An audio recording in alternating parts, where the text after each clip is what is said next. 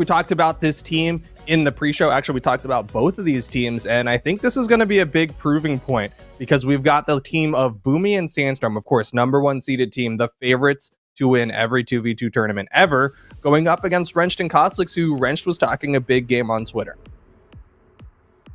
Yeah, we'll see if he's able to back that up. We already see Costlix and Wrenched in the lobby. We're just waiting on Sandstorm to make his way into here. The projections, I would assume, would have BOOMIE and Sandstorm going up over Costlix and Wrenched. Keep in mind, this is a top 8 qualifier, so it is a best of 3.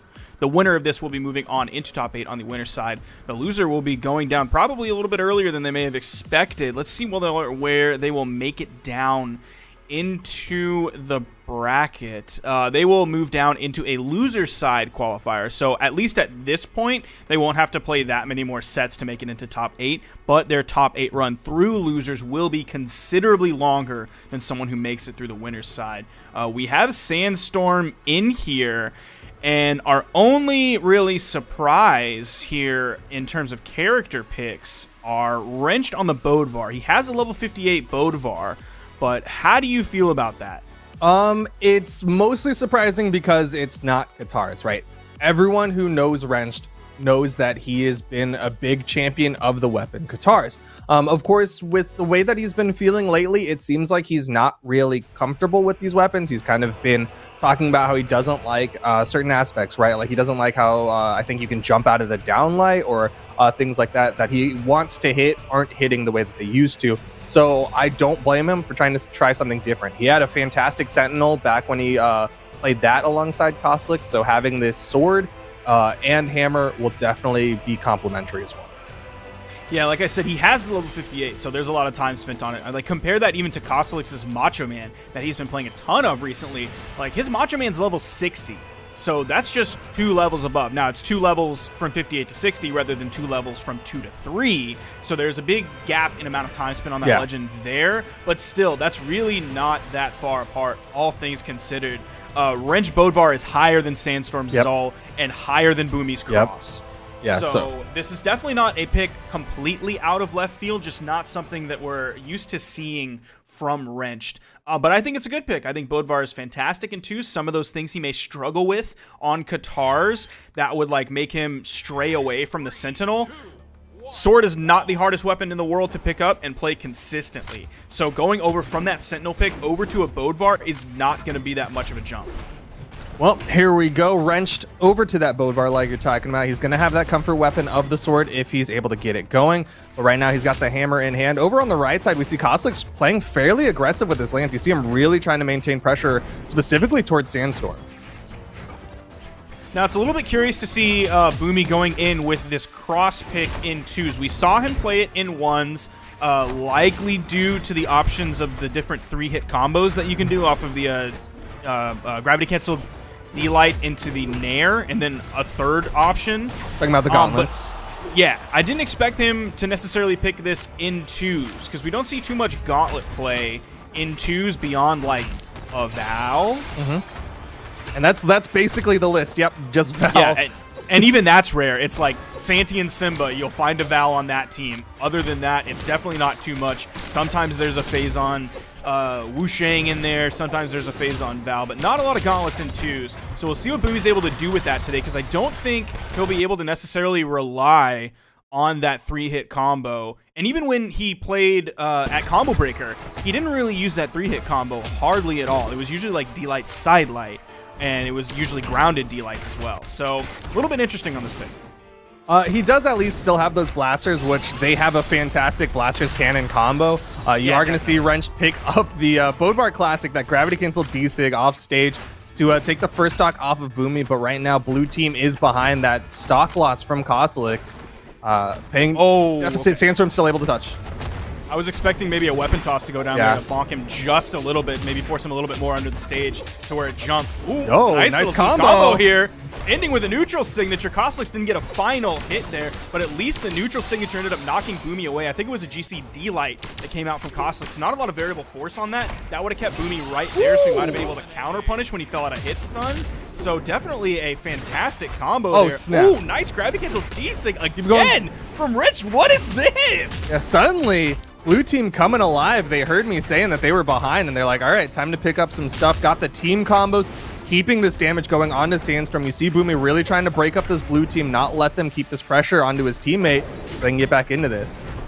Rich and Koslik's looking a little nice on it today. Yeah. Definitely right out of the gate as well. Maybe find their bracket so far today, because this is definitely going to be a big jump up from their last game that they played. It's almost completely even up, especially with BOOMIE in the orange. If they're able to knock out Koslik's here, which they are, this is going to be tough for Wrench to come back from. Like, he may be able to get the knockout onto Sandstorm, but then he's facing BOOMIE, who has the high defense, who isn't really behind him by any huge noticeable margin. Just procced into orange. Nice dare. Sandstorm goes for the D-Light. The neutral light for BOOMIE actually keeps Sandstorm at hit stun. Wrench is able to counter punish. You can see them trying to set up for the team combo, want to start the day off big, but either way, Wrenched is going to have a hard time. Of course, the easy target is going to be Sandstorm, but calling Sandstorm easy is not something a lot of people can say. And you can see that's kind of the way they're playing. Like, BOOMIE is acting as the wall between Wrenched and Sandstorm. That's going to force Wrench to rotate through BOOMIE, and then you see he gets through, but then BOOMIE immediately answers with the neutral air. Oh, the D-Light, he hit the last blast of it. Not able to find the recovery. Side air. Wrench really running out of options here. Has not been able to land a hit onto either of the red team members. Just outside of it, but the SIGs are too much. Just the coverage, right? You see one whiff and the other one's already ready to cover it. Red team able to take game number 1. Yeah, BOOMIE putting out almost 670 damage. Wrenched also putting out 647. So good damage numbers from those two players on opposite teams. Sandstorm coming in with a solid 519. Koslik's with 422, which isn't bad. It's not good. Like, you're not writing home to mom about doing 422 damage. You might if it was 420, but not 422. Yeah, unfortunately too high, but either way, Koslik's was the one to fall a little bit early, which is odd considering Ulgrim or Macho Man on that Ulgrim crossover generally has quite a bit of defense. So this red team really able to maintain pressure onto Koslik's, make sure he wasn't able to reset those wall jumps. Oh my god, the unarmed from BOOMIE really gonna put Koslik's into orange almost. Yeah, he caught him in a couple of his in-air movement options. His character was grayed out, so he didn't really have that much to get back to the stage. Of course, he did have side air. It's not like he was definitely dead or anything like that, but still, nice unarmed extension coming out from BOOMIE, sending Koslik's off stage. Sandstorm taking some hits early on in this game. BOOMIE finally has a weapon now. See if they're able to get this stock off of Koslik's. Oh, BOOMIE. Oh, that was so high! That was so high! The movement from BOOMIE staying right underneath Wrench, but you see Wrench paying attention, comes in, immediately pushes BOOMIE away to try to keep Koslik's alive, but BOOMIE's still able to get the knockout onto Koslik's. Sandstorm going at it over on the edge. Sandstorm actually disengages before Wrench gets back up. A little bit of friendly fire. Oh, the neutral light interrupts the down light.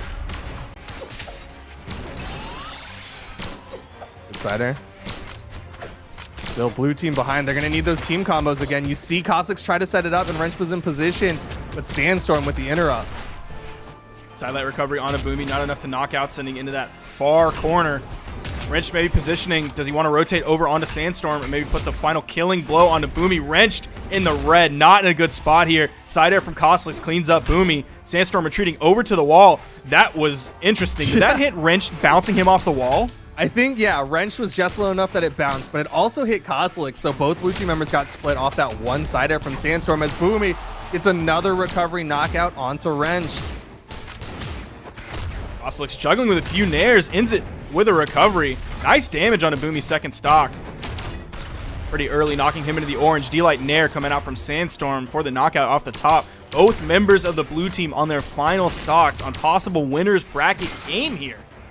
Yeah, we're still in the best of 3, so blue team has to win this one to stay in the winners bracket. Otherwise, red team going to put them down in the losers bracket. They're on their final stocks here. Koslik's with a nice sidelight recovery. Still not enough to finish off Sandstorm, though.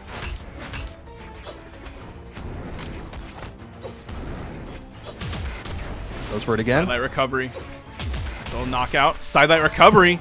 Complete team wipe there. Blue team not too far behind. They are going to have a little bit of weapon dominance here. The spawn comes in. BOOMIE's able to grab it. Ooh, a little bit too close, and BOOMIE was there, so they weren't able to extend that combo onto Sandstorm, putting him into big damage numbers. D-Light side air from BOOMIE. Sandstorm. Blue team completely split here. Charge D-Sig. We saw Wrench coming over, trying to relieve that pressure off his teammate Kozilix. One hit from being knocked out. Nice weapon toss from Wrench. Wrench doing such a good job trying to keep Kozilix on the side air. BOOMIE with the save. Wrench with the side air. Oh no.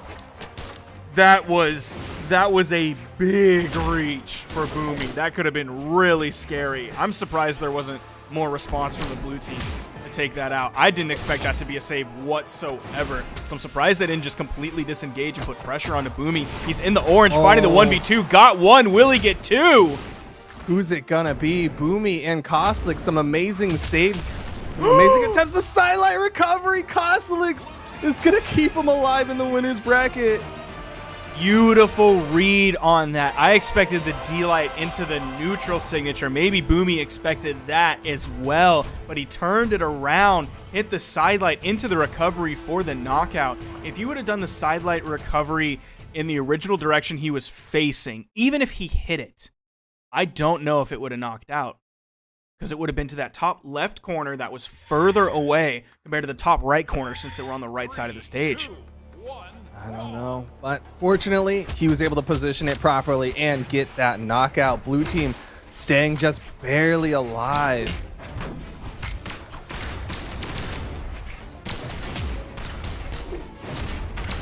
A spot dodge from Sandstorm. Can't maintain the pressure onto Wrenched. Neutral gets a nice dash sidelight punish from Wrenched. Been a lot of damage put on Kozilix, but BOOMIE's the first one to fall.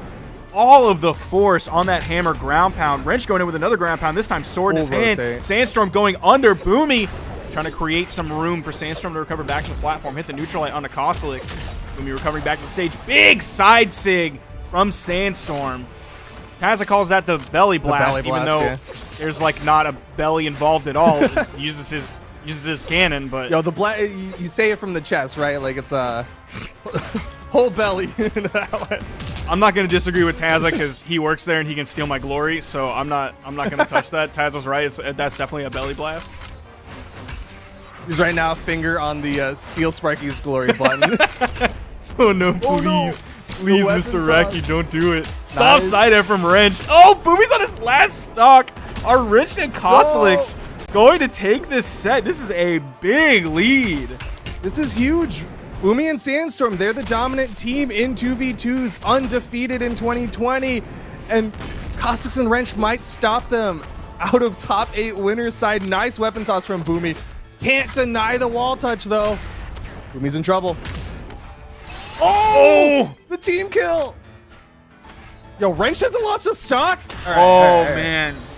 He just lost it. It's 3 stocks to 3. If they can bully Kozilix enough, or even just find good damage, if Sandstorm can play this really well, which I think is definitely possible, absolutely realistic here, the neutral light is going to knock him, take him out.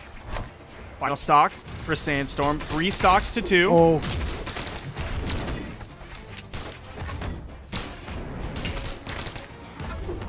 BOOMIE's getting good damage out. Trying to give Sandstorm the best opportunity to win if BOOMIE gets knocked out. Ooh, a little bit of team damage. Sandstorm follows up off of it too. There. Man, they're putting a hurt onto Kozilix. Yo, they can take out Kozilix. We know that both of these teams have big team combo opportunities.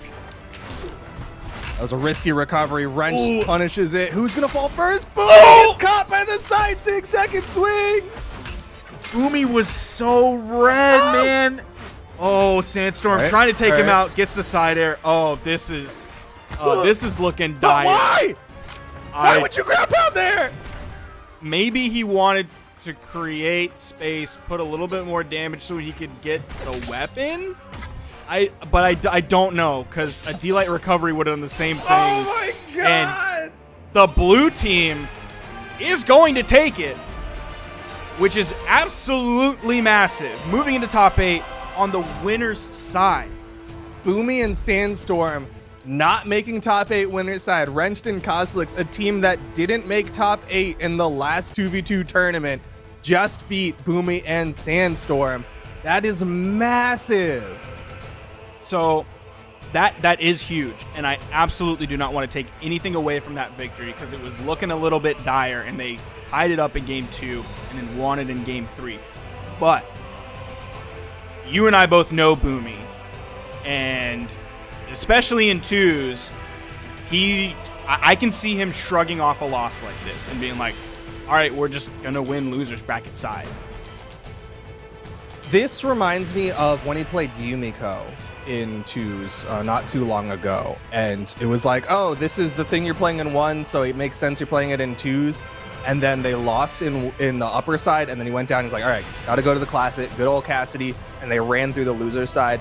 I kind of expect the same, so watch out anyone in the loser side of things.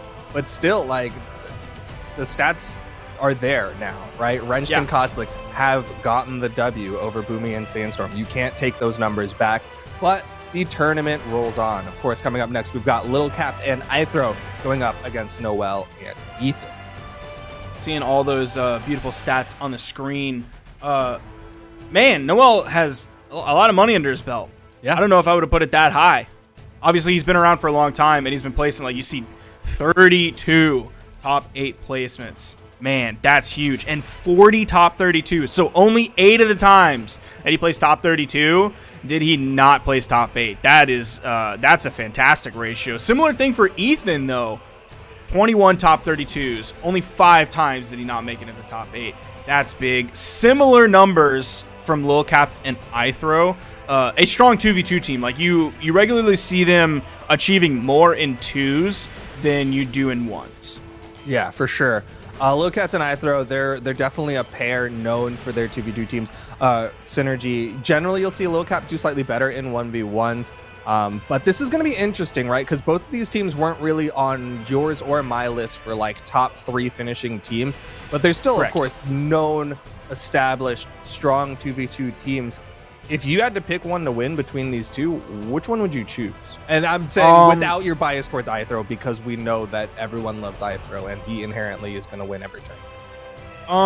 My money and I think the probability would be on Noel and Ethan taking this, but I definitely think there's a real distinct possibility that Lil Capt and Ithro can play big swinging boys and put in work with Hammer. Of course, Ithro's hovered on Hattori here, so I don't necessarily think that would be the one, but I could see one of them coming out with a Taros and swinging, but I think the probability is that Ethan and Noel will take this.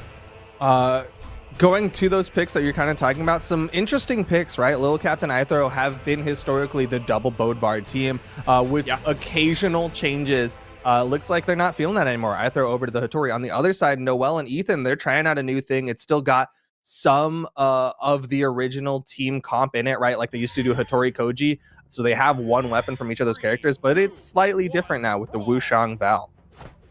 Yeah, Ethan's Wushang was coming in at I think around like 41, and I think Noel's Stevani was at 31 or 36. I don't remember the exact number off the top of my head, but still relatively low numbers compared to like the level 80 Hattori that Ithro has and the level 100 Bodvar that Lil Capt has. But one solid start.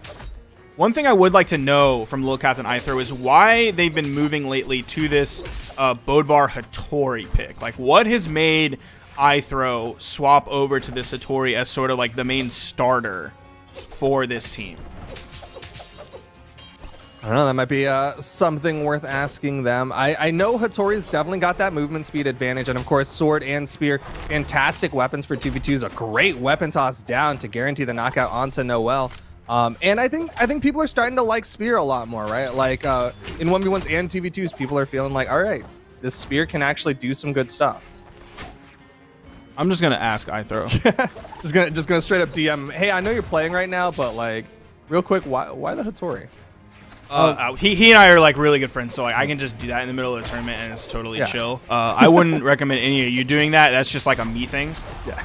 That's the Sparky privilege. One thing of note, though, by switching over to this Hattori instead of the double Bodvar, is that you run less of a risk of hitting that DI, right? Same move DI happens when you have the same attack hit multiple times. It's a lot easier to hit it when you have the same weapons. So, of course, switching over to the spear means not as likely to run into that.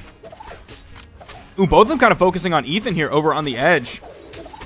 Now Noel's the one stuck in the edge guard. Ithro and Lilcap are playing this really well. Like, Ithro hasn't died yet, despite being one of the lower defense characters in this game. Oh, the nice interrupt. D-Sig! Oh, man, the interrupt from Ethan. A little bit of a disconnect there between those two. Noel and Ethan might be able to clean this up, and they do.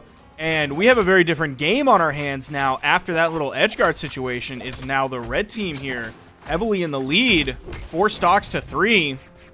That big stomp side air kind of sending Ethan not even off screen yet. He is in the red. We'll see if he's able to maintain a good spot on the stage. Nice job getting out of that. Going to put a little bit of team damage onto Noel, but still in a good spot. Ithro now in the yellow. His recovery got caught. You saw the stars coming out. He tried to recovery out a hit stun, and Ethan with the side stick put him off stage, so Ithro just had less movement options. And that means that now both blue team members are down to their final stocks. Recovery still not going to finish off the far walls on Shipwreck. Oh, the first side air didn't even take out. Noel's going to be able to get back, hit a nice down air. He went for it all to get the second down air onto Cap to take him out of the game. Not necessarily a too risky thing to go for. He did fall because of it, but look how much damage they have on Cap. Yo, but some nice nairs from Cap to put out damage. He's got the movement. Great interrupts from Ithro. Make sure that Capt can get back onto the stage. Keep him alive as long as he can. We actually just saw like a really beautiful string from Ethan. He hit like the D-Light Sair, sending someone to the right, and then he rotated over, put some string damage on the other blue team member. They ended up getting through him around, and Ethan turned around and continued it. So he went from the right side of the stage to the left side of the stage, back to the right side of the stage, putting out pressure the entire time on both members of the blue team. Fantastic work from Ethan that game. Some really solid target swapping coming out from Ethan as we get ready to get into the second one. Noel and Ethan looking really strong. Is there anything of note you want to say about like the character picks, or was it just like, hey, they played really well with their characters? They played really well. Okay. They just, yeah. They played really, really well. Now, if you want to play maybe as good as Noel, his clan tag is Noel Coaching. So maybe you take him up on that. Maybe order a couple hours with multiple tournament winner Noel. A lot of experience under his belt. He could definitely teach you a thing or two. And maybe you should do that. You'll get better feedback than just like commenting on a YouTube video being like, hey, bro, got any tips? He might be sponsored by Ghost, but he's also sponsored by his own wallet. Got to get that coaching money, right? Absolutely. He is a ghost, but he will not ghost you if you order Noel Coaching. Oh, snap. Nice pickup, though, from Ithro. Able to send Ethan off, and Lilcap gets another one on the right side. Blue team with the wake-ups.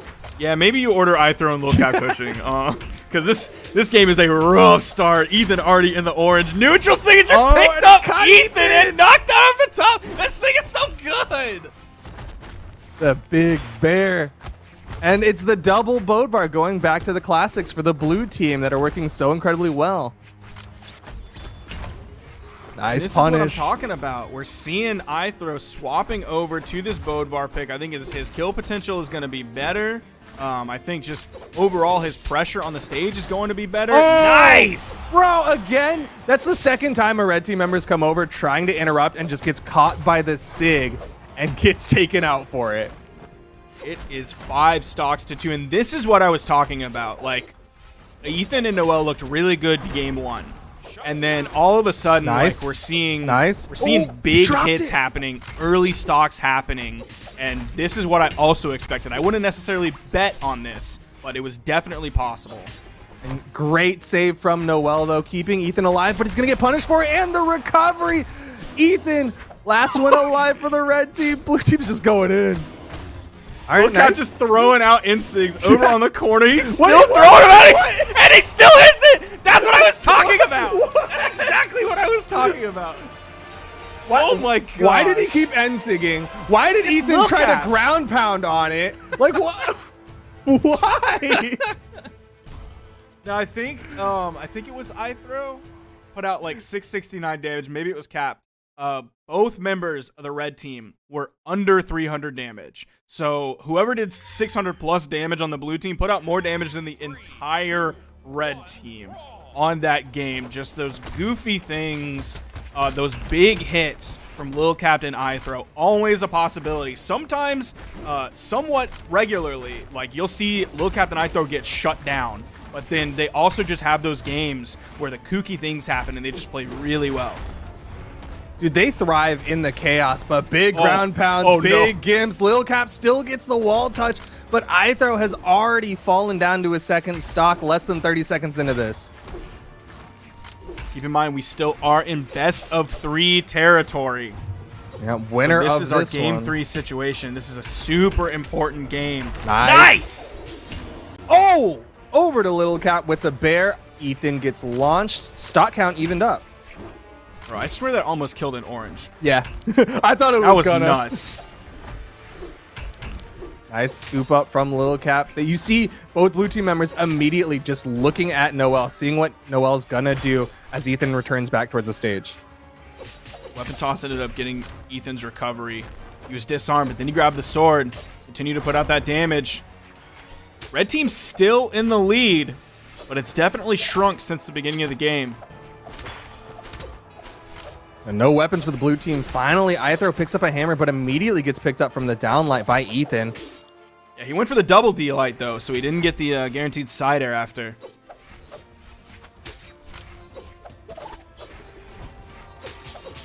Nice pickup from Lil Cap. Will even up the stock count, but Ethan really extended that first stock. Yeah, blue team's starting to wrestle this game definitely back. Still in the red team's favor. Ethan's in a good spot here, taking very little damage on this second stock, while everyone else is either in orange or on the precipice of orange. D-Light dare. Maybe he was looking for the combo. It didn't happen immediately, so Ethan wasn't stuck in hit stun. Oh, man, these follow-ups this game have been really good. They do that so consistently. Lil Cap, of course, amazing at hitting stomp into side air, and then iThrow's just ready with the signature follow-up to guarantee the knockout, adding that extra bit of variable force at a better position. All right, Noel. That's 100% worth knowing how team damage works in 2v2s. That was a good option, but man, look, it's a checkerboard pattern in the top right of the screen. This game is so even. Stomp side air from iThrow. Weapon toss goes over, forcing another jump out of Ethan. Recovery from Lil Cap to follow up. Not enough to knock out. Lil Cap setting his sights now on Noel over on the edge. Ethan wanting to get this stock from iThrow. Who is going to be the first to go on their last stock between iThrow and Ethan? iThrow goes forward. Noel with the recovery, still not enough. Lil Cap with the hammer in hand. Maybe starting to focus down Noel. Wants to go for the potential 1v2s onto Ethan. Ooh, Cap's got to be careful. He avoids the sig. Gets punished by iThrow. That's the knockout Ethan on his final stock. It is so even. I think the blue team's even a little bit in the lead here, just based on the damage that's on Noel. But man, it is so close. Stomp in sig. That was like a stacked stomp too, so I don't think you're going to pick hardly anything up with that in sig. Maybe you should have just gone for the dare rather than the big play. Yeah, he was going big, hoping to get that knockout early if Noel was not expecting it. 2v2 combo. iThrow's launched. Lil Cap over on the right side. Blue team in dire straits here as Noel and Ethan, all they need to do is get these big hits, and they're going to be continuing into the top 8 of the winner's side. Downlight recovery. iThrow comes in, but it's too much for his teammate. Oh, iThrow just barely holding on. Still winnable, but not anymore as Noel picks up the GCD light into the recovery, and it is going to be the red team of Ethan and Noel taking it out in a very close game 3 over iThrow and Lil Cap. Yeah, that really could have gone either direction. Just a little bit more damage on the side of Noel and Ethan, and they were able to close it out. Of course, they had fantastic stage control towards the end of that, which made it really difficult for Lil Cap and iThrow. You saw how they were split, trying to get back, struggling to find anything. But at the end of the day, only one team will continue on between the two of them, and that team is going to be Noel and Ethan. But we've still got 2 more teams that need to earn their spot in the winner's side of top 8.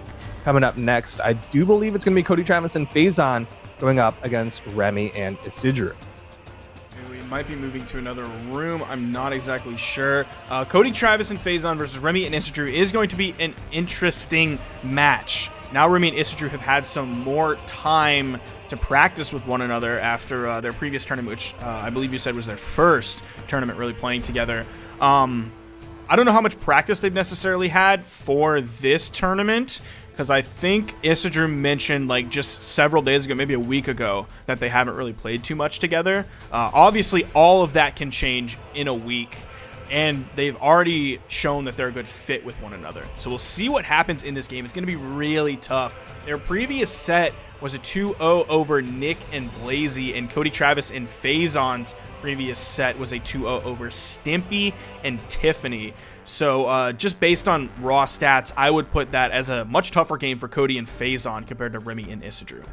Yeah, I mean, at the very least, Cody and Phazon have been together for a little bit longer and have had higher finishes than this team of Isidru and Remy. But at the same time, like, this team of Remy and Isidru is still relatively new. There's still a whole lot of room for them to grow as a team. So it's going to be really interesting to see, of course, another proving opportunity, right? Who is the better, right? They used to be teammates on both sides. Cody and Isidru used to be teammates. Remy and Phazon used to be teammates. Now they split up. Now they're with each other's exes, and now they're going up against each other.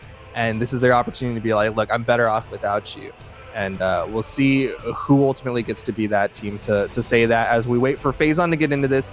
Of course, no surprise on the only lock-in so far, Cody Travis, level 100 Barasa. If you've seen him on any other character ever in tournament, your eyes were deceiving you. That was literally not Cody Travis playing. Now, one thing that is really important, like Spring Championships is huge on its own, absolutely. In a vacuum, it's very big. But this is sort of a preview for Low Tier City, which is the mid-season championship. That will be by far the biggest tournament so far. That is less than a month away. How many weeks is that away? It's 1, 2, I believe it is 3, 4. It's okay. It's a month. Yo, yeah, but still, it's right around the corner. Yeah, right around the corner. A short 3 weeks away. So this is sort of your preview for that. That's going to be the one that players will definitely be gearing up for. This is your preview for that. I know Sandstorm was, I think he might have been referring more to ones than twos, but he was saying like, Spring Champs really hasn't necessarily been my highest priority, but I'm going hard for low tier. So we'll see. Compare the teams this tournament with what happens in just a few weeks. I think that'll be a really interesting comparison. Yeah, it's this is kind of like the last big hurrah before that mid-season championship, which is going to be absolutely massive. But we're getting right on into this one. Remy and Isidru on the blue team versus Phazon and Cody Travis on the red team. Now we see a couple axes in this game, but Phazon here is not starting on the Val. He's not starting on the Wushang. He's starting on the Hattori, kind of his other character that is in rotation. He's got a sizable pool of characters he can choose from. Of course, like you said, he's got that Wushang. He's got that Val opportunity as well. Nice downlight recovery. Almost knocking out Isidru off the top. Blue team in a little bit of trouble here. Cody keeps hitting big swings.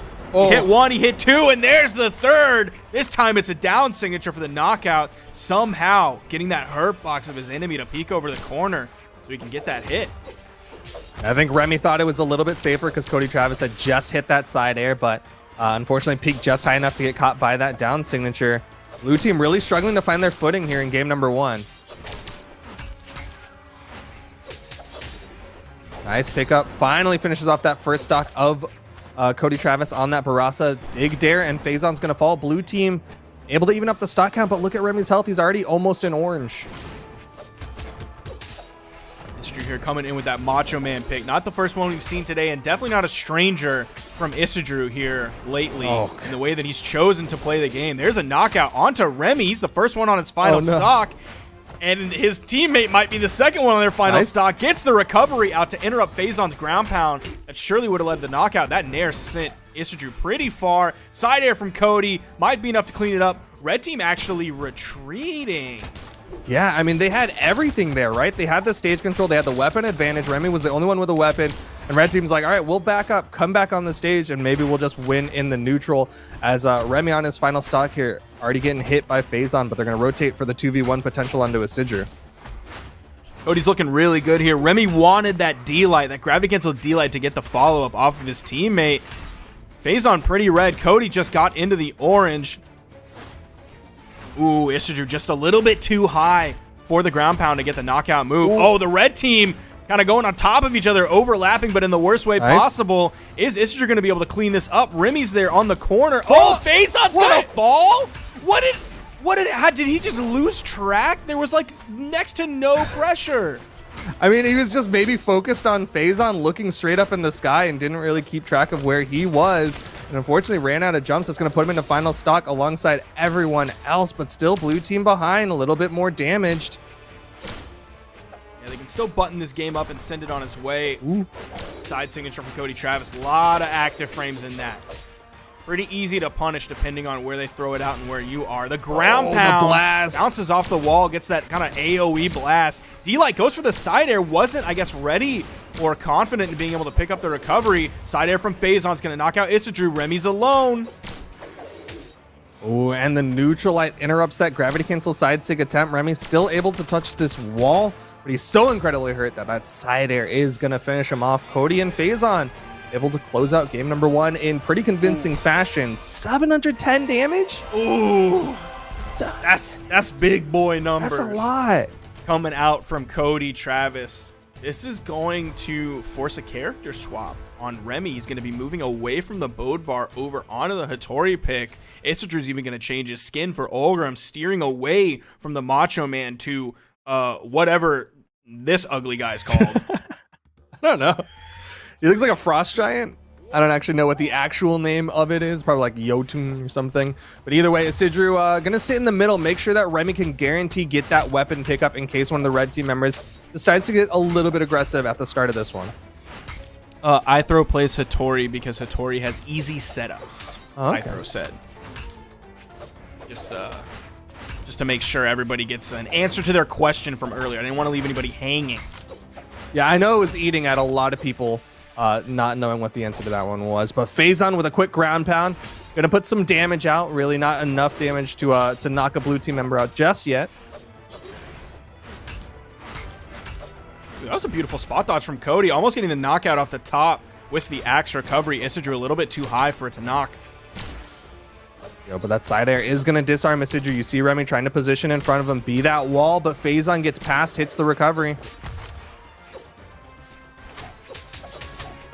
Nice interrupt. Oh my god. Yeah, Isidru. That was huge.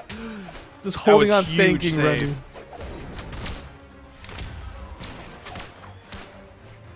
Remy, you see him backing up, playing a little bit defensively, floating just a little bit. I think he just went for a gravity cancel side signature. Yeah. That was a little bit of a brave, brazen move.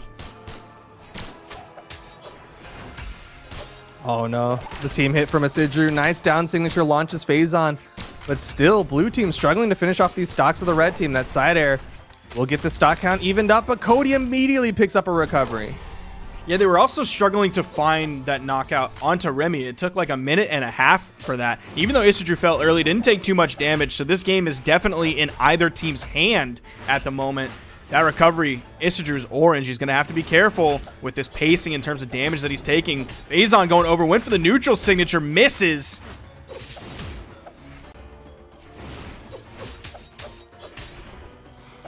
Not necessarily the best trade for the blue team. That D-Light dare ended up hitting Isidru. He's in the red.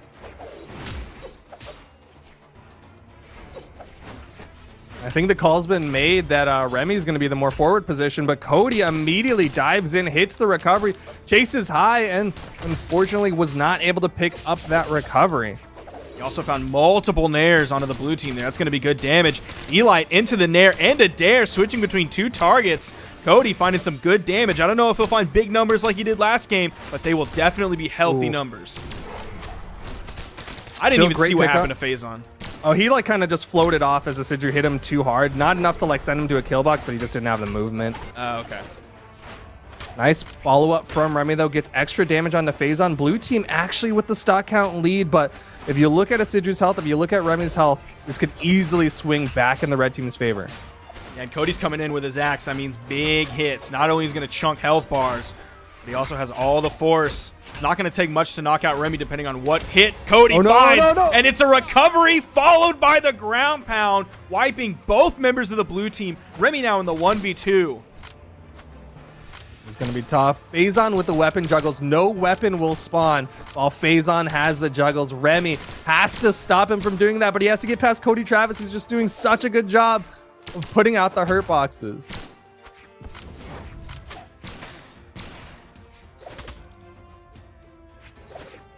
Remy all by himself here. Spear in hand, retreating over to the right side of the stage, going back maybe towards the middle. Taking damage from both members of the red team. They're kind of swapping back and forth on who is taking the lead. Oh, man, that gets interrupted by Phazon. Oh. D-Light recovery, not enough for the knockout yet. One more will do it. The recovery, even on its own, didn't need the D-Light. Gonna take out off the top. Cody Travis and Phazon will be taking that set 2-0 and moving on to winner's side top 8. We have 3 of our 4. Cody put out 782 damage. Yeah, when I said I don't know if he's going to be putting out big numbers, but they'll be healthy, them some fat numbers. Fat numbers. Almost 800 coming out from Cody Travis. That's insane. Cody Travis just puts out so much damage onto everyone. Like, that wasn't a singular person. Remy and Isidru have 609, 631 damage taken each. So that was just great split from Cody Travis to put out so much hurt, and that means Cody Travis and Phazon, they're going to be the 3rd team to be in the top side of the winners bracket of top 8. We've got one more team to go. Simba, Santi, or Pugsy and Days. Yeah, I'm excited to see this because I have definitely made generalizations about both of these teams, and I'm glad that we get to kind of maybe see that play out in front of us. We're seeing Simba and Santi coming into this already. Simba on the Tori. Tori be getting a lot of love today. Santi over here on the Val. Maybe an interesting pick from Pugsy here with the meager level 18 Onyx. I think the biggest thing that is throwing me off about this pick from Pugsy is that it's not the defense stance Onyx. That's the one that, if we've seen an Onyx in tournament, it's the defense stance, 9 defense. Very what does it take out of? Tanky. I want to say Dex. Oh, they take it absolutely every time. But it's interesting because this is definitely not something that has any carryover to some of the characters that we've seen from Pugsy. Of course, Pugsy did have the Lin Fei a while back, so there is a little bit of canon experience there. But for the most part, Pugsy's been playing like the Jala, Koji style of characters as of late. Yeah, we'll see how this Onyx works going into it. We'll have a fantastic signature kit. Not quite as good as it used to be, but still a very good signature kit. We'll see what he's able to do with Cannon. Pugsy also used to play Lin Fei back in the day. Kind of one of the few Lin Feiers out there after she kind of had her honeymoon period as being one of the early characters with Cannon. Everyone was jazzed up and excited for Cannon. Once that fell off, Pugsy was still kind of a Lin Feier out there in tournament. So definitely a lot of experience on that Cannon, even though it looks like this Onyx is just a level 18. Yeah, unfortunately, level doesn't carry over all of the experience with all of the weapons that you've played. But right now, Pugsy on those gauntlets, getting some good damage. Simba yet to pick up a spawn weapon. Daze gets the stomp, but unfortunately, Santi just a little bit too low for that follow-up side air. Now, Daze coming in here with this Thor pick. We've seen kind of varying things from Daze in the past, where like his hammer has been the star player and his orb has been lukewarm, and then we've seen other times where his orb is looking absolutely fantastic and his hammer is the one that's struggling. So I think it's just consistency issues with Daze, and once he really irons those out, he's going to be a solid 2v2 player. Getting into this, though, Sim and Santi have a solid lead. A lot of damage here onto this Thor, but he is a Thor, so it's going to be tough to knock out. Meanwhile, right side, Pugsy going for the double ground pounds onto Simba.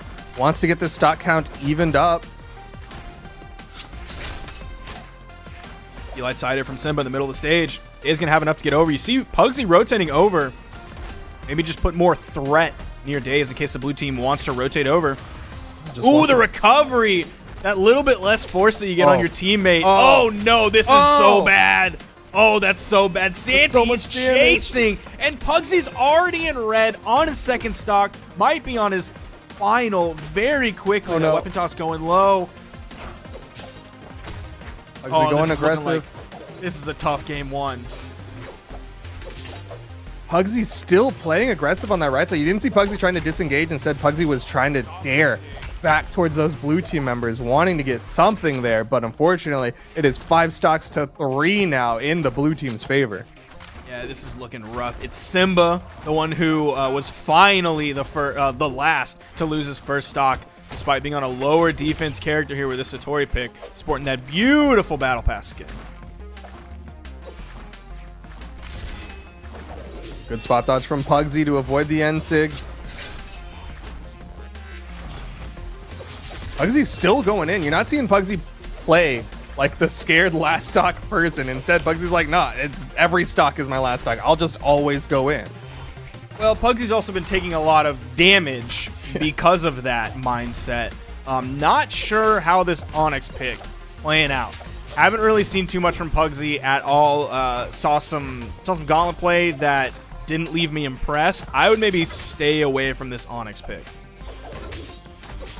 I'm curious if Pugsy switches to something else, what Pugsy's going to switch to right now, but it's immediately Santi with the downlight recovery. Pugsy really on last legs here in game number 1. Simba with almost the team knockout, but he follows with a recovery to save his teammate.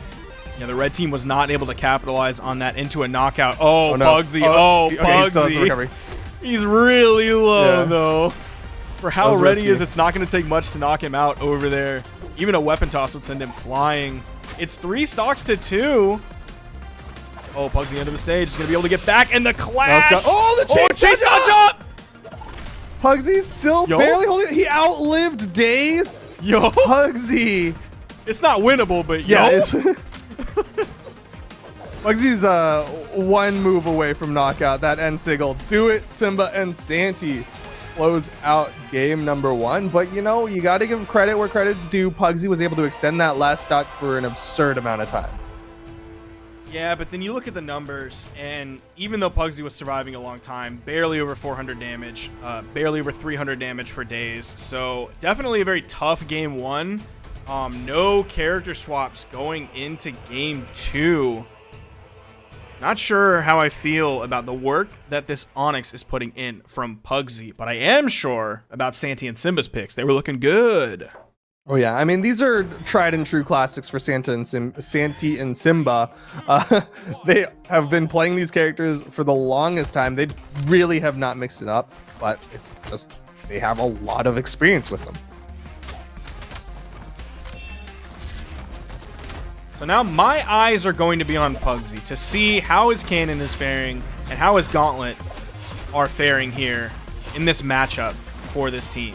Because I didn't see any huge offstage pressure that you can sometimes expect from gauntlets. I wasn't seeing too much from his cannon that was making me like super jazzed on a Pugsy cannon. Yeah, I'm really not sure what like the big thing is. The gauntlets have been solid, definitely better than the cannons look. Oh, what? Okay. And Days with the ground pound. Red team able to take a sizable lead here. Sights it coming out over the edge from Simba. You see the dare in the weapon toss. Ooh, even going as far as a gravity cancel D-light. Feeling confident about his presence on the edge. Nice pick up. Ooh, they get Simba. that. Yeah, that was a beautiful combo.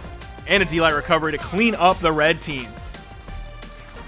I love that decision from Santi, right? He was like, if you do a side air this way, I got the Sig to follow up for the knockout. But Simba was like, nah, I know he's damaged enough. Downlight into the recovery. But it goes to show like this blue team is very aware of what the other one's doing and making sure that they have a follow-up ready.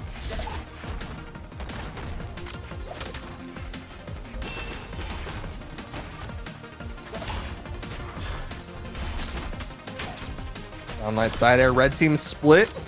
Days not going to make the immediate rotate over. Pugsy, while unarmed, can't get back up. Downlight side air again. Pugsy launched.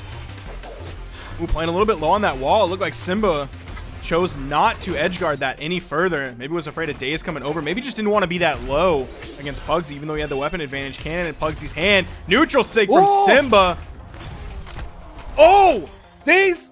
All right, Days put some threat out, but it's going to be the blue team that steals the lead. And one of them is dominating. I think it's Simba. This is a big lead, too. Yeah. This is a pretty sizable lead. Days does have hammer in hand. Santi looking pretty damaged here on the stock, so we could see it taken away if Daze finds the right combination of moves. Oh. The recovery wouldn't have killed, but it would have been a great advantage state. Yeah.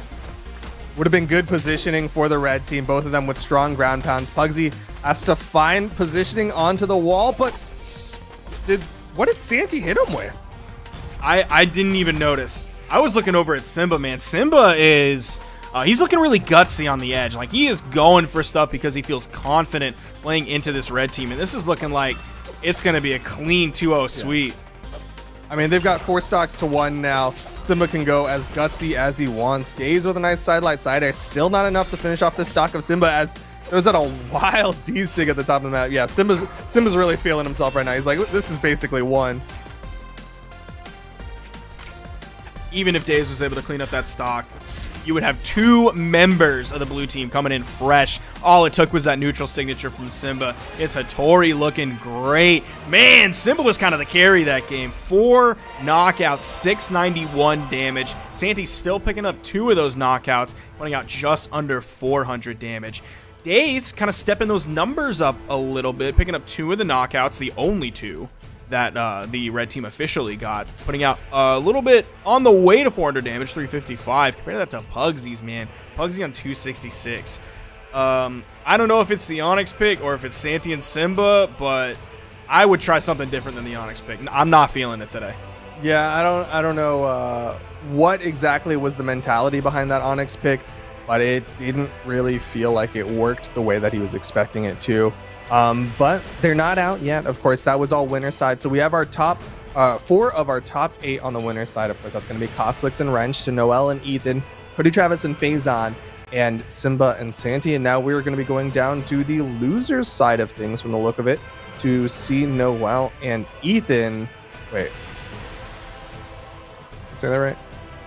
No, I think we're moving on. No, we're going to top 8 winners. Yeah, top 8 winner side. Sorry. Noel and Ethan are, of course, like I said, in that top 8 winner side. So it looks like it's going to be Noel and Ethan versus Koslix and Wrench.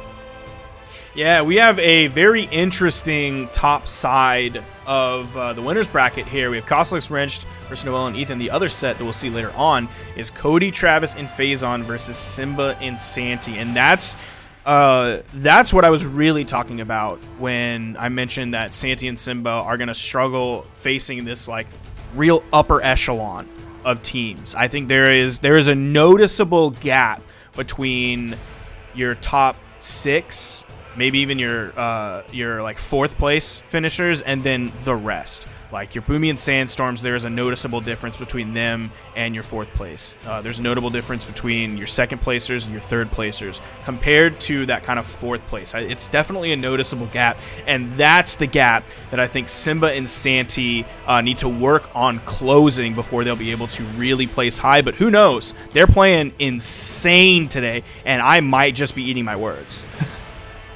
I'm sure a lot of people would like to see you eat your words, but for now, I think a lot of us, at least as far as the pre-show went, are eating our words, considering it's currently Koslix and Wrenched in the upper side of things, going up against Noel and Ethan. We again going back to the tweet that Wrenched made, saying that Koslix and Wrenched, they're gonna win a major in 2v2s, if not multiple, if not majors several this year. And they're looking pretty strong and possible to do so as we get into a best of 5 now with Noel and Ethan versus Koslix and Wrench. Now we are seeing Koslix again starting on this Macho Man. That has been the one that he begins sets with. We've seen him swap over to the Roland on occasion, swap over to the Scarlet on occasion, but he's been leading with the Macho Man, and Wrenched still on this Bodvar, this level 58 Bodvar that we really haven't seen too much from him in tournament. He does have the Lucian avatar, but he's staying away from the guns and staying away from the guitars as he comes in with this sword and hammer combo. Of course, on the other side, we've seen this combination from Noel and Ethan, Stevani and Wu Shang, a relatively new comp, but definitely a very tenured team with it. They have the old synergy. They've got the sword and the spear, and of course, gauntlets are just becoming more and more favored as the season progresses, and people must be really liking it, as we've seen quite a few gauntlet characters here in the 2v2s. Now, going into this game, we could see some frustration coming out from Wrenched, as he did 4 hours ago tweet that and I quote, "Wu Shang is a crutch legend." Of course, Ethan coming in with the Wu Shang. That beautiful Reno. Shouts out to Rivals of Aether and Dan Fornace and all the boys over there. That is a beautiful skin. One of my favorites in the game, actually. Definitely one of my favorite crossovers. Out of all the amazing crossovers we had, insane skin. Love it. Yeah, gotta love a frogman.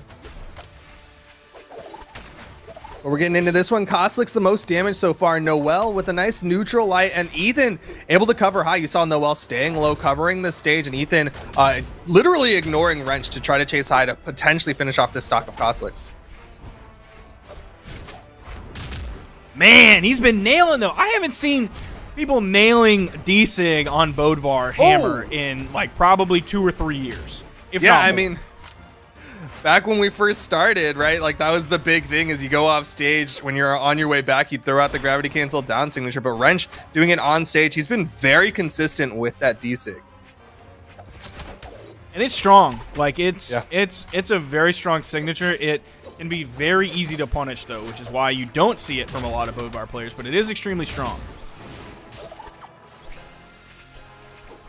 Ethan fairly damaged, though. One strong hit could be enough, as Wrench with a fantastic follow-up off the neutral light picks up a side air to finish off the first stock of Ethan.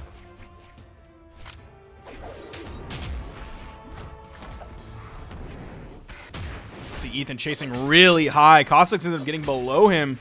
Oh, hit the recovery. Wasn't able to get the Nair follow-up. Ooh, Koslik's. Oh, he's used so much. Even if the T-Rex wasn't there to eat him, he was likely going to be dead from that. So many of his movement options were blown. He was going to have to rely on side airs to get back, maybe a little bit of help from Wrench, but the red team would have been waiting there to finish him up.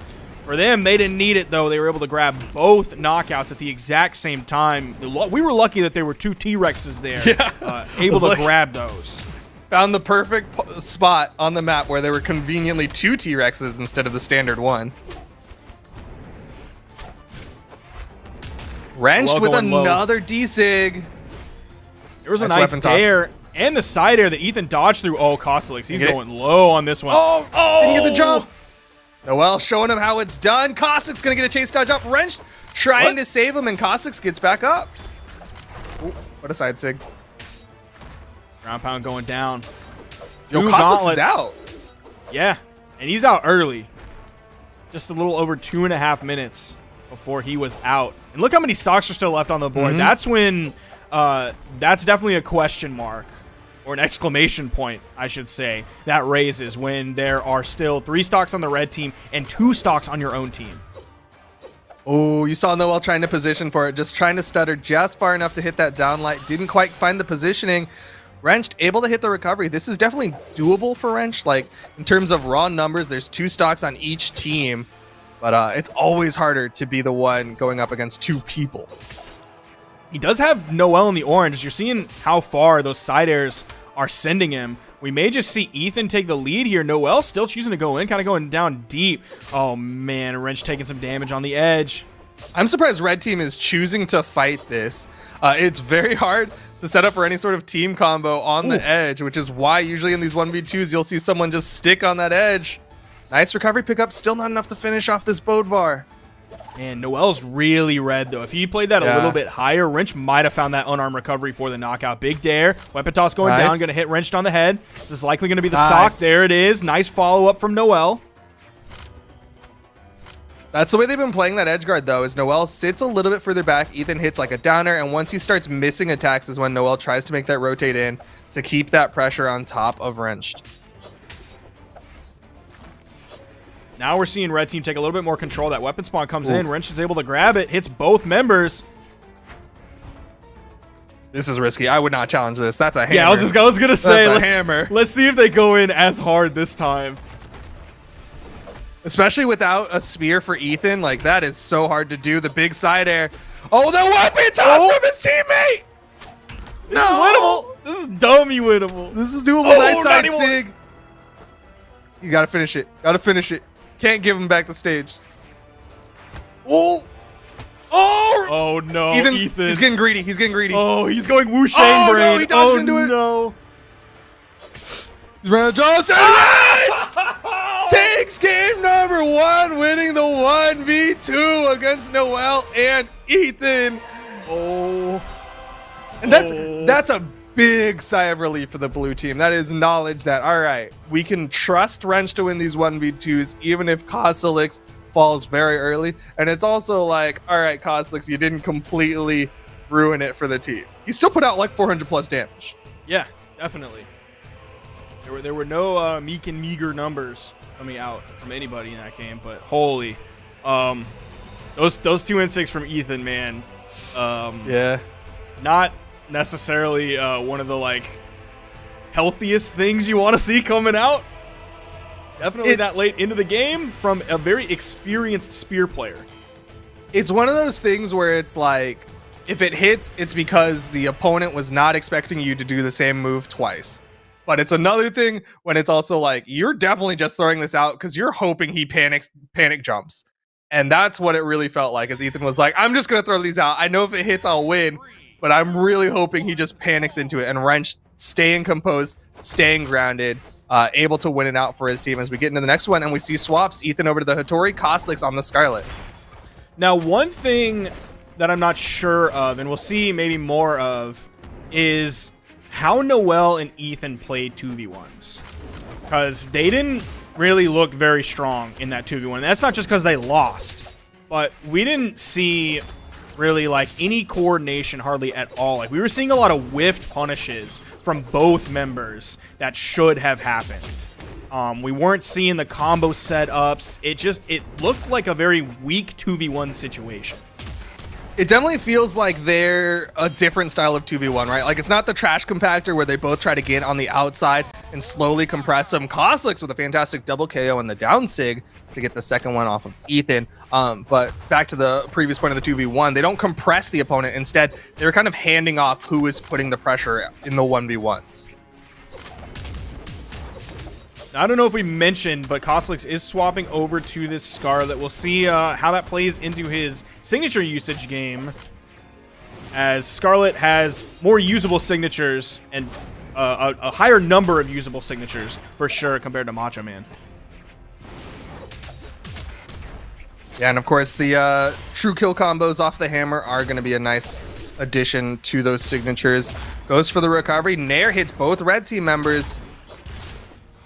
Wrench gets extra damage on Ethan on his way back to the stage. Big side air from Kozilix. Bro, why was Noel like still going in on that? He was super red on his second stock. Kozilix is in like maybe the beginning stages of orange, and he has a lance for in-air movement. Like, why would you go into that unarmed? That seemed reckless. I get the feeling that this red team is just really eager to get back into control of this one. Currently behind 2 stocks to the blue team. You see Ethan just still charging forward. Now, one thing that we do have now is, because we're in top 8, we do have this as a best of 5 set. So going down 2 games doesn't mean they're done. We'll see how they adjust. After this, it's going to be a tough one for the red team to take out. Kozilix does have significant damage on him. And then, there, again, another hugely whiffed punish, as Kozilix was able to dodge through that and get the counter punish onto the red team. He did end up falling. Wrench still on his second stock. Red team not too far behind. It's always that potential. I love the decision from Ethan. Chase dodge down. Doesn't go for the standard follow-up because Kozilix was there for the punish. But Kozilix, he's got free reign to throw out all the SIGs in the world right now. He's throwing out so many N6. He's just going for N6. Oh. He's just going for N6. Hit his teammate on that one. He's throwing out N6 like Lil Cad was earlier. Yeah, and last time, Ethan ended up running into him just like he did a few seconds ago. Nice side sig from Noel. He's got to win a 1v1 against Wrench and cannot afford to get hit. He's sticking with the gauntlets. I would have figured sword was the comfort weapon.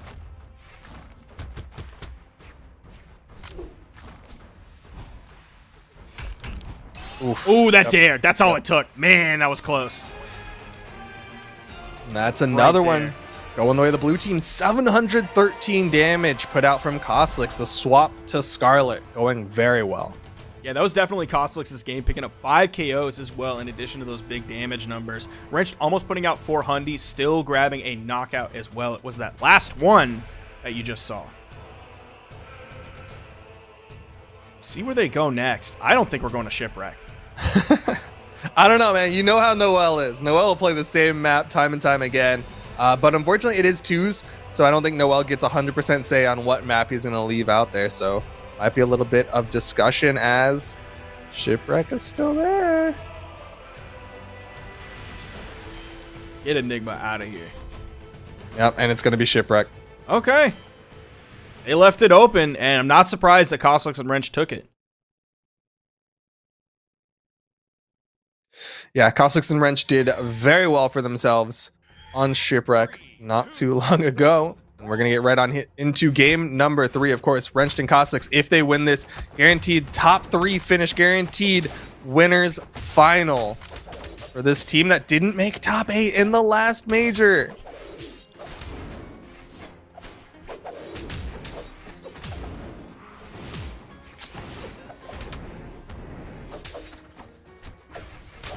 Ooh, that would have been a beautiful D-Sig if Wrench picked that up on the edge. Neutral Sig from Costlix, only hitting Wrench. Sidelight recovery, sending Ethan away. Didn't want to go for more follow-up opportunities with the Sidelight Nair. He just wanted to move him away so that Costlix could turn and put the damage onto Noel. Kind of split those red team members up. Nice side Sig from Wrench, sending Noel flying. Sidelight ends up picking up Ethan as well. Red team really starting to throw out a lot of signatures. Wrench able to pick up that downlight recovery, and Costlix with a big side signature over the corner guarantees the knockout onto Noel.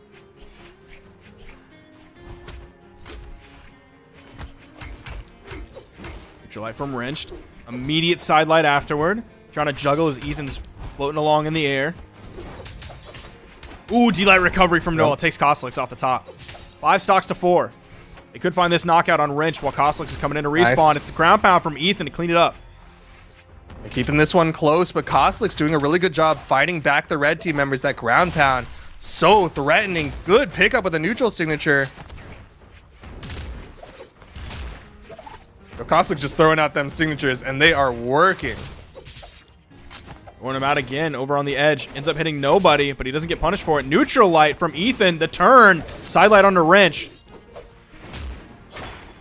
Ooh, Noel's got to be careful. He's very much in the red. Might be able to take the second stock from Wrench first, though, and he does. Nice turn. Ooh, goes for the follow-up. Dipped a little low. Costlix with a sidelight recovery could still take out both of these red team members as he picks up the side air. Weapon toss goes down. Another weapon toss goes down. Man, the lance went just a little bit wide, so Ethan was able to save his dodge for Wrenched Hammer. Just barely managed to dip through all of that. Downlight recovery from Ethan. Red team with a slight lead over the blue team.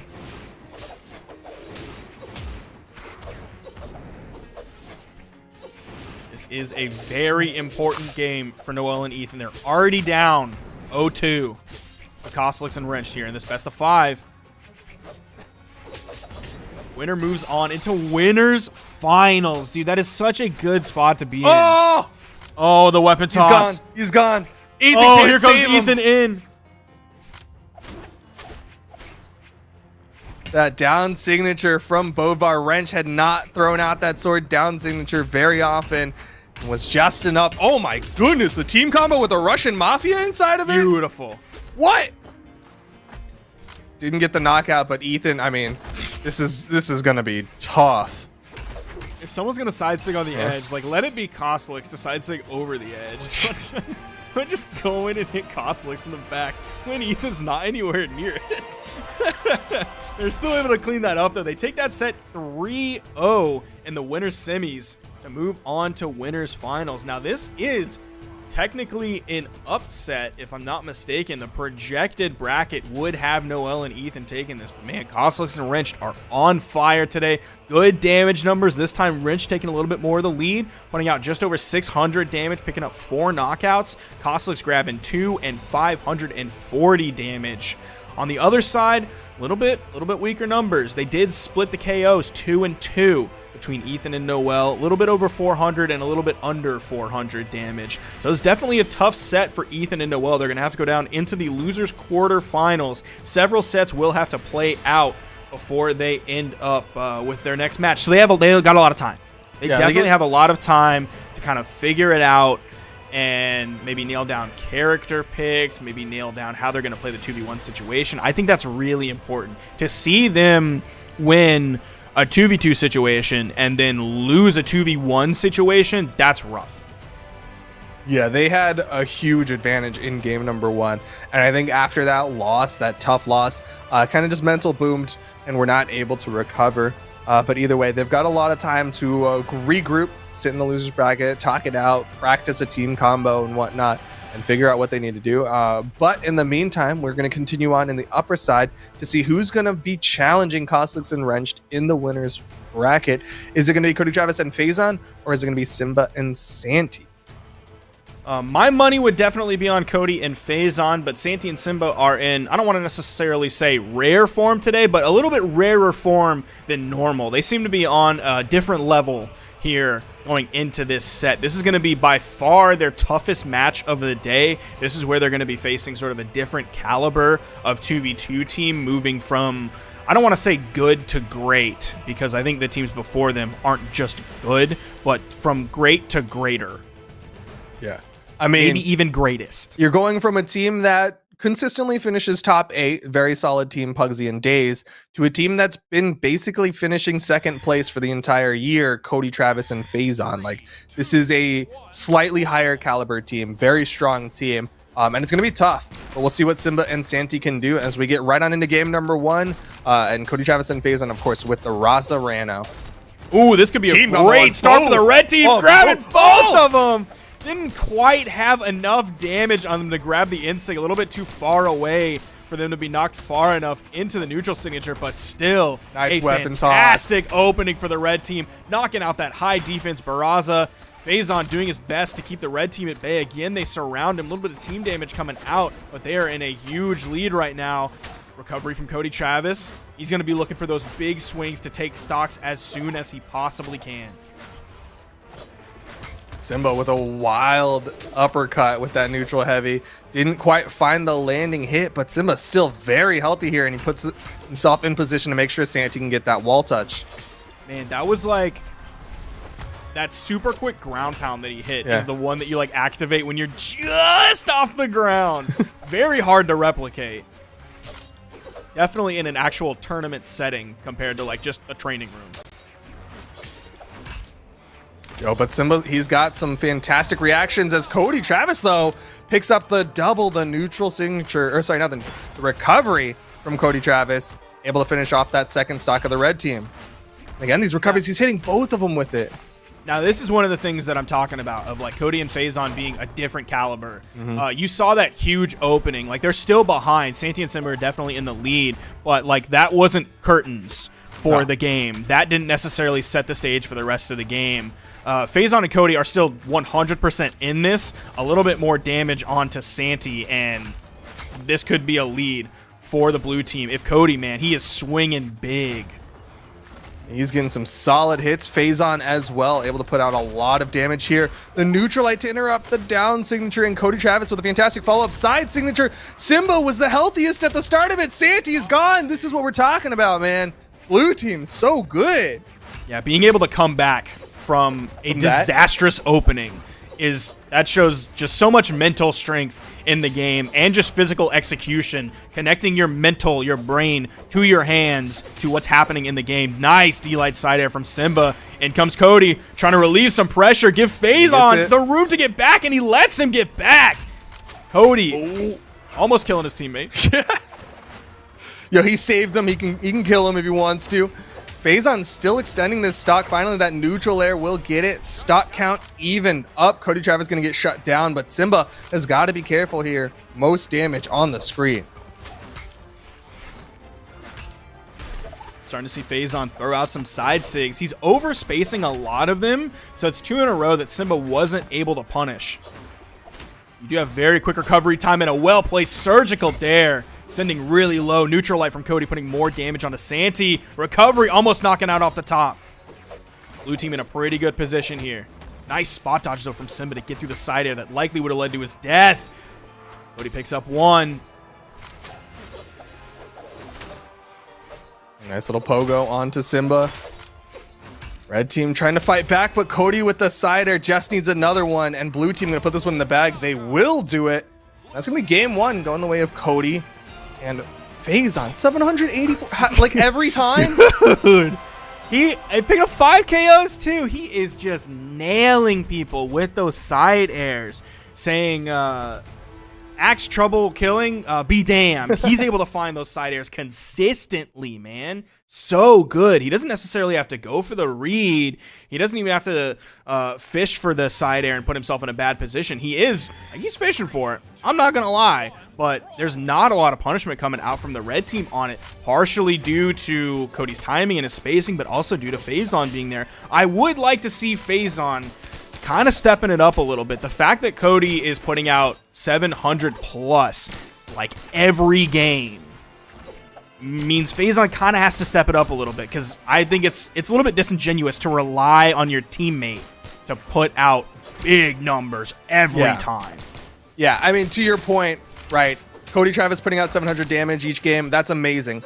But what happens when you get that game where he doesn't, right? When when he only puts out 400, does the team suddenly start falling? Have yet to see that happen. Of course, blue team is absolutely amazing. Again, Cody Travis playing out of his mind this year. But Simba able to pick up a nice downlight side air, sends FaZe on the left side. Blue team stuck on this corner, but plenty of wall space, so they can sit there for a little while before coming back up safely. Nice side sig coming out from Phazon to get that first knockout. Sandy's looking pretty healthy here. Almost picks up the knockout onto Cody. Side sig almost knocking out Phazon. Not enough though. D-Light recovery. That ceiling on Great Hall still high up there. That didn't even knock out. I would have liked to see that first one be a D-Light down air recovery. Again, Simba going for the D-Light recovery. The high ceilings, like, just get that extra damage. Just get it closer to potentially knocking out, because that ceiling is brutal. Finally, they get the stock off of one of the blue team members. Ground pound from Phazon, putting more damage onto Simba's second stock. Santy's still on his first, but they are bullying this second from Simba. That's the one that could be the biggest weakness that the blue team might exploit. Ooh, you see Cody, though, trying to punish Santy for that high chase. Almost caught him with that recovery. Santy really extending this stock, but Cody is able to connect with the recovery to finish off Santy's first stock. He's on edge guarding Simba just a little bit. Backs up, allows Simba to get up. You're seeing Cody searching for those Sares. Wants that side air knockout onto Simba to put him on his final stock. Blue team looking healthy. Santy also looking healthy. Yeah, Simba's the one that you got to be worried about, though. Oh, nice ground pound. Phazon able to put Simba down to the final stock. This is looking tough for the red team. They need to get some big damage before Simba loses this last stock. Nice combo, though. Putting some solid damage on a Cody. Has him in the orange.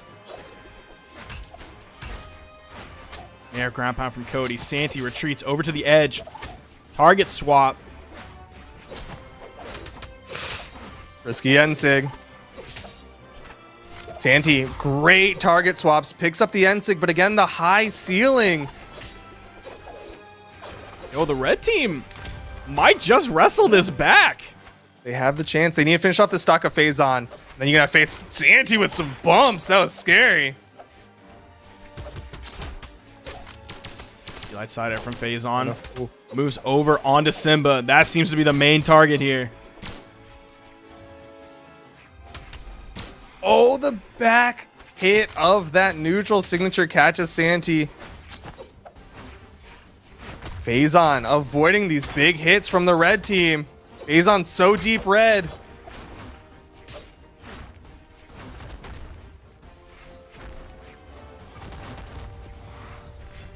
No quick punish from Cody, but there's the side signature, a little bit delayed. Finds the knockout. Oh, Cody going big on his final stock here in just 5 seconds. All hope for the red team immediately dashed. Of course, Santy has some health, but it is so hard to 1v2 against two healthy opponents. Phazon and Cody Travis don't even have to do anything too crazy. They're just sitting in the center stage. They're like, eventually you're going to come towards us.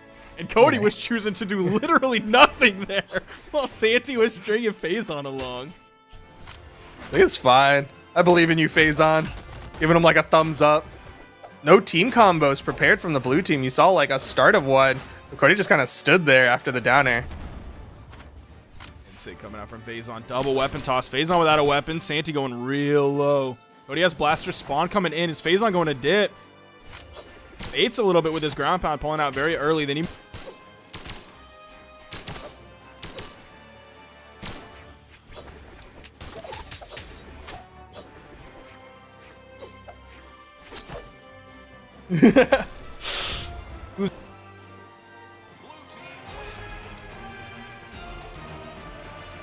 All right.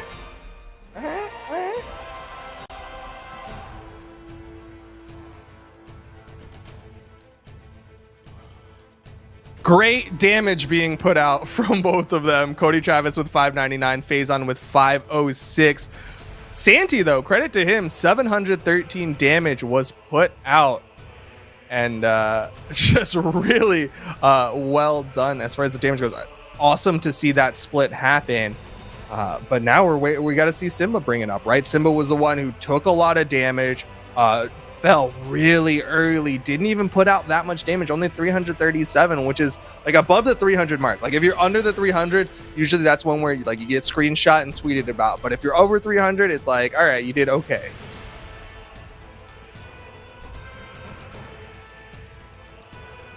We're getting right on into this one. Santi and Simba banning out some maps. Small Enigma still on the board, but it looks like Cody Travis and Phazon wanting to go to Apocalypse. Fortunately for Santi and Simba, not super high ceilings on Apocalypse, so they don't have to worry about that one at the very least. But here we go. Game number 3. Cody Travis and Phazon 1 game away from earning their spot in the winner's final. Able to pick up the spawn weapon. Simba over to a Val as well. Did not quite catch that swap, so we're gonna have double Val for this red team. We'll still have that sword, something Simba's very adept with, but of course switching out that spear for a second pair of gauntlets for the red team. On the left side, Santi with the setup gets the neutralite, but Simba was going for pressure on the Phazon, wanting to get some damage out, because Phazon basically untouched right now besides 2 side lights. So again with the side light, but Phazon able to dodge it immediately, just spot dodges. And Simba's not following the follow-ups. Cody Travis with the juggles on the nairs, putting a lot of damage onto Simba. Recovery picks up, not even put Santi off screen. Down air follow-up from Simba. Fantastic follow-up there. Oh, but a big side air, and Simba's gonna be the first one to fall again. Cody Travis is hitting these axe side airs. Nice recovery from Santi. Almost takes out Cody Travis. Over to the right side. You see Simba trying to get the punish, but unfortunately too high with that soft platform. Side air puts Cody Travis off stage. Side signature launches Phazon. Are either of the blue team members going to fall? No, both of them get back up safely. Finally, the recovery. Stock count is evened up. Simba's got to be careful. You see the disengage. You're not seeing the aggressive Simba who goes in off stage in a risky spot. Nice neutral signature. Gives the red team that stock advantage just briefly.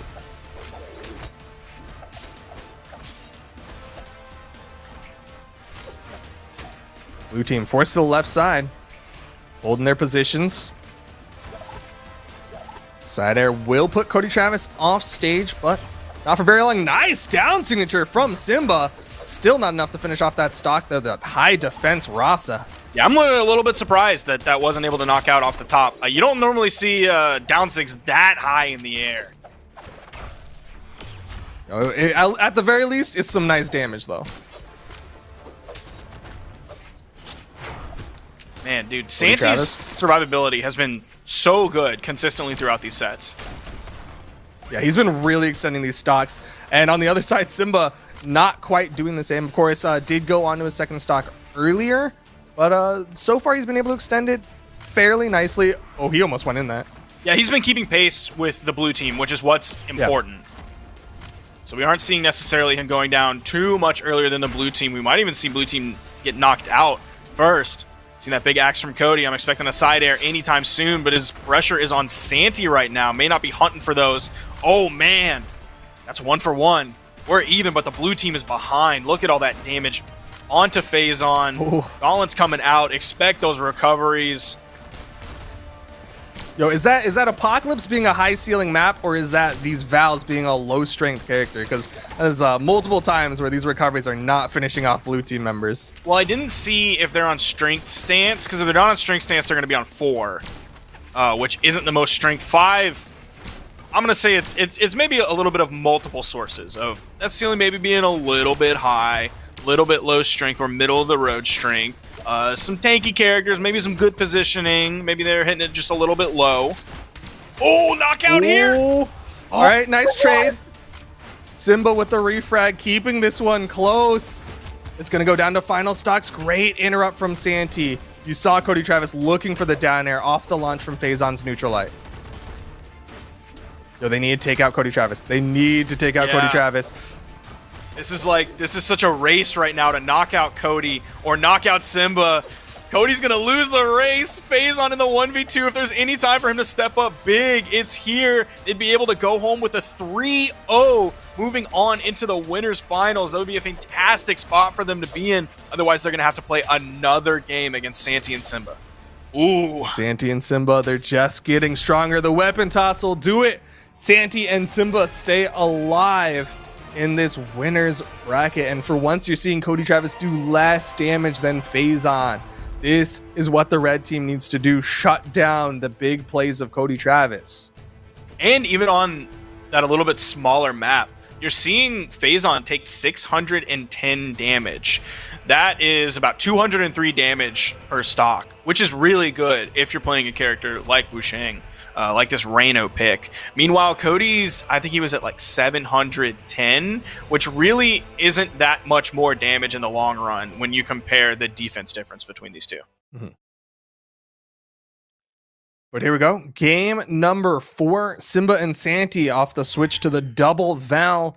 Able to put one in the pocket, but of course they have to win the next 2 in a row to go on to the winners final to fight Wrenched and Cossacks, which would definitely be an upset in the winners final. Oh, for sure. Cody gonna start out here with the blasters. Phazon starting out with the gauntlets. Simba does not have a weapon, gets knocked away. That weapon spawn coming in. Is he gonna be able to grab it? Another dare sends Simba away. It's just chaos in the middle, trading blows. But blue team winning out very slightly in all of that chaos, as the red team was slightly more damaged. But as I speak, Cody Travis starts looking like he'll be in the orange very shortly. Nice neutral signature Simba. First one to fall again for the red team. Oh man, that was so close. That was almost an amazing read. That might have been the knockout. It definitely would have put the blue team in a very good advantage state, as he would have been over on the edge. They could have rotated over and gotten a pretty easy knockout. They both had weapons, could have tossed them. That could have easily led to a KO. That would have been a full wipe on the red team. Ooh. Top the dodge. Yep. That's going to be blue team with a sizable lead over the red team now. Both of them still sitting on their first stocks. Cody's blasters looking very solid this game. I'm kind of feeling his blasters more than his axe right now. You know, I was thinking the exact opposite in the previous 2 games. His axe has been absolutely brutal, but definitely in this one, his blasters are starting to come alive. Nice follow-up from Phazon. No true follow-ups off that axe neutral air. So Phazon just comes in, gets some extra, and the ground pound, and suddenly Simba's down to his final stock. Phazon hasn't lost his first. Yeah, this set could be wrapping up. This might be setting the stage for the beginning of the end for the red team. Phazon doing a great job this game, taking tons of damage. He's found knockouts. He's probably putting out solid damage as well. We won't know that till the end screen. Nice pickup. Nice Great punish, team though. combo from the red team. Big down air, and Simba's there just in case Santee couldn't touch. Stock count's even. Now, one of the major differences here, though, is Santee is the one most damaged. And his damage is outpacing everyone else in the game, which is not where you want to be. Even Simba is more damaged than both members of the blue team, probably combined. Yeah, red team's definitely hurt. There's still some possibility, but that team damage definitely not going to help him out, as that almost put Santee off screen. Yeah, Santy's getting pinballed around. There's the ground pound, putting him on his final stock. Phazon is happy to find the D-Light Sair, even though it puts damage onto Cody. Big lead here. Likely a knockout onto Simba soon. Oh, over on the edge guard. Phazon going wide. Oh, no. Oh! You can still touch, but Cody with the rotate. And Phazon still gets out of there, going under the stage. Is all left to Santy against the 3 stocks of the blue team. You could try to finish off Cody Travis, but there's still stocks for days onto Phazon. Phazon chasing him out. Oh, the gravity cancel D-Sig, and that is going to be it. Phazon again stepping up. That's what you want to see. 4 knockouts. Cody's 2. 533 damage compared to Cody's 497. So that's what you want to see from a good 2v2 team, is when one player is doing really, really well and the other is doing like middle of the road, then if the really, really strong performing player doesn't perform strong, you want to see the other one kind of bring it up as well. That's one of the major marks of a good 2v2 team. It's either like splitting everything down the middle or trading off who is the star player here.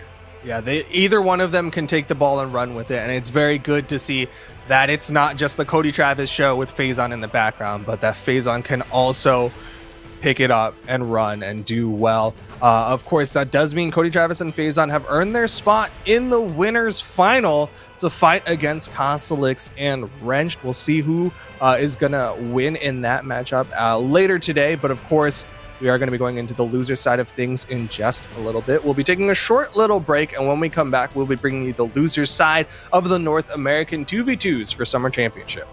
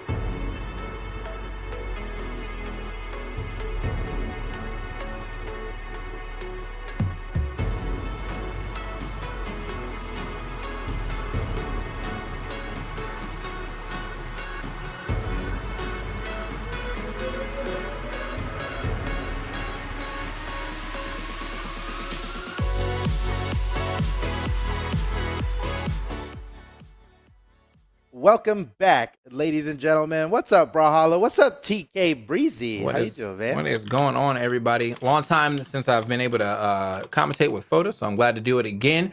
But guys, we're obviously on the internet, man. We got to do what we can here. I'm still having a great time, so let's get it. Let's get it once I get into this room, of course. So. You coming in the room? You're okay because some of the competitors are still waiting to come into the room. All right. The next match, we're coming right back in to top 8 now of the Brawlhalla Summer Championship 2v2 for North America, and our next match coming up is going to be Remy and Isidru versus Snowy and Zakoi. I know you all are looking at this like, come on, Remy and Isidru. How can you bet any other way? But I'm telling you, Snowy and Zakoi have had a pretty rough bracket that they have been triumphing through, man. They took out Pugsy and Days just to get into this match.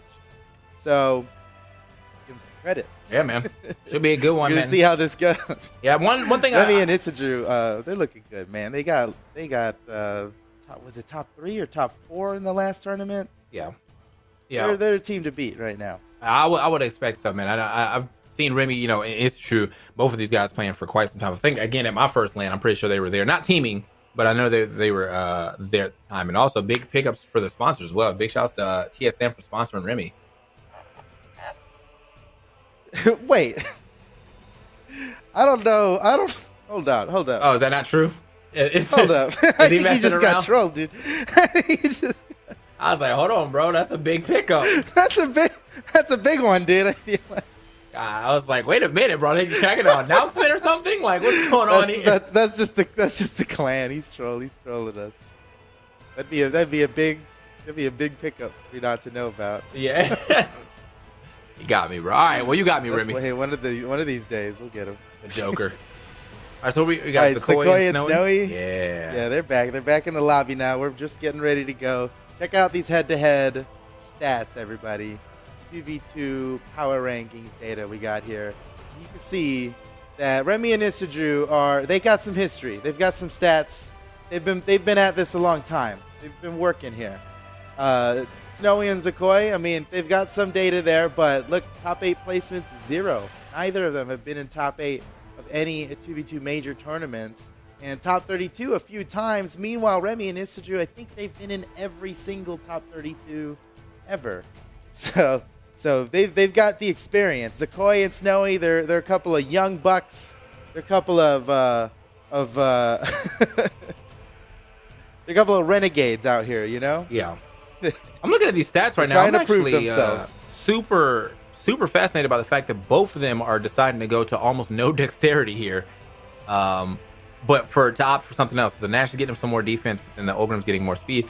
But both of these characters seem to have like decent defense stats and speed stats otherwise. Well, Nash is right down the middle, but Olgrim seems to be very decently fast and has high defense. So I guess in doubles it just doesn't matter as much. You know what I'm saying?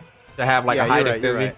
So that's interesting. So I need to make a quick correction because we're talking about all these stats and we're commentating on these stats, but those stats actually don't include the most recent tournament that there was, Combo Breaker, where they did place top 8, Zakoi and Snowy. So they're no stranger to this now. They're hot and ready. All right. But Remy and Isiju, man, they got the EXP. They got the real EXP by a long shot. And Zakoi and Snowy are definitely the underdogs here. Here we go. Top 8 starts now. We're in the lower bracket, so for both of these teams, it's do or die. Best of 5. Here we go. All right, man. So yeah, best of 5 action. Honestly, one of the more exciting parts of Brawlhalla definitely is doubles, man. To seeing how these teams work together, especially when you have static teams or teams that have been teaming for at least a decent amount of months or whatever. I think that's also really cool that you guys will separate and talk about facts of singles and doubles for like, you know, for their stats and whatnot. Like they can be ranked one thing in singles and one thing in doubles. It definitely is. Speaking of though, man, here on the left side, he is very kind of in trouble. He's already in red. Keep your eye on Isiju here. If he loses this stock early, it's gonna be a tough time for Isiju and Remy. But he's dealing with the high damage just fine. I was gonna say he's playing off that side pretty well too. I mean, he seems to be in a 2v1 situation quite a bit, but managed to make it back. Oh my God! He knew. Oh man, he really called out Isiju with that one there. What was Isiju thinking? A fully charged recovery off stage? That man's crazy. Snowy and Zakoi up by 2 stocks now with a little bit of damage to Burns. Snowy's not even that hurt. Disarmed off the side of the stage, but Isuju's going for a quick stock, and he gets it, tying everything right back up. Man, Snowy and Zakoi had a huge opportunity there to push their advantage, but Isiju really cleaned up quick. Yeah, man, Isiju, he was in that red for quite some time, and now even though he is the most damaged person on the, well, not anymore, but he was the most damaged person as I started that sentence. He is still definitely doing the work, and you see a lot of damage coming out for him as well for taking all that beating. He has been able to kind of like stop the bleeding and make sure that his team doesn't get too far behind. Oh man, Isiju was going for keeps there. He was playing for keeps, man. He almost got him with that gravity cancel neutral signature to finish him off low. Remy in trouble. Whoa. Deep in the red. All it took was a side air to take him out. Speaking of side air, now Remy, the first one down to his last stock. Boy's in trouble. Oh, I don't want everything back up. It's a close game. Yeah, I can't believe he actually made that back to the side in time. The ground pound just barely missing, but now look, the red team. Oh no! Nobody even killed him. He just fell. He just got caught up in it and fell. Yeah, that's rough. He went down there. He kind of put himself down there, obviously going for that ground pound on the Sidru, but because he missed, I mean, I feel like he just never was able to get back over the ledge. Yeah, sometimes, bro, you got to calm down. It's easy to lose track. You get used to you jumping around. You're using your recoveries. You got your dodge too, and then, or you know it, you're off. You forgot to touch the wall. There's nothing left. Yeah. I know he's feeling that right now. Now Isiju once was. Oh, there he goes, finishing off Zakoi. He's out. It's just Snowy now. And this looks impossible for Snowy to come back from. I mean, maybe, but wow. Jeez. Yeah, it happened fast. It had to be a lot going on for him, but it does not seem like it's going to happen. Luckily for him, this high defense is keeping him alive. Finds himself a strong, F strong right there. Finish Remy right now. He has just a simple 1v1 against Isiju. Might be able to do this. The free punish. Ooh. That's it. And now, no, he needed to do a faster punish than that. Yeah. He left him so he was open to the exact same punish that he did, but from his opponent. Yeah, bro. So I mean, I have to give it up to Sidru on that one, bro. He was definitely in the red super early, and then somehow he ended up like with being the most healthy person by the end of that game. Yeah. He was the first one to die, and then he ended the game the healthiest. I mean, it wasn't until the very last moment that he even lost his second stock. He really held on. He dug in his heels and just started really popping off. No legend swaps on either side. We're going to Mammoth Fortress. We're just going to do it again here. Zakoi and Snowy. They weren't looking too far off. Yeah, man. They're definitely capable of winning this matchup. But yeah, the advantage has got to go to Isiju and Remy. They are. It would be an upset to see these guys lose this, but it's and it's not doesn't look impossible. I definitely can see Zakoi and Snowy turning this around. No, I'm starting to notice that like Ogrim really seems to be like the flavor of the month type deal. I remember the last time like I was Big time. well, not even last time. When we went to Sweden or Amsterdam. Yeah. A couple times. I remember there being quite a bit of Thor, but it seems like Thor has fallen by the wayside as of late as far as just kind of like casually watching to Ogrim. I see so much Ogrim now in comparison to the amount of Thor that I saw before. Yeah, I mean, Axe has always been strong in 2v2, and lately Lance is the flavor. So, Zakoi with a beautiful save on Snowy. Snowy lives to fight another day. He's got to do something with this stock. Zakoi just breathed new life into him, and he can't just waste it. He can't just waste it. He's gonna die. Someone save him. Oh no, he's good. All right, somehow he made it back. Snowy. I thought he was getting 2v1. Oh! What kind of setup was that? That was clean. All right, Remy and Isidru taking the lead. But yeah, man, Ogrim, we're seeing a lot of Ogrim right now, you know? He's got the axe. Everybody's liking Lance. Lance, not the best weapon in 2v2. It moves you so much. Really prone to friendly fire and stuff, but obviously players are making it work. Yeah, I was just saying, man, it takes up so much space. Like, that's the one thing I think about. On top of that, he's high defense. Love high defense for 2v2 because you're getting hit by more things than you'd expect. So, so he really is just a good character for it. It's funny because back in the day, I mean, 2 years ago there was no Ogrims. It was like a joke to pick Ogrim. It was a meme. I felt the same way about times change. I was gonna say I felt the same way about Core for a little bit too, but like Core. I honestly haven't seen a lot of Core in a long time, but like to. Here we go. All right, so that's one thing I think I need to get into as well. As I need to find me a defensive character for doubles. I play Jala still in doubles. That just doesn't seem to be working out too well for me. Yeah, I mean, we've seen players make it work. We've seen Jala in the top 3 of recent tournaments, even. Okay. I mean, really it's big wins for too. Sure. Yeah. Yeah, but it's of course you just get that's less mistakes you can make. Okay. I mean, you can see the blue team really controlling the stage here. Nice. With 2s, he's the only person left with 2 stocks, and he's playing the lowest defense character on the field here. Oh man, he's taking a beating for it too. You gotta watch out for Isidru. Isidru's alive right now, and it all seems fine. The match seems even, but if Isidru goes down, Remy's gonna have a really tough time fighting these two. Oh, Isidru way off the side. His weapon health must be low by now too. He might get disarmed any minute. Oh, that's it. Isidru's down. Now Remy's got to deal with this 1v2. He's got 2 stocks to do it. Never mind.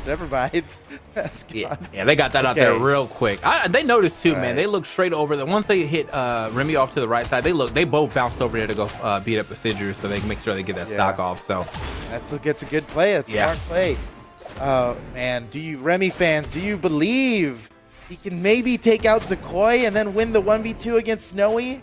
Zakoi and Snowy are being really cautious about this. I wonder if they have a rehearsed 2v1 combo setup that they're trying to get going, or if Zakoi's just being really cautious. I mean, it's smart to do that because he is like 1 or 2 good hits away from death. Oh, nice! Wow! All that time, he was just setting up for that one move, and he beautifully executed it, tying up the set 1-1. Hey, yeah, that was a super nice. That was a super nice combo. That you were talking about rehearsed combo, and that definitely looked rehearsed right there. It looked rehearsed, but it wasn't even that much. It was like a little like. I mean, that neutral air with the lance potentially stopping what was a kill and then finishing him off. I don't know, man. Yeah. That was like a little bit of both. That was like some of their rehearsed combo and then a little bit of improv on the fly to get the kill. Because what a weird way to start the combo. Yeah, I'm gonna assume neutral air same character, same stage. I'm gonna assume neutral air recovery is not a real combo. It depends. Okay. I guess if you get it just right. You hit it. What you have to do is you have to hit the tail end of the neutral air. The move needs to be like almost done casting. Yeah. And then you can land it. Yeah. But that might not have even been true. What they just did right there, it was probably fast enough just to not be able to react in time with the dodge. Isidru in trouble, man. Taking a lot of damage. He just got disarmed. Snowy coming in on him, and Remy relieves the pressure for Isidru to get back up. still trying to find a weapon here after getting disarmed. There we go. He's got the axe now. Get it done with the axe.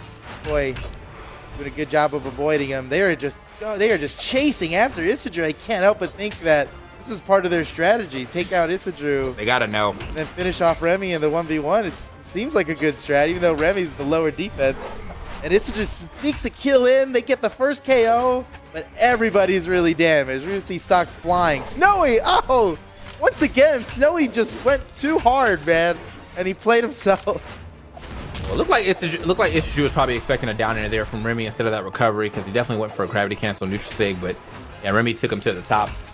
Either way, a little miscommunication, but still quite a bit of damage they were able to add up, regardless of not maybe fully completing that combo like they were trying to. Not too much that the red team needs to do to get back here. Just got to get the stock off of Remy, who was lit again, the lowest defense on the screen, somehow living the longest. Yep. He's always living the longest, man. He is the stock tank. A huge combo from Remy, and he goes in for the finish. What? That was crazy. None of that was true. That was like, dang, Remy, beautiful play. He almost got a double one, too. He's crushing. Uh-oh, Isidru might go down. Remy coming in to help Isidru. Remy dies for it. Isidru needs to get himself out of danger. Oh, man, he's in trouble in between both of these guys. But Isidru comes out on top. Remy back to the stage, fresh on this stock, looking good. They have a pretty sizable lead against Snowy and Zakoi right now. Yeah, it's looking pretty good as long as Isidru is able to add on just a little bit. Oh, never mind. That was so sick. God, these guys are so good at that, on-the-fly combos. For sure. Oh, okay. Finally getting that stock off of Isidru, man. He was living on that for quite a bit of time. Might be able to get themselves back into the game, trying to focus as much time as they can while he's on that halo onto Remy. Okay.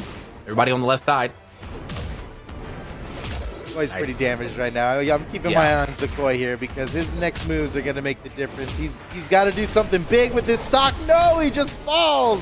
Isidru takes him out with a neutral air recovery, and now Snowy's got an impossible task ahead of him. I don't know what he's gonna do here other than die. Yeah, especially with this team. There it is. Nice, kind of slides off with it and gets that nice spike hitbox going instead. Sends him packing. It is 2-1 now. Game point for Remy and Isidru. They just have to win one more game in this set to move on to top 6. It's top 8 right now. Fighting for top 6. Whoever loses this is out of the tournament in 7th place. Still good placing though, especially in these tournaments like here. I know you guys get some. You guys get some pretty heavy entrants in these tournaments. So yeah. Yeah, there is in this North American tournament there are 4,255 people in this. So yeah, there's been a lot to fight through. Top 8, that's some serious stuff. Top 12, the payouts go to top 12. So no, never mind. Oop, let me hold my tongue. That's for singles. Doubles, top 8. So they're in the money. Either way, they're in the money here, right? Yeah. Gotta increase that money pot, man. I saw one of them got 20. Or, someone's trying to get a little extra over that now. Okay. Pretty good start for Remy and Isidru here already. Zakoi is in orange. It's barely even fighting. Zakoi's already in orange. But things can happen fast here. No, big damage. Zakoi's he's already in kill range here. I like Isidru always being ready with that recovery whenever he sees that downlight hit. Like he's almost always in position to go ahead and get that recovery for the bounce back and get a little extra damage here. Everybody damaged on this field pretty heavily except for Snowy, who was just now starting to hit the orange. Uh-oh. Not to be able to make it back. Lucky to be alive, man. He was sent right up to the kill line. I'm surprised he's still going. Well, not for long. Everybody's getting knocked out now. Isidru super damaged. Wow, no fear fighting against Snowy. Can he finish the stock? Zakoi comes to save Snowy. That was a fat save right there. That was dope. Snowy is still looking for this finisher on Isidru. Look how damaged Isidru is. If they blow on him, he'll die. He's definitely like in the super deep red. Oh, there it is. There it is. Everything all tied up now. That was intense. All that, and we're evened up again. We're a minute and a half in. Everybody down to 2 stocks. Everyone down to 2 stocks. Isidru being the healthiest right now. Took him quite, again, one of these things where he starts off and his opening gambit ends up getting him taking a lot of damage, but somehow he always is able to keep his stock in that red, using that deep red. Yeah, he's got like 2 different modes. He's got like risk taker, playmaker mode, and then he's got like hold on, everything counts mode. You know? Yeah. he clearly like flips a switch and starts playing real different when his life is on the line versus when he's got to like take some risks. He's got a lot of damage out right now. Yeah, a lot of side lights into these recoveries. Actually, both of them are doing it now. So charging and sending them out. Ooh, Remy loses his stock early, and Isidru as well. Snowy and Zakoi have a big lead, and they need this right now. If they lose this game, they are out of the tournament. They simply have to win this game to stay in the set and take us to game 5. There goes Zakoi. Snowy close to follow, and everybody's down to their final stocks. This is it. Do or die for Snowy and Zakoi. Man, who is going to take it right here? You said that, yeah, you said the do or die is definitely here for Snowy and Zakoi. They're gonna have to try to get it to game 5. They're gonna have to play this one super careful, liking the punishes on their teammates getting hit. I always like to see that, man. Make sure you trade damage at the very least. At the very least. You can see them being pretty cautious about this, but it's not helping. Oh no, friendly fire too onto his teammate. Zakoi might be in trouble. Man, Snowy's just beating up Zakoi at this point. This is a bad time for this. It's still close. It's still anybody's game. Remy's in red right now, and he just got disarmed. They might be able to finish him off, but Isidru protects Remy, knocking both of them away so he can grab a weapon. But now Isidru doesn't have a weapon. That's okay. Oh, he hasn't taken that much damage. Gone. Remy's out. Oh man, Isidru could turn this around. Zakoi and Snowy have to finish it off. Oh man, Isidru slowing things down. That side air off the side, this could be it. They could finish him right here. Oh, they just let him. Oh, Zakoi and Snowy taking us to game 5. Just barely living. Seemed like a little bit of a bait there at the end too. Like at the beginning, it looked like Zakoi is about to step out and try to do something aggressive, but then he stepped back, and that's when that down light to ground pound came through. So good stuff, Snowy and Zakoi. Yeah, they're going to be moving on, or they're going to be moving on to game 5. Hopefully, they are able to move on through this bracket. Now, you said Isidru and Remy were the team to beat, and it looks like they're getting real close to doing it. They are a team to beat. I mean, they're top 3 in this, I would say. Yeah. With Coslix and Wrench, Cody, Travis, and Phazon, and BOOMIE and Sandstorm being the other big teams everybody's looking at. Of course, Simba and Santi, Noel and Ethan. I mean, everybody here are huge, heavy hitters. But the difference in stats between these 2 teams are staggering. I mean, Isidru and Remy live inside top 8. They own a condo in top 8. They rent out timeshares in top 8. You know, Zakoi and Snowy are here visiting. They're on vacation right now. You know, and they're just showing up like, oh, this is nice. You know, we're nice in here. Feel that. Oh, okay, the double! This is huge for Isidru and Remy. Can they finish off the stocks? Wow, Zakoi and Snowy just managed to float their way back onto the stage. I can't believe neither of them died from that. They are still heavily damaged here. There goes Snowy. Remy looking for the quick finisher. You know, we didn't even mention it, but Remy made the switch over to Bodvar here off of Hattori. Yeah. And this is kind of a classic pick for Remy. This is the old school pick for Remy. He used to main Bodvar back when Bodvar was one of the like 11 characters in the game. Now we're coming up on 50 characters, but he's still going back to Bodvar when things get rough. I want to say he was trying to get a sword, right? He probably wants the sword, and Bodvar's got more defense than Hattori. I think he was tired of the low defense.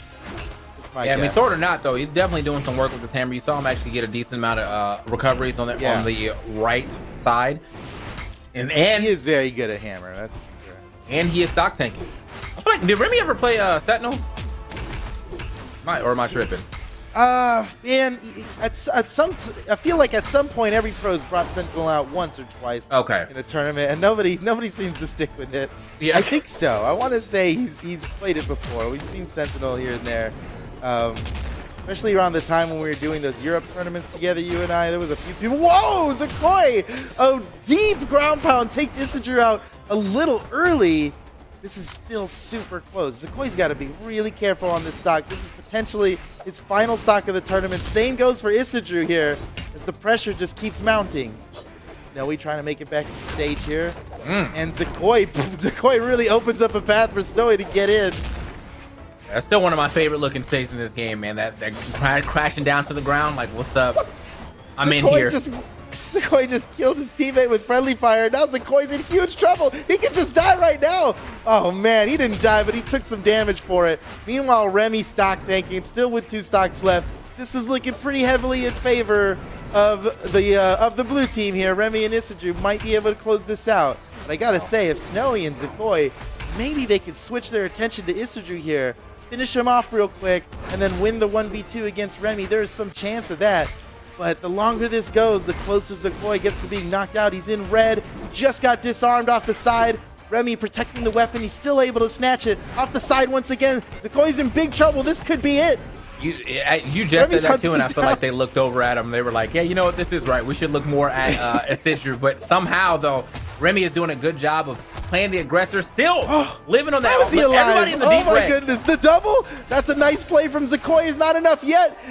Oh, man. Zakoi really went for it there. He was so close to finishing him off. Isaju might go down. Zakoi's out. It's all up to Snowy. It's not impossible, but it is unlikely, man. Can Zakoi somehow do this? I don't think so. That's his last thing. Okay. What? I didn't know he had the recovery left in there. I don't think Remy did either. Yeah, he kept that. He kept that one forever. Snowy. So he was able to at least get a stock off of Remy, but he needs to get this stock off of This could be play of the tournament, man, if he somehow turns this around. Oh, no. Isaju and Remy take the win and move on to losers quarterfinals, top 6, where they're going to face off against Noel and Ethan, who are waiting for him. Snowy and Zakoi are out of the tournament, 7th place, nothing to scoff at. That's a big win. But Remy and Isaju, man, they're going to keep going. We'll see how far they can get. Yeah, they're still in the money, though. You know what I'm saying? I just got to give it up to them, making it into the top 8. No, and get into a game 5, man. That was really back and forth. Zakoi, I feel like for some reason, now that I'm like looking at this name more, I think that has also been something that I've noticed a lot from Zakoi, that he does do some team kills. Like he got a few in there, man. He got a really important one, I think. He killed his teammate with a down air where there wasn't even an opponent really nearby. I didn't have an excuse ready for him on that. Yeah, that was just rough. That was rough. And that, you know what? And there's a lot of what ifs. You can go back and, well, if I just did this one thing differently, how would it have turned out? And, you know, well, it is what it is, but can't help but wonder. That one friendly fire kill, man, it was kind of early, too. Down air scoop way above the stage. Anyway, things are moving on quick here. We're going right into the next match, and this is a big one. We're talking BOOMIE and Sandstorm, the current #1 players in 2v2 Brawlhalla in the world right now. The most tournament victories as a team out of anybody else in the scene are in lower bracket right now. For the first time in a long time, we're seeing these guys in losers round 1 of top 8. And they're going up against Lil Captain Ithro, TK Breezy. This is the grand champ. This is grand finals matchup of the 2019 World Championship. Wow, that right here, right now. We're seeing these same 2 teams fought each other, first place and second place in the most recent World Championship. That's crazy. Yeah, is this winner's side or loser side? This is losers, bro. Oh no. This is losers round 1 of top 8 right now. We're watching the 2 best teams of 2019 fight each other right now. Yeah. It's a crazy scene, man. Everybody's. And it was Koslix and Wrenched that managed to take out BOOMIE and Sandstorm before top 8. It was in the promotion match to get into top 8. I noticed that Sandstorm's not bringing out the ogre, man. Did he decide to swap? He's a vampire player now. Well, he's definitely played a lot of Volkov in 2v2. True. But Zol has been his main 2v2 pick, and it is a little interesting seeing him not play it right now. I'm not sure what. Oh, but these guys they've got stuff prepared. This isn't like this is not them messing around. This is a serious pick from them, you know. And I still keeping a weapon He's too. getting a lot off of this. Ooh. And BOOMIE comes in with a slide charge. I think Lil Cap might die. Ithro knows it, and he comes in with a save. A beautiful save from Ithro on Lil Cap there. He was so. It doesn't matter though, because Sandstorm never let off of Lil Cap, and he died shortly after there anyway. Despite Ithro's best efforts, he could not protect Lil Cap from Sandstorm. And my goodness, this is becoming a wash here. BOOMIE and Sandstorm pushing their lead. I'm definitely seeing some combos right there. I saw the scythe, the pull down so you can get the sig. looking real nice right here. And I was, as I was saying, man, like, even though he's not playing the Zolt, obviously he still gets to keep the axe. And I think, honestly, as long as you're swapping over and you get to keep one weapon, most likely a lot of people get to keep that level of comfortability with them. So for sure, for sure. Plus, I mean, he is widely considered the best Scythe player in the world. So with his secondary weapon being Scythe, I think he's doing all right. All right. I feel so damaged right now. That neutral light might be a neutral light from across the stage, nearly enough to finish him off. He's so damaged. Hythro just clinging on to life here. Look at all this, every little bit of damage. I mean, the damage doesn't care how much damage you have on you when you try to dish it out. Hythro finally goes down. Little Cap very damaged here. He's being so careful while Hythro respawns. All right, now that Hythro's back on, he can get back up onto the stage and fight this a little bit. They might be able to take out BOOMIE and then win the 1v2 against Sandstorm. But, oh no. Okay, all right. Like, no, BOOMIE, I thought he put himself down or put it down to one stock and then also finish himself off. But now, I feel like they should take all their time and look at BOOMIE. Is he gonna make it back? BOOMIE? No. Oh, that was so smart. You saw he used the second Blaster's recovery to go a little bit farther. Doesn't matter though. He got knocked out, and now Sandstorm's got to fight the 1v2. This is crazy. Sandstorm and BOOMIE were so far ahead just a little while ago. Yeah, but now BOOMIE we're watching the 1v2. He ground pounded him. So like now he's got to do the 2v1 with one stock that he most likely would have been able to keep a little longer had it not been for that ground pound. Now, I mean, at least he got some good damage on the blue team, so it's not too bad. But as you can see, the way they're positioning, they want to keep the most damaged person in the back, and that is definitely working. Oh yeah. They are being so smart about this, and they know. I think everybody here knows if anybody can do it, Sandstorm can. Look at that, the swap in just in time. Their coordination is beautiful. This is so tough for Sandstorm. He's really playing this right, and Lil Cat and Hythro are not giving him an inch. Okay. Lil Cap always swapping out. Let Hythro be in the front. He won't die to a stray hit. If he hits Hythro with something, Lil Cap can come in for the punish just like that. Uh-oh. Oh, he missed the punish. Sandstorm got one for free. Then finally, Lil Cap gets a little bit more. Yeah, Lil Cap actually got super lucky there. Sandstorm was just a little lower. That definitely would have scooped on that jump. Oh. Sandstorm had the opportunity for a combo there, but he broke off knowing that Hythro was going to follow up on him if he continued. It's at the point where they're at now, where he's got to give up true combos just because of the the potential punishment. Oh, Sandstorm got disarmed from that. He's in trouble now. He has no weapon on the stage, and Hythro and Lil Cat have so much stage control. There goes Hythro, swapping out all the weapons. He's not going to let Sandstorm pick one up. Oh, never mind. Sandstorm totally picked one up, and it's the axe. This is really good for Sandstorm. He might be, if he just gets one correct side air here onto Lil Cap, that'll take him out, and then he can finish off Hythro. It could go either way still. This is still anybody's game. All right, he got a double down air in there, though. Yeah, he is. Oh, wait. Okay. Oh, my God. Didn't get the full dodge. If he would have got that full dodge, that side air would have been so nice. And now he's back on his scythe. Oh, he got the read. Beautiful read from Sandstorm. But Hythro with the quick finish. It's not enough. Oh, snap. This is going to come down to the last hit here. That's definitely last hit. Both of these guys deep in the red. Oh, almost got him with the recovery. Somehow that side air is not going to be enough to finish yet. Hythro going to go ahead and step to the other side. Oh, now he's getting weapon star. That is so unfortunate. Uh-oh, he's in trouble. Wow, Sandstorm's still alive. Okay, here we go. Hammer versus axe. It's Cider versus Cider. Off the side, Hythro has nothing, and he gets the recovery KO. Sandstorm came so far, only to get stopped short at the last second by Lil Cat. Lil Cat was like, he was at red forever. He spent like the last 2.5 minutes of that fight at red. I did not. That's not how I expected that one to end, though. That's just the raw recovery. Like, I got to get back to the stage. You're right here. It's time to recover. Like, oh yeah, he's gone. Volkov though. Volkov actually, I wasn't expecting to live that long. The defense isn't crazy high, but it seemed to be high enough to live an onslaught of recoveries before he actually died. All right, let's move into the next game, man. That was a very good first game outside of. Yeah, outside of that ground pound from BOOMIE, I think the rest of that game was godlike. Oh, that was some grand final stuff. That was game one of losers round one in top 8. Yeah. Chill out, guys. Jeez. Okay. Definitely loving the team we're seeing right here, though. But just from both of them, we got the double bow bar. Obviously, gonna want to differentiate with the different skins. Bovar. As I feel like in this game, I feel like everyone has a Bovar. That's almost impossible. Character's been in the game so long, you might as well just. Yeah, and he's solid. Like his job is just to hit in the direction you want to hit and do it hard. Yeah, it's a good. Yeah, you can't go wrong. On the side, he's got Sandstorm without a weapon, and look at this. BOOMIE and Sandstorm unarmed, still able to perform true team combos off the cuff, even without a weapon. BOOMIE scores a KO on the eye throw. He goes for another one. Lashes recoveries all day. BOOMIE's just picking them up and sending them out. Yep. I mean, it's honestly one of my favorite. Oh, definitely actually not even one of. It is my favorite recovery in the game. Just for it's just so good. It's like, oh, you're gone. All right. Here we go. It can be tough to master, with the steering and all that. Yeah. We see a lot of people they catch them with the recoveries, but they oversteer or understeer, and it can be tough. But yeah, these pros, especially BOOMIE, widely regarded as one of the best blasters player in the game. He knows how to do it. Yeah, man.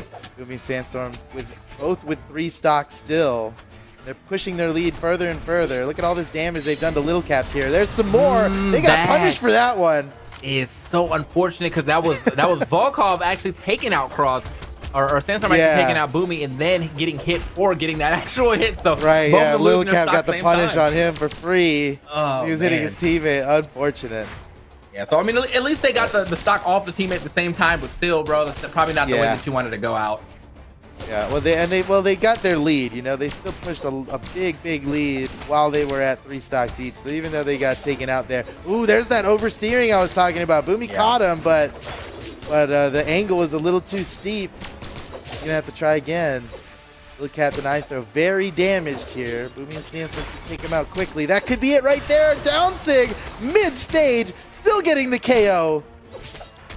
Eye throw down to his final stock. Little Cap. I don't know if he can make it back from this one. Oh yeah, he's fine. They were iThrow was distracting them by getting whooped on by both of them. He was distracting them from Lil Cap. Lil Cap's so damaged. He'll die to anything right now. Yeah. You see BOOMIE actually trying to set it up too. I saw that down light into the potential chase dodge recovery, but he was a little far off the mark. Okay, beating up his own teammate now. It's like, look, pay attention. We gotta win. We gotta get this win. A true mobster style. That cross is right there. Wow. I think Lil Cap's damage was nearly black by the end of that. The color became so deep that you could not tell it was a shade of red anymore. Yeah. He was so damaged from that, and that's just a testament to how long he's able to take that stock or hold on to that stock. I throw in trouble at this point. BOOMIE and Sandstorm should be able to take him out pretty quickly here. You see him playing off the side of the stage. He's doing whatever he can to not be the target of interest for BOOMIE and Sandstorm. But BOOMIE's hunting him down. He's not letting iThrow get away alive here. Oh no, friendly fire. Lil Cap capitalizes on it too, getting a true combo off of his opponent's friendly fire. And a big hit. Wow, Lil Cap gets so much work done. If they manage to turn this around and just be too much, iThrow gets knocked down. There's the finish. Beautiful play, BOOMIE and Sandstorm.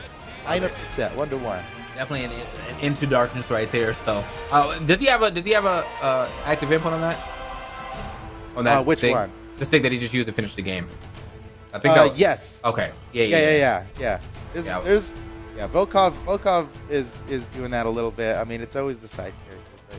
Yeah. True. Well, might as well. You know what I mean? You already have it built into the kit. There's no reason not to just put it in there SIGs as well. Oh, hey, iThrow switching it up now to Hattori. That's gonna be the big thing that changes it in this case. Done with the Bodvar. We'll see. He's great at the spear, but I wonder. I'm guessing he's planning on getting some KOs with Hattori's sword neutral sig off stage. He can score some really early KOs, and Little Cap so often sends people horizontally. They just did it right there. They just got themselves a nice little team combo where Little Cap sends them off horizontally. Wow, a little save there by iThrow, man.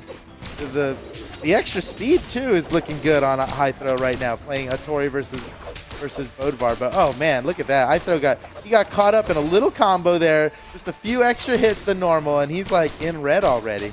Yeah, I mean it's good that he went defense stance too, so he can keep the same defense that Bodvar has. But yeah, is it going to be enough this swap then to move on and to get themselves another game here now. Obviously, they got that first one, but that was nice. BOOMIE had a true combo ready to go on iThrow. Lil Cap came in, stopped it, and followed up. The teamwork. We are fighting perhaps the two most teamwork-based teams in Brawlhalla, fighting each other right now. Just the top 8. Just the first round of top 8. Both of these guys work really well off each other. You were talking about that a little bit in the beginning. You know, teams that stay together for a long time. You know, they have like a different level of synergy, and that's both of these teams really. Yeah, that's what I like to see, though, man. I just, you know, in Smash, it's very common for like 2 top players to team because whatever. But it also like those 2 top players can lose to 2 people that are like not on the same level with them as singles, but because they have such good teamwork, they know how to capitalize on that. And I love seeing that. And I feel like you get that so much in Brawlhalla because so many people will static for a while for like multiple tournaments before they, you know, decide to swap or something. Yeah. Well, what do you do when 2 of those top players are the team that that synergizes super well and practices as a team for years, you know? Just like GG. That's BOOMIE and Sandstorm, man. That's why they've been on top for so long. They were, at the time, they were power ranked 1 and 2 when they decided to team up, and they never looked back. Yeah, it paid off very well for them. 2 years of domination. Okay. Tie game here. Oh no, not a tie game actually. Lil Captain iThrow ahead by a bit. He's trying to get back on the stage. Finds the actually saw him starting that side stick, but wasn't able to actually get it. Got thwarted out of that. BOOMIE down to his last stock already. This is looking a little rough for him, but hopefully he's able to at least alleviate. This is that weird area where it's like basically still even. So. Because like it can turn into them getting into the lead super quickly, or it can turn being them in yellow is now iThrow's got knocked out. Now Lil Cat, and just like that, BOOMIE and Sandstorm are in the lead, just as you predicted. There it is. Like, you know what I mean? It could go either way with that. At that, everyone's in red, but we have 1 stock. Like, so. Oh, team combo. Oh, the platform rose up at the worst time. They were totally set up for a team combo there, but the platform raised up underneath Lil Cap right as he started the stomp side air. He got lifted up too high for the side air to land. That is so unfortunate. Yeah, man. That's a press F right there, unfortunately. So, okay, but he's still gonna. Okay, he tried to save his mans, but even with missing, it was fine. He didn't need to. Yeah, I like the idea though. You know, he's like not sure if he was gonna be able to get that dodge in time, so let me go ahead and just hit him straight up. We're getting into the final moments here. Lil Captain iThrow very damaged. iThrow can go out to anything. Lil Cap loses his weapon. iThrow is defending him so he can get back up onto the stage. There's a weapon on the field. He manages to snatch it, and iThrow, they're changing their attention to BOOMIE here real quick. They just switched to a quick 2v1. Oh, almost. BOOMIE and Sandstorm doing the same thing. It's only going to take just one good punish. No, Lil Cap ruined it. Oh, no. Okay, doesn't matter though. It doesn't matter though. Wait, what happened? Oh no, we gotta see the replay. Sandstorm in what we've seen this before. Never mind. The story was faster this time. BOOMIE is trolling. Holy right cow! now, All right, we're gonna have to bring up the replays. That was what happened to BOOMIE there. Okay. Oh, here we go. This is BOOMIE. He used his dodge. He weapon throwed. Oh man, he weapon threw. Didn't have time to touch the wall. By the time he thought he was jumping off the wall, he was actually underneath the stage and jumped into the ceiling of it. Oh man! All because of that extra little weapon throw he did without touching the wall first. Here we go though. It was a matter of pixels. All right. The ogre has pulled up, man. So the Zola's out. Oh snap! It's time. It's time to get real now, dude. Okay, so he was playing around before, I guess. This is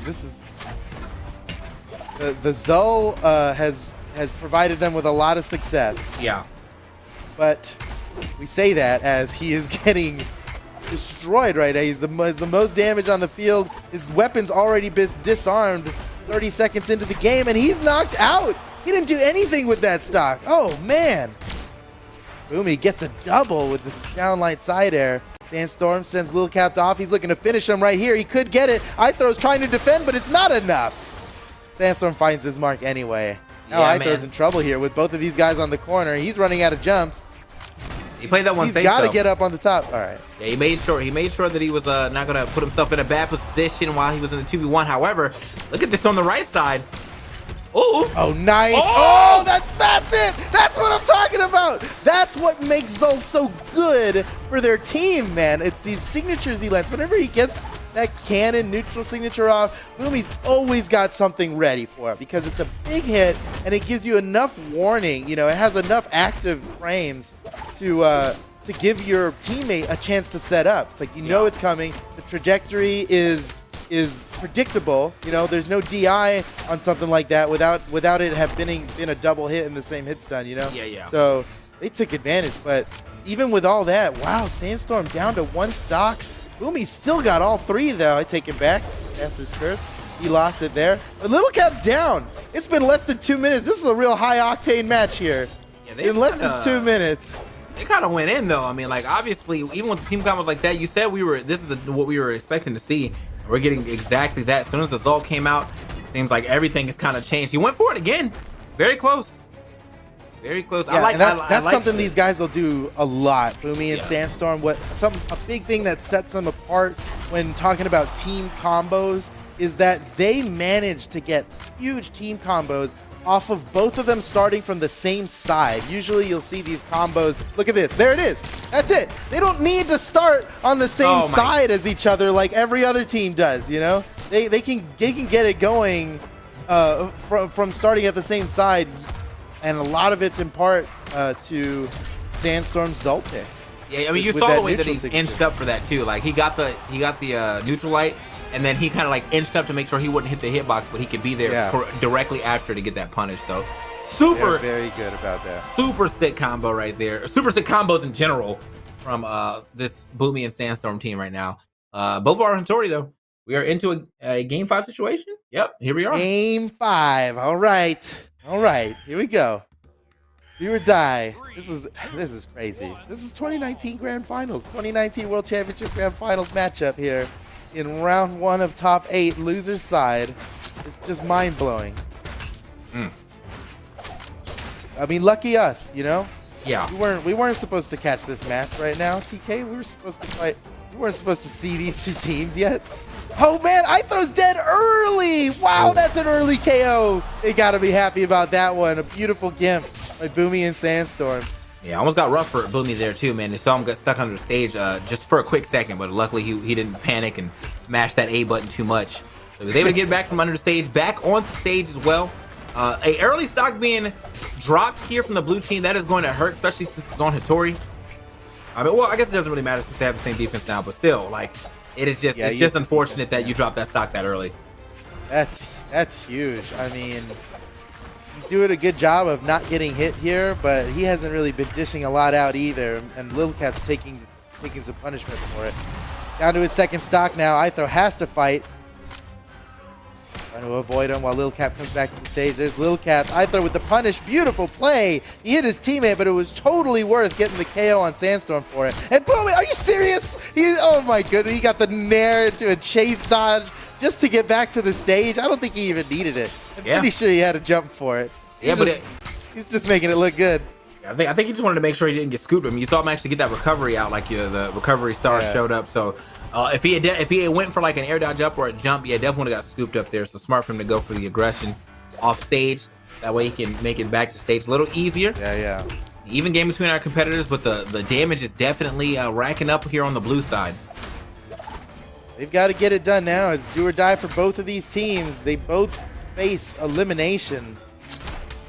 They lose this game right now. It comes down to this. Oh, scoop! Uh-oh. Oh, this could be my God! Oh my God! He even did it after the weapon throw hit him. That's insane. Aitho took some serious countermeasures to make sure that he would finish that KO. BOOMIE saw through that. He saw through that plan for it in the split second and still saved Sandstorm even after the weapon throw. Yeah, insane. Man. What a beautiful play, man. BOOMIE's risk reward gameplay right now, man. That was such the highest risk, highest reward I've ever seen. And he was like, no, I will save you, brother. And there he is. Gets the recovery, pushes him right back up. We are back in it. Unfortunately, though, even with them getting that, the game is still very even. This is so close. Nice side air from BOOMIE. Ooh, that was perfect. I don't think he would have died without it. That extra little bit they got off the alley-oop. That was perfect. Now BOOMIE's the only one left with both of his stocks. Oh. See if he can get some work done with this before they take him out. This is big. Man, this is a close one here in Game 5 against two juggernauts. These teams are both huge, heavy hitters, man. And one of them have to go out right now. Is it going to be BOOMIE and Sandstorm, the team that have won every doubles tournament in 2020? No. He's down to his last stock. Everybody down to the last stock now, but obviously BOOMIE looking a little healthier. Damage spread pretty much even between both teams, though. You have one in orange, you have them in light orange, and then you have BOOMIE starting to hit cream colors. Wait. Sandstorm lucky to be alive. Oh, man, that was a nice attempt. That team combo. Oh, Sandstorm's down. No. It's up to BOOMIE. Oh, my goodness. BOOMIE and Sandstorm getting knocked out before top 8 is in round 1 of top 8 would be just insane. BOOMIE has to. How is he gonna do this? Oh, that was so risky. No. He has nothing. That's it. Little Captain Ithro win. BOOMIE and Sandstorm are out in 7th place. Oh my goodness. Wow. He had to do a lot there. I saw him try to turn around and get another chase dodge off that neutral air, but that was literally do or die, and because he missed, it was over. So, oh man, this is not the outcome we thought we were gonna get. But what a game, what a set between our competitors here. Dude, that's crazy. They didn't follow the script, bro. Did not follow the script, man. They did not follow the script. Look, Captain Ithro weren't supposed to win that game. Woo! This is crazy. What's going to happen now in the rest of this tournament? We have not had BOOMIE and Sandstorm out this early in a doubles tournament in a long time, dude. We got Koslix and Wrenched, CODY, Travis, and Phazon, Simba and Santi to be going up against Lil Captain Ithro, who we just saw defeat BOOMIE and Sandstorm, and then Noel and Ethan versus Remy and Isidru. These are all big names, huge teams that we've known for many, many years, and it's about to get real exciting here because the winner of the last tournament cannot win this tournament. They're out already. That is so crazy, man. I mean, even with the swap, we saw the swap over to the Zol. Speaking of, looking at these stats, man, unfortunately, looking like Sandstorm was having a pretty hard game, man. He didn't get any KOs here, but also only did 416 damage, which he actually did the lowest damage in the game while taking the most damage in the game. So, I mean, he did that part. Zola is pretty defensive, heavy, but unfortunately, yeah, just not being able to rack it up, I guess, really left everything on BOOMIE's shoulders. Usually Sandstorm's the biggest presence in all of these doubles games, but yeah, they got the best of him that time. Lil Captain Ithro, I mean, that's unfortunate for BOOMIE and Sandstorm because of all the teams here that they could have faced. Lil Captain Ithro have got to be the most prepared to fight them. Even more prepared to fight them than the team that took them out of winners finals in the first place. So it's just, I mean, if it had been Snowy and Zakoi that they had to fight, I think they'd have thrashed them. Remy and Isidru, maybe, right? But Lil Captain Ithro, they're so ready for that. Anyway, that's last game. We're on to the next game already. And we're not going to stop watching Remy and Isidru here. Oh, never mind. Yeah, I guess not. Well, maybe not this stage. Maybe not this stage. I'll start. We'll flip it out. We'll roll it back. We'll get back into it. At the very least, we get to see some of these beautiful crossovers. I thought it was too quick of a start. Well, yeah. I mean, with this stage though, I'm not gonna count it out. Like, this is definitely a stage that gets a lot of play here in the Brawlhalla circuit. So, but yeah, we get to see some of these beautiful crossovers. We got the Wushang skin on, or the Randall skin on Wushang from Rivals. Aether, big shouts to Rivals, and of course the Vonnie. That Val crossover. Let's get it. Yeah, Steven Universe, man. That was a nice crossover. I hadn't watched Steven Universe at all until the crossover happened.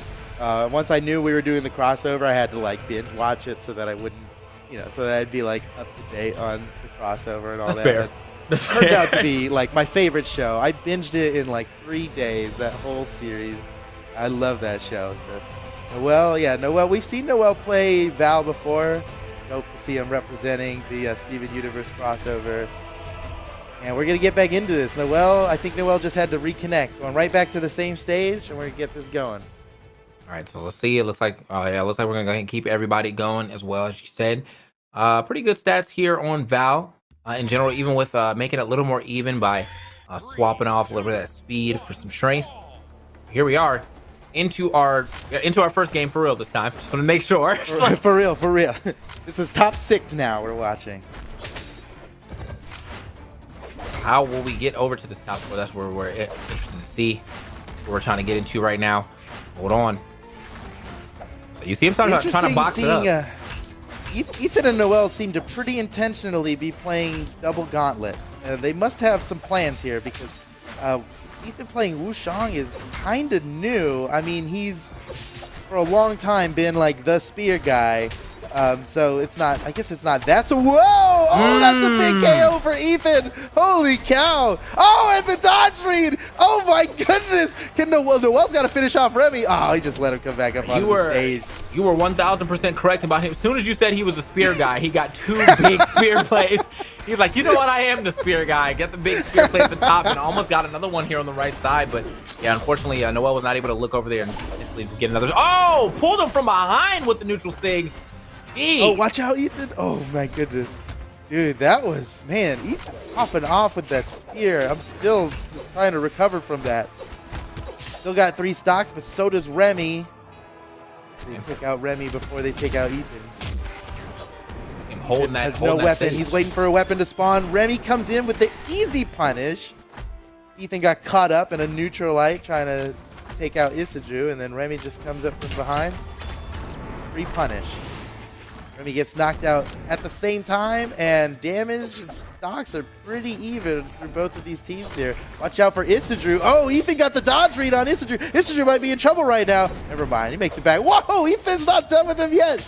Oh, man, he gets disarmed from that, too. Isidru has no weapon. He is in trouble, and Ethan manages to finish him off. Oh, he is. Oh, I like that. Got the dodge read again. Oh, that was maximum when did damage Ethan off that get dodge read. this good? Oh, my goodness. Ethan is unstoppable right now. Noel's got that KO, but you got to give Ethan the credit, man. That was like, man, that was nice. I'm going to have to see the stats at the end of this because I feel like Ethan is doing a crazy amount of damage right now. Like, yeah. Isidru, though, so is Isidru, man. I mean, I can't stop watching Ethan's gameplay here, but yeah. Isidru just got a double KO after really beating down and building up the damage here. Nice read on Ethan. Isidru did a good job of following him, but he doesn't have a dodge now with that gravity cancel. You gotta watch out with the gravity cancels out of hit stun. It seems like a good idea a lot of the time, especially if your opponents are trying to do the old bread and butter auto combo 1 frame stuff. Yeah. You can punish them for that, but if they read you, that's 3 seconds of no dodge, and they got combos. They'll finish you off for it. Isidru goes down. He has no stocks left. And Remy's got a very difficult task ahead of him, but it's not impossible. If he can somehow manage to take out Ethan, and I don't know. This is going to be tough, man. Yeah, this is they are definitely playing this one perfect. They even even in the one-on-one, they're doing quite well. Okay. Oh, the dodge Where read. could he go? That's exactly Where could he go, dude. though? That was beautiful. Nice play from Ethan. He did that side light, and he waited. He waited to see how Isidru was going to react to that. He dodge over. Okay, pivot the gravity cancel in the opposite direction for the true combo finish. That was really, really well done. Just game 1. That was only game 1. We got some more. Like he was trapped there. Like, I mean, I think the only thing he could have done was potentially like go down. But even then, like, I felt like he was going to get punished somehow. So he was trapped. Well, his I guess all he could really do was like down air out of hit stun there. But that's a hard 50-50 on whether or not Ethan's going to wait for a dodge or just go for a normal nair follow-up, which is like a 1 frame gap. So, yeah, he got wrong on the 50-50. But, yeah, even if he had guessed the 50-50 right, there's a good chance with Noel just waiting to see what happens that he'd get punished anyway. Hey, hold up. Actually, almost got a 2-piece combo right there. Or like a restart. He missed the jump, so he didn't finish on who he was attacking. Wow, an early KO from Ethan off the top.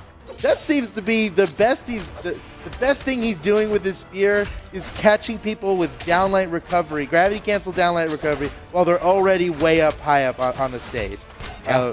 It's unusual to see all of these kills off the top with spear like that. But that's Ethan, man.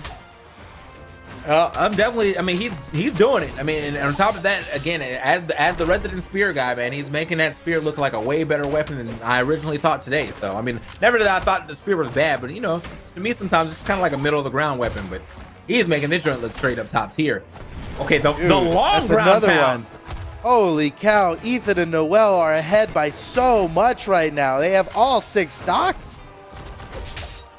Man, that was Noel gets that is punished. actually He's crazy. fine, though. He just forced him down basically because he couldn't jump into that ground pound. Otherwise, he would got sent to the side and most likely still died anyway.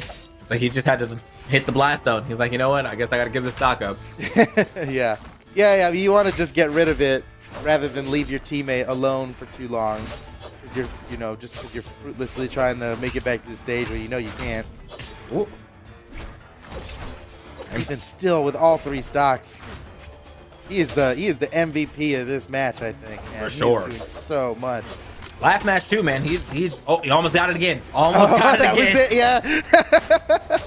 Yeah, his gravity cancel D-life Finally. are hitting different. Finally, Ethan goes down. Not before Remy is in kill range on his last stock already. Okay, hold on now. Gave him some free damage there, but nothing too crazy. Oh no, not the team attack. Friendly fire gonna hit, but no one's gonna lose their life on it just yet. However, nice pick up right there from Noel. The air dodge to the gravity cancel on that down light recovery. Go ahead and finish that there stock off his Isidru. Okay, upside. Right side, sorry. Ethan, that was crazy. Oh. He did ground pound, got the hit, chase dodge up, directly into another ground pound without touching the wall. He landed both of them. He got a KO off of it. Ethan's ridiculous. This is a blowout right here. Well, it doesn't matter. He did it. You know what I'm saying? It's like, where are you gonna go?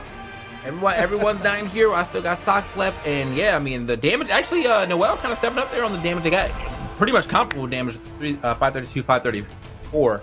Yeah, but that last game apparently, Ethan did 705 damage, so he was going crazy. He was going crazy. He was going off, dude. Yeah. Yeah, he was really looking good on that one.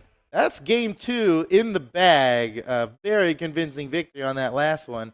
Remy and Isidru, I don't know what they have to do, but it's gonna have to be significant. They have to make some major performance upgrades going into this next game. We're going right back to the same stage.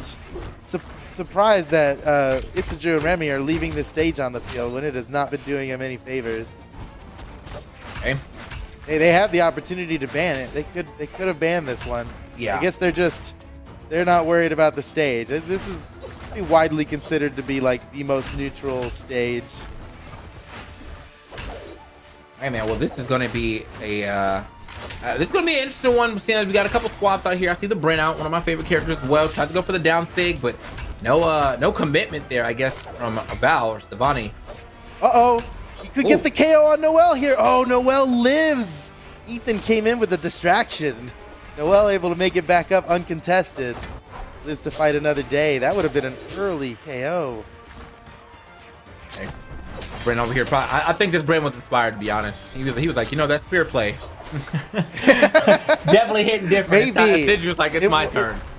Yeah, maybe. The Bryn pick is a classic for Isidru. Yeah. This is definitely old school Isidru back in the day. And his main the main thing he's been known for, especially back when he was playing Bryn all the time, was his surprise signatures. He would use signatures in like the weirdest ways, like just being intentionally like random and unexpected, you know, to counter the meta. Everybody has like, they understand pro players' specific behavior, and Isidru just goes against that as much as he can. He's been quoted as saying, if I don't know what I'm gonna do, then there's no way they can know what I'm gonna do. That's fair. And I think maybe that's what he's going for here. It's like back to basics. Yeah, that's super fair right there, man. Even when you're confusing yourself, there's no way you're not confusing the opponent. You know? All right. But I think you're right. I think he might have seen Ethan's success with that and been like, wait a second, why did I ever stop playing Spear? That is a good weapon, yeah. Just like, all right. Oh, I don't know if that weapon toss was worth it, but either way, it kept him from flying too far, I guess.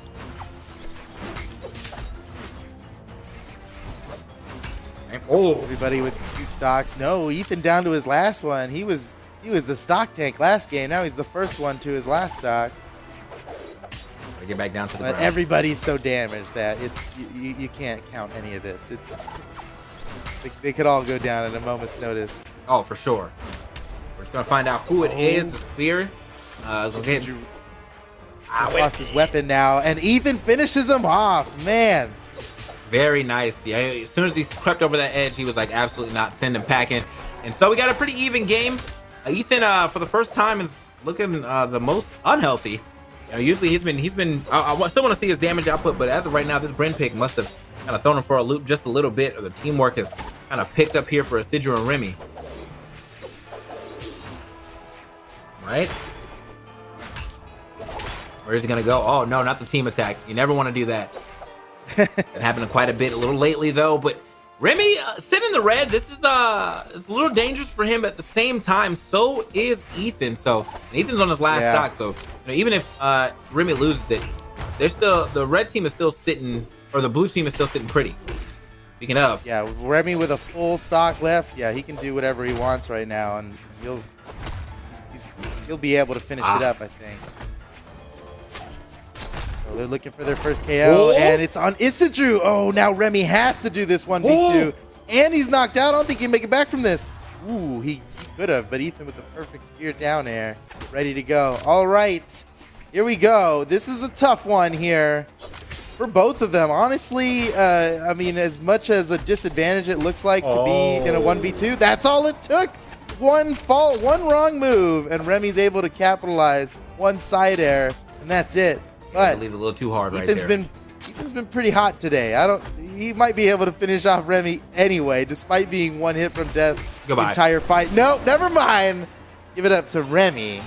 Be able to finish it off. Tying up, no, not tying up the set. It's 2-0 now. 2-1. Remy and Asidru staying in the game. Definitely like the patience there from Remy to make sure that he was like, you know, let me wait until he at least hits the ground before I decide to go for this down line. Yeah. So, yeah, man, Ethan. Well, I felt like Noel, he kind of got a little overzealous there on the right side, which led him to losing that stock. And even though it was possible for him to win that 2v1, just the fact that you don't want to do the 2v1 if you don't have to. I mean not the 2v1, the 1v1. You don't want to do the 1v1 if you don't have to.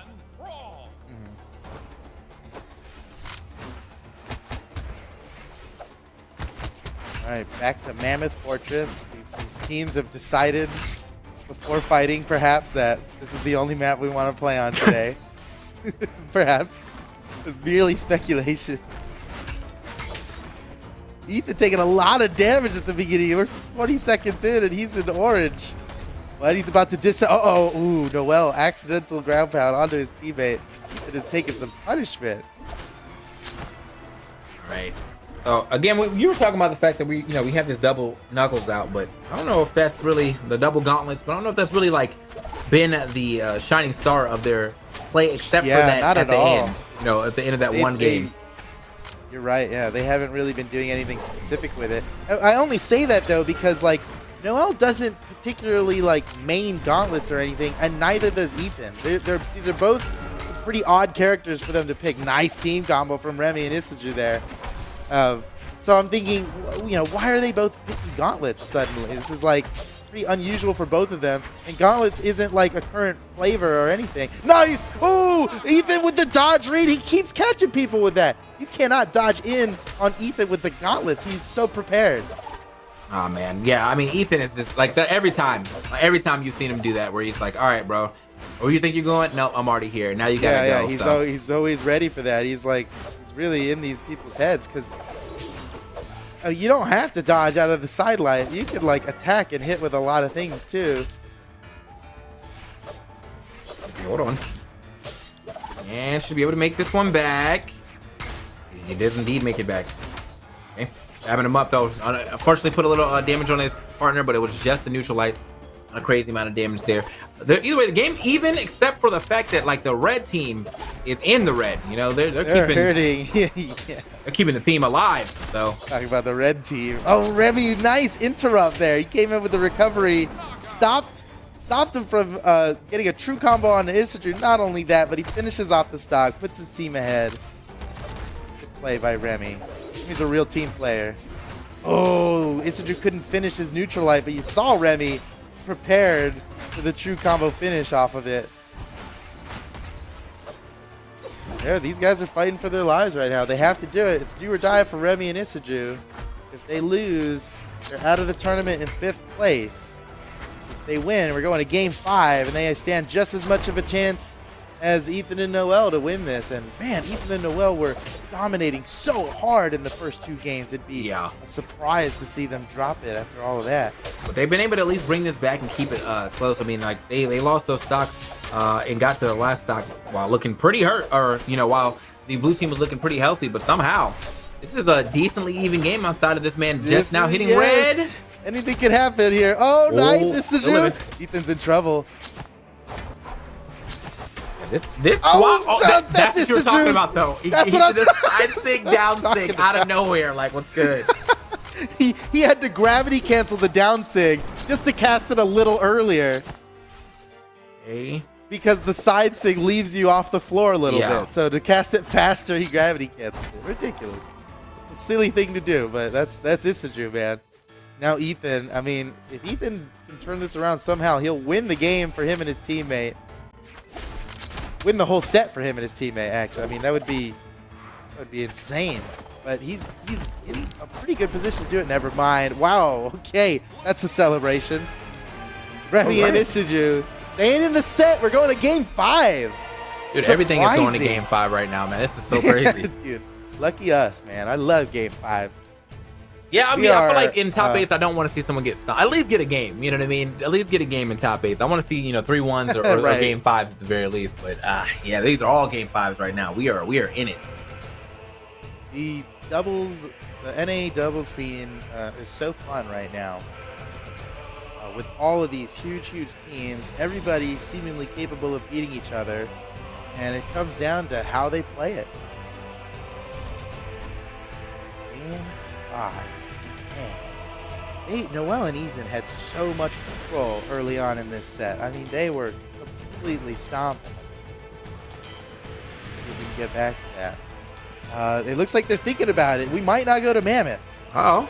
They might. They're Shipwreck Falls. They're Apocalypse. They're both pretty Mammoth-like. Oh, no. They were, all right, guys. They were trolling us. A lot of waiting just to go back to Mammoth.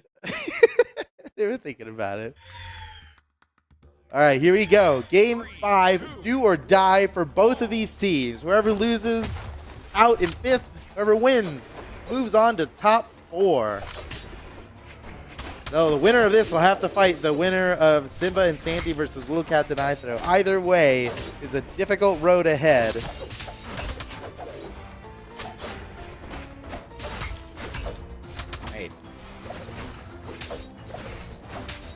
Swap to Bryn seems to have been working out for Isiju.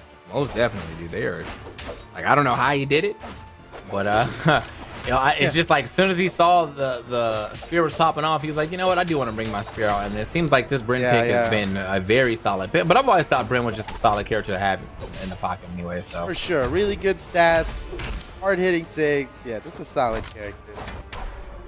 There it is. That's a big one. The side sig. They get the KO. Can they finish off Noel as well? Wow, Noel so crafty on his way back to the stage. Somehow manages to make it past the double edge guard. But for how long here? Isiju looking to finish him off immediately. Trying to find a side air, and there it is. Isiju finishes him off and puts him up 2 stocks. They are so damaged, though. Got to get some extra credit here to make it worthwhile. Ethan and Noel just take the stocks back. It wouldn't have mattered that they took the first stocks in the first place. Okay. Remy lucky to be alive. He was kissing the kill line there. Oh, for sure. Yeah, they were like next time, bro, next time. And unfortunately, well, still living that, but unfortunately, Sidju would not be living that. And they just like that, there we go, both of them gone. So keeping the game even yet again, but the red team still playing from behind, technically. Yeah. Well, good on them for equalizing it. I mean, the damage lead they got was insignificant. They basically evened it up completely here. And this is a brawl down, man. These guys everybody's going in. You hit my teammate, that means I hit you, but that means your teammate hits me. Yeah, I mean that's kind of what tossed around. doubles is. You know, you gotta get that. You want to trade that damage. You gotta make sure you're not just giving it up for free. There we go. Yeah, I mean, sometimes you have to be wary of how you hit people. It's not good enough just to get a hit. If you hit with the wrong move, you leave yourself open to punishment depending on what's happening with your opponent's teammate and your own teammate, right? Right. Crazy. Oh. Good game mode. Very Well, close to finish here. Should be. You know, it's interesting. I think most of these players have teamed with each other on different. I think every combination of teams possible with these 4 players have actually teamed with each other in tournaments before. Okay. So they know each other's moves, right? It's the lexicon right here. Noel gets a KO. Issadru is the first person on the field to be down to his last stock, and this is game 5. He's got to be worried about that right now. Oh, and still 8. I was like, still an even game unless we're gonna get classically, Remy is the stock tank here. He's the only one left with more than 1 stock. So let's see what he does with it. He can't be too cautious with it, right? Otherwise, then Ethan just gets. I mean, then his teammate Issadru gets knocked out, and we've seen how difficult the 1v2s can be against this team. Oh, he's doing quite well, man. Noel kind of forcing the issue right there, and he's getting play like a fiddle. Uh-oh. Remy's still alive. He's really dishing it out too. Oh my goodness. God. Wow, that's huge. Noel's in trouble now. Remy's still got 2 stocks and Noel's in trouble. This is looking like it might be Remy and Issadru's game. How crazy would it be a reverse 3-0 after such domination earlier on in the set? Noel and Ethan are now fighting for their lives. They're both on their last stocks. They do not have long to live here. Ethan, beautiful downlight recovery combo, but Issadru is not damaged enough to die from it yet. There goes Remy, finally down to his last stock, but he's coming back healthy. He can take a lot of risks here. He can go kind of nuts going for the KOs here. He's got a lot of wiggle room. Side air disarms Ethan. That might be troublesome later. Oh, and Noel is out. It's all up to Ethan. Ethan pretty heavily damaged too. This is going to be so difficult for him to come back from. Bro, he knew exactly where he was going. Goodbye. Yeah. That's it. Remy and Issadru, the reverse 3-0. Taking the game. Oh man. That's I feel empathy for Noel and Ethan. I know what this feels like. You know, up by 2 in the set. Everything's looking good, and then it all just starts falling apart. The swap to Bryn from Issadru It really paid off. Yeah, I mean, that maybe that's not the only thing that changed, but that's the only visible thing that changed. For sure. I mean, obviously the stage never changed once. Nobody else's legends changed. Yeah. It's just Issadru making that switch, and then they never lost again. Yeah, probably a little crosstalk here and there, but I mean, that was it was like night and day, dude, between those teams. So yeah, that's crazy. Dang. All right. Well, we're gonna go on to the next game here, and it's the same round in the set here. Simba and Santi versus Lil Captain iThrow, battling it out in top 6. The winner of which moves on to top 4 to face Remy and Issadru, who are waiting for the next team worthy of fighting them. Yeah. And find out who it is right now. Of course, Lil Captain iThrow got to be feeling good, hot off of that win against the defending champions, BOOMIE and Sandstorm, who are now out of the tournament. Guys, we got. Hold on. Okay, never mind. That's one of those things. Okay. Oh, okay. That's one of those things. They're on the wrong teams, and they were about to start. I'm like, wait. That's one of those things where, like, you know, if you beat the favorite team, you got to keep going, bro. You can't beat the favorite team and then immediately lose, dude. You got to do it for the viewers now. Yeah. I mean, and out of respect for those opponents, both of those teams, they're respected. They're all right. friends. But you know, it's got to be. It's like, if you're gonna take me out, you better win. They better win now, right? Okay. Oh man. Ooh, look at Simba there with his maxed out battle pass skin. Damn, bro. He's level 85. He's got his battle pass up to 85 for that. Okay. Here we go, bro. And he's using the epic skin weapon from CODY. I mean, man, Simba's just looking good. You got to look good to play good. That's part true. of Brawlhalla. That's true. That's why they gave y'all so many skin options, man. All All right, so here we are, man. You know, express yourself. We're gonna get some expression here as we move. I mean, Simba's looking as like legit as you could be. If this was an MMO, he's the only one with this. He's like one of like 5 people who have the epic set of armor right now, and he's like the strongest in the game. I mean, this is like he's rolling up here level 99 again with all these noobs here in their classic skins. Oh. Custom special effects and everything. Yeah, I like the fact that he's still got that side light to hit even on the backside. Like the spot dodge was not long enough to go ahead and thwart that because he waited a little bit. Either way, man, I'm glad to see we're not playing on Mammoth Fortress again. At least not to start. Got some stage variety here. Simba might be able to finish off Lil Cap right here, and he gets it. Beautiful play. The gravity cancel breakdance off the side, and it was a late part of it too. He knew so much where Lil Cap was going to be that he set that move up early, and it wasn't until the last few frames of the active hitboxes that even hit him. He planted himself there ahead of time, and now we got this. Oh, what a crazy team combo! What was is a good move? Skin on that spear? That ladder? Wait, all right. It's not even weird to me anymore. I didn't even notice. We have a lot of crazy skins. Oh man. Santi and Ithro fighting up on the top of the stage. All right. Finally loses that stock, man. Took a little bit for Simba, but early KO.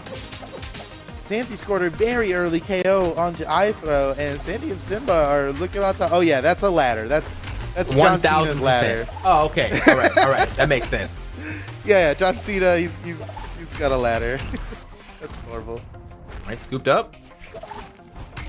Kind of giving himself or showing him his hand right there with that recovery and taking that neutral layer, but doesn't lose the stock just yet. All good. Well, I saw the team combo almost like it was forming there on the right side or on the left side, but yeah, unfortunately wasn't able to get his own neutral layer. See, Ithro being real careful. He's the first one to go down to his last stock. He doesn't want to be the first one to die.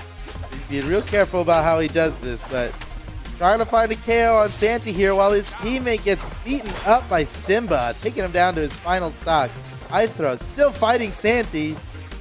Santi is he's the only one with more than one stock, and he does not seem to be, never mind. Out of there, bro. It's the commentator's curse, man. Every time you're like, you notice, like, man, this guy is living forever. It's like he dies to a jab after that. You're like, all right, man. I'm like, starting to notice it. As I'm saying it, I'm like, please don't die. Please don't die. All right, so yeah, even game between our competitors, a little bit of I'll say a little bit of extra damage here onto the blue team, but I'd say they can't scoop this back up. This is like everyone's basically one team combo away from losing the stock. Yeah. We're down to the final moments here. Santi's the healthiest, but not by much. There goes Ithro. It's all up to Lil Cap, and that's gonna do it. Santi and Simba, clean victory there. Taking game 1 against Lil Captain Ithro. Lil Captain Ithro, we're talking about it. You know, they have a responsibility. They do. They have to uphold now. Yeah, if they go down in the very next match after taking out BOOMIE and Sandstorm, that's not justice. You know. Yeah, that's one of those. But why? You know, that's a but why moment but why? For sure. Like, yeah, why'd you even do it? What then? purpose? Like, yeah. 3, 2. All right, here we go. Now back to Mammoth Fortress, everyone's favorite stage. Let's see how this one plays out as we get a little more familiar with the game again. You know, nobody swapped characters just yet, though. But we won't expect to see a swap. At least not yet. You know, see how this one plays out. Though the red team did a pretty decent job of keeping that lead. I mean, there was one section where I felt like, you know, they kind of started to lose the lead, but either way, they were just literally 1 inch ahead at all times. Maybe they'll be able to keep the same momentum here into our second game or not. Oh man, even with getting the team attack, he still managed to turn that around and get himself another neutral light. Some extra damage there.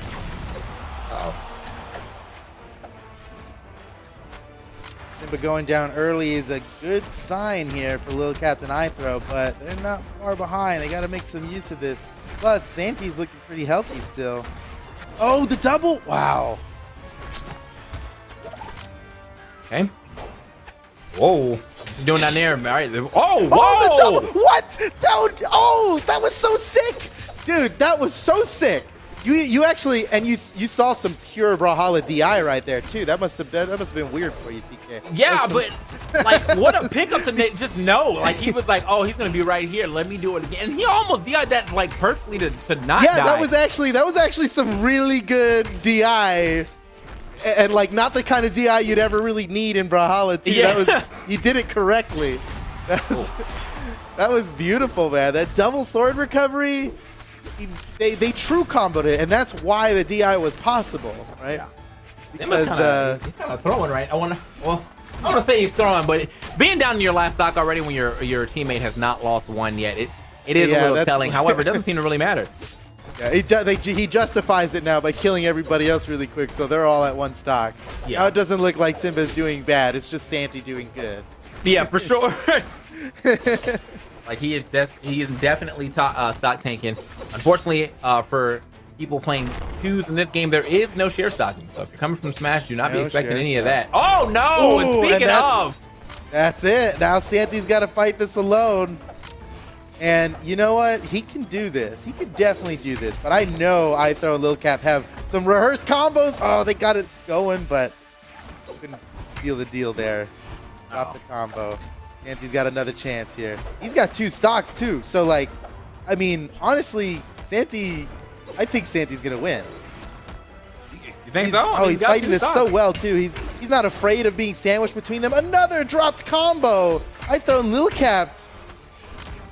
I think with having these 2 stocks, that's allowing him just a little more confidence on this stock. Like, he can make a couple of reckless decisions. Right. He's not gonna And die then right use now. the last stock to be real careful about Yeah, it. But, yeah. You definitely, if you think that way, you can easily get yourself into trouble too. Because I wouldn't be surprised if iThrow and Lil Cap's combos, the reason they weren't working so well just now is because they didn't start at white. They probably rehearsed their team combos mostly on a white damage target, right? Right. So now Santi's going to come back here fresh, looking a lot like the bots they've done this combo to 99 times in training mode.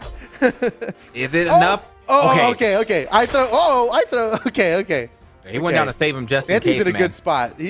Santi's the person to fear right now. I mean, Lil Cat and iThrow, look how careful they have to be. Santi can take him out real easy. Get his 2. Okay, slides past him, He's but got a little luckily, bit of wiggle room too. He can take more than that to kill him. Still more than that. Man, they keep dropping their combos. This is a world champion team right here. Come on. Oh man, Santi! Oh, it's not enough. That's gonna do it. And now it's just iThrow. Santi, in the blink of an eye, has taken a lead here. He's one down light away. Yeah. With the down light, anything will kill. Side air recovery. What? iThrow, you're crazy. That was a crazy thing for iThrow to do. Yeah, I don't know. The ground pound. I mean, he was obviously looking for a little extra, but It's a little more damage. Yeah. It's true all the same, just like the recovery, just like the side air, but it's the highest damage option you can do. And I guess he figured, I'm not going to kill him with the recovery, but it's also the hardest one to land, the ground pound. You need to drift over just enough. You still have to do it fast enough to keep it true. So it depends, like, where you land the down light is now important. You can't just, like, land any old down light. Damn, this is getting intense here. Oh, that's it. Santi got him, and he wins the 2v1. just took him a little bit. Just took him a little bit, but he played that one constantly. I mean, he played about 3 minutes without a teammate. So like, that's actually crazy that he was still able to come out on top. I mean, and I was, as I was saying, you know, he was damage. Yeah, he did. Well, you know he was gonna do mad damage. It was just him after a while. Right. It was just him for so long. Yeah, man. But either way, like he played that perfectly. You know, he took that first stock. He took a couple of chances on that first stock, and then on the second stock, he played a little more careful, but still managed to separate his teammates or the opponents and make it work for him. So yeah. That's great. He was fighting with a lot of confidence, man. Standing right in between. Most of the time, you'll see somebody, the one that's fighting against the two, fight on the edge, like really close to the ledge, just so that they can't get sandwiched, and get comboed. But he was confidently jumping down right in between them, fighting this guy like an old kung fu movie, like knock this guy out and then turn around to this guy, knock this guy out. Now the other guy's back here and I can take him out again. Santi is really making it look good, man. And now his team is up 2-0 in the set against the team that took out the defending champions. This is crazy. Are we going to see another reverse 3-0 from Lil Cat? Do they not get going until they're down by 2?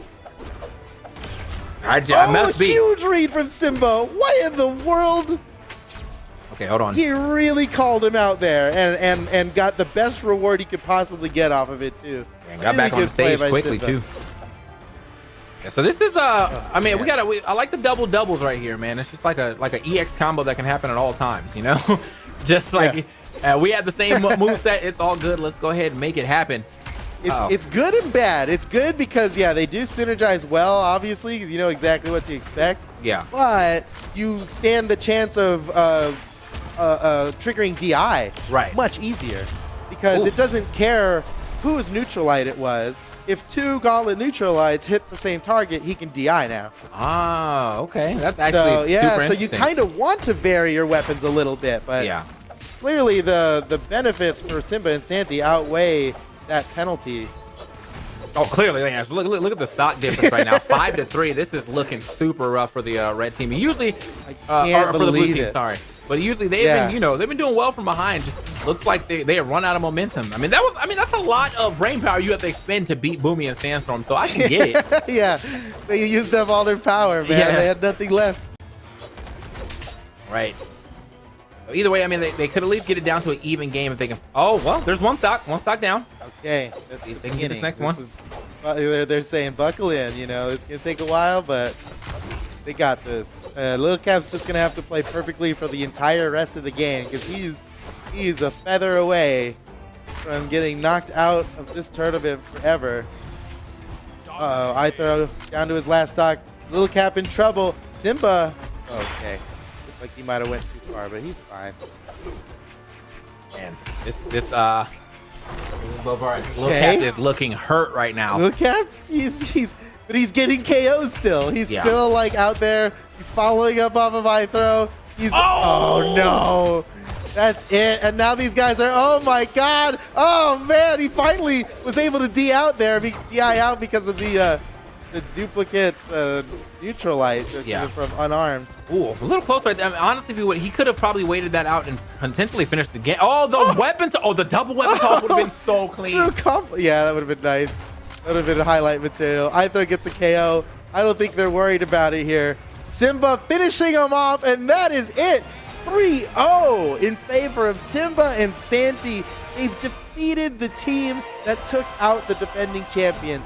Oh my goodness. And Simba really made thanks up for taking care of those guys for us, boys. Look at that, man. Simba made up for it super heavy with that 704 damage, 4 KOs. He was like, look, man, I left you hanging that last game, but I'm gonna pull my weight this time. And he pulled that weight. He pulled it and threw it.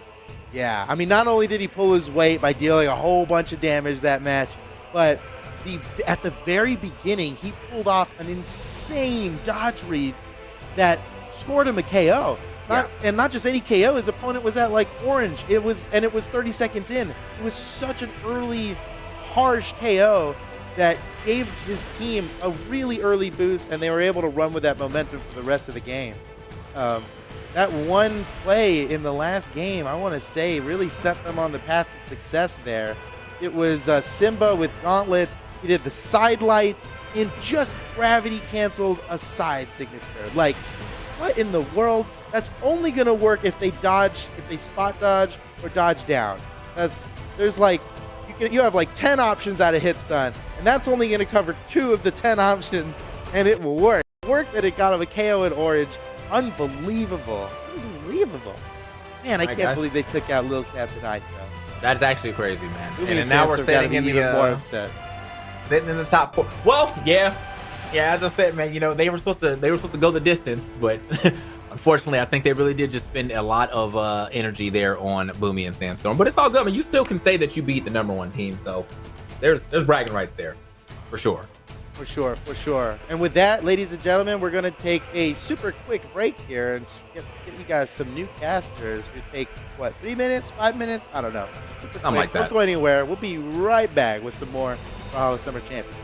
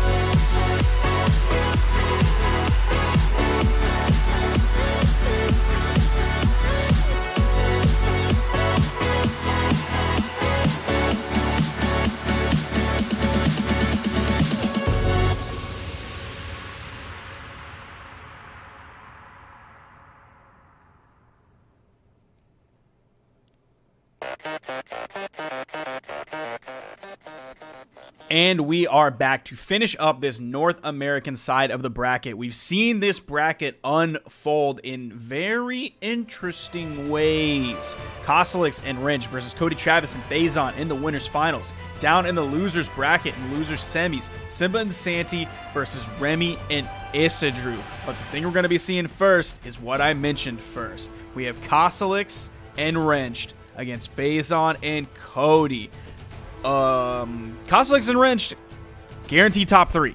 Yeah. Big numbers. Yeah. That is massive, especially, again, going back to the fact that they didn't make top 8 in the most recent 2v2 tournament. To turn around and make a guaranteed top 3 finish is huge for this team. Now they're ready to go into it. We're seeing the stage banning coming in. Of course, we're seeing Kosalix leading with the Macho Man and Wrench leading with the Bodvar. And Phazon and Cody are on the classic Wu Shang and Barraza here going into this. Yeah, not too surprised will be... on the character Go picks. I was going to say, not too surprised on the character picks like you were talking about. And we are in the winner's side of the bracket, so they have not faced one another yet. This isn't a salty run back or anything. This is the first time we're seeing these teams face each other today. We're starting off here on Shipwreck, which is an interesting pick. Not necessarily as interesting as if Kosalix was playing Scarlet, but still a very interesting pick. This stage has worked well for Kosalix and Wrench so far today. But right now, it's looking pretty good for Cody Travis and Phazon. They were shoving the entire blue team over to the left side. Seeing Phazon make the swap over to the Gauntlets, maybe better for the knockout potential as the recovery sends Kosalix high. Cody Travis throwing out lots of big signatures. Kosalix is deep red. Who's going to fall first? That's a D-Light Nair for Phazon. Ooh, it's a D-Sig. Phazon's going to be staying alive. In comes the recovery from Kosalix. Turns around, knocks out Phazon. Kosalix still alive, has quite a bit of damage on this stock. You're seeing blasters coming in for Cody. So I think a side air right now isn't going to be the knockout option. Phazon! Oh, what is going on? Oh, that's tragic. And it's far past the point where he can't, like, we can't reset. Yeah, that had to have been a DC. Oh, no. Kosalix is not going to give any moment of reprieve. You got to take that dub, but that's tragic for the red team. A way to start game number 1 in the winners finals, of course. Not guaranteed to get knocked out. Nice neutral signature from Cody Travis, but that is a rough way to start at best of 5. Yeah, there's virtually no way that Cody can bring this back. Like he's finding damage. We haven't seen him locked in a full combo yet, 0 to death or anything. But this is all but impossible to bring back here.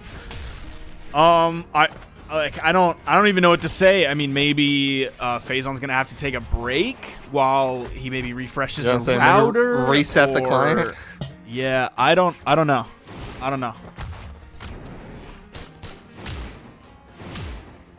This is where Cody Travis has to drag it out, right? Like he's got to give enough time for Phazon to reset everything.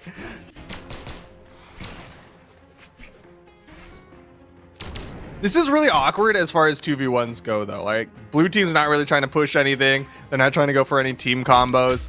Cody Travis had, like, a downlight. Okay, here's the team combo. Oh, they dropped it, though. Going real deep with that one. Yeah. Insig sending up, and Cody's done. Okay. Yeah, there's not really very much to say about that. Wrench still only putting out 249 damage. Yeah, Phazon did 114. Like we saw everything that happened there. That's virtually an unwinnable situation. That's tough. I mean, going into it though, Cody Travis did his best to try to play out a little bit, I guess. But yeah, like you're saying, going right back into it. Same exact map. They didn't even like try to ban anything different. We're gonna go into game number 2, I guess, between these two teams. Yeah, they're rolling straight on into this. Same map, hoping for a radically different outcome if you're the red team, and maybe hoping for the same thing if you're the blue team. Grabbing another easy win would be a nice way to move on into the winners finals, as they're already up a game here in this best of 5. I mean, Wrench and Kosalix have been having a fantastic Saturday so far, of course, knocking the favorite team, BOOMIE Sandstorm, into the losers bracket, just shy of top 8. and then of course making it this far into the winners finals. So winning here would be big as Phazon falls again. This is rough for this red team. That was at least in a normal damage amount and normal amount of time to fall. We weren't seeing him just like run off stage or get knocked out in yellow or orange or anything like that. That seemed like a normal knockout. But this is looking really tough for the red team.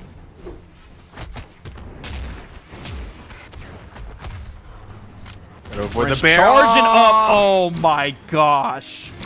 And Phazon is going to get hit on the like forward part of that. He didn't even have to be high. Yeah, that's going to pick him up just right in front of Wrenched. That's just matchup knowledge right there. Like, there's no, oh, Xavier Woods came in with the pancakes and the hitbox looked kind of odd to me. Like, that's just, he didn't know that hitbox. Side stick coming in from Phazon, though. It's 5 stocks to 3. They can get this knockout on Costelix. That side air would have been the one. Ooh, yep. There it is. That's going to clean it up. 4 stocks to 3. Doesn't look like any big plays are going to come out of the respawn time for Costelix. They did put out a bit of a 4-hit onto Wrenched. But he is at least now orange. That's a nice little bit of damage in a short amount of time while Costelix was respawning. Yeah, you're seeing CODY actually put out quite a bit of damage onto both these blue team members. Throws out the end sig. Both blue team members able to make it back onto the stage safely.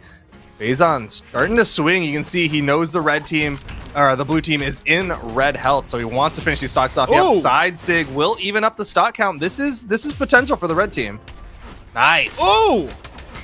Dude, Phazon is nailing these side sigs. Oh my gosh. He's finding them as punish opportunities. He's chase dodging across the stage. He's hitting 2 people at a time with it. He's gotten multiple knockouts with it. Holy cow, dude. Game 2 Phazon is insane. Yeah, he's really starting to wake up. I guess finally realized what was on the line here in the winner's bracket. But he is doing good right now. Already healthier than Wrenched after that team combo. Another team combo. Yeah, you saw how early he went onto his final stock. And he's not even in orange. He's been on this last stock for so long. And he's taken so little damage comparatively. CODY on his final stock. He's going to respawn in nice and healthy. Ooh, they drop the combo and do a little bit of team damage. That team That's damage multiple is gonna hurt. times now that they've dropped these team combos. Oh, nice. Phazon's not going to drop that follow-up D-Sig. Keep doing grab Wrench as he peeks over the edge. D-Light's going to hit him just a little bit too high. I mean, Sidelight is going to, and he's not going to find the Sair. Weapon toss going. See Phazon going down. He's able to get back, no problem, and they take it. What? Phazon and CODY Travis closing that one up, and Phazon putting out 509 damage. Really good job pumping the brakes on what the blue team was doing and just wrestling that one back. And he grabbed 4 KOs. I think that's really important. You were seeing so many side sigs come out from him on that spear, and so many of them were leading to knockouts. He was nailing those exactly when he needed to in so many different situations. Like I said, picking up both opponents at one time, hitting back-to-backs on them, hitting punishes with it, and just grabbing knockouts when they turned red, getting it on the side, and just grabbing that easy knockout. Great work from the red team. Yeah, really good job, because that looked like a rough start. Phazon lost his first stock fairly early, and even his second one was pretty early in comparison to everyone else, but he really closed up that last stock. Like, he took no damage on that last stock. It's like he needed a game and a half to get in. Like, it wasn't just nailed in after the first game. He needed a little bit of that second game to start falling behind to really wake up. You got that push start motor, right? Like, got to get it rolling first. But you're seeing on the left side, running around trying to avoid Costelix, outspaces the down sig, but Costelix with a big side sig launches both red team members off the screen. Yeah, Costelix straight up handled Phazon for the first half of this game so far. 30 seconds in, and Phazon was basically red. I think they need to do a hard switch. At least if Phazon has gauntlets. His gauntlets were not looking strong into Costelix's lance. Here comes the spear, though, and he's definitely finding more connections than he did previously. Neutral sig, finds the knockout, gets punished, and there is the full team wipe on red. Really well played from Costelix to get the punish onto Phazon and pick up a second one onto CODY Travis for the double. It almost seemed like that happened so fast that the client was even delayed. Yeah. At least my client was, in recognizing that it was indeed a double. The announcer guy was like, wait, was that really a double? Now Phazon's back with the gauntlets, hits the sidelight. GC sidelight misses. Cody's there to respond after. Nice! 4 stocks to 3. Good lead for the red team. What a way to come back after whatever happened in game 1. Man, this red team is so good at playing from behind. Like, every single time the blue team looks strong, red team just wrestles back that lead. Charging it up. Punish. Ooh, big punish there. And Phazon wasn't able to counter punish afterward to at least get something.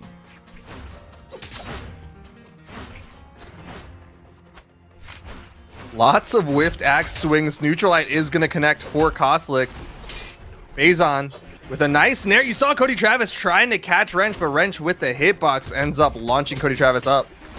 And Phazon was doing a great job of delaying his recovery, staying really low so that he didn't get in Cody's way. He wasn't in danger of getting hit by any blue team member. He was just kind of floating down there under the radar, and then he was able to get back.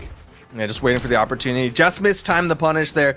You saw him trying to move forward, wanted to side sig, but nice pickup. Down signature is going to take Wrenched out of this one, and it's all left to Kostelix in the 1v2. Now, something that was really smart about that is it looked like Phazon could have continued stringing Wrenched over onto the left, but he made sure to turn around so that he didn't send, oh man, so that he didn't send Wrenched over near his teammate where he could provide relief. And the slide, oh my gosh, the little slide kick going both ways. Beautiful work coming out with the down heavy.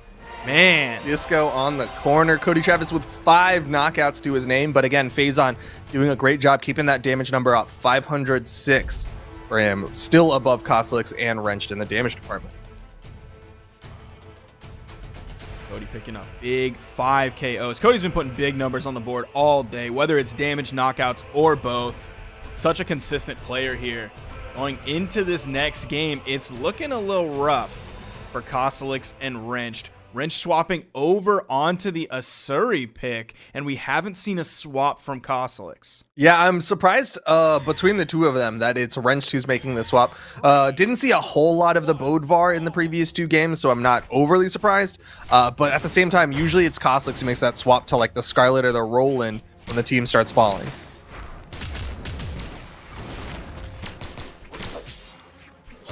Nice little bit of team damage early on in this game, showing that Cody Travis and Phazon have a huge priority on following up off of one another, even if it's just a little bit of damage. It's so important to get that extra damage. And you gotta know that Cody Travis is doing a really good job of target swapping as well. Like, he was hitting like a downlight onto Wrench and then immediately side-aired Kostelix, just trying to put damage on every direction. Now keep in mind, I mentioned it earlier when Wrenched ran into Noel and Ethan, but now he's facing another Wu Shang here in Phazon. Again, nailing that side signature. So good with that. But saying that Wu Shang is a crutch legend. So, might be a little bit of frustration facing yet another Wu Shang today. And this time, it's looking grim. He's going to RT that tweet after this set if he loses, just saying.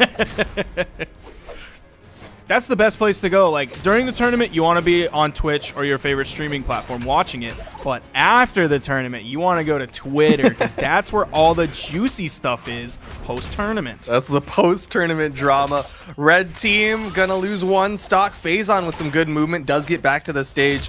Very small lead is now even smaller for the red team. These side airs from Cody, though. Sidelight nair from Kostelix. See the chase dodge up. Down there, not going to quite reach. Phazon putting the hurt on him now. It seems like Phazon's dialed in a little bit more on how to deal with this lance from Kostelix. Nice save. Dude, Phazon almost picked that up. Yeah. That was such a difficult recovery to time. And he almost had it. Put a little bit of team damage on Cody, but you see that the thought was there. He knew exactly what Wrench was doing and where he was going to send him. Oh, nice pickup from Phazon again, following up off that axe neutral there. Phazon is just ready to follow up off of Cody Travis, or I guess the blue team as well, to your earlier point.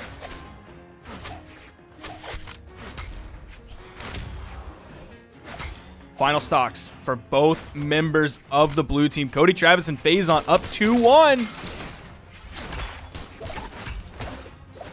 Winner moves on into the grand finals of this set. Loser's going to have to go down and fight the winner of Simba Sandy versus Remy Isidru. Nice save from Phazon. Stayed on the corner just in case. Wrenched is able to pick up the downlight into the recovery.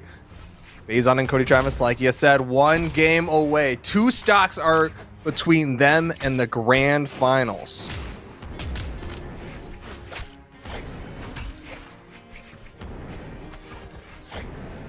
Oslux's dodge is down. Phazon hits the side air. He did reset his jumps. Really far. Charging that up again.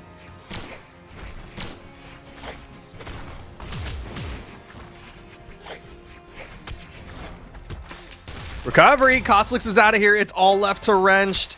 And Phazon. Oh, the taunt comes out too. Phazon. You love to see it. Trying to get that mental damage. AoE, baby. Team combos.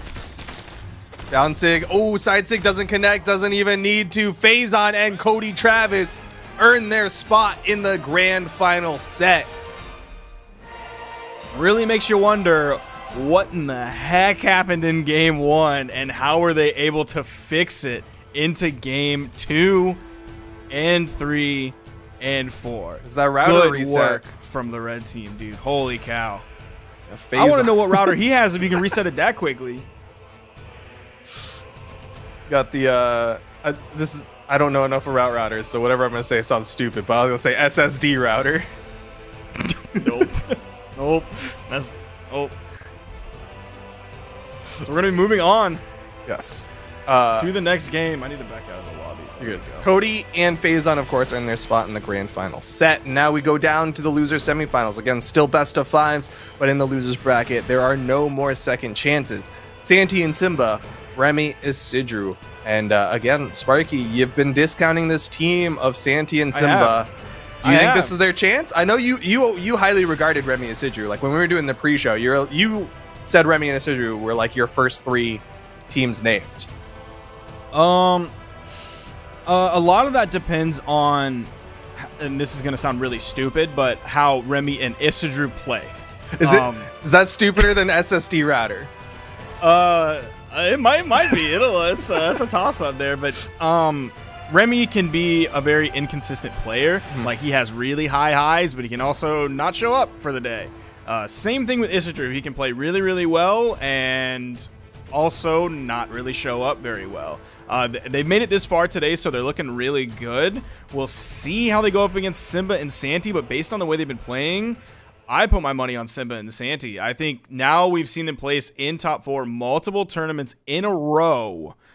I think they're a consistent top 4 team now. I'm definitely eating my words. We'll see here going forward if they are a consistent top 3 team. Yeah, I definitely think Simba and Santi have been more consistently on point. Oh my goodness, team combo. Getting that damage already started onto this red team, and Remy's gonna fall. Isidru's not even holding a button. Is that a 10-second count? Remy's running off. That's 10 second. That's 10 second. So we're gonna, I believe, reset this game. Is that a Isidru bot? It's looking, yeah, that's definitely Isidru bot. Unfortunate, Isidru bot can't run off the stage for them, so they have Are we really gonna have to wait for them to do this? They have to kill Isidru bot because they can't make it run off the screen. They just run off the screen. Well, that's getting rid of 6 stocks versus 1.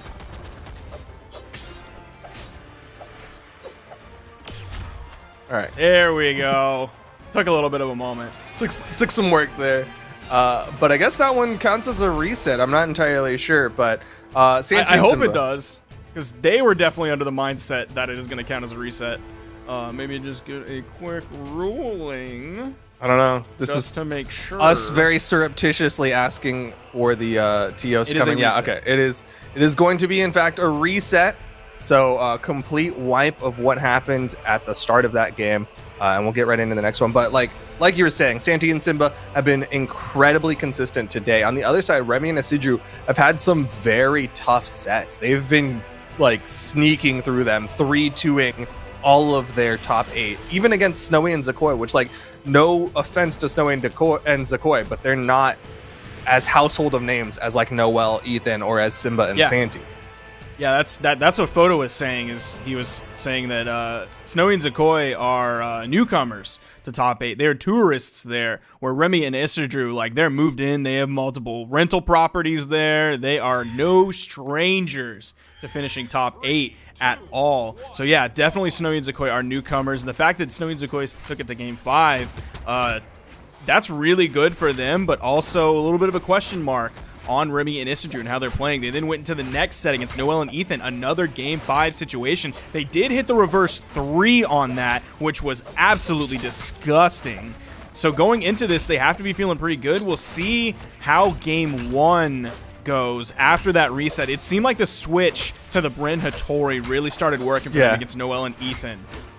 Yeah, Isidru's Bryn Axe it's on point right now. He is getting so many amazing hits onto this blue team, launching them every other direction. You can see blue team getting close to that kill percent, and neutral signature is already starting to come out from Isidru.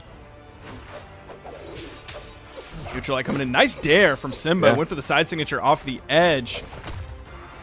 Putting some damage here. Oh, even the side heavy picks up. Oh, nice punish Simba from Remy, but Simba with the turnaround. Grabbing that first stock there, about a minute in. Recovery from Santi. Man, Santi and Simba have been really rock solid today. Almost gets the follow-up there for the knockout on Isidru. He's doing his best to stay alive here. Oh, he kept going. He just kept going. He had to. He was like, if I go far enough, maybe he won't commit to a ground pound. Remy finally able to finish off that first stock of Simba, but this has been the story all day for Santi and Simba. Santi extending those stocks. Red team, though, able to get it picked up. Didn't have Santi extend it for too long.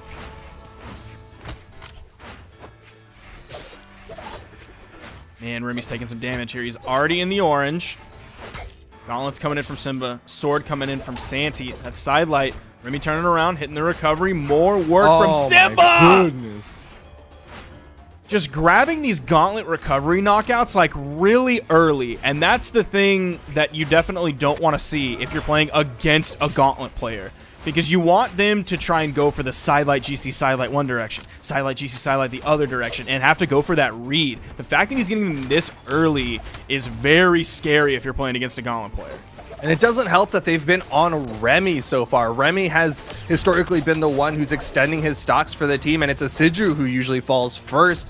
But the fact that Remy's already down to his final stock, about to get gimped by Simba. This is dangerous. The save from Isidru, Remy has to back off. And that save from Isidru was really important because I gave Remy a little bit of a boost to get up and away. Then his dodge came off of cooldown, so he was able to use that to get through the blue team's moves to keep him alive.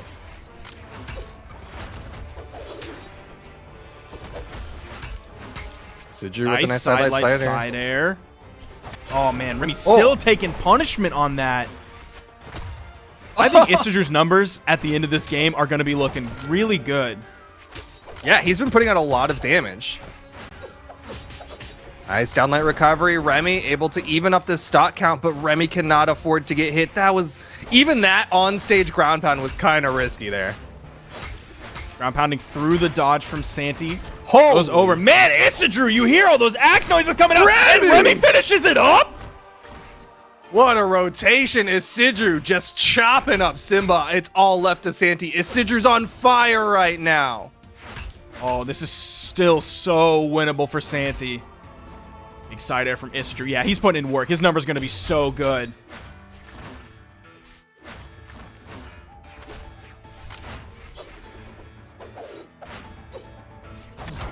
Oh, the side sig from Santi. It's all left to Isidru. He drops the recovery. Isidru now disarmed. He's got the spear. There's the nair. You see him floating. Maybe he wants to find the recovery. You've seen multiple side airs coming out. One more of those. And that's probably going to be curtains. The way Isidru's fought back in this final stock is going to mean nothing as Santi and Simba take it. Yeah, look at those numbers, baby. 739 damage. 661 taken. That's 220 per stock.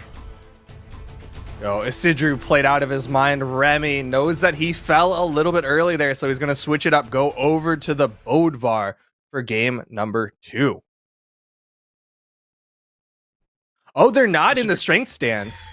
Both Santi and Simba are in the defense stance, taking out of dexterity, but that gives them only 4 in the strength department. That makes it even more fantastic that they're finding those gauntlet recovery knockouts that early under Remy last game. Yeah.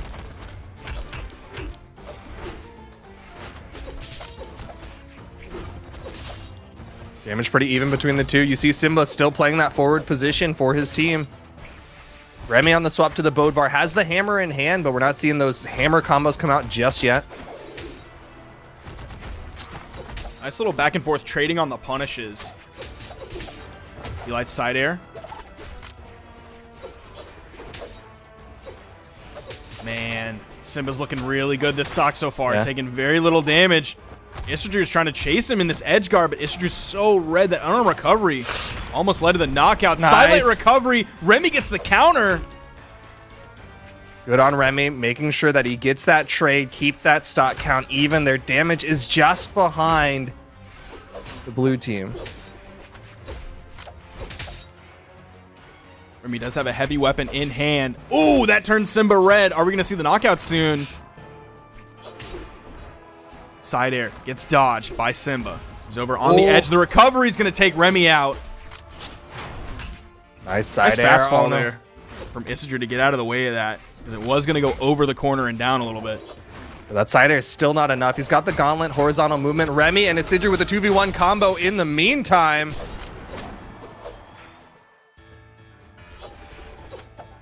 Santi retreating over to the wall. Doesn't want to fall into a combo between Remy and Isidru. Giving plenty of time for his teammate to respond. Here, grabs a weapon. Ooh, neutralite. That's going to put Isidru in the red. Now the red team is really starting to fall behind. Oh, and that side sig. See Remy make this rotate, wants to keep this damage going. Isidru with the risky down sig. Simba's going to punish him for that one. Uh-oh. He gets back onto the main stage.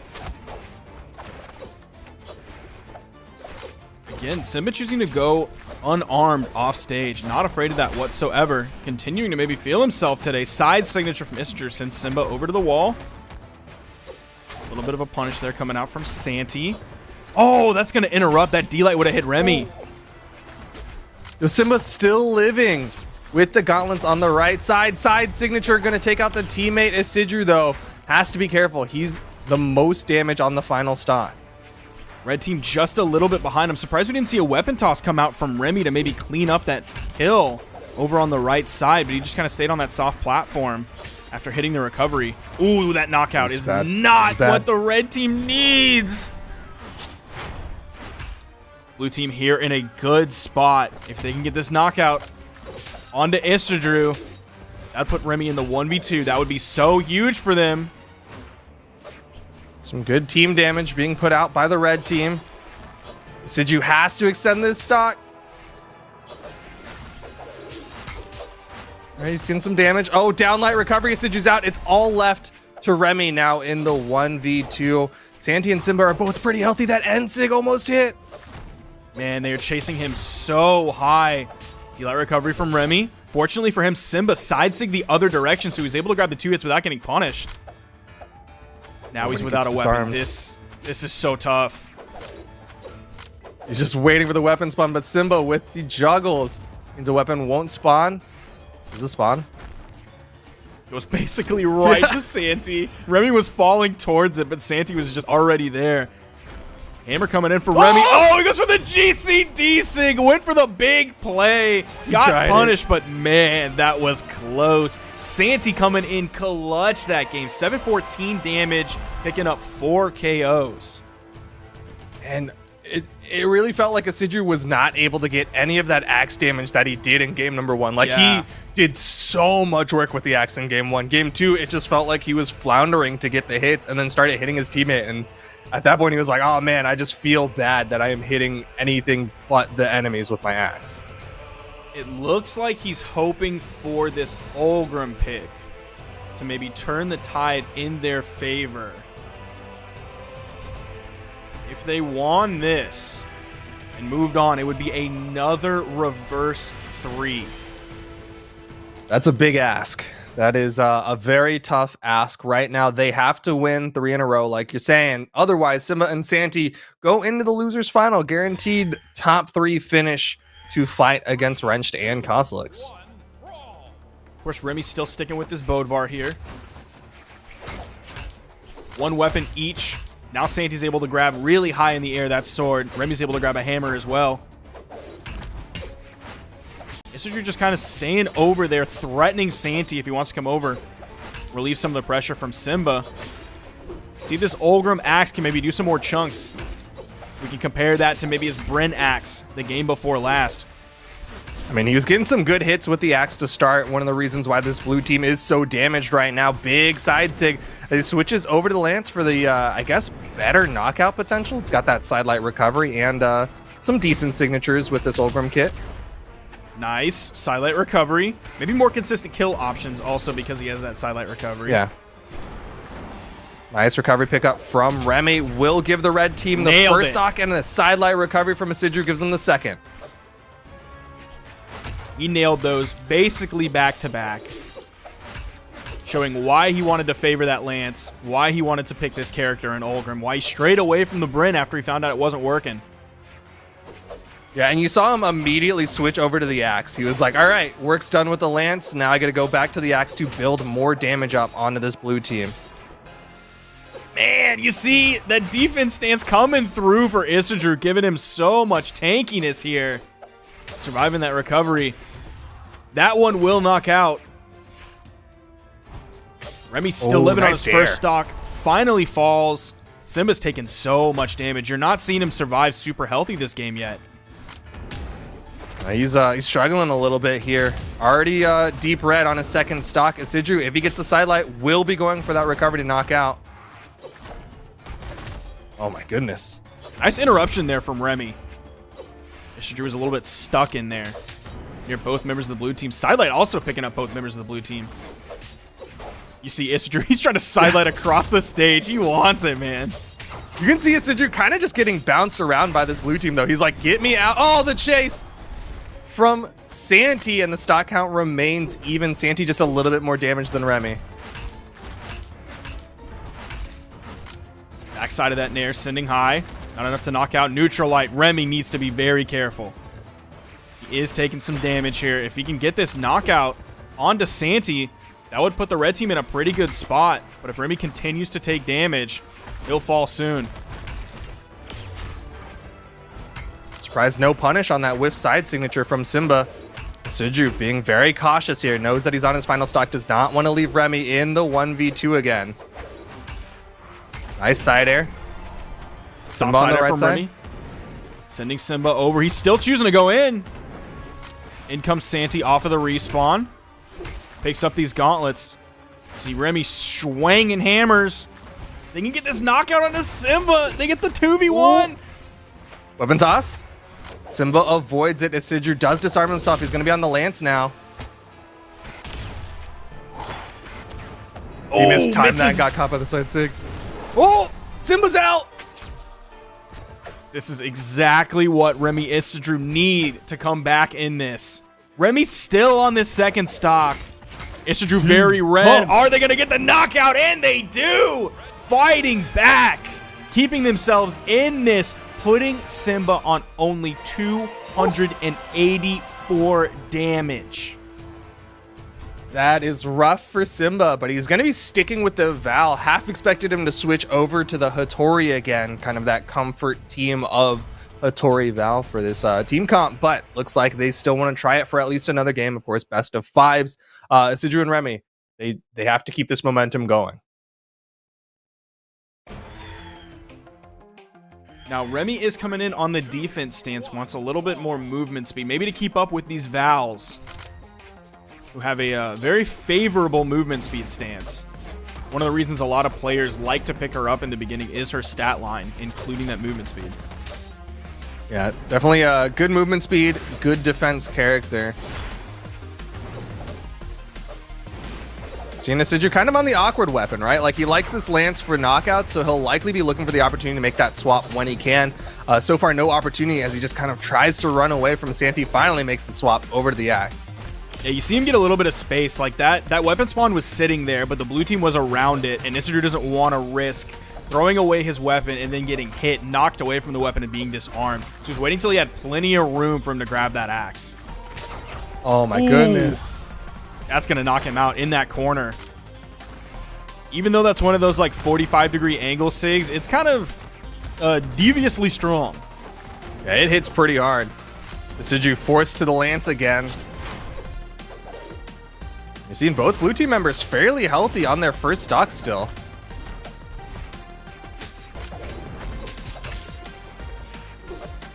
Yeah, this is looking like a start more akin to game 1 and game 2 rather than last game. They have a solid lead. Isidru's starting to take damage. He's in the orange, finds a knockout.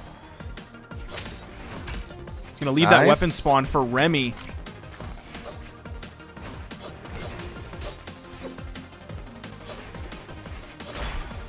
The clash out. Remy with the neutral light. That's not going to be the knockout tool.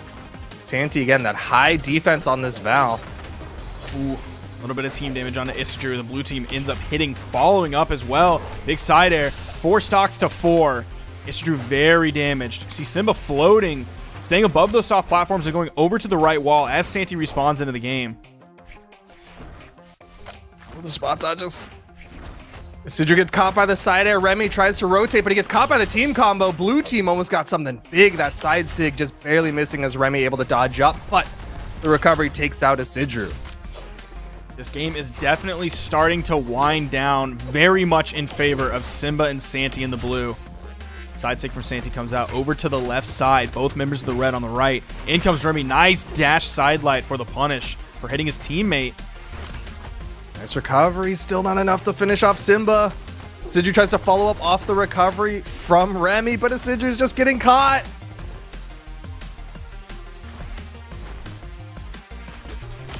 Oh no. 3 stocks to 3. If Remy can hold on, we saw him hold on last game. Saw him hold on for a really long time last game. Nice side air. Can he confirm the edge guard? Oh, nice from Isidru. Remy going for the gimp. Backs up, respects Simba a little bit, but Simba. Oh, Isidru's got to be so careful. The fact that he's landing on the main platform and not the soft platforms makes me nervous. Yo, he's one hit. He's like one more recovery and he's out. He's got to get this damage put out. He's got to give Remy the best opportunity. He knows if he gets caught, he is knocked out, but he's putting out the damage right now. Yes, he is. Oh my gosh. Oh no. Oh, that was so close. Oh no. Isidru is going to fall by extending too hard, running out of movement options. Let's see if he put in enough work. Oh, this is going to be tough, man. Neither Simba or Santi are in that deep red. Remy's done this before. He's won 1v2s. He's clutched it for the team, but it is going to be tough. This would be a huge clutch for Remy. You see him. He's sticking to those soft platforms. He does not want to be on the ground because of something exactly like this. Just like that. Simba and Santi close out the losers semifinal 3-1 over Remy and Isidru and go on to the losers final. This is big. This is so big. This is Simba and Santi moving on. Guaranteed top 3 now.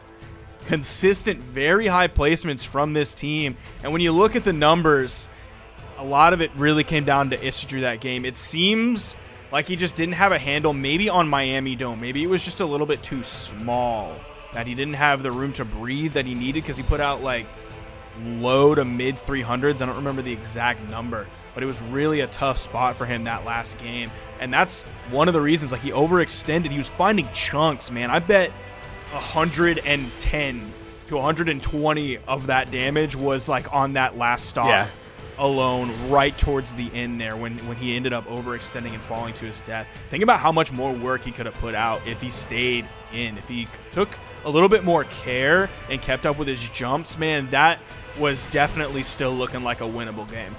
Yeah, that was definitely really close. It's unfortunate for them. If you go back and watch like the first couple stocks of that one, every single time Isidru was trying to get away from like Santi, then Simba was right there. So he would dodge away, being like, all right, I'm out of your string. And then the other one just catches him. He's like, dang it, now I'm just in a new person's string. This is definitely rough. The closeness of Miami, like you were talking about, definitely caught Isidru off guard. But we're moving on into the losers final. Santi and Simba in the hot seat. Of course, they have to win every single set from here on out if they want to win the tournament, as they go up against Kosalix and Wrenched. So going into this, they're going to have to deal with a Lance, like they had to deal with Isidru's Lance. But it's going to be a very different Lance. It's going to be a Lance that is primarily out most of the time, whereas with Isidru, it was a Lance that was out a little bit of the time. And when it was out, it isn't going to be as overwhelming and oppressive as Kosalix's Lance. Yeah, Kosalix has a very different Ulgrim to Isidru's Ulgrim. On the other side, of course, I mean, it's basically the same comp, right? It's Bodvar Ulgrim going to be going up against Santi and Simba, but it's going to be completely different play styles. Of course, Remy, a very talented sword player. I think we see a little bit more hammer play come out from Wrench. Oh, Kosalix is actually going in with this Scarlet.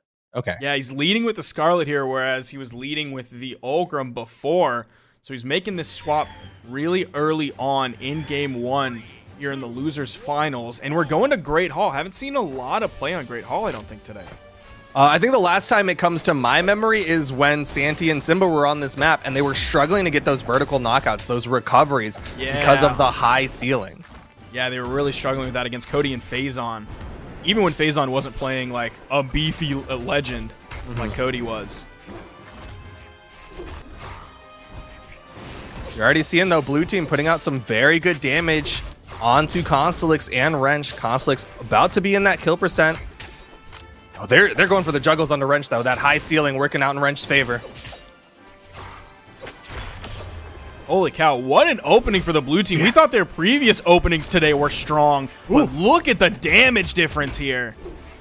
Both members of the red team in the red, both members of the blue in the yellow. Nice read from Simba. Ooh, Santi delayed that one too. Yeah. He didn't want to go for the straight. He didn't want to do the same thing that Santi just did. Oh, but a nice recovery, and both red team members going to fall before either of the blue team members make it into the red.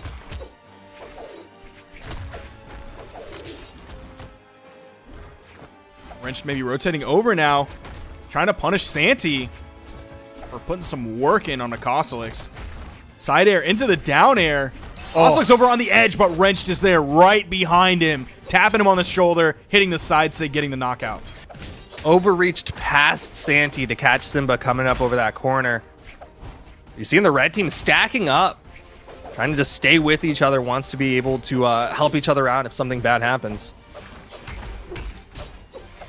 Nice, Santi gonna fall on the right side, stomp side air.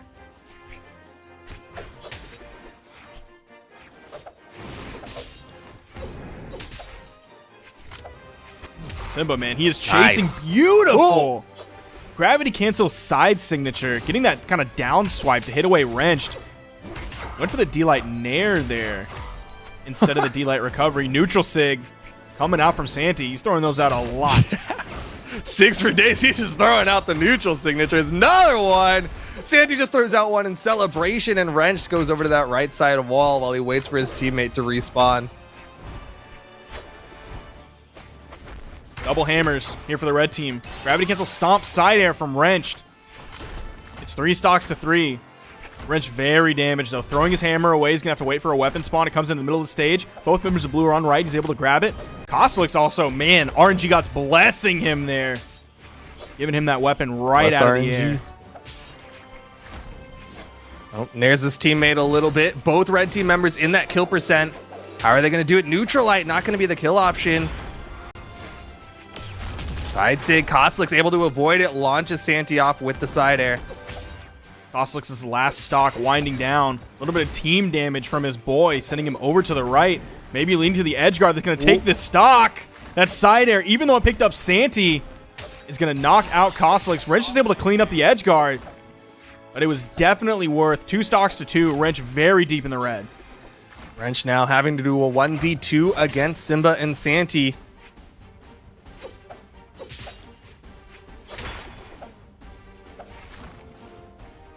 Blue team needs to finish the stock off of Wrenched. He's got 2 to his name, so they need to start working on that final stock. They're taking their time. Don't want to overcommit to get it.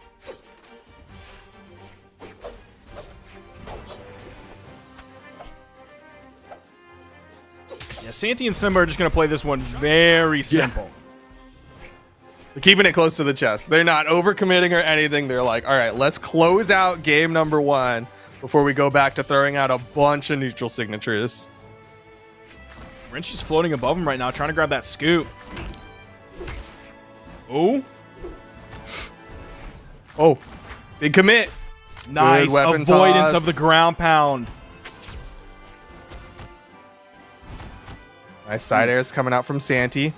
Backs up again, respecting that hammer recovery.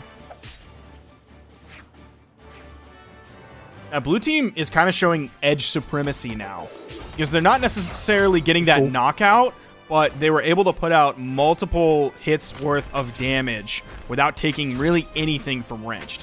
So they were showing they can win edgeguard situations, then dip back onto the stage, kind of go for that reset. They picked up that beautiful 2v1 combo in the middle of the stage. They have Wrenched and knockout.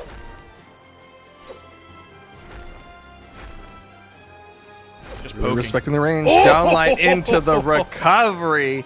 Santi and Simba take game number 1 off of Wrenched and Kosalix. Yeah, that's game 1. Definitely going the way of the blue team. You see Kosalix limited to 247 damage. Coming from a Scarlet player, that's not a lot. That's like 1 Lance D-Light. She's a strength character. Granted, he's taken out of the strength to put into the movement speed for 5, but she normally is able to put out quite a bit of damage, but the blue team with too much pressure denying him any opportunity to do so. We don't see too many double teams as much anymore nowadays as when we first started seeing them in like major 2s tournaments where it was a part of the rules where you could do it. We don't see a lot. We occasionally see, I mean, even iThrow and Lilcap, like they'll play it some of the time. It used to be kind of their go-to though. But these double Vals, they've been looking fantastic today. They've been doing this for a while, but even Santi and Simba haven't necessarily always been playing the double Val. They bring in the Hattori, some other sword characters as well. Yo, but Simba with an amazing edge guard on the right side. Kosalix did a really good job side airing Simba away so we could get back up safely. But man, Simba had that pressure on him. Nice neutral sig follow-up coming out from Wrench. The neutral sig from Kosalix. And the red team gonna take the early stock lead. Simba's gonna force Kosalix to retreat on the edge, even though he had the weapon advantage. Neutral sig coming up. Then nice punishment on that. Even after he whiffed, out comes the D-Light so quickly, hitting that basically stacked option. Oh, that weapon toss saved him! I don't know if that was intentional. I feel like that was Kosalix just trying to get back down to ground safely, but man, that saved Wrench's life. Recovery coming out from Santi. Another recovery from Santi. That's the second time he's done that too, where he goes for the sidelight fast fall to wait out whatever option they throw out and then hit a second recovery. Big D-Sig coming out from Wrenched. The blue team immediately puts so much pressure on him after hitting that, not letting him confirm any edge guard. Does find the knockout. You see Santi immediately dips over onto the wall. Is not going to give the red team any opportunity to get a team combo onto him.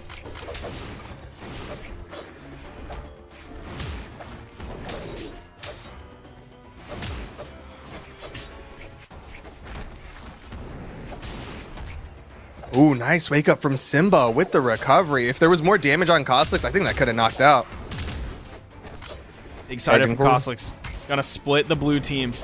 Nair from Wrenched also splitting the blue team. Somehow Simba, did he just find a neutral heavy all the way in the middle of that unarmed? Yeah, he just landed right next to him. You saw Wrench throw out the stomp to stop the momentum of Kosalix, but either way, Wrench and Kosalix able to get the double KO and take the lead back again from the blue team.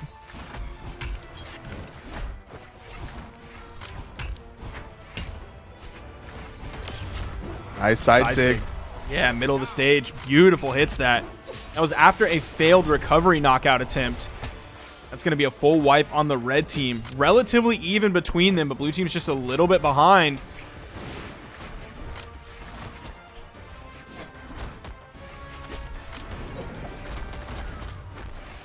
Target swap attempted from Simba, but Koslik's able to avoid that turnaround down light.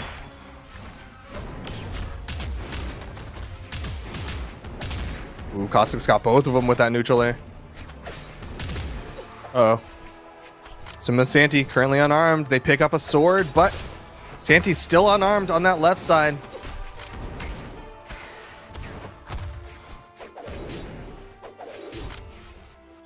Back-to-back neutralize from Simba. Neither one gets punished. Hit both members of the red team. That is going to be Santi falling. Simba in the 1v2. Weapon toss. Man, he's still going in. Weapon toss just kind of break up the pacing of everything. Trying to swap back and forth between members of the red team. Yo! Did he get hit? Oh, that was almost perfect with the spot dodge. Simba doing such a good job target swapping. Oh, risky. Still gets away with it. Are there no recovery frames on that, or is Simba just a god? Either way, Koslik finds the hit for the knockout and closes out game number 2. Holy cow, though. How is Simba avoiding so many of those things? That was like he was threading a needle while driving in an Indy car. Yeah. This precision on that, just perfect dodges to avoid the punish on those whiff neutral signatures.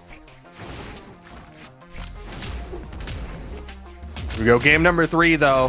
1 apiece. Winner of this goes on into the grand finals to fight against Cody Travis and Phazon. And we are back on Miami Dome. This was the map that Remy and Isidru lost their final game on against Simba and Santi. Let's see if the blue team can keep that overwhelming offense up and use that like they did against Remy and Isidru. Or it could be these big, heavy weapons from the red team just commanding so much space. See that neutral signature coming out. Did get punished.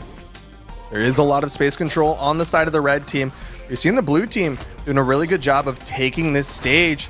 Koslik finds the recovery. He's able to get back up, but another ground pound from Simba gives the blue team the first stock. He's just going in. You see the double recoveries coming out, and you see immediate rotation over. Oh! Nice. Oh! Okay. What? That Clear the board. Oh, baby, a triple! The unofficial triple coming out from Koslik, taking out his teammate with it, and just complete wipe of the board, basically reset.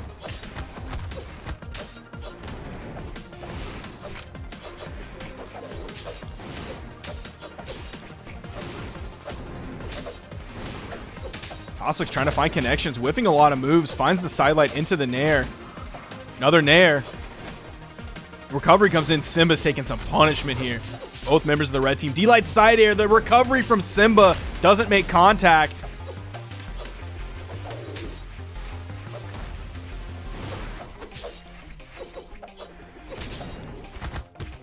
Nice neutral air coming out from Simba. See them starting to push towards Wrenched. So many people are in kill percent. Yeah. Oh, why? Oh, they're both alive.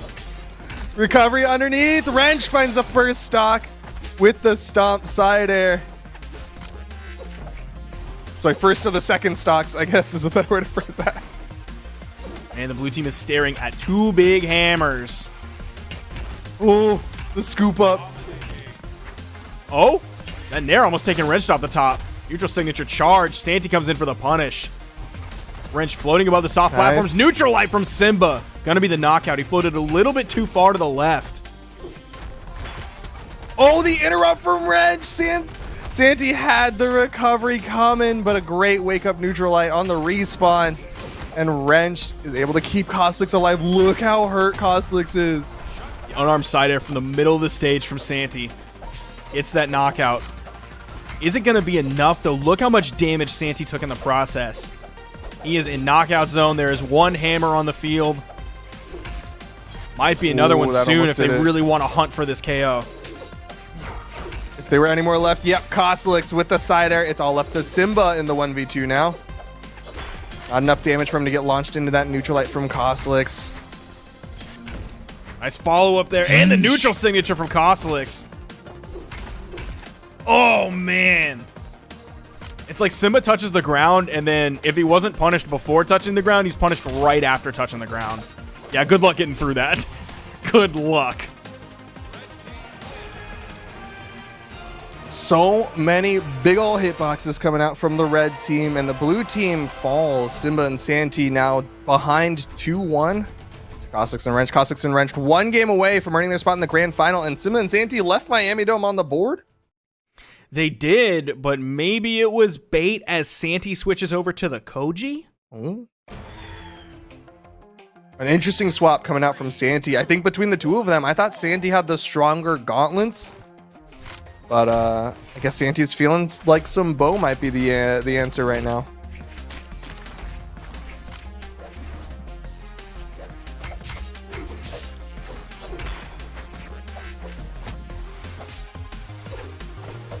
Now he will have better kill options with the bow and the sword.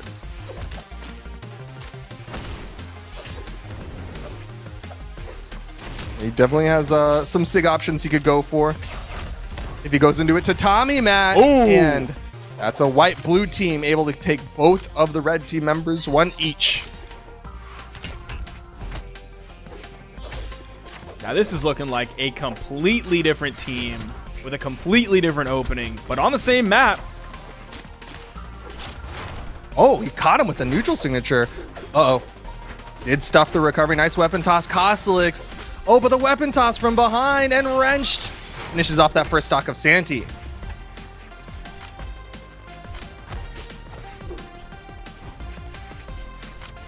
comes that lance from Koslix. You see him just dash dancing around in the middle of the stage. You don't see that as much from him in twos. You see it obviously a ton in ones. He probably does it more than any other player. But you don't see it too much from him in twos. It's definitely a lot harder to have the space to do it in twos. Wrench throwing out the D-Sig, but Simba ready for it. Able to get a nice punish, but Koslix is right there just in case. Oh, wow. That side Sig hit. And Simba can't touch.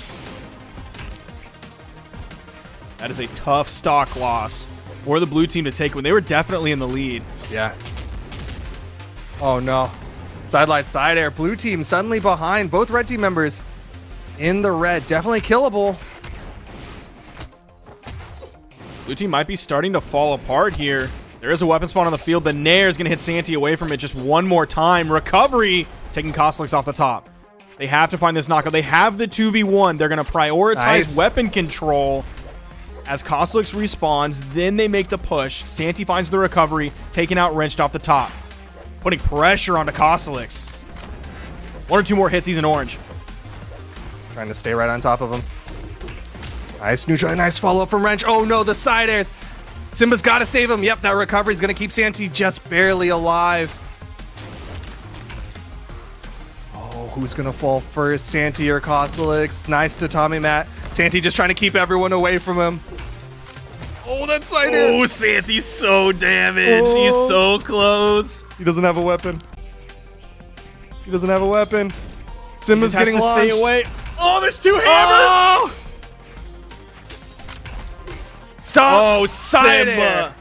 He is done. Wrenched and Koslix taking it 3-1, halting all the momentum that Santee and Simba had today, limiting their placement only to 3rd place, a bronze medal to be added to their stats that you'll see before every set they play. But shoutouts to them. They did incredibly well making it this far in the bracket. They played out of their minds, but unfortunately just fall short to this team of Wrenched and Koslix. And that means Wrenched and Koslix get that salty run back attempt against Cody Travis and Phazon in the grand final. Now we already have Cody and Phazon in this ready to go. Koslix actually switching away from the Scarlet back to the Macho Man as his lead-in legend. I guess he wanted the hammer specifically against the gauntlets of Santee and Simba. Like, that seemed like the way that plays out makes me feel like Koslix was using that specifically as a counter pick, and it definitely worked. But we still do have a set of gauntlets coming in from Phazon, but maybe he's just not as worried about that. I mean, Phazon was pretty spear-centric, right? Like, if you go back to that winner's final, a lot of spear side signatures were kind of like the things that we were like, oh man, Phazon is hitting these signatures. He definitely has amazing gauntlets, but maybe Coslex is more focused on that spear, or just wants that consistency of the Macho Man, because I think that's what he's been playing more frequently. But definitely as the set went on, we saw Phazon's gauntlets really start to wake up. Yeah. Like there was, it was one of the early games that I believe we were on Shipwreck, and Phazon had gauntlets and Coslex had the lance, and he was absolutely manhandling Phazon. Like Phazon had nothing to deal with the pressure from Coslex, and then that kind of started to wane a little bit as the set went on, games went on, and he had a little bit more time. Then he really started to find connections with the gauntlets as well, and it wasn't even just the side signature on Spear that was taking people out. He was finding gauntlet knockouts on the edge, he was finding gauntlet signatures, and a lot of gauntlet recoveries for the knockout as well. Well, fortunately, right now, he doesn't have to worry about those gauntlets. Actually, well, he needs to get that pickup, which will be gauntlets. Yep, finally gets that pickup. Phazon's got to be careful. He is the most damaged on the screen right now as Wrench picks up the downlight recovery. Another downlight recovery, and Phazon's going to fall. Now, of course, just a quick reminder, because I think it's funny, Wrench saying that Wu Shang is a crutch legend publicly on Twitter earlier. I love that it's literally just because you think it's funny. It's not like, hey, here's some pertinent information. I mean, it something adds to the mull narrative, over, right? It adds to the narrative. Yeah, you're right. It's he like, did, in fact, tweet out earlier today that he thinks Wu Shang is a crush. It's like when BOOMIE would play against Scythe Legends, and you had to mention that he tweeted that Scythe plays the game for you, or when he played against Axe Legends, and I don't remember what he. Oh yeah, it was like if you consider yourself a top player and you lose to Axe, you're not a top player. Like you have to include that. Yeah. Nope. Left side, nice nares coming out from Phazon, chasing with the side air. Coslex still has yet to touch anytime soon. Nice side air saved by Wrenched. And Coslex almost chase touches up. He's gonna get back up, bro. What? This is pure chaos. Coslex is gonna fall. It's 4 stocks to 4. Now 4 stocks to 3. Coslex losing his second stock very early compared to everyone else in this game. And that's what you were talking about, right? Phazon with the gauntlets has really woken up, figured out how to play against Lance, or specifically Coslex's Lance, off stage. He seemed disengaged from the edge guard really now that Coslex has an axe in his hands. He put out a little bit of pressure, then he dipped, then he threw out neutral signature over the edge. Somehow, CODY was able to, I guess, spot dodge through that neutral signature. I guess he was just low enough. It ended up hitting Wrenched.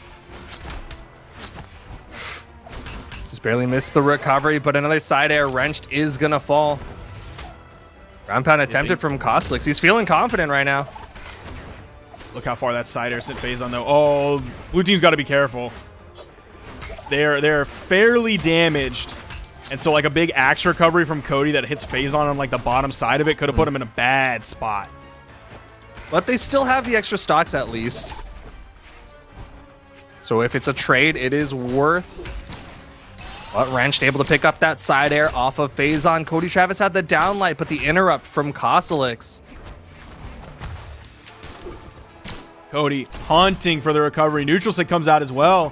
Coslex stuck over on the wall. A little bit of team damage from Phazon. Gonna interrupt CODY. Oh, he's going for it. He wants these stocks. Coslex going deep. The weapon toss from Phazon, and it's all left to Wrenched in the deep red against the 2 stocks of CODY Travis and Phazon. I love how right before that, you saw CODY fade to the right with a recovery, and Wrench was right there with a hammer, ready to side sig. You saw CODY press left and fade back just a little bit to overspace the side air that came from Wrench. Really great control on that, especially when like there were so many crazy things happening below him. He was able to keep track of that, and also he didn't tunnel vision. He saw Wrench coming in. Yeah, that is a mark of a very strong 2v2 player, is being able to have that awareness of everything that's happening, not just focusing on, okay, my teammate is having that battle over there, but also awareness that somebody is right in front of my face to try to hit me. Now we are seeing that swap over. Kosalix going to the Scarlet, moving away from the Olgrim in game 2. Maybe giving respect to the gauntlet plays of Phazon. Lots of team damage being put out, but so far just slightly more damage put out onto the red team. Eli Sider sending Wrenched over to the edge. Answers with a ground pound and a dare. In comes Phazon. You see him right there. Yeah. It's right on top of Wrench, but a fantastic dodge from Wrench. The dare. Phazon with a that hit the neutral. What an option. What an option from Phazon. And that's going to lead to a knockout. Yeah, Cody Travis able to get the pickup side air to guarantee the knockout. Man, that Ensig, though, great job getting to the wall touch from it.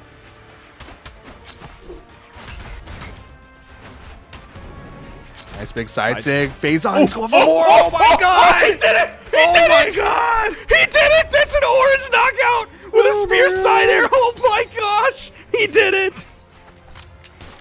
Bro, I don't know. I feel like that crutch is gonna get upgraded to a wheelchair real soon, man. Oh man. Waiting off for that side sig, getting the double D-light into the side air. Spear players everywhere rejoicing. That's a spear player's dream right there. But there's still stocks left on the red team. They can't celebrate just yet. 4 stocks to 3 stocks. Wrench with a deep commit might have been worth. No, Phazon. Nope. What? How much movement does Cody have? Bro. He has enough. He didn't get caught like panic jumping or doing anything in the middle of that. Like he just got hit and then he got hit. So he didn't dodge up or throw out a jump or recovery or anything. That might lead to the knockout unless he's able to find a chase dodge on hit. He's not. What? Why didn't that hit? The ground pound? Yeah. I think he was just behind.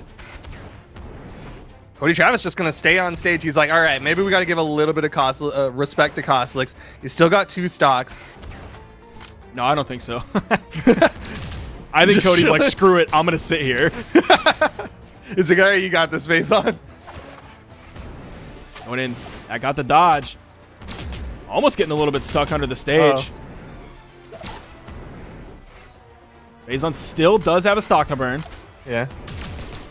You can kind of afford this, but oh my goodness, wait. Kosalix. All right, maybe stay on stage. Maybe stay on stage. Cody's going to sit there. Cody, what are you doing? All right, get the... That's an easy. Yep. Right. That neutral light gave Phazon plenty of time, just kind of holding Kosalix there so Phazon can set up for the recovery. One of the best things about Blasters and 2s is how many active frames it locks opponents into. All right, we're just going to watch this platform deliver Kosalix to the blue team. And then he goes back to the wall. Buckle up, boys and girls. Ooh. We might be in for a long one here. It's grand final, man. You got to play for that dub. You saw what happened in game 1 of Winners Final. Kosalix takes the stock if you give them an inch. Depending on how Cody Travis and Phazon play this out, this could be a long boy. This could be an Australia waiting room all of a sudden. Yeah, they gotta let the lower bracket of Australia catch up. Oh, Cody's going to be juggling. Not a huge advantage to juggling right now because Kosalix has a weapon already. And I think even if a spawn came on the stage, I don't really see Kosalix going for it. Yeah. That would give him the lance that he most likely wants here.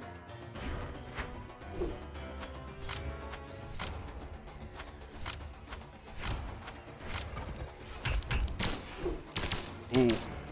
Cody whiffs the punish. Kosalix doing a really good job of dipping in, getting a hit, and not really getting punished for it. That's such slow progress, though. Like, it's still progress, but man, that is just going to be brutal progress for Kosalix. And this is only game 2.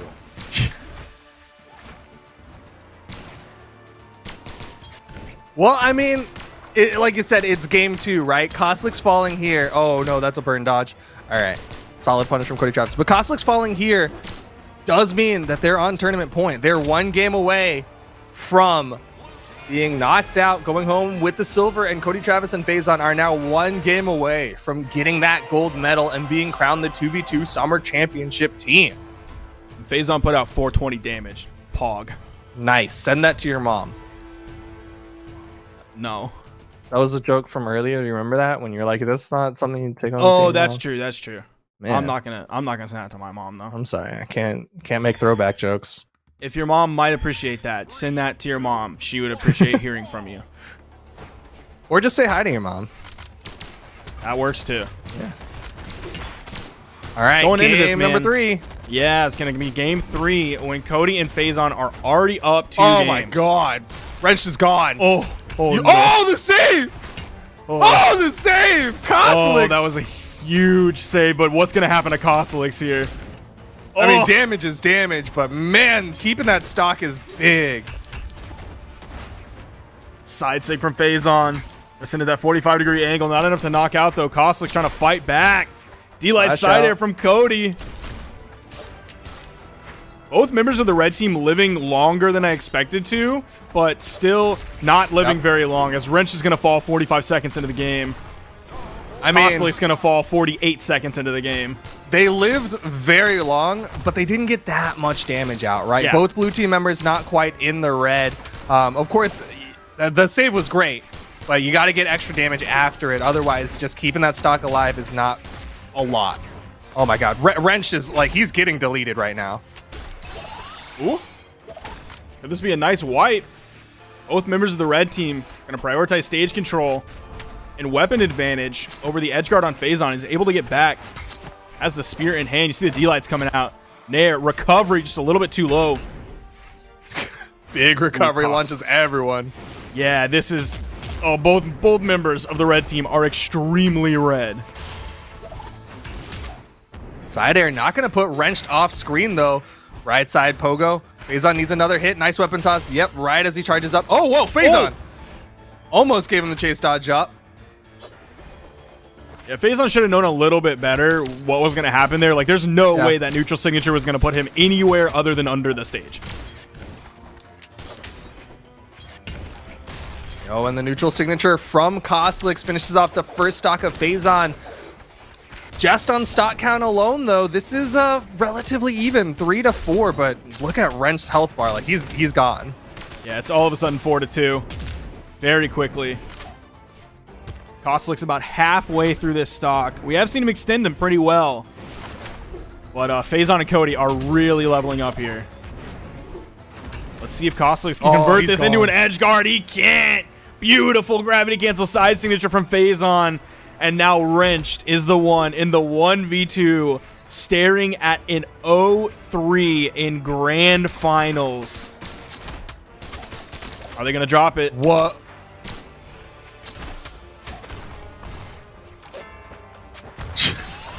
Coming out. Wrench finds the ground pound. Watch out for the spear. Lobbing it. Oh, there it is. Finds it. Phazon and Cody Travis are your 2v2 North American Summer Champions, coming off of a 3-1 in Winners Finals into the 3-0 in Grand Finals, shutting down Wrenched and Koslix. Complete destruction from Cody Travis and Phazon to be crowned the champions in 2v2s. That means Cody Travis won in 1v1s and 2v2s. That's a really good summer championship for Cody Travis. Yeah, he is the unified summer champion. Man, Phazon and Cody looking like maybe the boys to beat here in North America, saying maybe you should take that tweet back, Wrenched, that not only called Wusheng a crutch legend, but also that you were going to win a 2v2 tournament. They didn't necessarily say this one, but they said they were going to win a major, if not several majors. That's not going to happen this time. They're going to have to hope for the next tournament, next one being Low Tier City. There you see your top 8 in front of you and their legend picks. Man, I love this graphic. It's so cool. You can see everybody there. Of course, the taunts coming out for Cody and Phazon as they are victorious. They definitely powered up this week. Great work from them. Yeah, huge congratulations to Cody Travis and Phazon. Of course, Wrenched and Koslix, a fantastic finish in second place, and then Simba and Santi with that third place finish. But that's not all for our 2v2s, of course. We have Australia and Southeast Asia coming in just a little bit. So we're going to take a short little break. And when we come back, we'll be bringing you that Australian portion of this summer championship. Wait, hold on real quick. What? What I miss? I'm making sure. I don't think. Yeah. Cody and Faison are free agents. Ladies and gentlemen, they just won a major tournament. Faison recently dropping from Noble. Pick these boys up. We have a very heavily online season. Now is the time to grab players. In just 3 weeks, we have our mid-season championship, one of the biggest tournaments of the entire year. Pick some boys up. Yep, Low Tier City just around the corner. Of course, great momentum coming out from the winners of all of these seasonals, of all of this. But again, we are not done yet. North American has finished. The North American portion is finished. But of course, we have Australia and Southeast Asia when we come back from the short little break.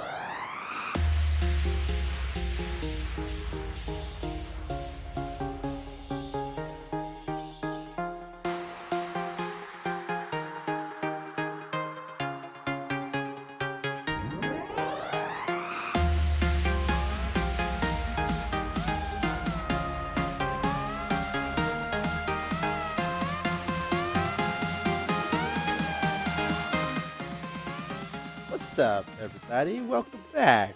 If you're still here, you're one of the real ones, the real true Brawlhalla esports fans. You just finished watching the North America Championship. Congratulations, Cody Travis. Already? He's already the king? So it seems, yes.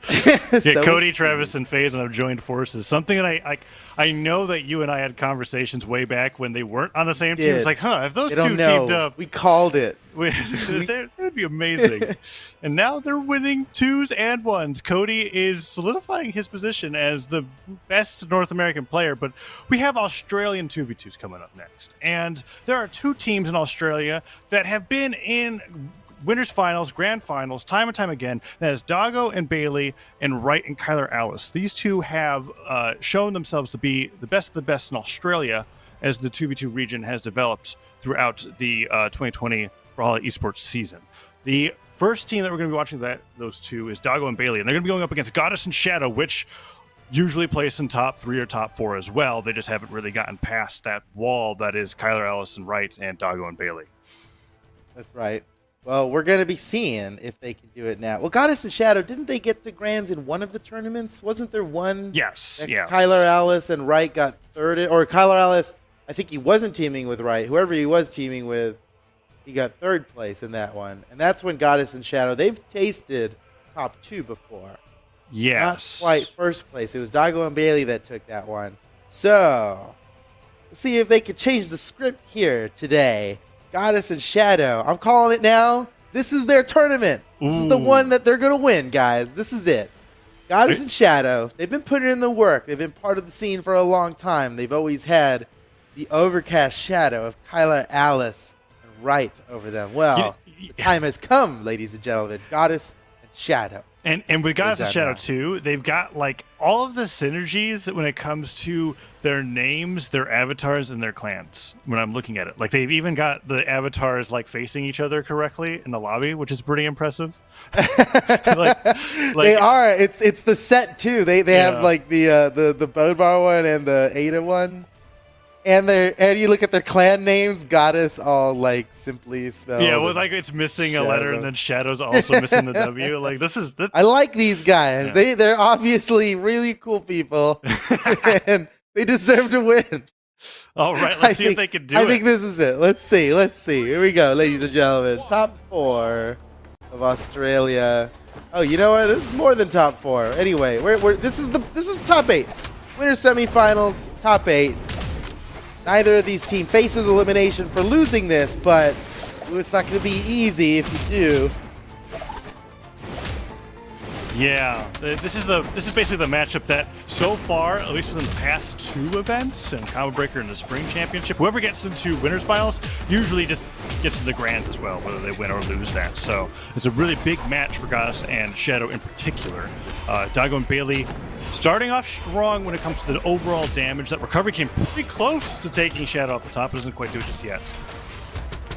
Failed out. Double lance versus double spear. That's what's happening here today. Yeah, a lot of fans of lance and spear really recently. I know Phazon with the Wushang, and then obviously Koslix with the lance and NA, but now we hear. Oh yeah, and Ethan's lance today. True. Was super nice. Yeah, man. And it's funny because after the last patch, people were like, "Spear is dead," you know, because the true combo, or the double downlight was removed. Although it kind of is just still there. You just have to jump for it on the second one. Yeah, interesting. We went from Spear is dead to Spear is the next best thing.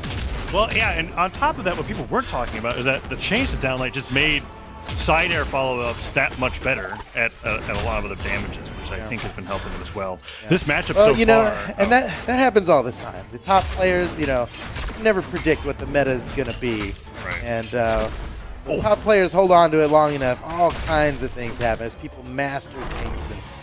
And, anyway, things looking pretty good for Goddess and Shadow, yeah. Goddess and Shadow, yeah. He just took out that, whoa, Goddess went really deep with his lance there. Almost got him with that down air. Nairs aren't returning, but Looks like Doggo was trying to fight off stage, makes it back, but Shadow and Goddess are just continuing to get a bigger lead. Finally, Shadow goes down. Oh, he needs a weapon. Bailey just starved him. He's looking for a weapon. Doesn't need a weapon. Okay, Okay, he's got the spear. He's So damaged though. Yeah, that orb down there. He's so that's it. That's the home run swing. Oh, the team combo. Oh no, dropped immediately. Doggo and Bailey, come on. Yeah, that sideline Team combos in my life. It was a good starter to it. They're going for the double neutral light, but yeah, not getting you the see follow-up. they're looking for it, you know. Yeah. Being aware of those things is half the battle. Like just knowing when it's appropriate, executing. Level 2. All right, Doggo and Bailey, they're in trouble. I mean, they stand a chance to win this. They've been behind the whole game, but now it's looking like, oh no, there goes Doggo. It's all up to Bailey. This is totally doable. It is, and like I was just about to mention, Dusk has some very sneaky signatures just because people aren't used to playing Dusk that much, and they're pretty powerful as well. He went for that side sig, he didn't hit, avoids the neutral sig. Thank goodness for the platform. Oh man, he's just dodging every single killing blow. Oh, several sidelines. He's crazy. Wow. Bailey is a madman. Yeah, those down airs are like that was ridiculous. He's like trying to stab down in between them. He went for it. You gotta respect. He just went for it. All right, game 1. The best of 5 goes over to your personal picks. Goddess and Shadow, they're up 1-0. This is it. It's Goddess and Shadow's tournament, man. Yeah, they've got. Feel it. Feel it in my bones. It's mostly because of their clan names. Yeah, the clan names, the avatars, and honestly, the pretty sick crossover skins that they've got locked in. Right? The foam finger, that's just awesome. If Bailey was playing Nimue instead of Dusk, who knows what'll happen? I wonder, like, all about the crossovers, guys. That foam finger has got to have like the sharpest piece of metal underneath it, because I can't believe like that it hurts that much to get hit by it. I'm like, it does. It hurts. Yeah, don't worry about it. So look, Bailey's on Hattori, Doggo's on Petra, but they could be playing John Cena and Garnet. So if they don't lose, how can they? You know, what else are they going to blame? Exactly. Could have had the crossovers. It's even on like the most I'd say like the least popular Hattori skin too. Although I say that, and Remy uses it a ton. So I love that. It's my favorite Hattori skin. Aside, I guess. Well, now the Battle Pass one is kind of ridiculous. It's pretty insane. It's like I can't escape that. All right, here we go. Game 2. Ooh. Shadow and Goddess up by 1. Definitely gonna win the tournament. Definitely going to win the tournament. Okay. I hope that they win. No bias. I mean, they're up 1-0, and they're in Crystal Temple, which kind of just helps their case even more. Yes. In my opinion. Yes. Although I don't remember exactly who chose it, but obviously both teams left it open. Whoever. I mean, yeah. I mean, it must have been Shadow and Bailey picked it. I keep saying Shadow and Bailey. Doggo and Bailey left it open. Shadow and Goddess picked it. Ooh, team combo. Oh, that's a finisher. Oh man, here they go. Oh, they almost true comboed a weapon throw into that. That would have been so sick. Good play, Doggo and Bailey. I'm not even mad. Even though they're taking out my favorite team. Fully charged neutral sig too, which was just kind of like, I know exactly how much knockback to finish off that stock. There goes Bailey. Shadow taking a ton of damage. Doggo. Oh, nice save, Goddess. Nice. Yeah. Oh, well, he got him anyway, but that was a good little save there. He stopped the true combo from finishing. Oh, and the dunk! Goddess! It's a good dunk, but he was so damaged that it, like, you know, the strength of the dunk is that you could get some gimps off of it. You could KO early. He took him out at, like, super deep red. So it's like, it's cool. Cool to see a dunk, but that could have been anything. Now would be a good time to get a dunk.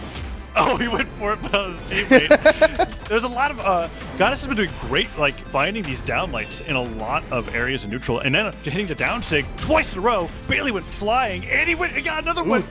He got the landing off of Doggo with the down sig. He's only been, I think the last 4 moves have been down sig from Goddess. And he's landed all of them. Yeah. Oh, that was a nice read okay. from Bailey off that side light. Did that dash forward recovery. Didn't get the KO from it. Here we go, double lance. Don't know They if he get can it hit done. down sig this time. Downers are nice. I feel like Orion down sig is insane. Oh, that's gotta hurt. Ow! That's gotta hurt. The staff He's noises. getting shaked from both sides. I've actually never casted that moment. Like 2 lance neutral lights hitting simultaneously. Oh, well, we got, it's a day of first here. You and I have never casted an Australian tournament, that's for True. sure. Yes. And we've never seen somebody get double, just pierced. He's Swiss cheese now after that. Okay, game- Shadow finally goes That down was a on his good last recovery. stock. They've got a good lead against Doggo and Bailey. Somehow in the 1v2. Oh, they got him. Bailey's out. Doggo is the last one left. Goddess and Shadow working on game 2 victory here. Oh, the down tickets again. Sends Doggo flying to the left. Shadow might put out the down. Oh, no, it's the wrong way. There we go. Oh, here he comes. Good call out. Danza's ahead of the game here. Whoa, what was that, Doggo? Crazy.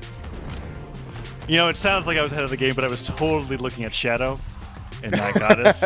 Oh, you meant to say. yeah. I was like, oh man, I got saved there for not saying chainsaw, but I'm gonna call myself But out. then, Goddess totally caught me off like, guard with that. honesty. We got honesty here. But it was a really great game 2 from Shadow and Goddess. There was a moment where Goddess was in a 1v2, and even though I'm not casting on the replay right now, but there was a 1v2 where he gravity canceled neutral sigged back onto the stage and hit both of his opponents to make it back while his teammate respawned and picked up a weapon. It was really good play.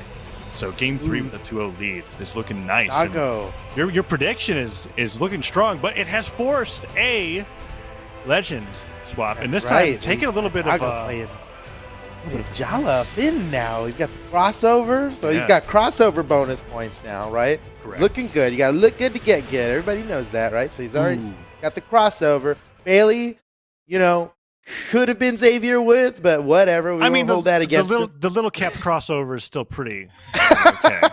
It's not. It's so funny that that skin has become so iconic for one pro player that Hey, we call it the little cat skin. And I know what you mean. I know everybody understood you. exactly. It's like I do like when that happens. It's just kind of like, this character or that skin, I know who's playing, and that's why I'm somewhat confused. But that is Bailey. Yeah. It's not Little Cap. Doggo's switch here is kind of big, right? Because Finn, aka Jala, is extremely powerful but extremely low defense. So all of these side areas he's getting hit by, it could take him out a lot earlier. It's kind of like the risk of, is he gonna get early KOs with this pick with Finn? If so, it will have been worth it. But without it, he may as well play to anybody else. And the ground pounds. Oh, Shadow and Goddess proving me right. Here we go. I mean, Bailey got destroyed by Goddess's side sig. The Orion, slide charge side sig on Lance has such incredible range. It baffles me every time that I see it work, because I'm just kind of like, how did he hit his opponent out there? He was just starting to recover, but it works out so well. Bailey finally takes down Shadow. Now they're going to be working on the Goddess, but Goddess has proven pretty strong in the 1v2 so far.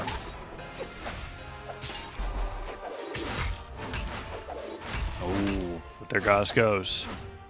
Shadow fighting with the axe. Nice sidelight sider. Went for the ground pound, but it was nicely spaced out of the way from Bailey. Got some damage of a Goddess. Nice neutral stick finisher. Try to get a second one. That's a hard read he's going for, man. Now, he's like counting on these guys. Oh my God, Goddess, chill out. Jeez. Now he's just neutral sticking as much as he can. Okay, no. Blasted everybody. Sidelight recovery is good. This is everybody but Goddess here is in a similar position. Oh man, I can't believe he landed that. Oh my goodness, Goddess just continues to succeed. Shadow as well, getting a kill off of that, and now Doggo and Bailey on potentially their last stocks of this set. Yeah, it's not working out so far for Doggo with this switch over to Finn.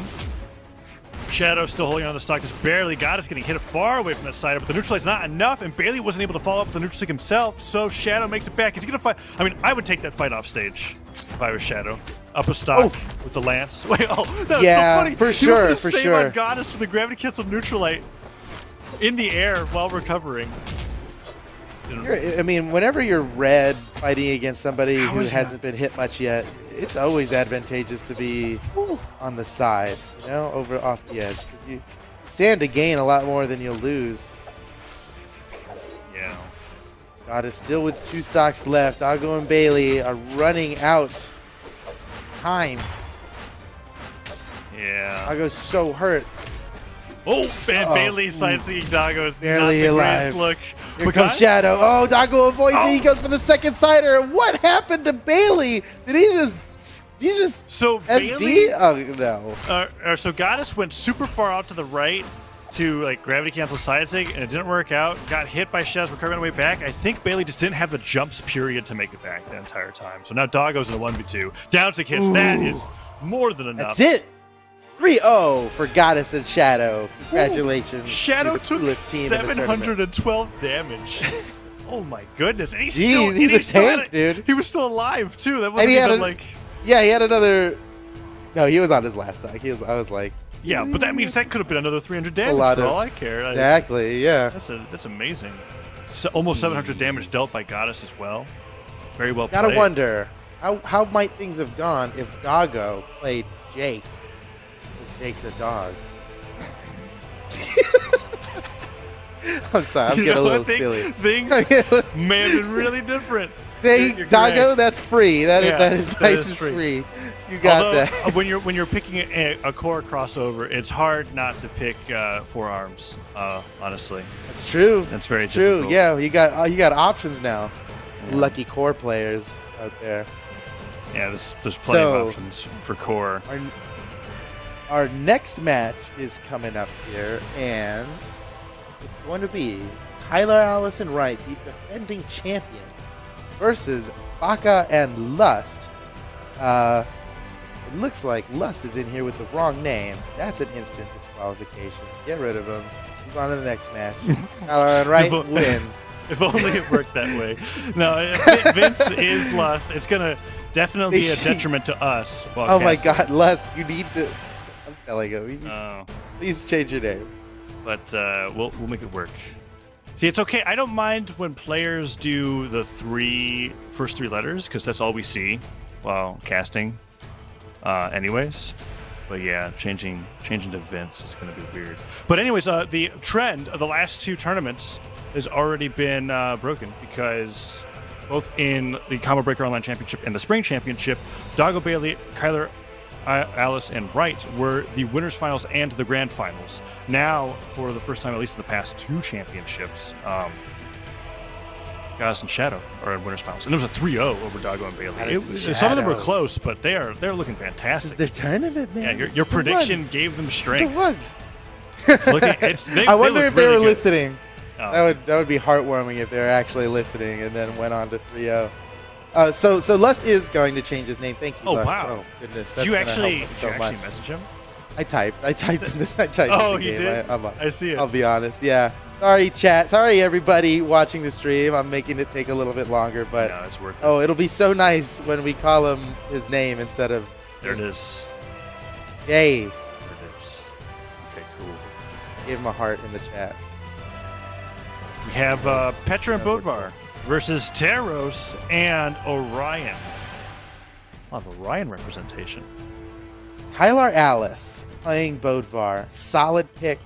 like That's the been his sword. go-to for a very long time. Right playing Petra is going to be interesting. Man, I got to say, Kyler Alice, he's really good at this game. Yes. Yes. I think a lot of people might discredit his success due to his region not having as much competition as some of the other regions. He goes to the LAN events, and he does pretty well. But a lot of people will argue that he's outclassed in a lot of situations. But I can attest that Kyler Alice destroys faces. He's so good at this game. Back at CEO Dreamland, that didn't happen this year, right? But we were out there anyway. You and I, especially. Kyler Alice was also there. stuck in Orlando, right? With nowhere to go. The tournament was canceled, but all the flights already came in. So I had a chance to spar with him on my laptop, you know, and he destroyed me, man. He's so good, so good. I mean, yeah, and I would imagine. I mean, he's been on top of this region for so long. Wow, Baka and Lust doing great right now. He's been on top of this region so long. Right, and he's even solidified that as of the last Win Championship for this, right, Summer Championship, winning that event. And he's been doing better in twos progressively. Like, it's like we're looking at the history. It's like, oh, there's a fourth, there's a third, there's a second. Oh, he won the last one. Yeah, he actually did just climb up. That's exactly, just better every time. With all the support that regions like Australia and Southeast Asia are getting in Brawlhalla Esports Year 5, we've been watching these regions level up in real time. So that competition is starting to grow, as we're seeing in this matchup, where it is 3 stocks to 5. Right and Kyler Alice are significantly behind, finally taking out Lust's first stock in this set. There was a period of time last year that Wright also was living in the U.S. for a little bit. Oh my goodness, Baka and Lust really dominated this. Where we spent the whole game talking about how amazing Kyler Alice is, but Baka and Lust are just shredding him up. Now, careful. And Wright. This is Kyler Alice, and it's a 1v2, so that means that it's still possible. He lives for this stuff. But dude, 4 stocks. He's got 1 to 4. This would be a miracle for him to bring this back. He could. Yeah, don't ever count him out. Look at him. He's playing it right too, because and I don't mean his teammate. He's playing this well. Acknowledge it.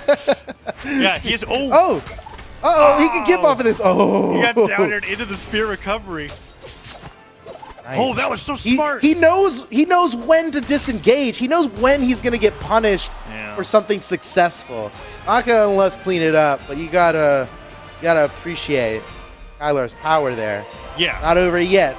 That matchup really showcased to me that there were 3 players playing around the same level, and then Wright struggling to keep up in that game in particular. Now, that's not saying Wright isn't at the same level as these players, but he's got to change something up for game number 2, because he did less than 200 damage that game, was deleted off the Great Hall in a matter of 2 minutes, and left Kyler Alice in a 1v2 where it was 1 stock to 4. Surprised we're going back to the Great Hall again, but we are, and the legends are the same.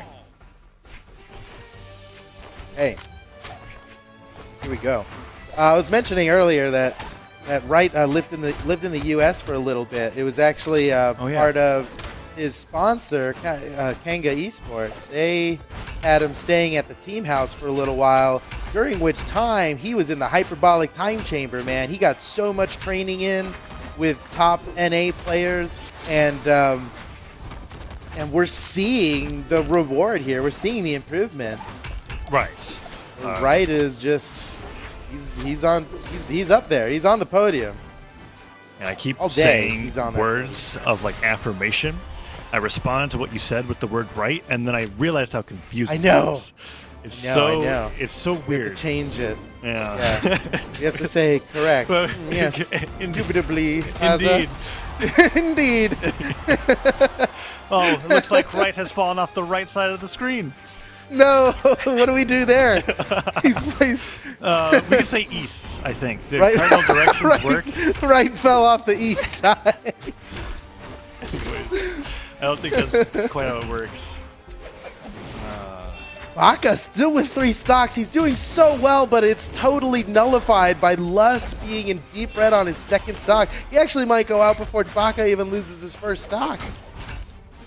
That's going to spell trouble for him later on. Doesn't seem like a big deal right now, but whoa, avoids the double weapon throw from Wright and Kyler Alice. Lust has to be so tricky getting back to the stage against this double edge guard. Oh my goodness, he made it through all of that unarmed, and is back on the stage with a tail to tell.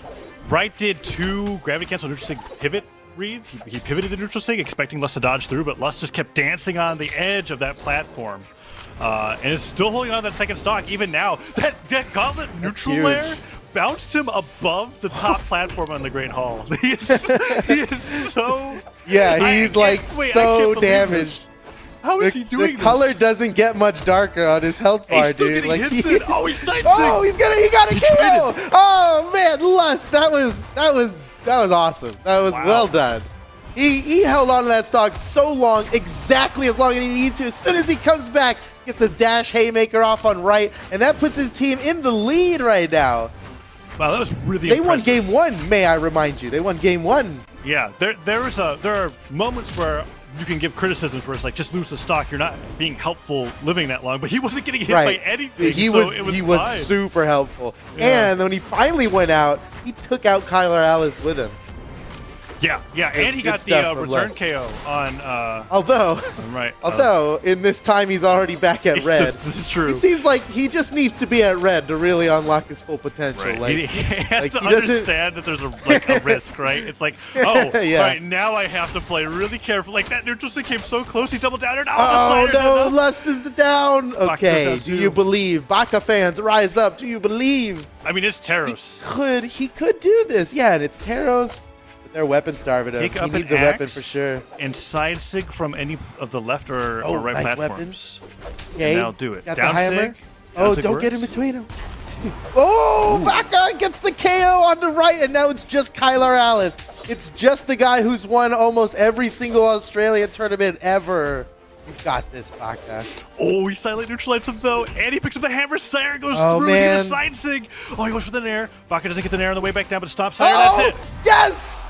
Baka and Lust have done it. 2-0 now in the set. 800. Look at their victory taunts. They're doing the rip. 812? 812 damage? Dude, Compared to Baka. Lust. Lust took 673, only did 270. But we know that Lust got the critical KOs to make that win possible for Baka. I mean, there's many different ways to win a match, but in the end, a win is a win, right? They're up 2-0, and they managed to make it work, Yeah. even despite Lust's precarious position at the beginning or throughout the entirety of game number 2. They are now, I wonder if they're going to go to Great Hall again. It's such an unusual map They to left it open. To keep going back Kyler to. Allison right. Yeah, I wouldn't have left that open if I was Oh. Kyler Alice. Of course Baka's going to go What? back to What is the this? Great Hall. And look at Nine- Lust. Lust realizes that his job is to stay alive, right? And so he Right. goes 9 defense, queen 9. Smart play, dude. He's a smart guy. He also This is- realized that he was getting KOs off side sig. So, why not, right? Even earlier now. He's like, This I don't is- yeah. need. Although I will say, I think the movement speed that he had on Orion was helping considerably. So we'll see if that changes anything. Yeah, it's hard to quantify that how much speed helps with survivability, but it certainly does. You can see him moving around like a slug right now. Just he's got 3 speed. He's so slow, and I know this life. You know, It's not quite as bad as 2 speed. I remember casting it's not quite as bad as 2 speed. But look at him. He's such a beefcake. He's living through a lot here. Oh, whoa, Lust. Oh, he's so crazy going down to fight. It doesn't matter how much defense you have if you're fighting underneath the stage. That's for sure. Certainly. But the stocks even out on both teams here. Right loses one, Lust loses one. Now Baka and oh, there goes Kyler Alice, and it's just Baka remaining. He gets disarmed off the side, trying to make it Ooh, back, and nice Right's dodge going up. way after him. That was good. Still looking for a weapon. Baka, but he's dealing some damage, gets killed by Kyler Alice. Meanwhile, Lust is literally tanking. Oh, he's in trouble. He can't make it. Oh, Baka comes in just in time to help out his buddy. Right went for the And style Lust. finisher. I rarely see Petra's downs to connect, let alone 2 times. Silent Cider, nice. Okay, not nice save from Kyler. Uh-oh. The sword recovery stopped Lust from flying to his doom. And now that I'm seeing this, I feel like Oh, the Queen no, Nine pick, friendly fire. the defense isn't actually working that well. He's taking a lot more damage, not. and he's doing a lot less. It's not helping him that he needs speed with the defense. Yeah. Although He needs like Thor or something. they have room to experiment. Obviously, they're up 2-0, but they don't want to give Right. Wright and Kyler Alice too much momentum. Yeah. The Lust clearly seems to be handicapped by the speed here. He was like, yeah, he was just getting hit less. It doesn't, better off. Whoa! That But axe but there one good neutral interrupted. sig and it's all good. He might be able to get it. Ooh. Oh, this is it. That was smart. Lust should just be looking for a neutral sig right now. Right, like, accidentally gotta hit go big. Kyler with his side sig on Petra, and he used the rarely used active input up so that the knockback was less severe, which I think was smart. Oh. Yeah. Oh. Ooh. Well, Okay, it's not Lust. looking good for He Lust is and surviving Baka a lot at the longer, moment. though. Oh, there goes Kyler. Okay. All right, Lust. One side sig. There's still a chance. Side sig Kyler yellow. Allison Wright taking a game now. 2-1. They're looking to reverse 3-0 these guys. Definitely Queen Nai, as much as I love Queen Nai. I think that was the pick. He didn't even switch his taunt correctly for the end screen. He's just saluting. He should have been rest in peace. and change it up. Let's see if he goes back. No, he uses rest in peace for victory. Oh yeah, but Baka used it for both defeat and victory. So I'm wondering maybe it was just like Good taunt. missed it. All right. Back to Game Ryan. And they banned the 4. Great Hall. Okay. Smart. Okay. So now, yeah, they're forcing him somewhere pretty small now. And Wright ended up selecting Miami Dome, one of the smallest stages in the game, but that's not even its defining feature. The real story is underneath the stage, that pillar at the bottom that extends below the bottom kill line. That means you cannot go underneath the stage. You can't like cross under and get back up on the other side. That changes edge guards big time. Yeah, although there haven't been too many edge guards in this matchup in particular. With the one time we saw Lust go off stage, he had a ground pound top of his head. You got a meteor stricken. Yeah. Ooh, Lust. Hey, Wright pretty damaged early on here. Yeah, Lust was trying to take out that stock super quick. He went for the down sig, side sig, everything they could, but Baka taking the damage as a result. And the neutral sig connects. Doesn't take him off the top, but now the edge guard, and once again, a ground pound to Lust takes him off the bottom of the stage. Baka returns with a nice KO on the right and rose a little bit too far up into the sky for that side air, but Kyler Allison and Wright have a little bit of the momentum in their favor. See if Baka can stock tank again. So that's what he did in the first game that worked so well for him. Got to take out Kyler Alice. Oh, but Kyler gets him first. Now Kyler's the only one with all 3 of his stocks, and he's not even in kill range yet. He's got wiggle room. He's gonna be able to push this lead a long way. Whoa, what was that? That's so smart. That's so good. What a badass. That was awesome. We've been seeing... he hits him with the stomp. He knows Wright is there to follow up, so he just leaves. He leaves after the combo starter, turns around, pivots, gets another combo starter on the other guy who doesn't have his teammate on him, and then follows up there. That's just good play. That's some game sense, man. Oh, yeah. Wright, what an answer off stage. Hit the gravity cancel slide kick, hit the ground pound for the KO on Lust, and now Lust is in trouble. Yeah, but Baka his last stock. The nice, he went for Silent Nair and Axe, then he landed on the platform and did a dash jump recovery. It was really slick.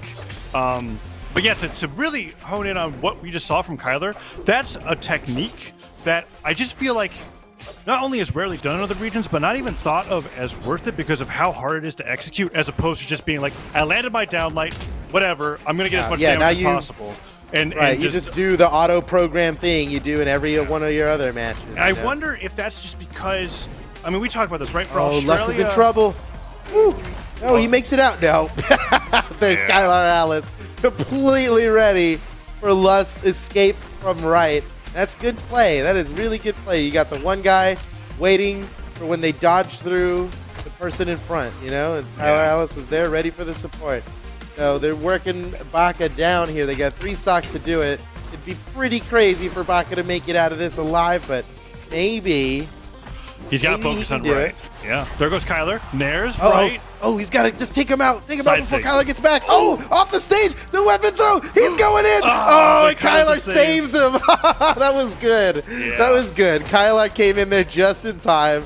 Baka was actually putting out the pressure. It seemed apparent that Baka understood exactly how big it was to pursue and finish him before Kyler Alice came back. But he gets it. Oh, and there it is. Oh, holy cow. Baka, are you serious? Okay. He can't get hit by another sword recovery. Guess I'll avoid he that. can't get hit by much of anything. There it is. Oh, he's still alive. Okay, he managed to touch. Didn't use that Kyler recovery. not willing to go down there. Uh-oh. What? Oh, mistake. He's just getting as many hits as he can. Oh, the dodge too early. What was he doing? I think he was trying to downlight into gravity cancel down like it was 2016. Oh, that's interesting. Yeah. Because why a down air? Why would you ever down air off of slide kick? That's True. like the most foolish move. It was very. He must have been trying to gravity cancel downlight, which is like, weird. come on, bro.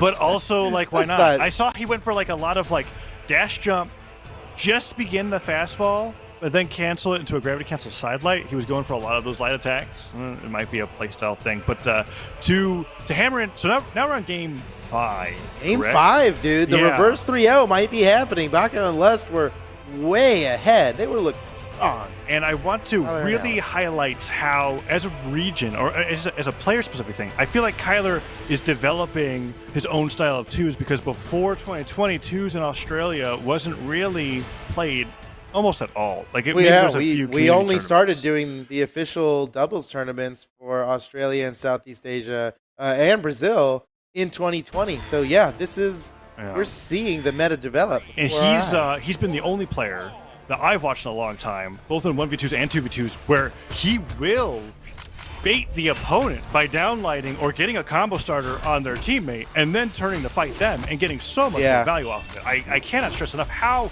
awesome that is, and I'm looking forward to seeing other players in other regions adapt that to their playstyle. Yeah, Yeah. very good point. Well said. All right, so game 5 here in winner's semifinal It's a of slugfest. top 8.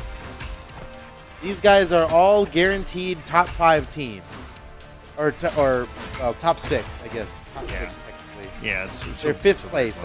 No matter what, these teams are. I mean, fifth place at I least. say that all Oh, the time. And what? Did you people are see like, that? Oh my goodness! Ooh. Baka should be dead. Okay. Lust But how are they saved holding him with a on? weapon throw. That Oh, was he's so still good. living. Everybody's so damaged. Okay. Someone's gonna go down here any Narrative, second do it. to anything. He's throwing his weapon down. Unarmed to cover side air. planting. Okay, Okay, they they finally got him. They got him. Kyler Allison Wright clear the board here, but they are so damaged. It can be equalized very quickly. Oh, he jumped into Oh, it. just come into the chainsaw. Oh, no, Here the comes the weapon throw. teardrop weapon throw. Aw. I love seeing a good teardrop weapon throw that comes into play 3 seconds later. He's trying to get the side airs on the right, but he's not going to get by Yeah, that attack. yeah. Wright is being careful not to lose this stock. He's the only one left with all 3. Seems pretty interested in extending it as long as possible. Ooh. And oh, great like it. punish by Lust. Trying to get the down thing on his teammate. Lust needs to save his teammate. Oh, he actually didn't. I was wrong, and he got punished for it. Don't listen to me. Oh, and I don't Lust know goes what's down. best. Oh, nice. Baka could follow afterwards. Dang. 2 siders in a row, double Oh, knockout man. from right. This is Really, a reverse 3-0 from Kanga Esports. Oh, and This this is is a team insane. combo on the Baka. Side air comes through. He accidentally nares Kyler Alice, but I mean, he got so much damage onto Taros. Gets him with the recovery, and that's what I was worried about when I was watching that switch over to the Queen Nai. It felt weird, and then I just watched this momentum because like Kyler Alice, he gets better and better every Oh, match. nice. Best of 5. Wow. He lives in best of 5s. That was so slick. Baka and Lust, very damaged. Okay. Not looking good for this squad. He could get right if he throws his weapon again. Oh, he side airs him. Good one. Oh, Kyler Ellis had the right idea. And a great punish from Lust, but it's too late. His teammate's dead, and now he's got a really difficult 2v1 ahead of him against 2 people with full health, and it's already over. Kyler Allison Wright take the set. A reverse 3-0. He must have just Well barely done. dodged that side sig at the end. Like watching a fully charged Lance recovery headed towards a bone bar side sig that's just being held in the A air. fully I was charged like- bone bar side Yeah, thing, I was too. like, oh no. It did not hit though. I was very surprised. Kyler with the over 700 damage that game. Amazing play coming out from him. And Wright doing an incredible job stock tanking for the majority of the beginning of that as well. Lust and Baka could not just hold on to their stocks any longer. A 3-2 for Kyler Allison Wright. And they make it into the winners finals. Looking really, really strong for this event. Although they have the tournament favorites, Goss and Shadow, to go up against. And we, honestly, that's going to be so tough for them. Yes, the tournament favorites, as we call them.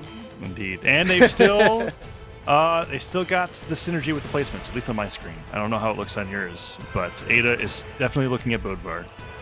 and I think that's so cool. Actually, like, Oh snap! props. Are we going right into winners final? I think so. Ooh. Yeah. Ooh. We got Gods and Shadow fun. against Wright and Kyler Alice.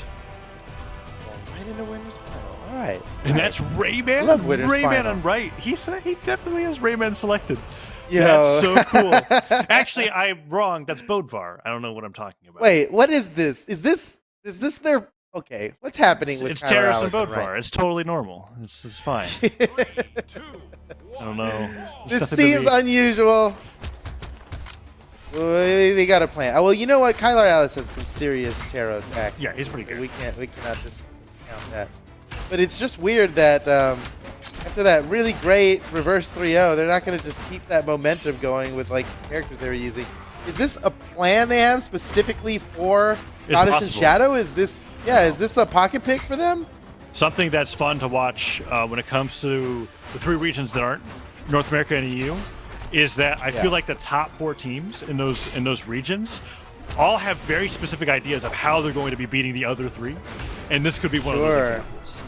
Yeah. It would make sense that the meta develops that way because there are some clear. We constantly see the same people in top 4. Ooh, that was so quick.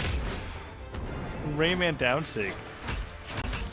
Nice alley oop! Ooh, perfect play from Wright and Kyler Alice. You know, Rayman, I feel like I say this every couple months.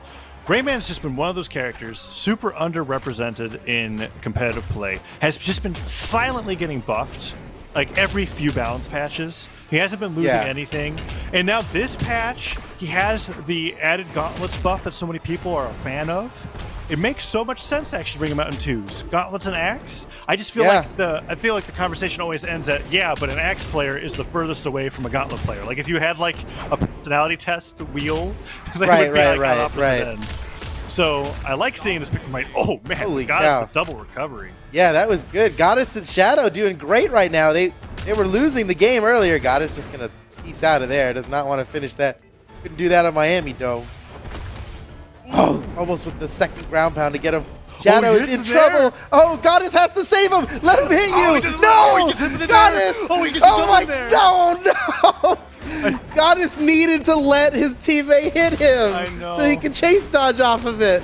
Oh man, he just There let was- him die. There was some serious, I could see where the indecision came from because he was like, well, my teammate's down there, but my opponent's down there, and he has gauntlets, and I'm on Lance, and I just watched my Lance teammate get nared several times. That's a good point. Yeah, you don't want to go too hard saving your teammate because then you both die, and it's way Meanwhile, worse. Kyler You see that Alice happen a is lot. just gone. I didn't even realize he had gotten deleted from this match, but it is a 1v2 with Wright having the most stocks on the screen. Oh, that was a clue. It's a good dodge. Ooh, good weapon Shadow's throw. gonna be Yeah. careful. All right, nice job. Okay.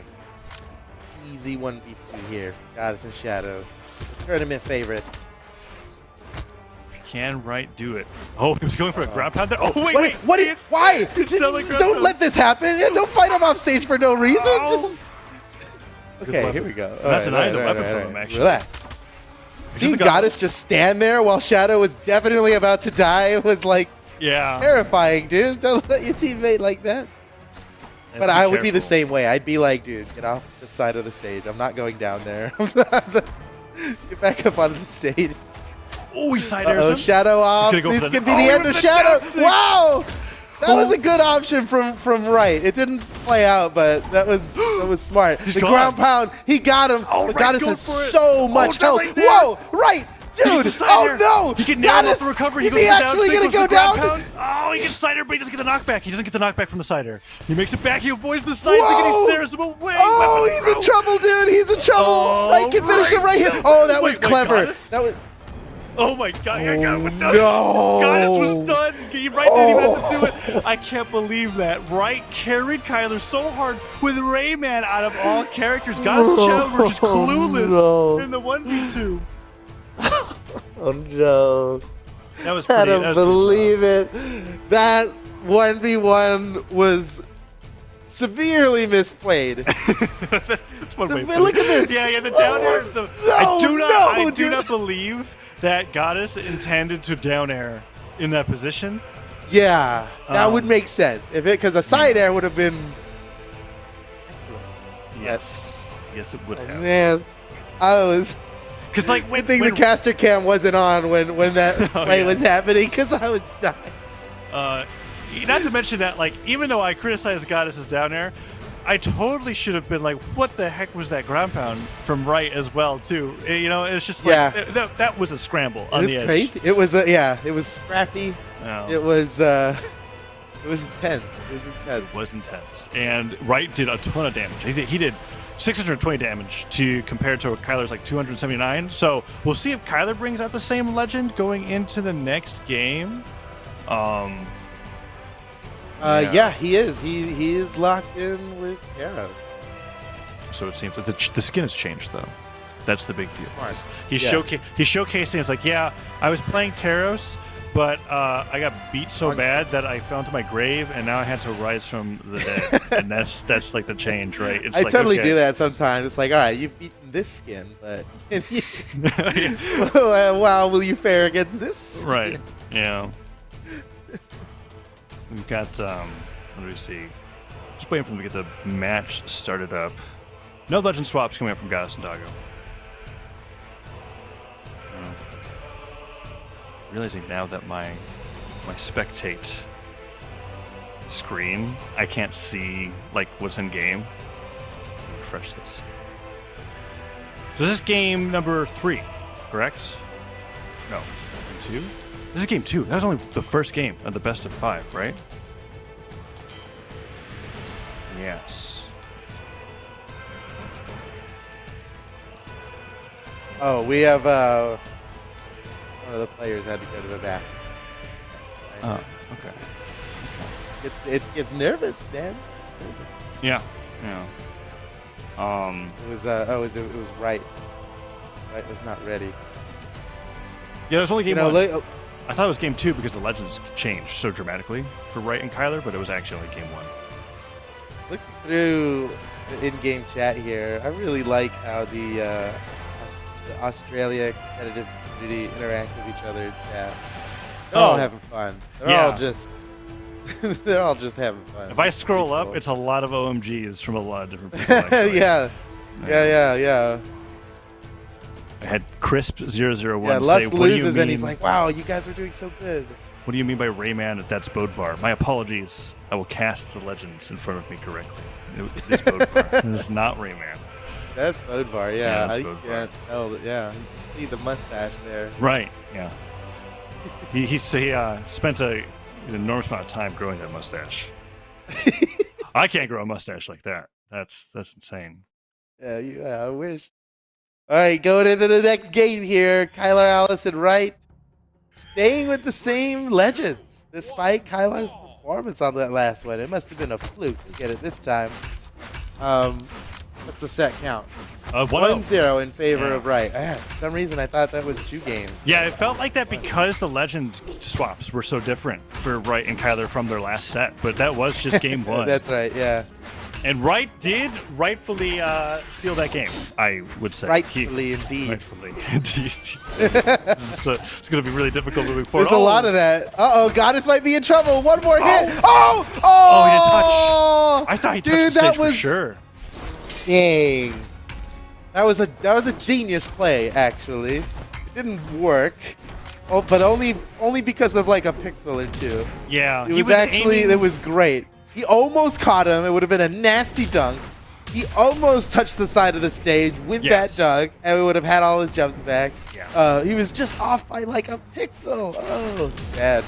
Yeah, Shipwreck Fall is notorious for being difficult to recover on, for like everybody. We see stuff like that happen all the time. Oh, neutral dodged out of the way from Kyler Ellis, still living on this first stock. Wright also still living. Power of the axe recovery. Barely. How did he stay alive? He threw his weapon. Doesn't even care if he gets it back. I felt like he was trying to activate his chase dodge off the weapon throw. I was like, that's not how that works. Oh, he's still at one point fine. for like 4 weeks in the game, it did do that. Oh, Wright's going for the edge guard. Oh, yeah, I think he can't even make it back. He literally just. Dude, what in the world? Right Are now. you guys trolling, dude? What was that? It's winner's final, guys. It's fine. It's fine. Everything's great. He went in hard on that one. He still got the stock. It was delayed. He needed a refresh. Okay. Oh, Shadow might be in trouble here. Right. Oh, Getting he's up for really the ground in trouble. pound. Perfect. Right's just proving a point. Didn't need that stock whatsoever. Need it. Ooh, Yeah, Goddess. nice. Goddess. He had to do the pivot to get it. That's good game sense to be ready for something like that. Know when you got to turn around to keep going. Right Goddess to might be able to dodge. finish right here. Oh, no. See, all of Goddess's corner guarding. Oh, he got it. He got it. gonna It seems like all of Goddess's corner guarding is very much like if you come to the wrong place, you'll get killed, and it's safe for him to do. But it's you know, as soon as the guys don't fall for it, it stops working completely, right? Because you're not actually hitting them. You're hitting. Nice save That was a huge. from Goddess. Because the weapon throw stopped his recovery. Yeah, he had to do that for Shadow. Goddess still managing to survive. That could potentially keep them in this game. We'll have to see what happens here. Shadow coming back, but Kyler's just staring everybody. Oh, the spot dodge. Oh, the weapon throw from way downtown. Whoa, right hit Kyler. Downlight sends Goddess flying. Another downlight just takes It him is. down. And it's a 2-0 lead for Kyler Alice and Wright. The Taros looking way better now that he is undead. He is risen by the necromancer that is Rayman. Rayman has those powers now. I've just decided. Because sunglass Taros, I don't know what the cool sunglasses or the cool shades are called, but dude, that's like the hardest thing in the game as a caster, to memorize every single skin name that Brawlhalla has. And for us, we remember their dev names a lot of the time. Right. I could say their dev Dude, name. sometimes I don't say Onyx. I just say Gargoyle. It just makes way more sense, right? Anyways. Like this Taro skin, the dev name's probably like Skullface or something. Right. Something silly like that. Here we go. Game 3. Really solid. Game 2 coming up from Kyler Allison Wright. Game 1 was really close. Wright just barely managed to win that one. So Goddess and Shadow still have a chance. I want to say, Goddess and Shadow have been keeping it close enough. They've clearly got the skills to pay these bills, but for some reason they have insufficient funds. Correct. But it must be temporary. It must be just a bank error or something. They'll figure it out. Ooh, the ground pound came through onto Shadow. Goddess was super deep with that side air, but manages to make it back. Wright has been amazing when it comes to edge guarding Goddess with the gauntlet nairs, and then not so much with any of the side sticks that he's going for. Toss the gauntlets away, but Goddess does go down. Nice pick with that side air. Wright gets a sidelight nair, the recovery onto Shadow. Shadow already, I think Shadow's done for. Did he touch? Okay, he makes it back, but he's getting kicked away. Oh, and that ground pound just barely missed, too. Shadow might get the upper hand on Wright here. Nice side stick, takes the stock. Went in deep for that one, and he came out on top. They got to take out Kyler quick, though, to stay in this game, seeing as Shadow's on his second stock and already in kill range. Ooh, Shadow's getting the damage in. What? No, Shadow is doomed. Yeah. Down to his last stock. Kyler Alice still with all three. And, once again, Goddess flubbing around down there with the lance, rocketing every which way except up. And he's down to his final stock. Kyler Alice finally loses one stock here. This is definitely looking like Wright and Kyler Alice's game to lose. As Wright gets knocked down to his last stock, there does seem to be a glimmer of hope here for Goddess and Shadow. Maybe they take out Wright super quick here, and then have a long, difficult battle in a 1v2 against Kyler Alice, who does have a pretty good track record of success in dealing with the 1v2s. Yeah. It's all around just the rough spot they're in right now. I think I still believe. Oh, the double! The God, no! I was about to say, if history shows anything, you just have to have Wright off stage with you, and he might just lose the stock on his own. So that's what I was going to suggest, but Goddess seems to have taken out of Wright's playbook. Shadow goes down, Kyler Alice and Wright 3-0 their ways in the grand finals as Goddess and Shadow go down to the lower bracket. The losers finals to fight against the winner that will meet them there. Very well played coming from Wright and Kyler Alice. I really enjoyed the Rayman. It's exciting to see. It makes a lot of sense in the current 2v2 climate as well. Yeah, it's actually, people need to get with the program, man. Rayman's actually a top tier pick. Also, his SIGs are super fast, and they have so especially much the X utility. down. I mean, that's like Yeah. that'll get you wins right there. Well, Kyler Alice and Wright are the team to beat. They're already waiting in grand finals for the team that's worthy enough to fight them. We're going to see a whole bunch of teams battling it out here in the lower bracket, and all of them are just fighting to see who is worthy to face Kyler Alice and Wright. It's going to be either, obviously, Goddess and Shadow, who we just finished watching. They're going to be waiting to see all of these guys fight. Cheese Face and, wait, uh-oh. Can't see his last. I can't see their name either. Oh man, Australia's got some long names, bro. Cheese Face and Dummy. Cheese Face and Dummy, or Shadowfish and Clem, right? Yes. Or oh wait, no, T-Rex. Ooh, I like that. There's a guy with his name with the name T-Rex. They're already out. Haza and Moxie's also fighting. That's gonna be. They're going confusing against to Doggo guess. and Bailey right now, and Doggo and Bailey are ahead. So Haza and Moxie might not actually make it all that much farther. Yeah, I would argue that Doggo and Bailey are very favored to win that matchup. Oh, for sure.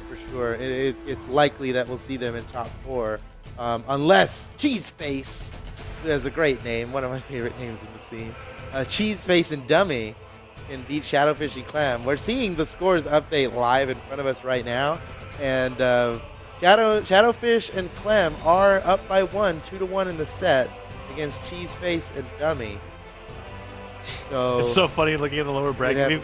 They just have names that are just like maybe somebody called them that once, and they were just kind of like, you know what, that'd be an amazing alias, right? It's like Baka, okay, you're right. Being called an idiot, cheese face, all right, dummy. All right, let's take it on. It's a little literal. I like it though. It makes it very memorable. That is for certain. Actually, Australian names in general have been pretty great. Yeah, Australia's got a good community in general. So we are right now, we're waiting. Welcome to the waiting game here. We're waiting. We've got a couple matches currently in progress. We can't start our next match until the previous match is over. So we're waiting right now for Cheeseface Cheeseface and Dummy versus Shadowfish and Clem. You can see that right there on the bottom left, outside of the bottom section there. That's the match that's going on right now. The match we're going to watch immediately after will be Baka and Lust versus the winner of this. And on some level, I'm hoping it's Cheeseface, just because I like his name. It'll be really fun to cast. Yeah. But they're losing right now. It's 2-1. Oh yeah, you're right. I said Shadowfish isn't a bad name either. Although now that I said it out loud, we already have a Shadow, so like, get out of here with Shadow. Oh no, we do. We already have a Shadow. That's gonna be you difficult. Can't be Shadowfish. I don't know about that. I guess we could just cast him as Fish, and it'll be fine. Fish. Oh yeah, if we had Shadow versus Shadowfish, that'd be a whole thing. Yeah, Fish and Clem. That makes it a lot easier to say. I would argue. Yeah. Although. Yeah, but you know the tag above his name is gonna be SHA, and you're never gonna be like Fish. That's Fish. Yeah. It'll never be an issue like until Shadow hits Shadow. Oh, Shadowfish and Clem just won. They just won right now. It's over. Awesome. Cheeseface and Dummy are out. Rest in the peace. world sheds a single tear. Cheeseface and Dummy, but they did get top 8.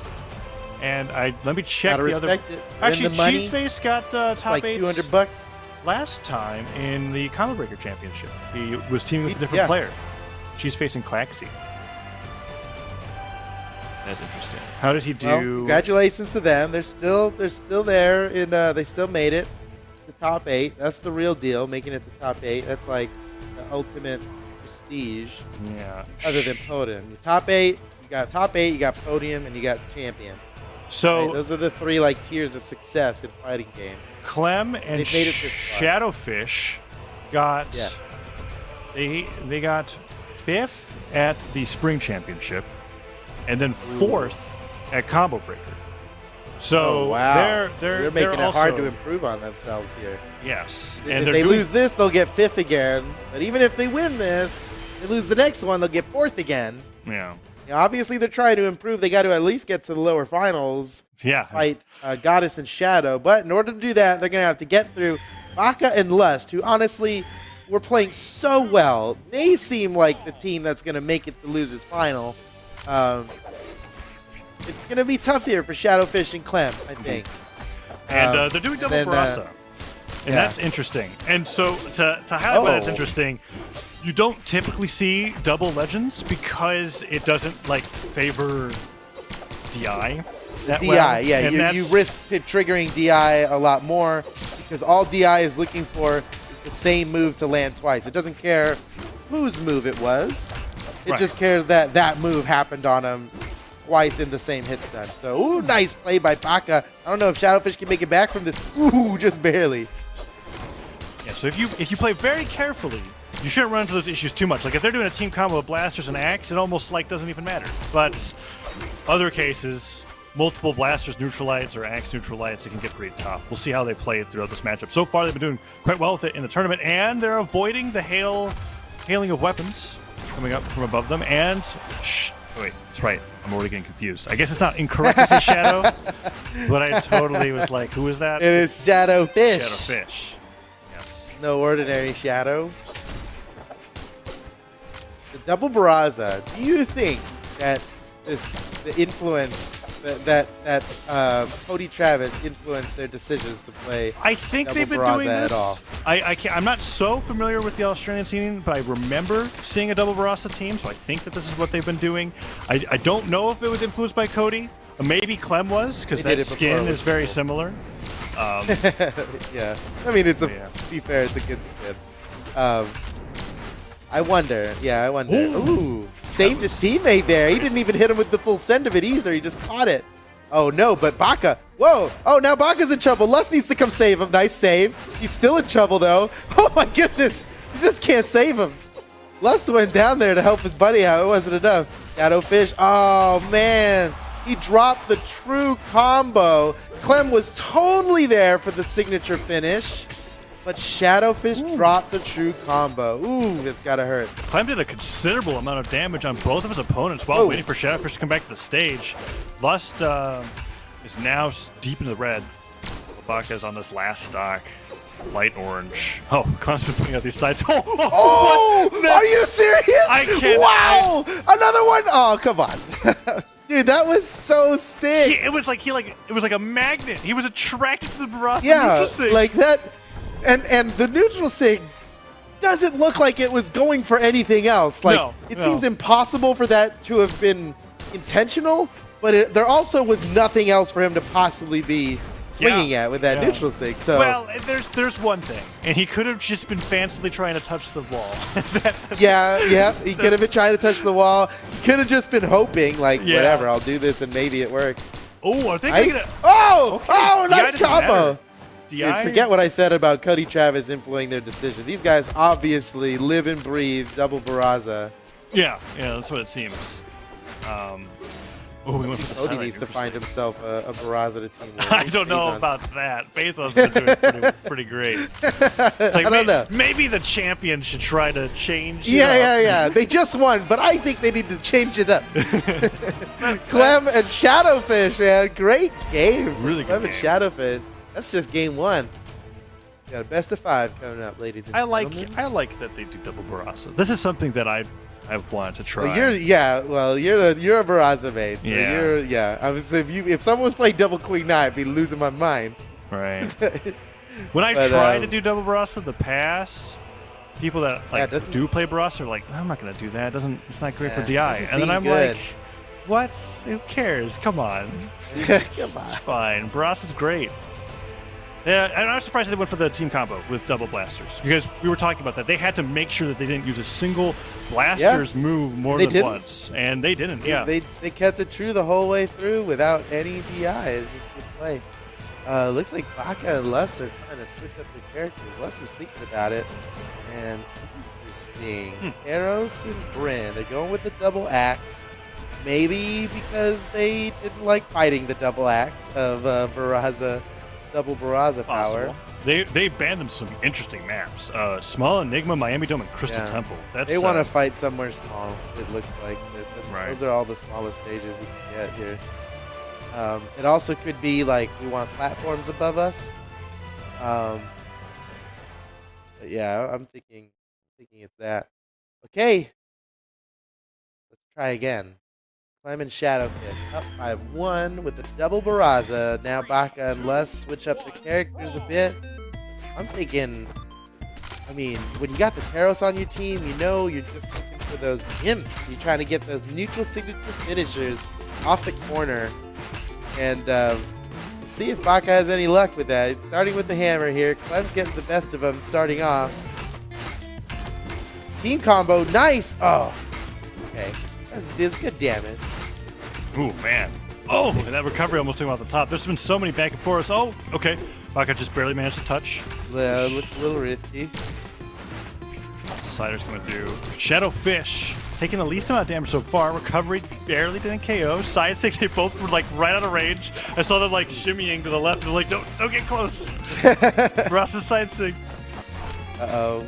Both Barrazas lose their weapons that they both rearm pretty immediately here. Nice! Oh, the team combo from the Barraza boys.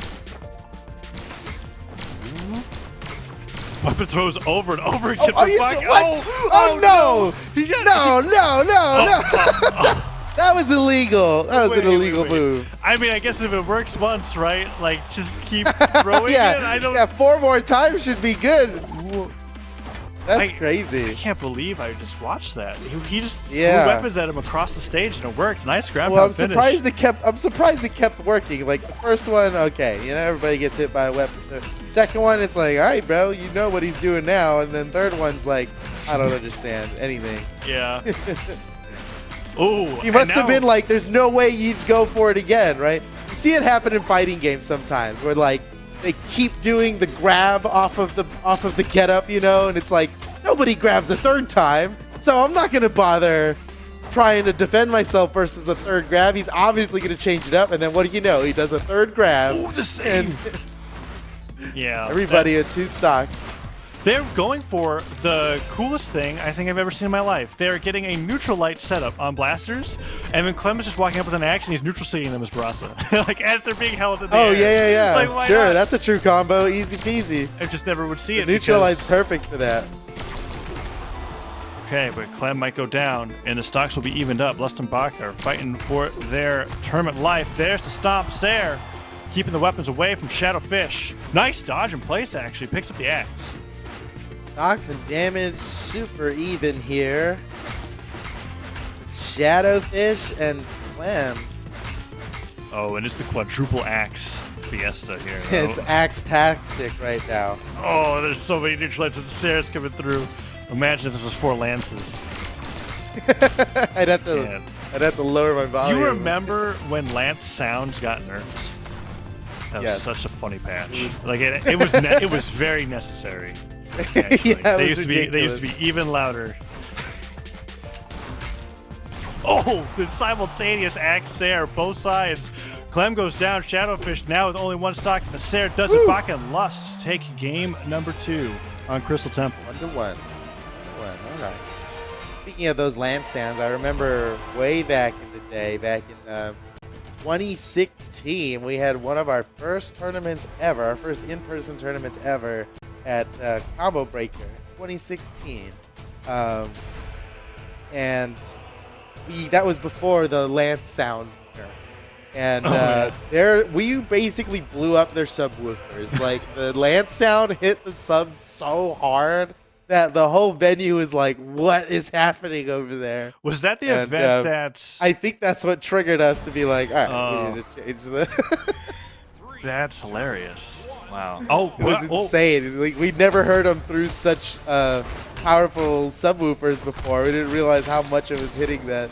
Lust has subs. added a Barraza to the mix. There are 3 Barrazas on What? screen. Oh man, you're not allowed to have more than 2. That's Yeah. it's a violation. An unofficial violation of Brawlhalla This- unspoken rules. It's like making things up. Oh, Shadowfish in trouble. Man, Baka's really getting the best of Shadowfish here. One more hit. He's going for it, but Shadowfish fights back. He's getting a whole bunch of damage out, Baka. Punches him away. He's got a new axe. Ooh. And he gets KO'd before he can finish off Shadowfish. Man, maybe he went a little too hard for those KOs. He was really chasing him, and Clem ended up just getting the kill while he was going for Shadowfish. Shadowfish still alive, too. Everybody's falling, but Is he though? He's double. No, He's just gone. He dipped so low. That was risky. Yeah, he dipped so low. I was like, what the I heck? don't think he was making it back, even if the weapon throw missed. I actually think that's how low he dipped. So he goes down. He was gone already. Oh, yeah. but Baka with the weapon throws. Oh, no! The save but the save! What a save! Lust is a madman! That was so good! Oh, but the recovery, what? I just watched so many recoveries and ground pounds in a row. Somehow it ended up with Baka off the top. That was... There's too many Barazas. That's true. There's quite a few, and now they all have blasters. One Taro stands alone. Yeah, you must feel so out of place. It's a pretty cool hammer skin, though, if I do say so myself. Sig avoided.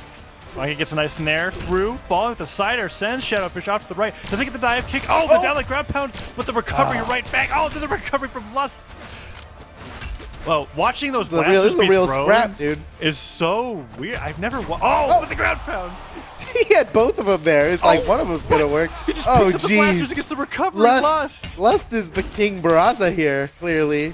Got all three of his stocks. How can these guys hope to double Baraza against somebody who doesn't even main Baraza Lust and has is played schooling them? 6 different characters that we've casted alone in top 8. He's switched between like Ryan, he's Queen Nai. Yeah, he seems to just play whoever. He's making it work.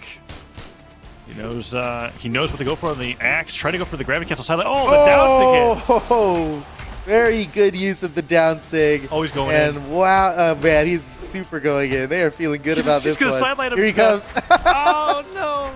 He doesn't get the second one, but he still finishes the job. Wow, amazing play from Lust. Barely took any damage on that second stock. 5 KOs. He got credit for 5 of the KOs that match, and Baka did more damage than him. So it wasn't even like he was doing it all himself. Amazing team effort. And Shadowfish and Clem are against the wall now. 2-1 lead for Lust and Baka. And we were talking about that earlier, based off their performance against Wright and Kyler Alice, who, keep in mind, they took the game 5, whereas Goss and Shadow didn't even take a game. We're giving Baka and Lust the favor to get into top 3 here. At least, well, I don't know. They have to go up against Doggo and Bailey, and those two have not fought yet this tournament. So anything can happen. But Doggo and Bailey is sitting there waiting for the winner of this match. And it's looking like might be Baka and Lust up by 1 here. They just need one more game to earn supreme victory. Not supreme victory, regular victory. and the opportunity to fight Doggo and Bailey in top 4. Loser of this will be in 5th place and out of the tournament. Let's see. Really good start for Baka and Lust. I'm surprised to see a Taros only now take damage. Oh my god! Oh, it was too much DI to land that last one. Right, that's the risky That was run. a really good combo, man. They just kept it going. Oh, man. Baka's still barely taking any damage. Nice save from Lust. Stopped Clem falling with the downlight, but there goes Lust. Down 1 stock. Baka fighting back. Ooh, nice down air. Let's going for those pickup recoveries. Accidentally hits Baka, but he actually hit Baka high enough to get the side air on the Clem and actually took the stock. That's amazing. That's teamwork. Baka's like, I'm out of jumps. Shoot me. Shoot me. Got the stock. Blaster recovery is just what you need. Stocks of damage pretty much even between the two teams here. We're looking at Baka and Shadowfish to see who dies first, and it's Shadowfish, leaving Baka as the lone player with all 3 of his stocks remaining. And he's got an GIMP opportunity. Oh my goodness. Clem! Wow, Clem! He was a pixel from early death. Lucky to be alive. Wow, that slice. Axe recovery sent Lust at a really weird angle. Oh, he nice dodge. Oh, that was good. That was like the most like human looking turnaround. He like sees the axe and he goes, he's like, whoa, I need whoa. to run the other way. It was so funny. Oh, the downsig hits. Is that gonna be the stock? Clem, just barely drifts back to stage. Recovery hits. Weapon throw. Oh, he bounces off the stage. He gets the nair. How are they not losing their stocks? Oh, weapon throw stops Cider. Not enough. Shadowfish uses every jump possible. Gets sared anyways. Baka finally takes him down, and Clem's still living. for now. Oh, he gets in the way of the weapon throw. Okay, all right. Clem just can't lose the stock. It's not allowed. Doesn't matter what he gets hit by. Oh, there's like side air. Shadowfish was so ready. They still go. Oh my god! I've ever seen. Dude, Clem and Shadow are popping off. That was so cool. Oh man! And Clem's. Okay, finally, Clem goes finally, yeah. Jeez, they have to win this game now. They can't have done such cool plays and not come out on top. Plus, we need a game 5, guys. True, we do. Oh, the sidekick hits Clem. Shadowfish gets the downlight sidelight, or side air. Doesn't get the sidelight afterwards. Yeah. Nice falling down air, but Baka follows up. Nice there. I can't believe he landed that. Oh, it's so Baka, close. They need to take out Baka. Or I don't know. This is Baka still with 2 stocks. Yeah. It's making this super difficult. Clem loses his weapon. He's off the side. Baka's defending. And sneaks his way back on. He's got the blasters. Can he get it done? He's 1 good hit away from death, and they still have to take 2 stocks from Baka. Clem, he's on his last breath here. Watch out. Oh, man, they took out Lust. They might be able to do this. They got 2 stocks of Baka, but they're both 1 hit away. Honestly, I'd say I would put this in favor of Baka. Even though he's the one. I don't know. They have the craziest 2v1 combos for a double Brawlhalla team. Yeah, but they gotta take this stock out before they get the opportunity to do some combos. So it's Blaster's Neutralite is a good setup here, and that works like any amount of damage. But you also risk just getting destroyed if you miss. Sure, if you miss a Blaster's Neutralite, it's enough time to punish. Okay, Baka down to his final stock. Shadowfish and Clem have got some 2v1 combos lined up here. It's not going to matter. Baka gets him. It's all up to Shadowfish. Their tournament life depends on it. He has to win this right now, or his team loses. Baka has no weapon. Off the side. I think Baka's going to finish this by only throwing weapons at him. What was that? That was so weird. Okay, he gravity castles. Shadowfish is fighting desperately. I can't believe he didn't get hit by that. No! I thought they were going to do it. Good game. 890 damage? What? Holy cow. That's so much damage. Oh, man. Baka is super consistent in these 2v2s. 3-1 for Baka and Lust. Ooh. And they are now going to lower semifinals to fight up against Doggo and Bailey. I'm very excited for that matchup because honestly I have no idea what the heck Lust is going to play. He can play everything. He's got Ulgrim already locked in. But I imagine different character already.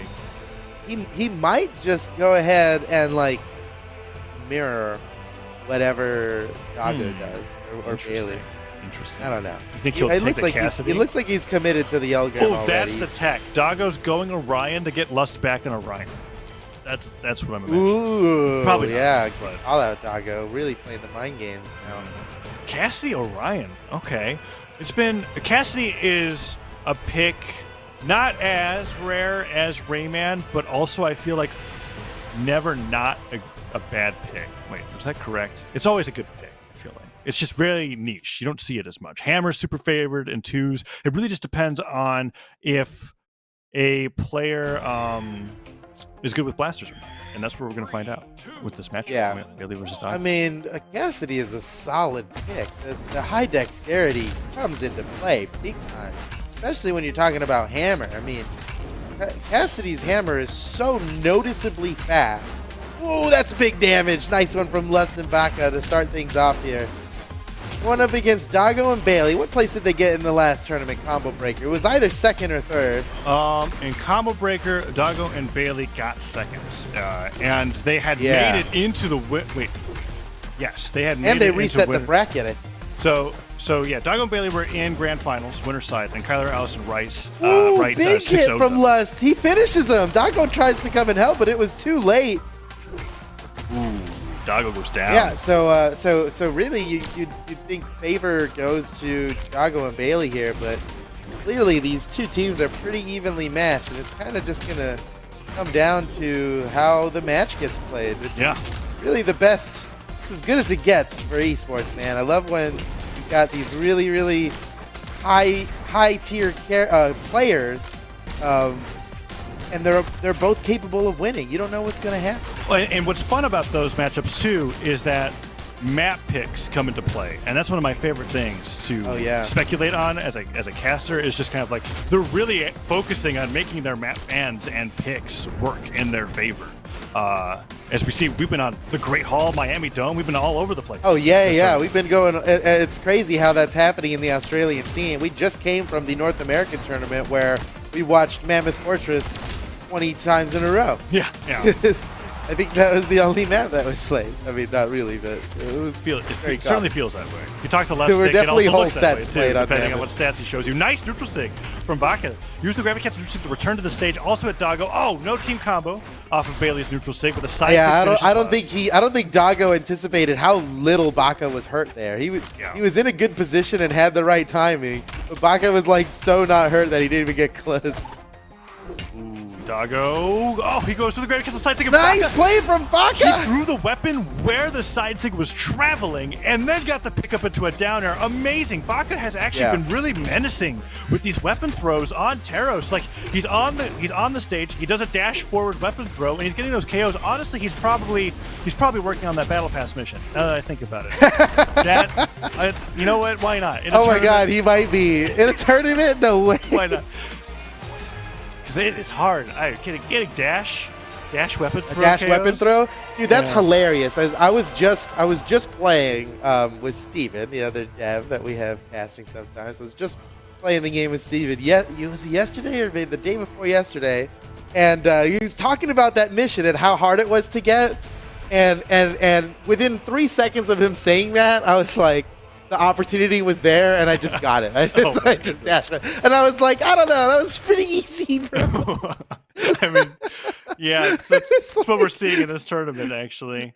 That's so I could imagine that he is. It looks like that's what he was trying to do, because we saw that earlier match where he landed 4 dash weapon throws in a row. Right. And he wasn't jumping for them either. I mean, usually dash jump weapon throw is a better option than dash weapon throw, but that won't get you the mission. Right. So I'm just kind of believing your theory here. Or the even better, the better explanation is that the battle pass taught him the power of the dash weapon throw, and now he's integrated it in his play style, and that is even cooler, I'd say. But here we go. Game 2, back at Miami Dome. We've got Ryan and Teros versus Cassidy and Orion. So it worked. It worked. He got Lust to go to Orion. Oh, yeah, you're right, dude. Yeah, he totally did that. That's funny. So it was a really good call from you. About that. And then I looked at it and I was like, he's trying to get him to go back to this character. Because the last time we saw Lust and Orion, he did 200 damage and was spending the entire game trying to live. And that seems to be what's happening again here in Game 2. But Lust has the meta dev skin, so you know, how can Doggo compete? Oh, pretty well, it would seem. Oh my goodness! Oh, what a move! He doesn't have anything. Yes, he totally does. He makes it back. Baka, so close. That was such a good play from Bailey, dude. That was Bailey unexpected. Got the 1v2 edge guard on both of them. That was incredible. Bailey finally goes down. Lust and Baka down to their final stocks here. Bailey and Doggo have a pretty sizable lead. Really neutralites Nairs, goes for the double Nair. No, he went for the lasso instead. Lust doesn't fall into it. The Miami Dome platforms, not the greatest for casting neutral sig when it comes to getting free hits, which is good for Lust. Bailey and Doggo are still heavily in the lead. Stop, neutral sig, one misses, the other one hits. You know, he had either dodge in place or dodge the Doggo. He's gonna take the damage regardless. Ooh. Lust is on death's door here. But nice side sig. Both are. Got Doggo, but it might be too little too late here. Lust and Baka both one hit away. There it is. Nice recovery to carry him up off the top. Baka one hit away from death. How are they going to do it? Are they going to style it? Nah, just get him out of there. This is a tournament. Doggo and Bailey are looking fantastic, which is interesting to me considering how... Actually, no. Never mind. Doggo and Bailey have not fought against Wright and Kyler Alice yet. So I take back what I was going to say. Because I was like, Baka and Lust did pretty darn well against Wright and Kyler Alice. They got to game number 5. Doggo and Bailey are making quick work of Baka and Lust. So much so that the Legends are just swapping every single game. But the team that knocked Doggo and Bailey down at 3-0 is going to be their opponents in the lower finals. So that's going to be the real challenge for Bailey and Doggo. Here we go. We got Lust and Lust really changing it up now. Look at their matching sword. Yeah. Oh, that's nice. do like that. We got Sir Roland. I think Lust played this once before today. Yes, he did, and they won really hard when he did too. I think it went well for them. So is the Lance. Carried over from the Orion pick that he just played. But way more defense. See how it works out. It goes for the nair, nice side air. Went for the down air read, and Bailey just jumps right over it. Baka gets a nice side air and nair onto Doggo, but Lust taking a ton of damage.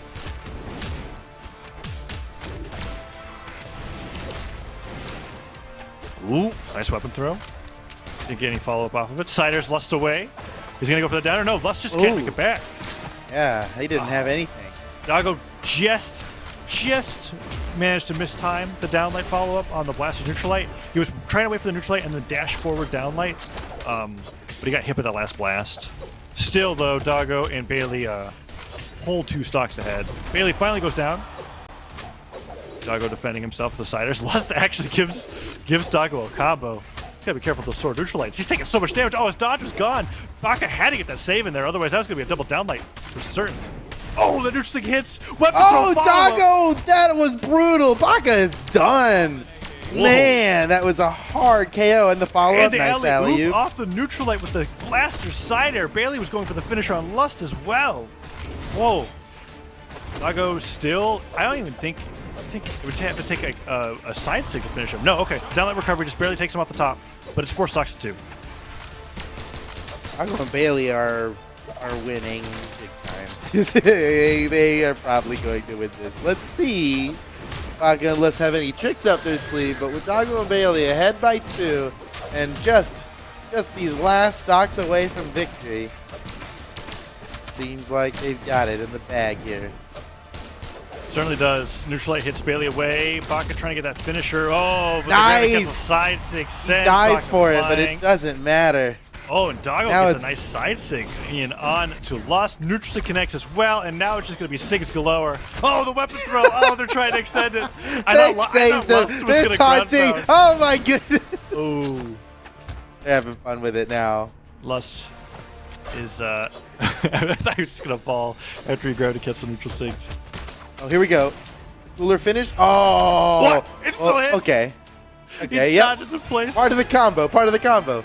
Yes, the full dodge read by charging neutral sig as long as possible. Doggo and Bailey, how did he know? Very convincing set over Baka and Lust.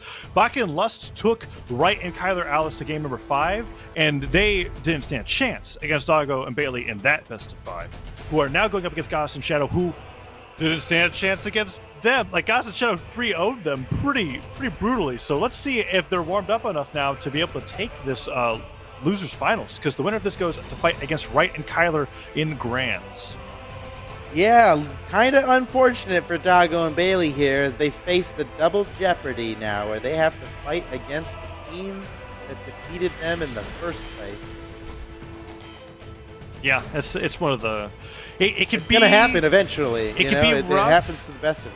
But it's so depending on your mentality when it comes to a matchup like that. Because on one hand, you could be like, we can take him out this time. We figured it out. And another hand, it's like, we barely scraped by last time. I don't know if we can get through it in this set. Right. One of the benefits of a elimination tournament in any format, whether it's single or double, is that you typically don't see the team again that you're going to fight unless you make it all the way as far as they have here, which is top 3, Goddess and Shadow versus Doggo and Bailey. Can Doggo and Bailey get the revenge, or Goddess and Shadow just that much better? We're about to find out. It is no, Goddess. Goddess. Okay. Well, it's not out of the woods yet. So no, Goddess, no. You were the chosen one. Dude, is he though? Every time he has the lance, he just down airs. He down airs off the stage, and I go, what are you doing? And then he side airs back and forth, and he just flubs until he dies. Goddess, no. He's done it again. Oh, reset this game, dude.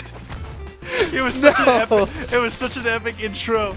It was like, oh, this is it. This matchup's gonna be so good. And Goddess is at 1 stock. It's been 45 seconds. He's at 1 stock. He's almost dead. He's at orange. Yeah. This has been the worst game for Doggo or for Goddess ever. They could bring it back. Goddess keeps They sidering could. Bailey. They could, and it'll be so glorious. Oh, the recovery keeps But so it sure close. looks like Goddess is gonna die 1 minute in. Oh, he's made it past a minute. He's made it past a minute. He has that bit of pride left. He's gone. 1 minute and 10 seconds. 70 seconds he lived. Oh, that's it. That's it for Shadow. He's gone, dude. Doggo. This is.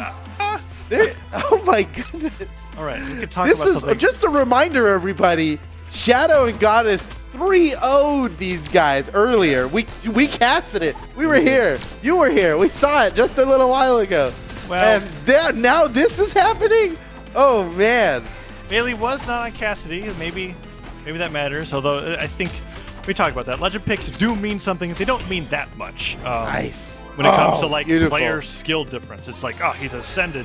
Now he's on Cassidy. He's 10 times better. It's like, yeah, he's still a really great player, but oh my goodness, Goddess, you just have to not do that. That's Man, we didn't even that cast the was- match. We were just laughing, and I'm not. It's just. It's it fine. was the match lasted a minute and a half. It was a 90-second match. Okay. Okay. All right. Here we go. Justifies for a Reset. reason. For Last game didn't matter. Don't even think about it. Here we go. Shadow and Goddess. Oh, same stage too. They really want the redemption. If Goddess All right. picks up a spear on the first weapon, there's a chance. If he doesn't have the opportunity. Let's find out. Oh, here it comes. Okay, Bailey's saving him, honestly. Oh, no. He downed it off the stage. Oh, man. That was got close, dude.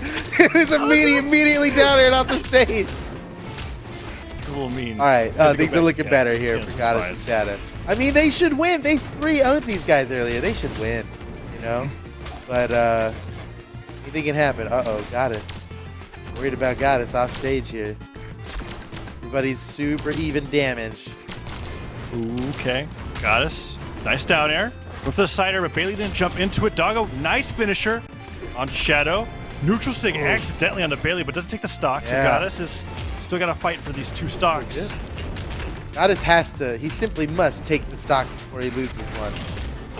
What happened All right. there? Goddess, it was friendly fire KO, but he still lived. Oh, that was Oh, interesting. nice. That was the max Such a range good- slide charge down sig. Yeah. Such a good down sig for off stage. Ooh, good Sarah. Goddess takes the stock, evens it up. Okay, Goddess and Shadow are staying in it this time. They are the protagonists of this tournament. We all know this. Indeed. Yeah, it's, So we're from the hoping very for beginning. we're no bias, but let's go Goddess and Shadow. I believe in you. Goddess manages to make it back onto stage. Sidelights Shadow. And Shadow goes down to 1 stock. Goddess holding on. Side airing. Oh, Man. no. Grabbing against Oh. Sig. Trying to get cheeky with those dunks. I mean, that would be great. It'd be a oh no. Okay.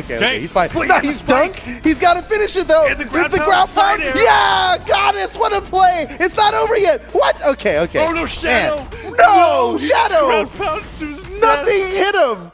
Oh no. He went- Okay, he did get hit by He something at least. went for the ground pound Dude. finisher and didn't need to, and then just lost the stock. And he just died from it. Oh man. That's so ballsy to Goddess use your do it. ground pound when you know you have nothing left and you're just relying on the chase dodge up after landing the ground pound. Yeah. That's like that takes a certain amount, a blend of courage and foolishness. And Shadow had the wrong mix of both. Yeah, so it turned out. Oh, the cancel down line. Oh, that's it. That's it. He's so Oh, dead. no. Oh my god. Wait. What? Jeez. Oh, he's sizing Oh no! Is he? Jeez, come on! Bailey Oh, and man. Doggo are. This is a fun tournament. Bailey and Doggo are pretty upset over that thrashing they got in the winners bracket. They're like, that's not going to happen again, and they are. Yeah, returning they're the up favor. 2-0 now. They just got 3-0'd earlier, and now they are up 2-0. Yeah. Funny And- funny how these things work out. Indeed. And this is what we were talking about before the matchup started, where there's the 2 sides of the coin, right? It's like, the matchup, time to get revenge. Or, I have to fight these guys again. And it's definitely the first, Yeah. right? It's like, yes, Yeah, it's time yeah. for Oh, we got revenge. lucky. Is this the first We were time hoping we've somebody seen... else would take him out. This has to be the first or second time we've seen Mammoth Fortress. I'm so baffled at how little we've been on the stage that it's actually refreshing. Yeah. Every scene's got their own thing, man. They got their own meta. Okay, 2-0 lead for Dago and Bailey. Shadow and Goddess are fighting for their lives here. Side stigs all over the place. It's a lot harder for Flub's recovering to happen here. That much is certain. We'll see how low they play on the stage. Yeah. We've seen it before, so... Oh no, Shadow's down early! Yeah. How is it that they've become so dominant? What happened? They did... It was a remarkable change. What happened to Dago and Bailey that they just... Man, I mean, they had that match against Haza and Moxie, and then I guess the fight against Baka and Lust just invigorated them, because they are playing... They're looking like a whole different team now. Yeah. I mean, if I had to look at it this way, game one, I think to many teams would be pretty demoralizing how it went from the start, and maybe they're in the process of recovering from that because they now have a stock lead. Shadow did remarkable off the left side of the stage, got a ground pound KO. Bailey followed shortly afterwards. Stomp Cider is not going to be enough to take down Shadow just yet. Goddess is the stock tank, which is good. And Shadow's still doing damage to Dago off stage. It's going very well for them. Oh no, Shadow! Wait, he gets a hit! He gets it back. He gets side air on the Bailey and the recovery on the Dago, and he's still holding on. Really great play from the red team so far. It's just dependent on Shadow holding onto the stock and getting damage with it. Yeah, he really has to hold on to the stock here. Even though Goddess is stock taking super well, they'll be in trouble if Shadow loses the stock too early. And there he goes. Let's see. They can still equalize really quick here. If Goddess, he's doing great so far. For the finisher. It's time for down six. Let's do it, Goddess. It worked so well last time. I was thinking the same thing. Yeah. Oh! Bailey goes down. Dago putting up tons of nairs. Lance picked up side air, sends everyone flying. I think it was like a mixture of a side air and a side sig stacked. Yeah, because there's two different KOs in that process. Now Dago's going for the down six. Oh! Shadow doesn't have a recovery. Shadow's gone. Shadow is out. Oh no. Goddess is the We're last really one seeing standing. a 3-0 in winners to a... I mean, this is like... They got 3-0'd and then they 3-0'd. Well, it's not over yet. Let's not count them out yet. Goddess could get this done. Goddess fell pretty far there. Got the recovery back, and Bailey is just Classic sidelining. Oh, Goddess, he's so comfortable with the very tippy bottom of the stage. Oh, he wants the dunk. It's an interesting way to describe it. I feel like that's like all he knows. Oh no, Goddess. Oh, that's it. That's it. Goddess loses. It's over. Dago and Bailey, they 3-0'd the team that 3-0'd them from the winners bracket. Vengeance. It must feel good. They must be on top of the world right now. The protagonists of at least our little story they're have fallen. gone. Yes, but they're not in third place. Gotta respect it. They lost the battle, but not the war. 2020 esports still has half a year to go, but they are out at third. There'll be many more tournaments and the mid-season championships coming up. That's the real deal, man. Double the prize pool. Yeah, that's huge. So we have. All right, welcome to Grand Bailey. Finals, ladies and gentlemen. Yes, Dago, Bailey, Kyler, Alice, and Wright. And meeting in Grand Finals, they are no strangers to this matchup. And it's oftentimes Kyler, Alice, and Wright being in the winner's side. Actually, I say that, but in spring, Kyler was on the winner's side of Grand Finals, and then they lost to Dago and Bailey. But then in Combo Breaker, Dago and Bailey were on the winner's side of Grand Finals and lost to Kyler, Alice, and Wright. So, in fact, the person that makes it onto the winner's side of Grand Finals tends to lose. If I am just going off the last two tournaments. Interesting. So clearly, Bailey and Dago intentionally lost the first match so as to not be stricken with the curse of Grand Finals from the winner's side. You see, they obviously wanted to. All part of their master plan, I see. We see you, Bailey and Dago. All right, let's see how this game goes here. They certainly leveled up in lower bracket. That was not anything like what I was expecting, considering how the matchup went between Dago, Bailey, and Goddess and Shadow earlier. Here we go. Grand Finals. Kyler, Allison, Wright versus Bailey and Dago. Game number 1. 3, 2, 1,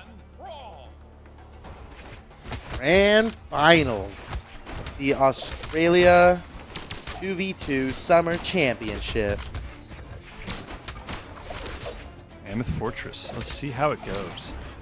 Kyler Alice using the... an unusual pick for Australia. Yeah, very unusual. This map is rarely found in the meta. Rarely actually. seen. Kyler Alice also is kind of running 3 weapons because that sword totally has a blaster on it. Oh, Okay, yeah. disarmed. That's kind of like cheating Yeah. almost. Let's see. It's very interesting skin picks coming out from everybody here. Daigo still at the Orion. And really close. Really close to opening game 1 of Grand Finals. Yeah, in fact, Bailey and Daigo with a slight damage lead are proving themselves formidable here. They've already taken the first stock. They might be able to get Kyler Alice here. Bailey's got the hammer now. Ooh, Kyler misses the side air after stomp, and he gets knocked away by Daigo. And Bailey and Daigo now in the lead. But it won't matter that they took these first stocks if they just lose their stocks immediately. They have to push their advantage while they have it. And Bailey's already out. It's up to Daigo here to make some use of this extra stock they've got. Kyler Alice coming in for a finisher. He's knocking him away. Daigo probably isn't going to have that weapon too much longer here. Oh, yeah, but he's still managing not to get hit. And the side as long as he doesn't get hit, he won't lose the weapon. But he's been hit a good amount. Yeah, he actually got disarmed there as he was getting knocked away. Side sig after recovery from Bailey. All the heavy hitting blaster moves are connecting onto the red team. Nice neutral light, doesn't get the side air afterwards, but the neutral stick follows up anyways, and Bailey is just on a 1v2 rampage. Downlight side air right afterwards, so much damage onto the opposing team, and Daigo just providing the support with the lance on the ground as Wright and Kyler Alice are struggling to hold on. Can they take out Bailey first? Oh, there he goes off the top. Cider actually, did that hit both Daigo and Bailey? Okay, on-up recovery, still not enough. There we go. Right, finally goes down. Bailey and Daigo have the lead once again. Again, we're in this situation where they're super deep in the red, and even though they've taken the stocks before Kyler and Wright, it won't matter if they don't get some damage out for it. Ooh, downlight downer, nice Oh, save from Bailey with the save! That was good. Because that was almost certainly going to be a narrow recovery. Yeah, easily. Oh, and Kyler with his own save. Oh, okay. Return Oh, the favor. side sig. Just gets right This is through on the really right. good for Daigo and Bailey. Now Bailey just needs to be careful, right? Bailey. Yeah. Uh-oh. Look at her, Bailey. Oh, run away, run away, run away.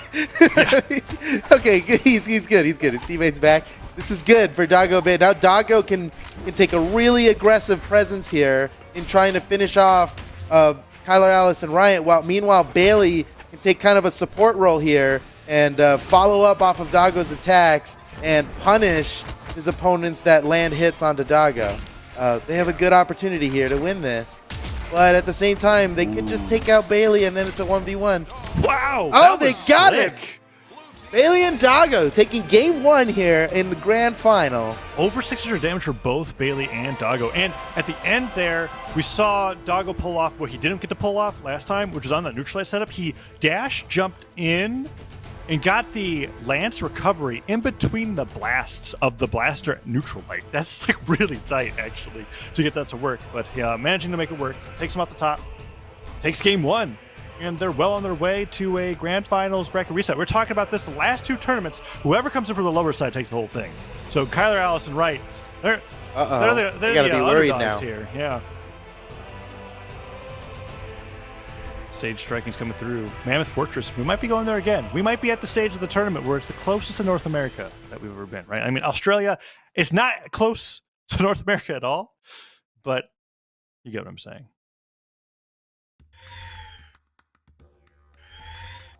Game number 2.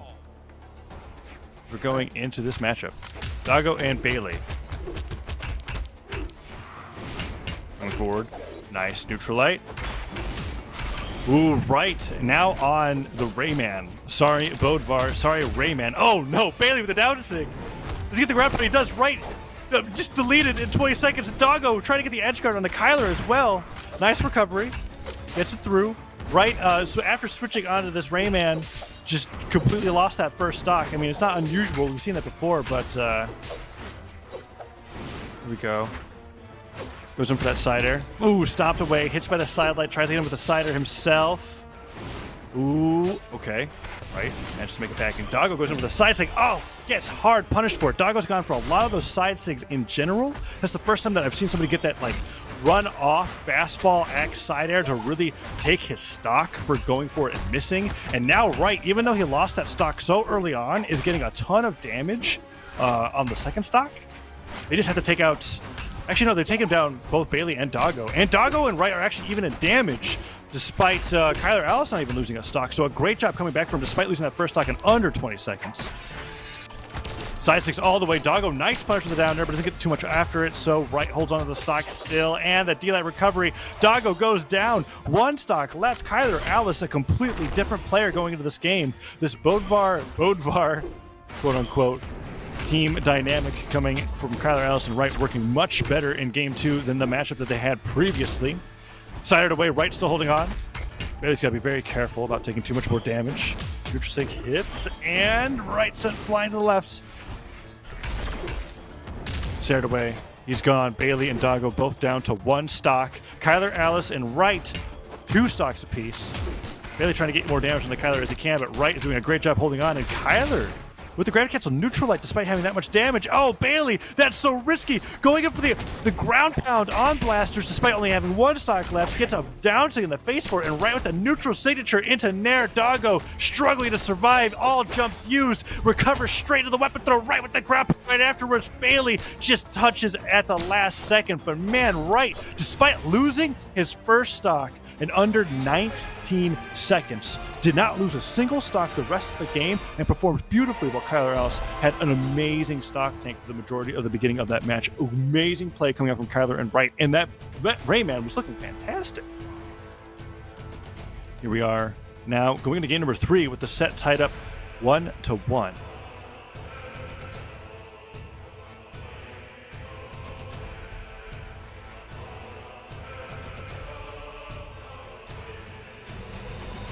Characters being selected.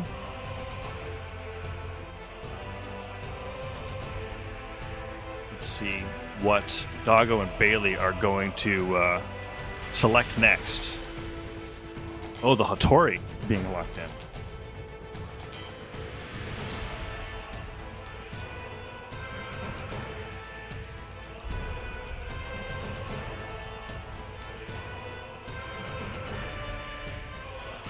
Stage striking is beginning.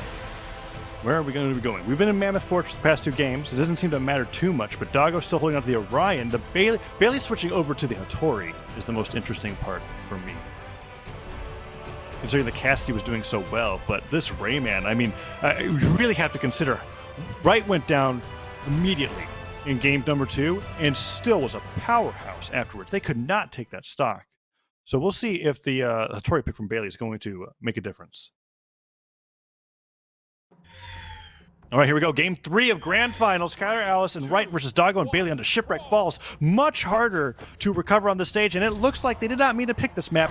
Bailey and Doggo are going to ground pound several times so that they can get to the right map. Sometimes this happens.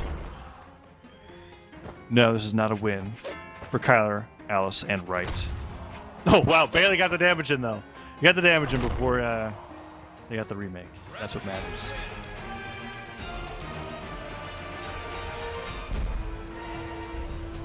So what stage did they mean to go to? Or was it a legend pick that was wrong? Nope, okay.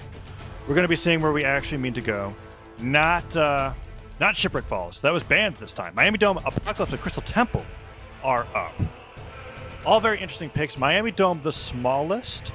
Crystal Temple, I feel like, gives a lot of opportunities for Doggo to make usage of Orion's signature kit really well. We saw in the 1v1 tournament, like with the player such as Stingray on Orion on Crystal Temple does really amazing with neutral sig on Orion on the Lance, because it just barely covers those platforms where a lot of characters in the game have difficulty covering. Apocalypse in Miami Dome a little bit too high for that to work out, so they'd have to gravity cancel to make it work. So we'll see where they went. I actually didn't see what map just got picked.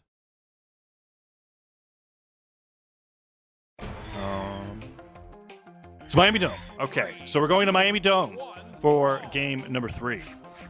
So they're not giving Doggo any advantages with the signatures, or anybody for that matter. He's going to have to slide charge the signatures if he wants to make use of them. And we're already seeing Wright take a considerable amount of damage. But as we've seen, it doesn't matter that much when it comes to these matchups between these two teams. Ground pound coming up from Wright. Went for the gravity cancel down. Signature didn't get anything, and Bailey just chasing him up into the sky. Bailey now the Satori so much faster, but also squishier. Actually, I don't know. Satori and Cassidy are pretty similar when it comes to the knockback that they can take. Ground pound onto Wright. Went for another one. Wright avoids it, gets the recovery through, and no stocks have been taken just yet. Wright trying to get that cheeky little side light onto Bailey as he descends with the ground pound. Doesn't find it in the D-light recovery. Oh, he drops the strong hit of the sword recovery, and Wright returns with an unarmed uppercut to the sky. Nicely done. Kyler Alice and Wright slightly in the lead, but as I say that, man, quick work done on those two stocks right as they come back. Don't let Wright and Kyler Alice get any extra credit. Completely dead even game, as we have everybody on 2 stocks for game 3 of Grand Finals. Kyler gets sidelighted after missing his own sidelight, and Bailey's trying to keep off the side of the stage while Doggo fights back with the lance. Downlight misses. Wright goes for the neutral light, slides off the right side of the stage. Oh, and that sidelight comes through. Wright hits him with the gauntlets. Doggo holding on to the lance, trying to get something started. Bailey accidentally with the friendly fires. Gotta be careful of that weapon throw. Came really close to hitting Doggo as well. Nair hits through. Wright can't get the neutral signatures. Side sig ends up slapping Kyler Alice to the right. There's so much friendly fire going on in this game number 2. D-Light recovery does disarm Doggo, but doesn't take him off the top just yet. Downers all over the place. Nice recovery from Wright. Takes Bailey down to 1 stock. And, oh no, the excellent recovery from Wright. So much friendly fire in this game 3. Miami Dome just might be uncomfortable for both teams at this state in the tournament. Recoveries all over the place. Oh man, everybody down to 1 stock except for Wright, unusual. Usually he's the one losing the stocks the fastest. Doing so great on the axe so far. Side air hits. Doggo really close to being gone. Recovery doesn't get the right read, and Bailey goes for the spike. Connects on the right. Is Kyler Alice done for? Manages to get through all those down airs. Oh, and no. Bailey interrupted by the lance neutral light. Doesn't get the finisher onto Kyler. They needed that so badly. Wright is trying his best to keep them off of Kyler. Hasn't taken too much damage yet, but he would be really struggling in a 1v2. Stop sider. Doggo is gone. Bailey now has only 1 stock to deal with the 2 stocks of Wright and Kyler Alice. Ground pound hits. Weapon throw forces the dodge. Recovery dodge gone. Bailey is out, and Wright and Kyler Alice win game number 3 and are 1 game away from taking the entire tournament. What an amazing game 3 coming out of Miami Dome. Wright, he can play all roles. Sometimes it's the stock tank, but other times he is just losing his stocks like 2 in a row within the first 30 seconds and then still winning. Wright doing amazing, while Kyler Alice very consistent, just a rock, super hard to deal with, always having to take him down to deep red just to be able to take out the stock. Kyler Alice just doing it phenomenally. That's. And now Wright and Kyler are 1 game away from breaking the trend of bracket resets. But Doggo and Bailey, they have an opportunity to change things up. They can get a different legend in, or maybe a different map pick, bring it to game 5, get the reset. Very excited to see how this next game is going to go. I'm very excited to be back. Sorry about that, everybody. I got disconnected. Bad things happened. We're back. Kaza, what happened? Catch me up real quick. Doggo and Bailey just barely lost game 3. It is a 2-1 lead for Kyler Alice and Wright. Wright switched to the Rayman and has just been dominating. He lost his first stock in game 2 in under 19 seconds and then didn't lose a single stock the rest of the game and won. And ever since then, his Rayman has been phenomenal. Bailey and Doggo are on the Orion and Ulgrim, so the double lance is coming up for the first time. We might see that neutral lights combo, quote unquote, again. the slice of ice, the Swiss cheese.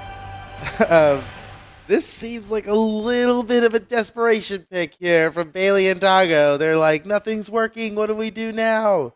Actually, yeah, I didn't notice. Doggo's off the Orion. It is now Bailey on the Orion. Doggo's been on the Orion the entire time.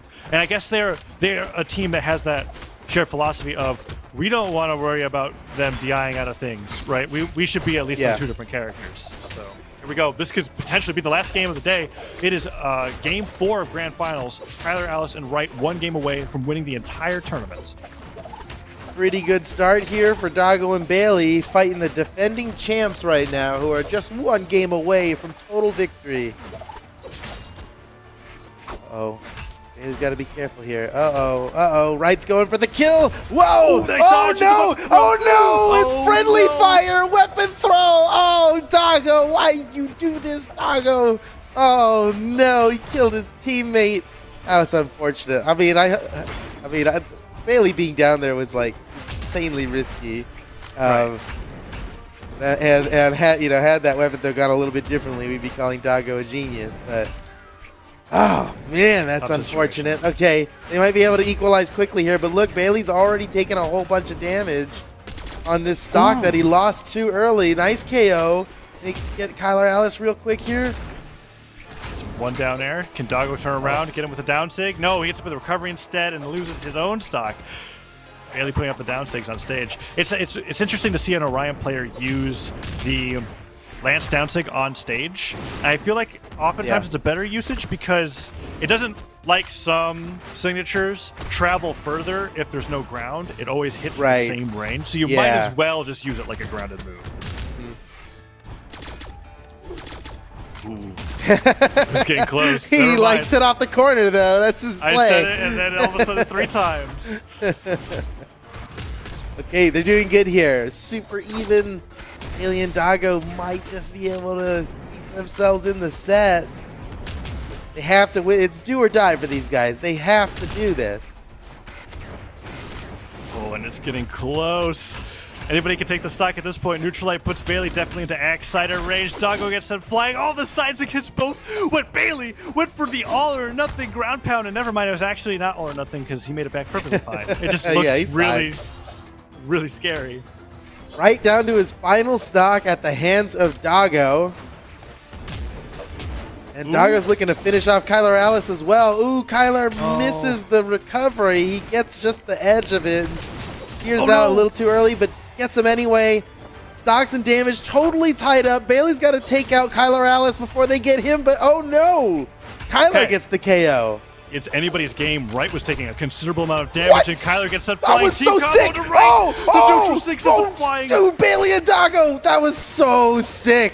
They haven't had a chance to get many of their 2v1 combos off, but that paid off. That's going to pay off in spades, dude. That was really good.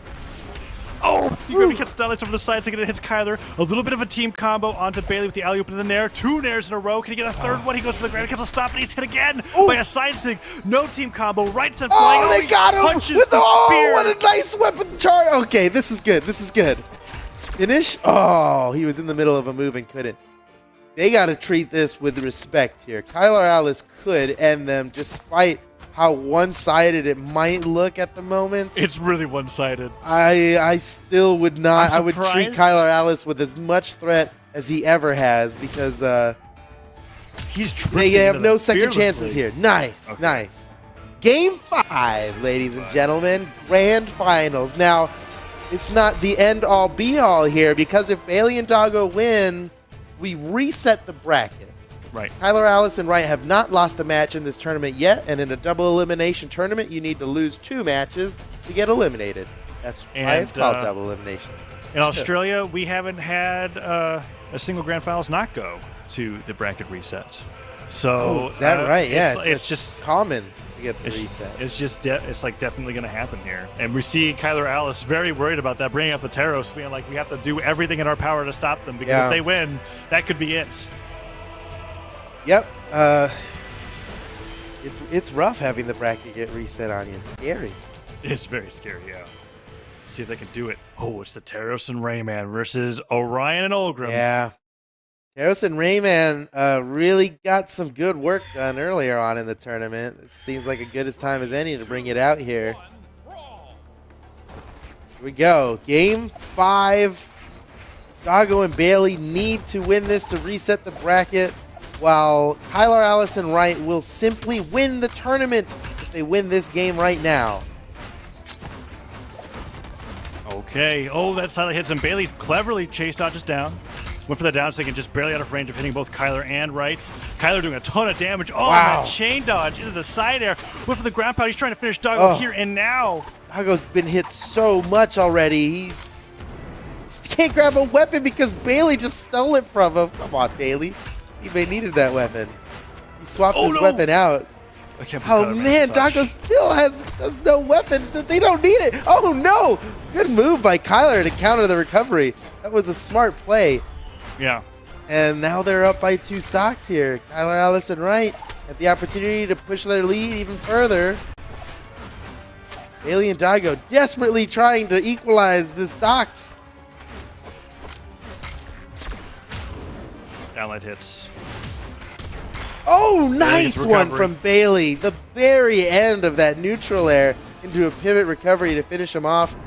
That's a good play. And they got Kyler Alice. They are still in this game. Yeah, it's looking great. They just have to be careful about Doggo. Doggo has been getting hunted down by Kyler during these games. And oh no, it's the team combo.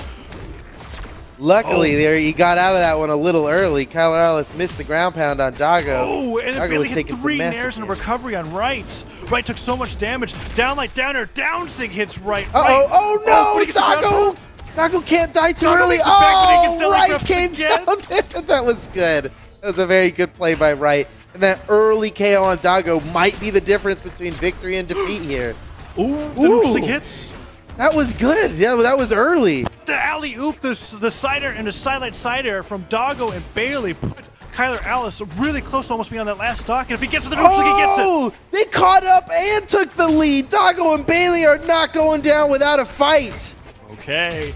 I mean, this is just proving a point, right? Which is whoever comes from the lower bracket takes it all. Kyler, Alice, and Wright are on the verge of getting reset by Doggo and Bailey. Neutral sig hits. Down Nice. sig hits. Both Oh. neutral sig hits again. So many Orion neutral sigs are connecting. Bailey just has to have that his hand over that special move button. Yeah, he's got it all figured out. Oh, he's trying to go for the down sig, but he gets stared away. Not enough. Still has But 2 now, stocks. now Doggo's getting teamed up on while he's gone. Okay. In fact, it might be detrimental to have Bailey hold on to this second stock. Because look at this. Now he's going to spend all this time recovering to the stage. Meanwhile, they're able to team up on Doggo. Well, luckily, Doggo took 0 punishment for that. Oh, no. Okay. They got this, right? They probably got this. Kyler Alice going to be looking. He's facing a 2v2 here. A 2v1 with Doggo. Doggo's really hurt. He might be able to take out Doggo. The 1v1 on Bailey. Kyler Alice is very good at handling these 1v2s, especially like he's done it so many times against this team, not just this team, you know? He knows how to handle this. He wants that side stick so badly. He's going for it again. He needs it. Wow, dodging 2 Lance. He's done so much damage to Bailey throughout all of this. Okay. He got it. Bracket reset. Wow. Reset that bracket. We're going again. 0-0. This time, there's no extra lives. It all comes down to this. Here we go. Yeah, 5 games left. Oh, is it going to be a Game 10 Grand Finals? That would be appropriate. Which is different from what we're used to. Usually, it's like 6-0s coming out here, but this was a Game 5 Grand Finals. So, what can we expect from the next game? That was a pretty close match.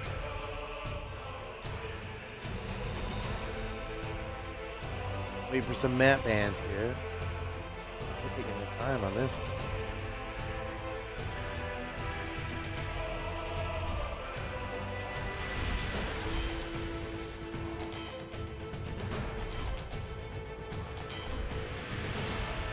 All right, we're going to Mammoth Fortress.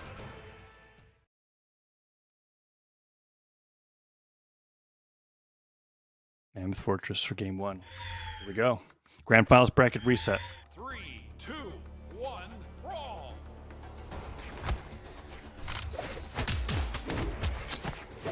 Ooh. All right, it's a good start. This game so far.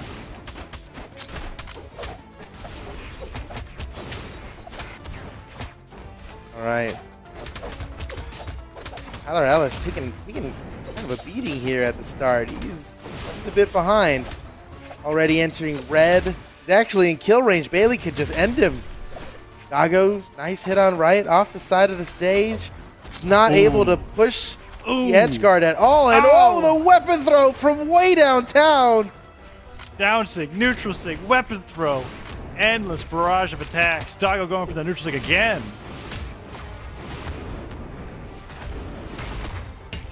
My hits for that recovery. Side air hits from Doggo. Good neutral light goes for the weapon throw right afterwards. Double lance from the blue team working out super well. And that stomp cider is still not enough to take Doggo down. Can he make it back with a dodge? No. Okay. Ooh. Doggo did not have the jumps. It's helpful for Kyler Alice and Ryan. Kyler Alice, pretty damaged on his second stock too. It's a good lead for Doggo and Bailey. A great way to start off after the reset. And you know, I gotta be honest, as we've been going through these last couple matches, it's certainly been looking like Kyler Alice and Wright simply outclassed the competition. But here we are, and it's looking like Bailey and Doggo could steal this away from Kyler Alice and Wright. Yeah, and that's why I've been like over and over again. We're like highlighting how crazy their matchups are because they keep meeting in grand finals, but it's not one team always winning. It's always like. So I'm specifying the lower bracket team because last time it's like, oh, there's Kyler. Oh, last time, the time before that, Doggo and Bailey. Like it's crazy how close these two are. But Doggo and Bailey, well, I mean, it looked like they had the upper hand, but now it's back to being a dead even game again. As Kyler Alice makes it back to the left side, avoids a chainsaw from Doggo, and now there's this crazy battle off stage. Doggo's in trouble. Kyler Alice might finish him off, but Doggo played that smart. He did not use the full length of his lance recovery. Instead, stopped it short. Did a side air into the stage to come in lower than Kyler Alice expected, avoided Kyler Alice's edge guard, and they got the KO. Kyler Alice down to his last stock. Ooh, side aired away. Doggo also on his last stock, and Kyler get the KO onto Bailey too.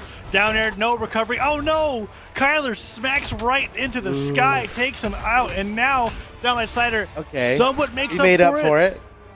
He makes up for it. Everybody down to one stock.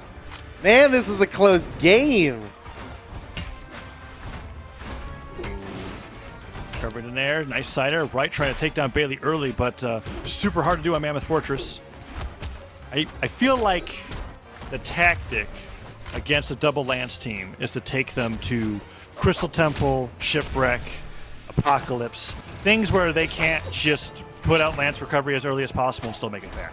Because there's a lot of cases where Bailey and Doggo aren't susceptible to the Gauntlet and Air KOs off stage that Wright was getting so often earlier on in the bracket.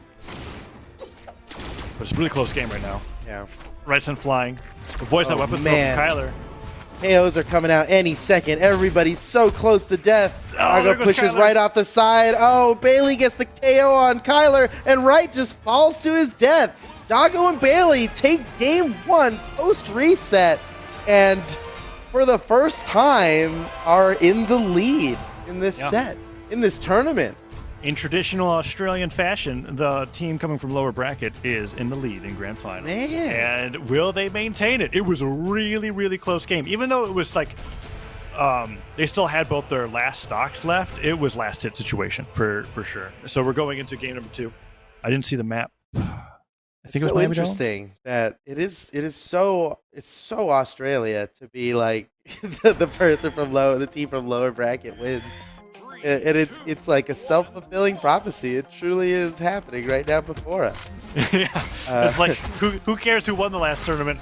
Who had to make that bracket run, right? Like who was down there? Who won losers finals? That's all we really need to know.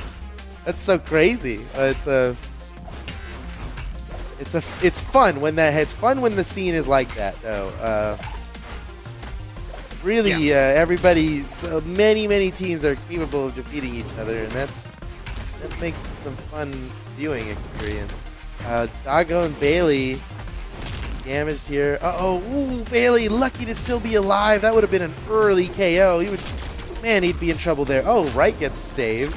Yeah, that down stick, like you could see the moment where the weapon got thrown out of his arms, and then just like a light hit saved him from flying straight up. Ooh, down stick, trying to take him off the top again, but Bailey sent flying. Oh, that Sair returning to the stage. Nice. Down my goodness. Oh, but he runs into the weapon throw. Oh, Kyler. Finish him. He got it. Oh, my goodness.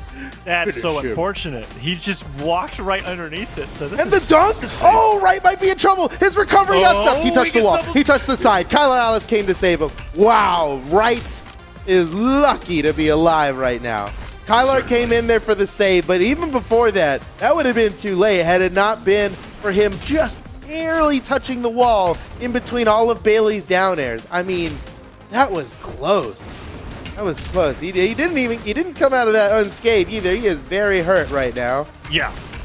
Yeah, Bailey is barely taking any damage so far. Cider nearly takes right out. Another Lancer will just finish the job. He was going for it, right? Okay, that one connects. Sends him off to the right side of the stage, and now right is down to one stock. Neutral light and neutral sync. Kyler Alice barely surviving, but the team combo continues on the right as he gets back onto the stage. Holy cow, Doggo and Bailey are popping off. Stocks are tied up. Kyler Alice pretty deep in the red. They might be able to get the KO on him. Bailey's got to be careful about that friendly fire on the Doggo. Doggo has one stock left, and the red team could just as easily focus Doggo down as they can right. Yeah. Got Kyler Alice down to his final stock. Bailey, the only one remaining with more than one stock. And he's dishing out some punishment onto right. Yeah, he's doing well, avoiding the gauntlet nares. Oh, the alley-oop. Amazing. That was amazing front to back from Bailey and Doggo. Going in for the dash forward neutral lights into the side sig just in front of Doggo. Not to hit Doggo, but to hit the person trapped in the neutral light. Bailey finally goes down. This is the chance for red team to be able to take this game. Otherwise, they're going to be down 2-0 in the grand finals bracket reset. Downer hits. No team combo starts, and the blue team gets control back. It's all up to Doggo whether or not he can survive. Oh, man, he is not long for this world. I don't think he can live through another one of those now. They got to take out right before before Doggo goes out. This is close. Ooh, this is close. Doggo's playing scared right now. You can see it. Can right make it back? Kyler Alice gets him. He doesn't finish him. But knocks Bailey the other Doggo. way. Everybody is so close to dying. What's happening to right? Oh, he nares him and sidelights him. They're both trying to recover. He has to be careful. Oh, the weapon toss was great beautiful. weapon throw. Right finishes off Doggo, and it's all up to Bailey. He's so hurt. Can he do this? A prayer of a down sig. You can't blame him for trying. It worked a whole bunch of times in the past, but both of his opponents dodged it. Easy punish after that, and Kyler Alice and Wright tie up the set now, 1-1. What a grand finals this is turning out to be. Yeah, we are now in game 3. On our way to a game 5, honestly. This could be the game on our way to a game 10, right? Yeah. Game 10 grand finals in Australia. Now, that is not usually what happens. As I talked before, it's usually this one team dominates from lower the whole way through. This is neck to neck. This is super even. We're not even seeing any legend changes, but we are each map. The walls are progressively getting smaller and smaller, and I feel like that's going to continue to favor Kyler, Alice, and Wright more and more as the Lance players are having more trouble recovering with the walls that they have, and Wright is getting more opportunities to go for these nair gimps that he's been trying to get the entire time. Yeah. But we'll see. It was a really great start for the blue team so far. They got some great Lance strings in, but Kyler starts swinging back. Hammer and Sayers and Nares are connecting. Wright's off stage. Gets the down. All 3 hits. Bailey's in trouble. There's nothing he can do. Bailey's done. Doggo can't even save him from that. Ooh, that's an early KO. They're going to have to fight a lot to come back from that. Uh-oh. Okay, nice play by Doggo. Getting around right there. Looking for the finisher. No recovery. Oh, right. He waited a little too long. He had nothing left. Yeah. Good team combo there from Bailey and Wright. They are fighting to their best, the best of their abilities here. Doggo still with 3 stocks left, taking out Kyler Alice. He's got room to play with too. Oh, the gimp! Wright's in trouble. Kyler Alice needs to save him, but he gets his teammate instead. No, he doesn't touch the stage. No, they're both dead. That's not good. Man, that was crazy. The Kyler Alice, Wright was in trouble. Kyler Alice needed to come down and help him. So he does, right? But what does Wright do with it? He gauntlet neutral airs his teammate, who had no other recovery options left, gimping his teammate Kyler Alice. And not only that, but he didn't even live. Doggo and Bailey still finished him off. Oh, that's so unfortunate. This is grand finals, dude. And off of such a great start, too. And now Wright down sigs his teammate. Going for the weapon throws. Oh, the ground pound not timed correctly. Gets hit by the recovery. Ooh, neutral sig. Okay, we'll take 2 for both 1. of them, I guess. Totally worth it when they're ahead by this much. Wow. There's no chance. There's no chance. Right, it just helps get into position. It's like I'm out of here. Neutral 6 into it. It's a Lance recovery. Okay, Holy game 4. cow. Game 4.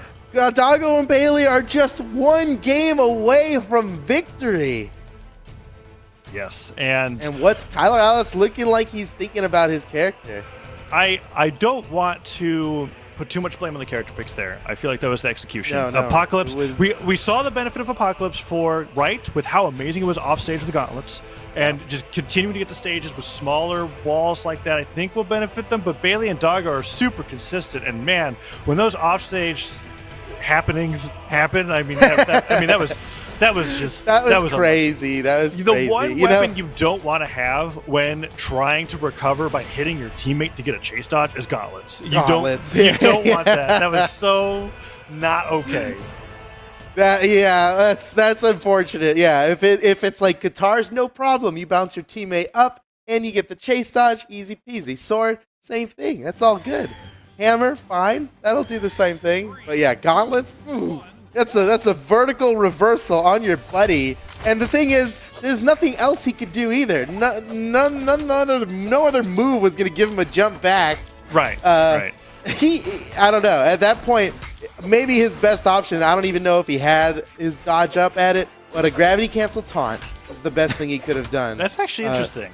Yeah, just to give Kyler Alice an opportunity to get underneath him and save him. Instead, he gimped his team. Oh, man, that's just unfortunate. I mean, and it's all in, like, the blink of an eye, you know?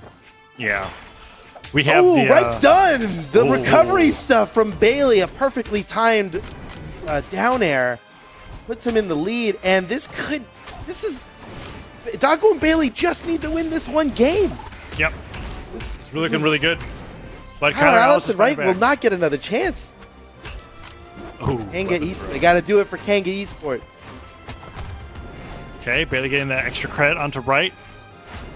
Oh, he waited for a while trying to get that cider. Kyler can't find the finishing attacks. Okay, Bailey sent flying. Dago goes down. Oh, Wright, you got to be careful. You're already down stock. Man. What is that ground pound? Oh man, there's no. He gets it. Oh, he doesn't get it. I'm glad he stopped fighting on the corner there. It's like you never fighting against somebody who's deep in red, you know, when you're off the side. Down a stock and you're down holding a X stock. ground pound. Yeah, not even that damage. He's right in trouble. Oh, no, okay. Free. Lucky, yeah. He was just trying to get back to the He was stage. just trying, exactly. He was just trying to get to the stage. He got a KO for it. Free. It was. That was discounted for sure. I know. As an axe player, you nod, Yeah. you nod your head. You're like, Sometimes, tactical yeah. axe recovery. No, We take those. We take. I'm It was just using for this the movement. Oh man! And meanwhile, while we're talking, Dago and Bailey have stretched their lead even further with another KO on Wright. The pressure's getting to him, man. This is tournament point. You've got to bust it out all now. Kyler Alice is doing extremely well, still with all 3 stocks and taking another life off of Dago. Oh, did you see that, Bailey? That was so good. He didn't go with the normal down air, the down light follow. Done? Oh no! Okay. Wait, okay. Kyler just got to lead it from a Lance neutral light. Well, he was so damaged. I can't believe the angle he got knocked. He's taking 400 damage or something on this one stock. That much damage is when variable force gets through. That's very interesting. Okay, Yeah. wow. Oh, that goes down. Oh, So 1v2 my for it goodness. all. Kyler Alice, he did not want to have to do this, but here it is. Buckle up, ladies and gentlemen. We're about to watch Kyler Alice slowly but surely, well, not surely, slowly and maybe, take out Dago and Bailey in the 1v2. He's got 2 stocks to do it. We've seen him do it before, even against this team. He's avoiding all their attacks. The beautiful thing about Kyler in a 1v2 is Yeah. he takes that damage, but he does get in a hit every time. Yeah. When he weaves in between them, he hits one person, gets on the other side. He gets out. He knows when to get out. He knows when they're going to punish him and how to avoid it. He's using the right moves as well. If he was sitting there trying to do neutral lights, they'd just punish him for it. But he's not. He's dash jump recovery. You know, moves Side that light. get him out of there. right after he lands the hit. Oh, he gets to stop there on Doggo? Oh, man, he's actually in a good position here. He can totally win this, and he absolutely has to, because if he doesn't, Doggo and Bailey might just win this whole championship. He's off the side. The weapon throw. I don't think he can make it. That is it, ladies and gentlemen. Doggo and Bailey absolutely steal the championship away from Kanga Esports. Doggo and Bailey are your Australian summer champions. Woo. Doggo and Bailey do it. They keep the lower bracket streak alive. You know, that's actually it's Australia, man. When I point out these super strange like facts that aren't they're not really facts. I was just pulling from two tournaments, right? Like it wasn't that exact, but looking at it, it's like no, these teams are just that evenly matched that it's likely we're going to get a bracket reset. It's just funny that the person that comes in for lower bracket is the one who wins. And Doggo and Bailey were phenomenal. And there was a moment where I felt like Kyler Allison were unstoppable in that first grand finals. But for sure, man, I really expected Kyler Ellis and Wright to just win it.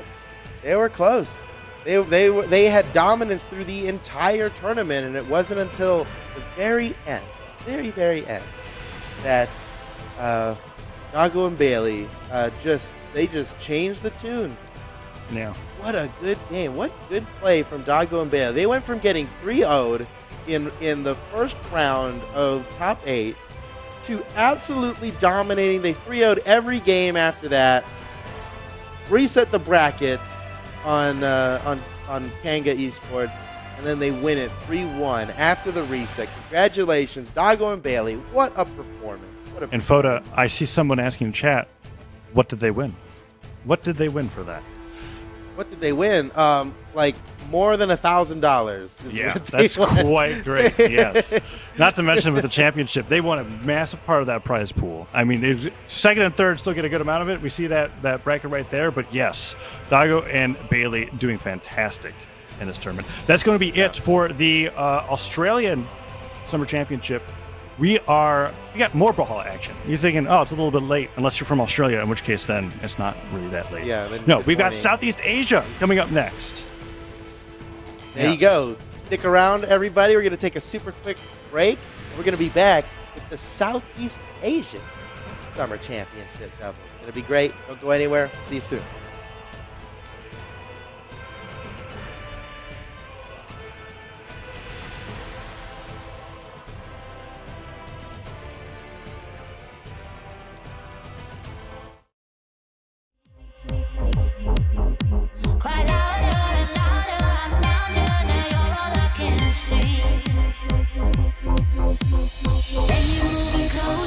Breath up on my shoulder, boy, I wanna hold ya. Heart is beating double time, I can't wait to make you mine. I just wanna know ya. I tremble when you call my name, the feeling driving me insane. I just can't get you off my brain.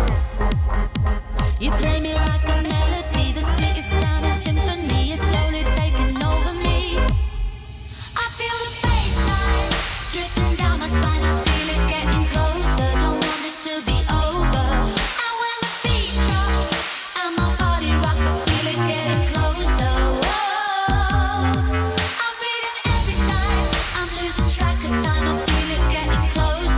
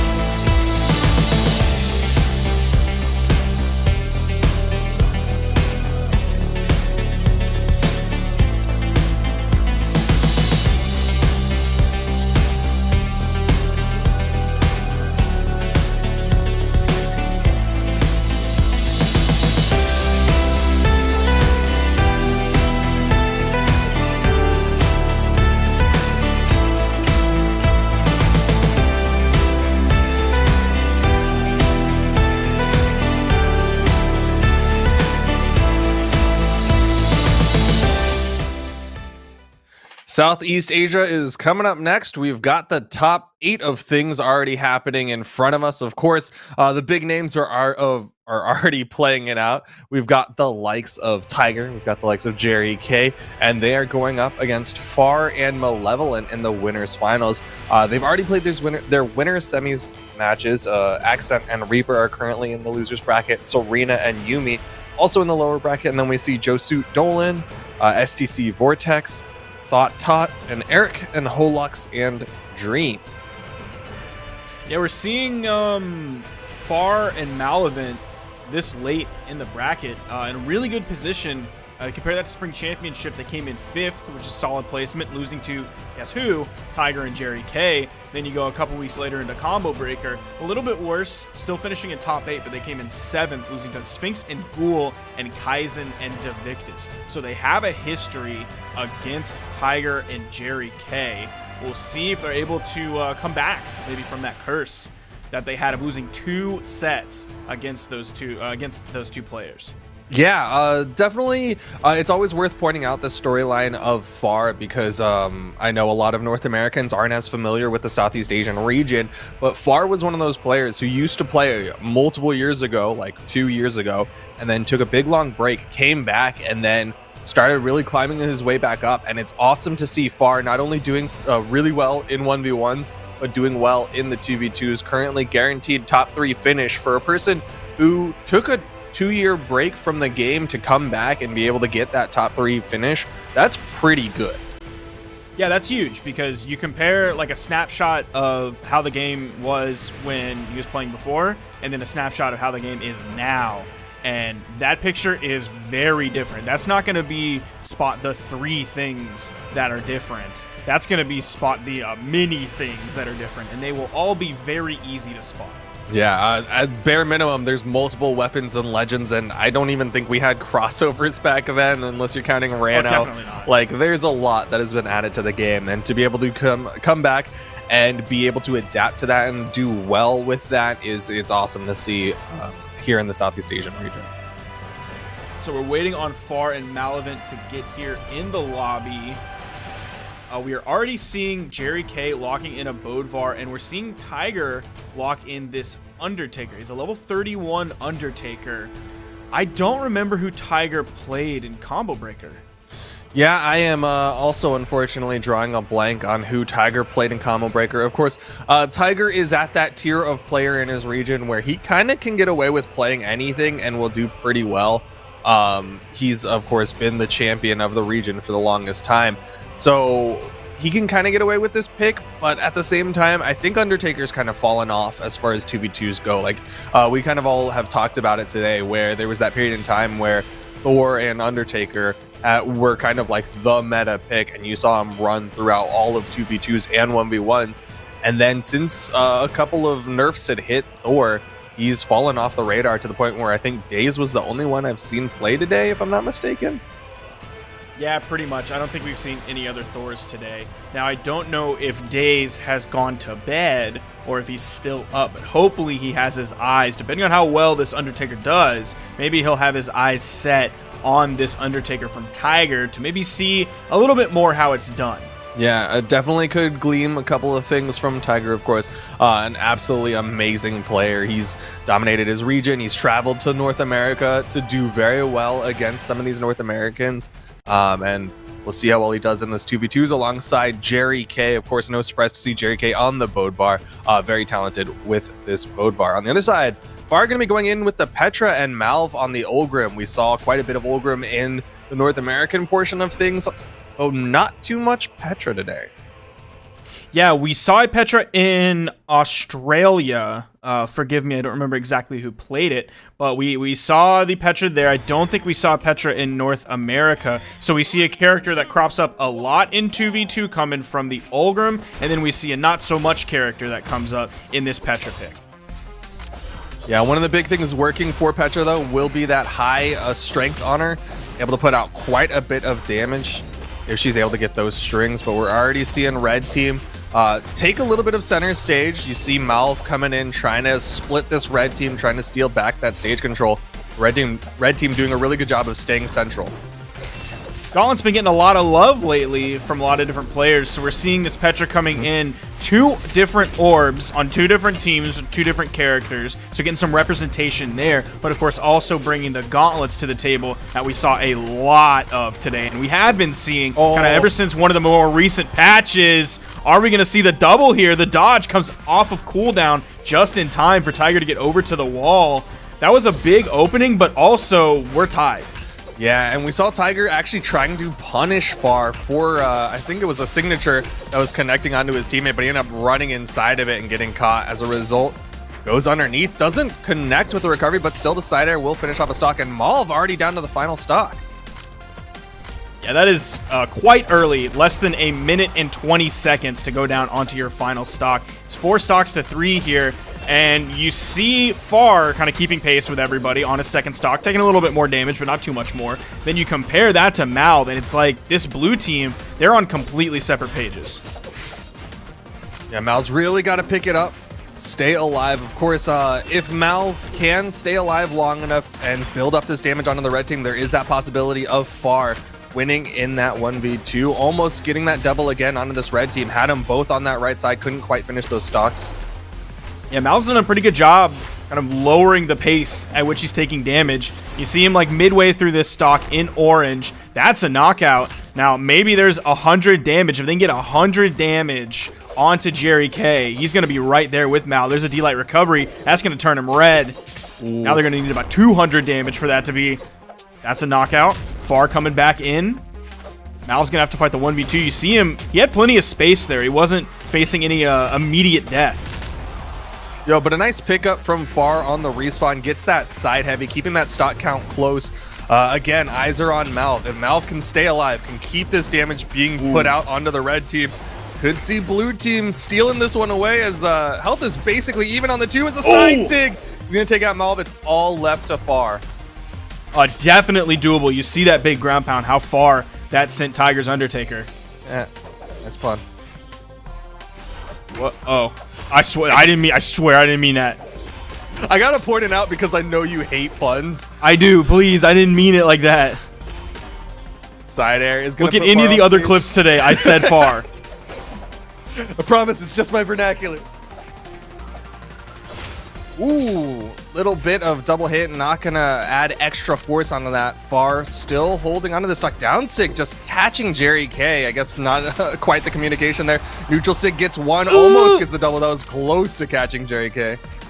Oh, this is so winnable for Far, but he's gonna have to deal with that hard hitting hammer from Jerry K. What's he gonna do? Is it gonna be the D sig? He's playing this so patiently. You see the way that he just backdashes every time. Ooh, just outside for the neutral light. Oh, man. Knocking out with the in light. Look at the damage numbers. Let's see. Far. Yeah, 629. We're going to round that up for simplicity's sake to 630. That is 210 per stock on a map like Miami Dome. That's solid. That is so solid. Really good extension. We also saw in the damage department, Malv was actually able to put out more damage than Far. So Malv did a really good job. It was looking a little bit rough there where Malv was down to the final stock before everyone else, but he did a really good job of slowing it down, extending the stocks, and making sure that it wasn't Far going up against 4 stocks on the red team. Now we're going over to Shipwreck. We'll see what Malv is able to do here with a little bit more room to run around, to play with here over on Shipwreck. A much longer stage compared to the Miami Dome. Yeah, and with that longer stage, you get the wider kill box. You see characters like Thor extend stocks for incredibly long times when they get the orb in hand. Of course, won't be able to do it as easily, but it's still a possibility. Ooh, that's going to end up putting some damage on the Far. He's able to avoid enough, barely grasping out and grabbing the wall. Side sig from Jerry K. Gravity cancel neutral sig from Far. Another one coming out, trying to catch Jerry K falling into it.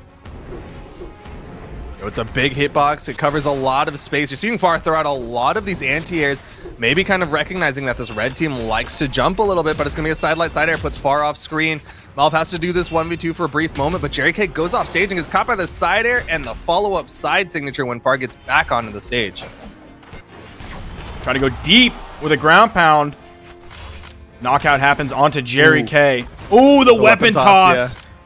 possibly saving Tiger. That would have been a big side air. Might have led to the knockout. It was from the wrong side of the stage. Oh, no. Using that signature to recover over to the wall and touch. Ended up hitting his teammate.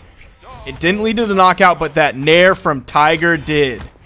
Yeah, using that down signature, it's a good idea. It resets the jumps because it gets the wall touch and then immediately bounces you back. But unfortunately, Malv was right behind Far, trying to get back to the stage and got caught by that teleport back.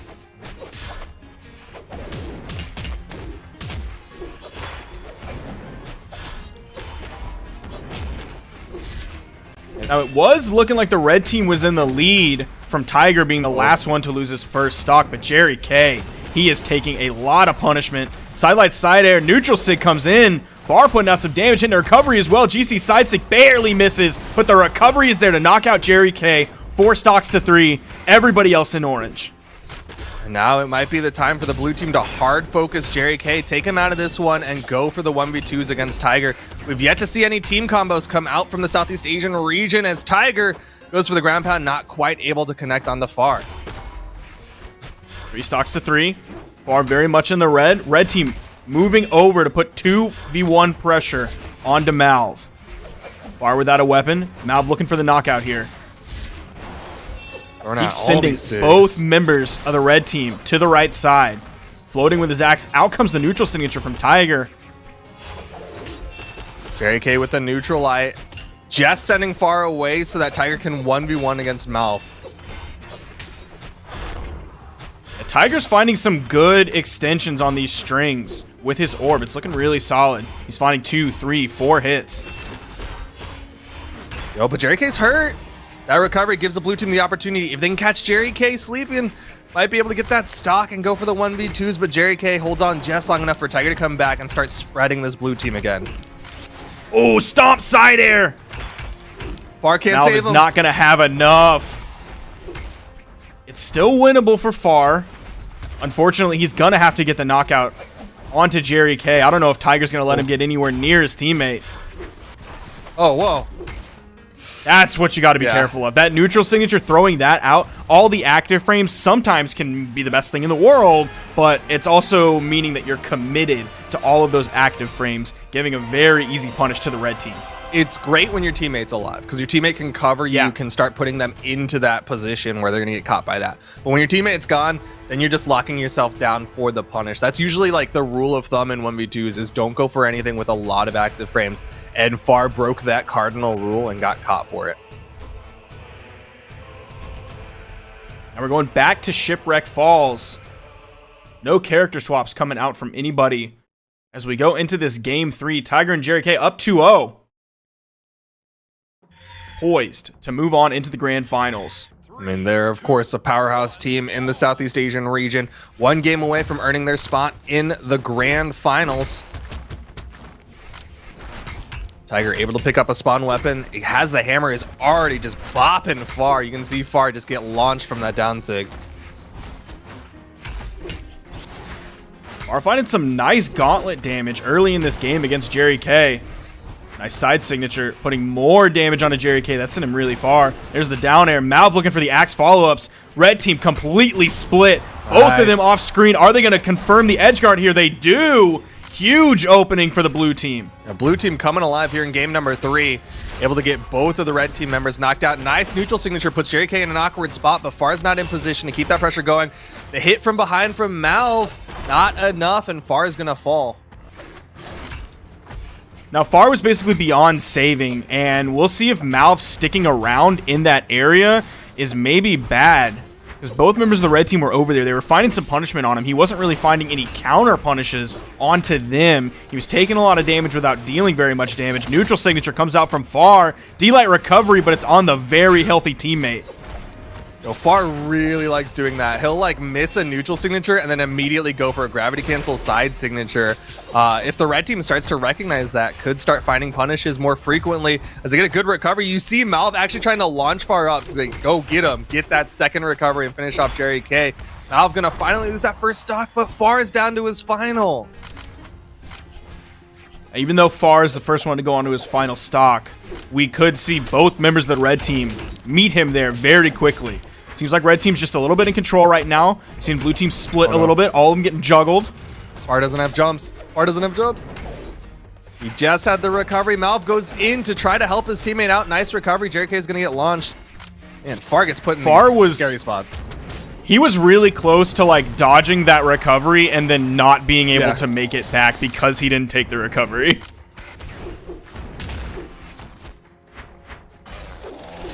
Malv. Oh, that's so risky. But you see Tiger just say, nah, I don't even care about that. I need to take out your teammate and just get these 1v2s. Oh my gosh. Yeah, that affords Tiger a really good opportunity to choose who he wants to punish. It can either be the teammate while Malv is in that down signature animation, or he knows he has all the time in the world to figure out what he wants to do with Malv. Oh, and that recovery puts Malv off the screen. Far is going to fall. Ooh. It's all left to Malv in the 1v2. 3 stocks left on the red team. Jerry K really extending the second stock. We might see this set finishing up with a clean sweep for Tiger and Jerry K as Malv is stuck in this 1v2. There's a decent chance of finding the knockout on a Jerry K. Interrupts that down signature that certainly would have led to a knockout in the game. The neutral there going to knock out Jerry K, but Jerry K coming in with a fresh stock. Malv cannot afford to take too much more punish. He's going to have to use basically everything to get back, including his dodge. Oh, man. I'm surprised Malv was even able to land at all. Yeah. That ground pound will do it. Tiger and Jerry K going to close it out 3-0 in the winners final, showing why they're such a dominant team in the Southeast Asian region.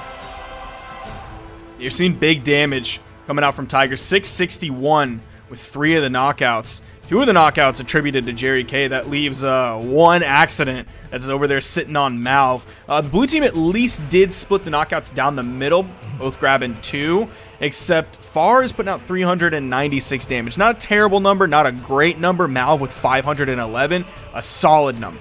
Yeah, the 511 from Malv, very, very good for the team. Unfortunate for Far. Like, the blue team had a great start in that game number 3. There was a very real possibility that they were going to be able to take a game off of this red team, but slowly we saw the red team just kind of bunker down, slow it down, and they're like, all right, we just got to close out these stocks and we are going to run away with it, and they do, taking game number 3 3-0. So maybe a little bit of a quick bracket update if they want to throw that up on the screen. Now, we talked about Josut and Dolan in the pre-show. They had a little bit of a rough day today, going out in losers round 1 to STC and Vortex.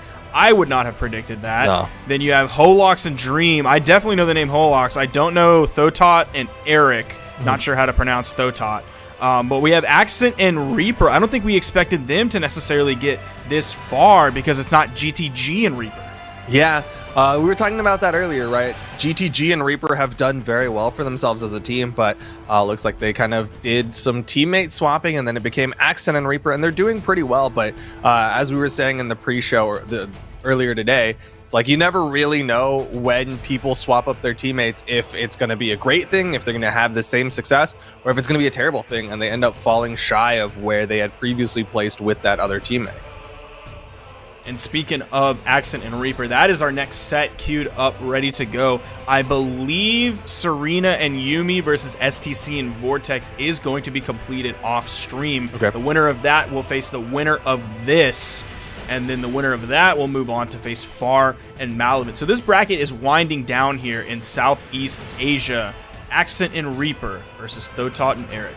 Any team that makes the run from here on out has to have a lot of endurance, because we're in best of 5 territory, and basically you're going to be going from set to set to set, right? If Accent and Reaper win this one, then they go immediately into the losers semifinal. If they win that one, they go immediately into the losers final to fight Far and Malavin. If they win that one, they go immediately into the grand finals, where they have to reset and go into the second grand finals. Like, any team that can make this run has to have a lot of endurance and be prepared to play a lot of games.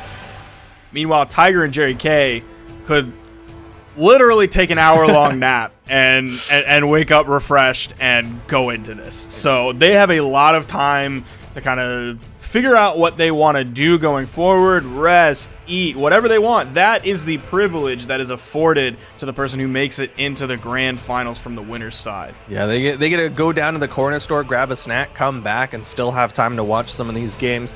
But coming up, we've got Accent and Reaper going to be going up against Thotot, and Eric. Yeah, I think it's Thought.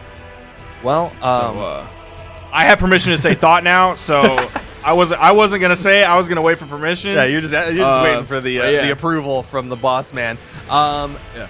But it is worth pointing out that obviously the fact that we're struggling to pronounce his name shows that we are not overly familiar with these players, Thotot and E or Eric. So just on pure knowledge of the players, we would say that Accent and Reaper are the favorites of this one, but definitely willing to be upset. Depending on how things go. I'm looking at previous brackets. Spring Championships, they didn't even enter. Combo Breaker just a few weeks ago, 33rd. So didn't even make it into top 32. And now they find themselves in losers' quarters against Accent and Reaper. What a glow up. This is where you're doing the wipe on TikTok, and the first wipe is 33rd, and then when you actually do the transition wipe, it's to this right now, this bracket. To 5th and potentially more. And of course, you can't discount the run that they've made. Getting through Holox and Dream, an established team, players that we are familiar with to get here. This is not a team to be slept on. Thotot and E going to be going up against Accent and Reaper, getting ready for game number 1. We see a lot of axes in this one, but another Val similar to what we were seeing in North America with Santi and Simba. Stage Bandit coming through. Don't regularly see this many Brins in a game. Seeing one on each side from E and Accent. We're going to Mammoth Fortress. The rest of the characters we have seen today. We did see, obviously, Isatru play the Brin earlier, but not used to seeing this many in a single game. We also have the Val here and the Barraza. Yeah, it's looking like an EU game with the number of axes and the number of Brins that we're seeing right now. But it is, in fact, Southeast Asia. As we get right on into game number 1, we see an Accent on the Brin, Reaper on the Barraza, and a little bit of team damage being put out from this blue team just to start this one off.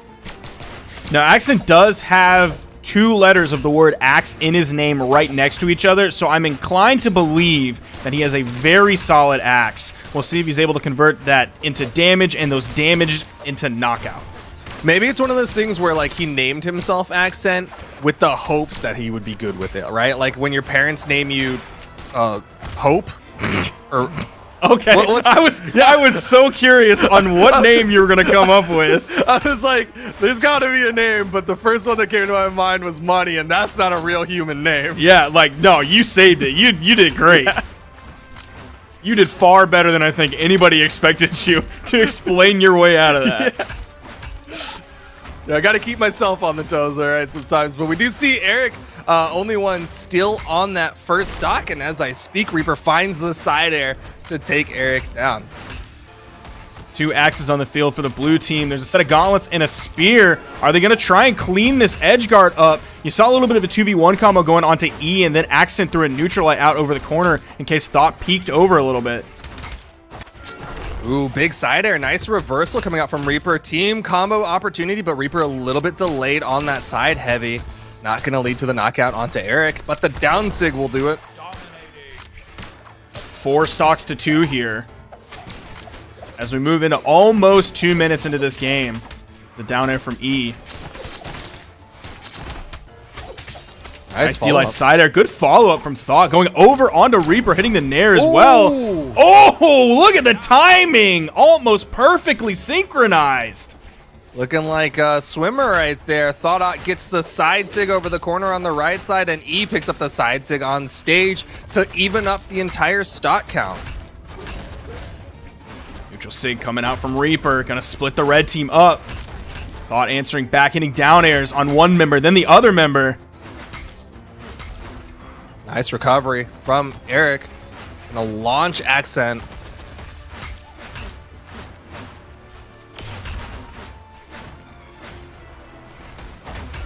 That side air puts Accent off.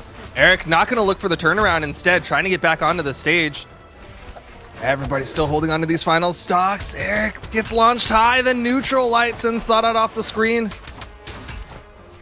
Now, the better option there might have been the side signature. That's going to have a lot of active frames, so you don't have to time it as perfectly. I think that's why he went for the neutral light over like a side air or anything like that. He would have had to do like a jump fast fall side air very quickly. Would have had to time it much better than the neutral light. I think he could have definitely gotten away with a side signature that would have immediately led to the kill. But still, man, the rest of the decisions Reaper made were fantastic. Yeah, because he almost put out 700 damage, 5 KOs. Reaper did very well for himself in that game number 1. I think, of course, neutral light as just a pure reaction to follow up off your teammate is not a bad decision at all. Of course, if you can get that extra force, if you have that presence of mind, go for it. But I can't blame him for just going for the immediate reactionary neutral light.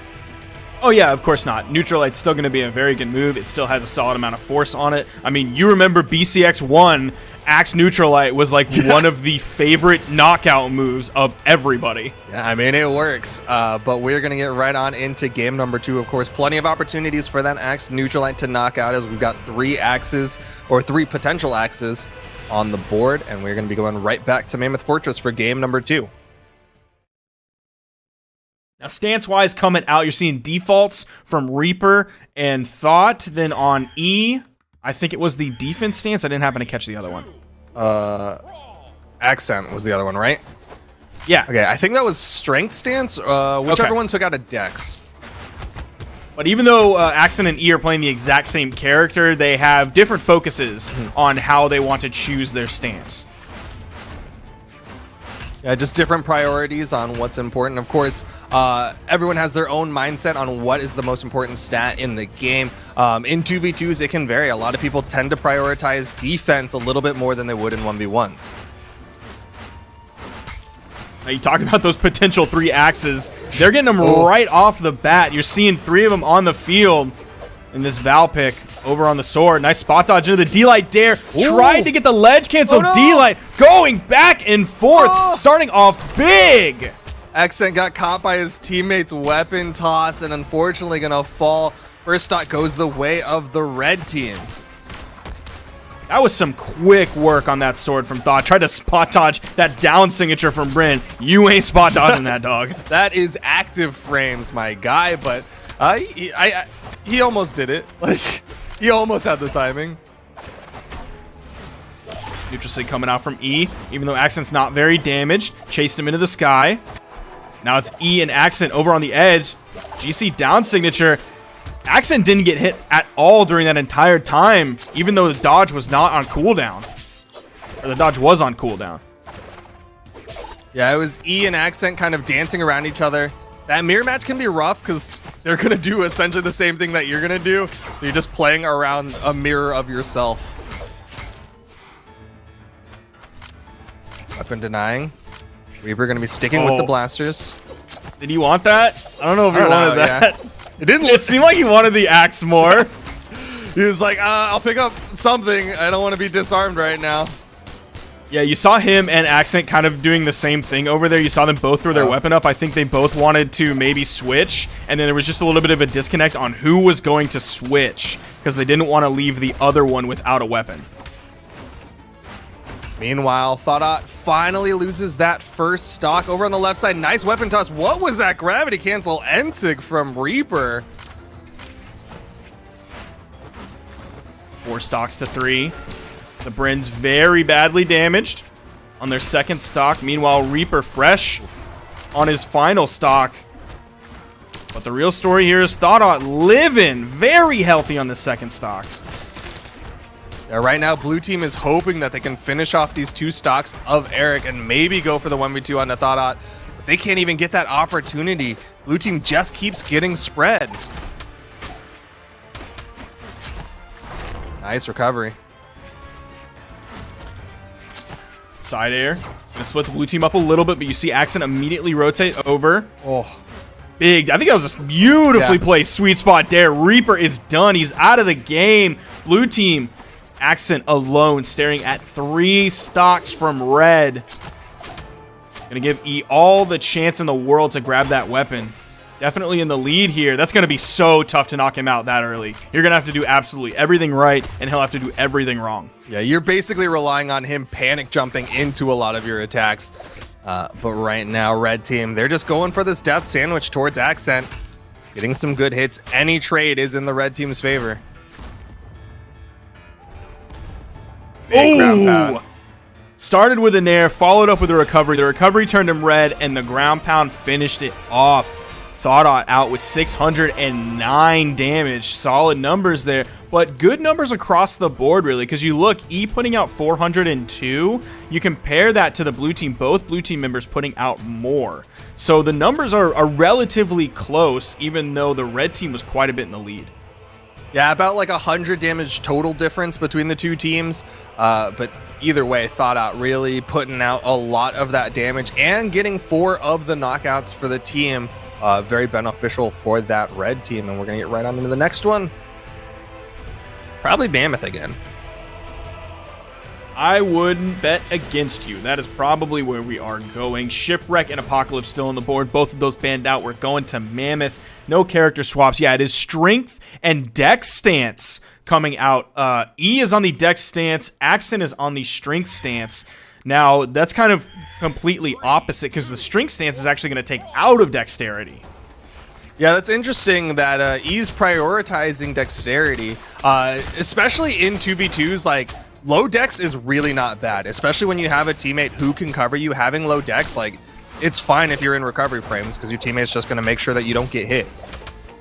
And that's interesting because we've seen kind of similar thinking on Olgrim a lot. I think especially in EU, there are ones that are like, like no Dex Olgrim. Yeah. Give me the stance that takes out of that. And then you have like another side of that are like, no, please give me 4 Dex. I need the 4 Dex. There's definitely a very vocal few who are like, give me negative Dex if you can. Like, I just want all those stats somewhere else. We are Nice dodge through. A complete departure from the last very game. red. Yeah, Definitely. Nice side air sends E off. Blue team gonna get that first stock. Thought Out very damaged, but a side sig launches Accent. Reaper not able to find the punish onto it. Nice from Accent, the ground pound from above.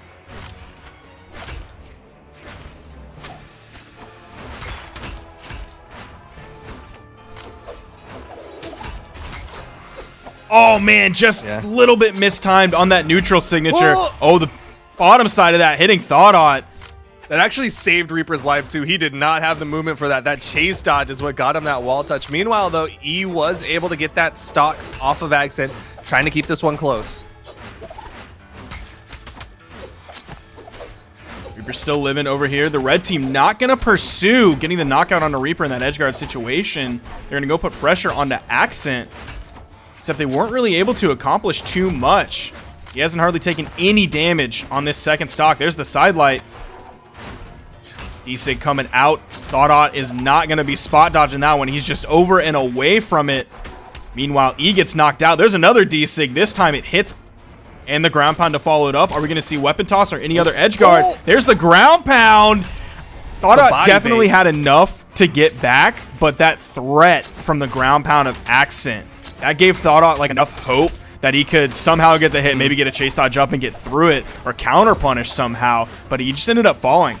Yeah, that's that body bait, right? Like, you put yourself there when they have no other option and they think that they can either go for the wall or go for the ground pound, and they always go for the ground pound, and you avoid it and they knock themselves out. Looking like Reaper and Accent are going to take this one, putting them up 2-1 in the set. Thought fighting for his life here. Oh. All right, he's just going to follow his death.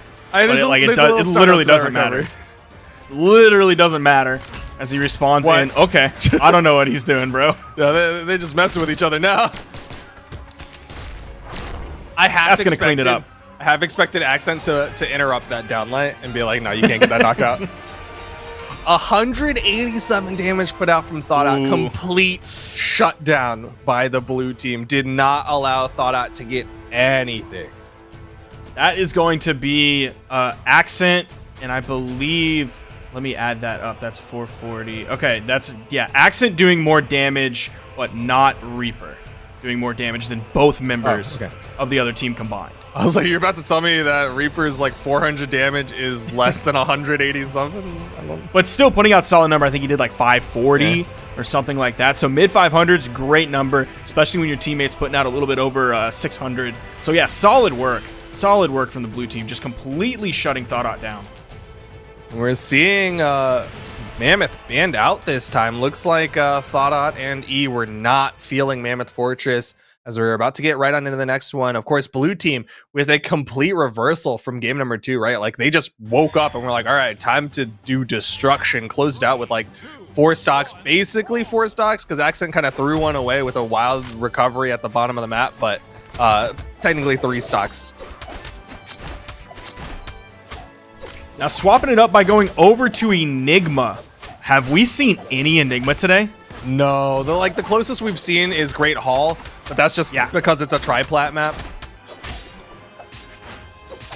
So definitely not a regular pick in singles or doubles. Wow, that's going to be a very early knockout onto a very tanky Barraza. Speaking of Great Hall, that's a thing that would not have happened on Great Hall. Great Hall with a very high ceiling. That's one of the things that's nice about Enigma in comparison, that the ceiling isn't quite as high. And that's going to be a nice thing that Thought is making up for his struggles last game. Oh, launched into his teammate side sig, the double weapon toss from the blue team. Just that wall of weapons. The blue team steals the lead.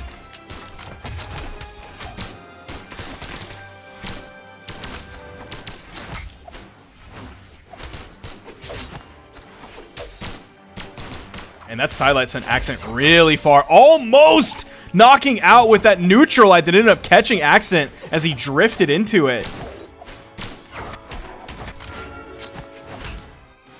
Oh, nice big side air though from E.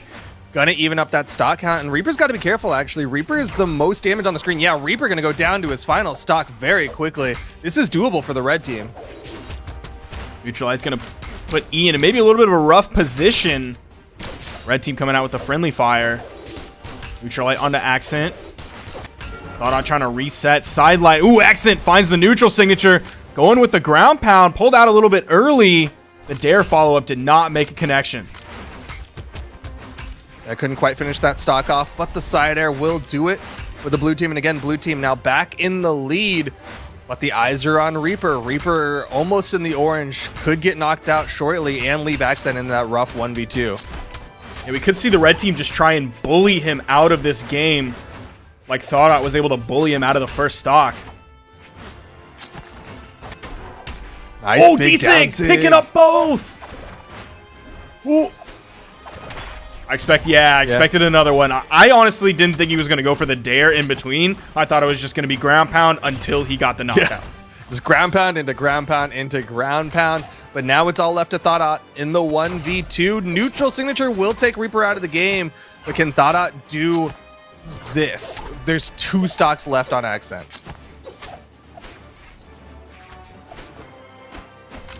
There's a weapon spawn on the field. Thought's able to grab it. No problem there whatsoever. The side air almost knocking out. Thought's able to get back. There is a weapon spawn on the field, but a neutral air from Accent. Oh, he's done! Gravity cancel, neutral signature. Reaper and Accent are going to take it 3-1 over the extreme underdogs, Thought and E. That was a fantastic read to close out game number 4 from Accent. But like you said, Accent and Reaper are going to close it out 3-1 over Thought and E. But amazing showing from this team of Thought and E, a team that we haven't seen in Southeast Asia. To go back to your previous metaphor of the window wiping thing, mirror, going from 33rd to 5th is a pretty nice glow up. It's the wipe challenge. It's on TikTok, dude. Come on. Yeah, man. That's what all the Zoomers are doing right now. Come on. Yeah, you got it. Good showing from Accent though. Like, to me personally, who does not really exist in the Southeast Asia region, Reaper is more of the known name for me from Reaper and GTG, but then Accent coming in, grabbing 682 damage, 5 of the knockouts, so looking really strong. I don't know if Reaper and Accent is going to be the wave going forward. Not sure if this was like a one-time thing or whether this is a new permanent for Reaper and Accent, or whether Reaper's going to go back to GTG. Yeah, I mean, it easily could be one of those things where GTG was just busy today and couldn't make it, so Reaper just picked up a new teammate and Senpai guy got left by the wayside. Or maybe it's just kind of that shuffling around that sometimes happens where teammates are like, all right, you know what? We had a good run. We got as far as we could, but I don't think there's any more for us to do as a team, so I'm going to try someone else to see if I can progress further than I have in the past. And so far, Reaper and Accent doing very well for themselves. But like I was saying earlier, they're now in the hot seat. They have to make the run, and coming up next, they're going to be going up against STC and Vortex. I don't know too much about STC or Vortex. It looks like Vortex is in the same clan that Reaper is in. Let's look at some past placements from them. Looks like at Combo Breaker, STC played with Innovity, so not with Vortex. Who did Vortex play with? If he even entered Combo Break. He played with Demo. So ended up grabbing 17th place. STC finished tied for 17th as well on that one. Then going back even to Spring Champs, STC played with 6IS coming in at 25th. And Vortex ended up coming in at 9th with Eric. Yo, so Eric has some chops for sure. Yeah. Eric has some 2v2 chops. Okay. I can't wait to see what this team does going forward. Low tier for them, if they team together, probably going to be pretty sick. You're talking about Eric and Thoughtot, or? Yeah. Okay. Yeah, Eric and Thoughtot. Yeah, but unfortunately, their run does end just short today, but still fantastic showing for them. And then, of course, STC and Vortex, who hadn't placed top 8 in any of those placings that you had just mentioned, getting the guaranteed 4th place finish. That's pretty nice, but they are going to be running up against this powerhouse team of Accent and Reaper. The double axes going to be going up against Xavier Woods and Wushang. Now, we did see some Wushang earlier today. He's kind of gotten a resurgence lately as Gauntlets have gotten a little bit of love in the patch cycle. We've seen a lot of players kind of gravitate towards the Wushang. Very solid signatures. Spear is a pretty good weapon as thought by top players. Decent enough. And you couple that with how solid Gauntlets can be right now, you have an all-around really solid character. Compare that to some of the other Gauntlet legends. Like, other than Val, you're not seeing that many other Gauntlet legends picked up by multiple players. Like, you're seeing BOOMIE pick up Cross, but nobody else is picking up Cross. Yeah, that's very true. As far as, like, Gauntlet characters go, it's like Wushang or Val. Those are kind of the two big picks.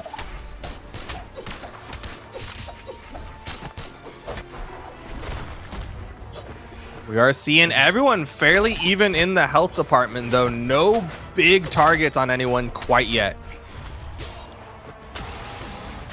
That's going to be a full team wipe for the blue team there onto red, knocking out both members. Side sig from the wrong side of the stage. Vortex able to get back. In comes Nice. Accent with the ground pound. Reaper takes out Vortex's teammate. Is it going to be the full team wipe on the blue? The recovery just hit a little bit too low to knock out. STC might get caught here in the middle. No, but he gets out of it, and Vortex able to extend this first stock. Going to be putting a lot of damage out with this hammer. That's a little sidelight, just keeping Reaper at bay, letting STC do this 1v2, and the pancakes connect on Accent. So much extra damage off of Vortex extending that first stock. Sidelight came in from STC onto Reaper. In came Accent with the dash. Then came the neutral light for the punish. We're relatively even here.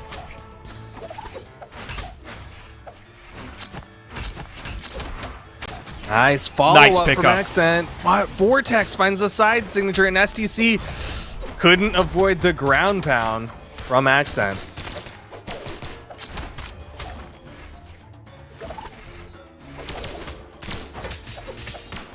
Dude, Accent's Bryn is really good. Yeah.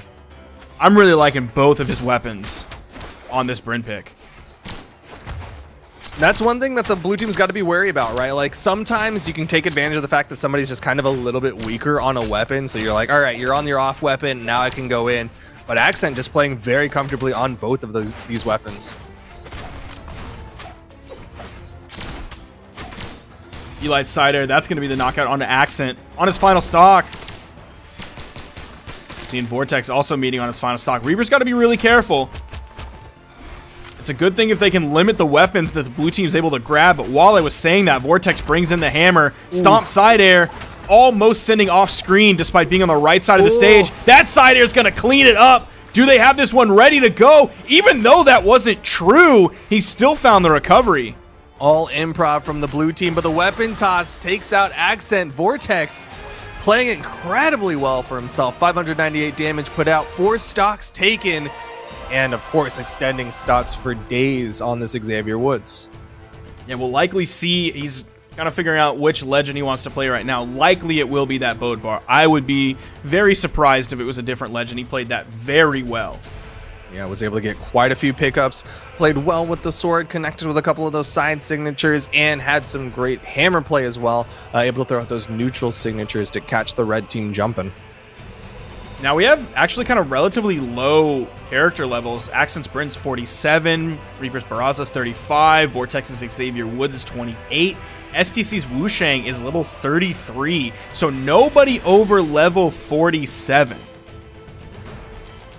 No, they, I mean, 47 is still pretty good, though. But to your point, yeah, in the 30s is like, all right, you've put in a decent amount of time into this character, but you're definitely not like a singular character, only plays that character in every single tournament kind of player. Now we are here going on to Mammoth Fortress. 3, 2, 1, brawl!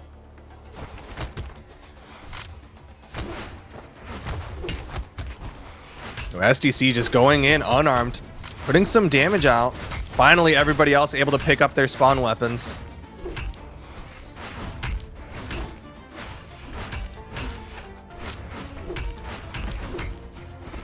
Yeah, you see Vortex going back and forth between members of the red team. Bodvar's looking good, sword looking good, hammer looking good. In grabs the weapon, immediately goes for the recovery, sending Accent very high. Able to dodge that as well. Dude, Vortex is going back and forth. Even when he misses, he doesn't get punished. His target swapping is very solid. Even out of hit stun, he's already looking for the next opponent that he can run at. But unfortunately for him, his teammate is going to fall on the right side. Vortex does land back down safely. Good damage being put out. You could see the blue team finish off these stocks of the red team and take the lead. Nice ground pound. That's one. Oh, Vortex, he's waiting. He's like, come up here. Gonna eat that dare, but instead STC able to pick up a downlight into the neutral layer. It's gonna be Vortex who follows up with the recovery for the knockout. An Accent stuck in the sandwich, DI's out of it, but they pick up Reaper. Yeah, after that second spear neutral light that came out from STC, that's where the DI happened.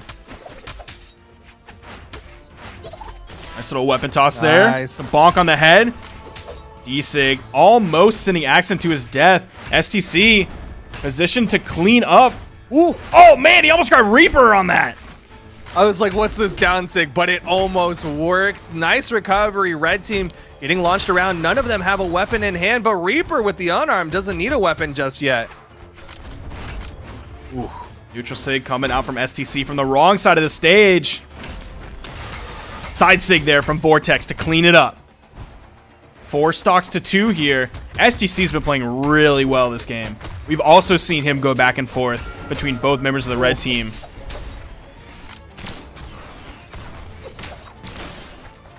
Vortex really trying to play that aggression, but STC finds a ground pound on the right side. That's going to take Accent out of the game, and it's all left to Reaper in the 1v2 recovery from Vortex. How, like, what are the odds that he is just positioned in the right exact spot to pick up an exhausted recovery there onto Reaper? This is what I'm talking about with Vortex just always being aware of where the opponents are. Like, he's constantly just like, what's the nearest thing that I can hit? Putting out 715 damage. Vortex is playing very well. Yeah, dude is nuts. Dude is certified nuts. The whole can, macadamia, cashews, peanuts, walnuts. Usually sunflower seeds aren't in those cans of mixed nuts, so honestly, like that's kind of the limit of my nut Did you say knowledge. pistachios? I don't think I did. I said cashews. Cashews look weird though, so Yeah. I can't say what they look like. It's okay. You just We're on DM stream it. right now. Maybe I'll say it on Twitter if you follow me. At Who is Sparky? That's not a maybe. I will. Yeah, I was like, don't promise and not deliver now. Game number 3, and we see Reaper make the swap over to a second Bryn for this red team. Wants a little bit more movement speed, wants a follow-up spear, but is it enough as Accent's already getting bounced around?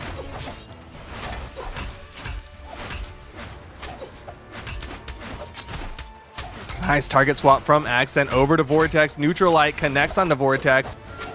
Nobody quite in that kill percent as Vortex finds the ground pound. I'll see if this Bryn swap from Reaper will work out for him in the long game. In the short game, it's not working out so great as both members of the red team are knocked out. They did at least trade 2 for 1 here as STC got knocked out as well. But Vortex, he's the monster. You can't. Yeah. I don't think you can focus on STC. I think you need to focus on Vortex.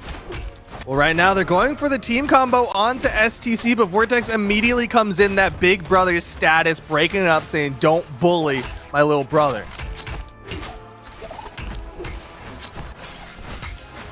Nice punish from Accent, but Axe doesn't have that true kill combo. Reaper does find the ground pound to finally finish that first stock of Vortex. STC trying to find some time over on the wall as Vortex spawns back in. You immediately see Vortex going in unarmed. He's able to grab the weapon relatively quick. You see the gravity cancel D-Light the other direction read that came out from Reaper. But a D-Light into the side air from STC is going to be the almost the knockout move. I thought that was going to kill for sure. Yeah, Reaper had just enough, but a fantastic weapon toss from STC finishes off Reaper. Left side, Accent fighting back. It's caught by the weapon toss, but not a lot of variable force behind it as it was just barely starting to float down. Nice downlight into the recovery. Stock counts even, but again, Vortex is the healthiest on the board.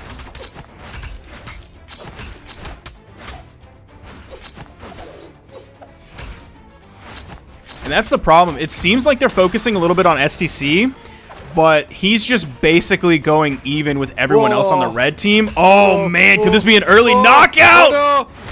Oh, no! Oh, he's still going in! What a legend! Vortex with a huge knockout there, just completely taking Reaper out of the game. He's going to do it? Oh, man. Nice down air from Accent on his way back up. Still not enough to finish off Vortex's second stock. Dude, Vortex is nuts. Yeah, so this is the thing, is if you're going to focus on STC because you deem him the quote-unquote like weaker... Oh, man. GCD-sing. If you're going to designate STC as the weaker link and try to bully him out of the game, the problem is Vortex is such a monster that you're leaving him to his own devices. And based on what we just saw, you don't want to do that. That's a bad idea. You just left Vortex to run wild all over you, and that is going to be Vortex and STC closing it out 3-0 in the loser semifinal. This is insane. This team, neither of them placed top 8 in a 2v2 in Southeast Asia, and here they are running through some established teams, running through some names that we know in the Southeast Asian region, and they're here in the top 3 to go against Far and Malevolent. I love that we're getting to see more of these. Like, we're getting to experience more players in Southeast Asia, not necessarily by just like, oh, we're streaming more matches, we're showing more sets, so we're getting to see earlier in the bracket, but that it's these new teams creeping up into the later parts of the bracket. That is really cool to see new people on stream, which were unknown to me. They were known in the SEA region because like they still had solid placements, but they were unknown to me because I wasn't able to see them on stream. And obviously I don't play ranked in SEA. That would be even worse than me playing ranked in North America, and that's already terrible.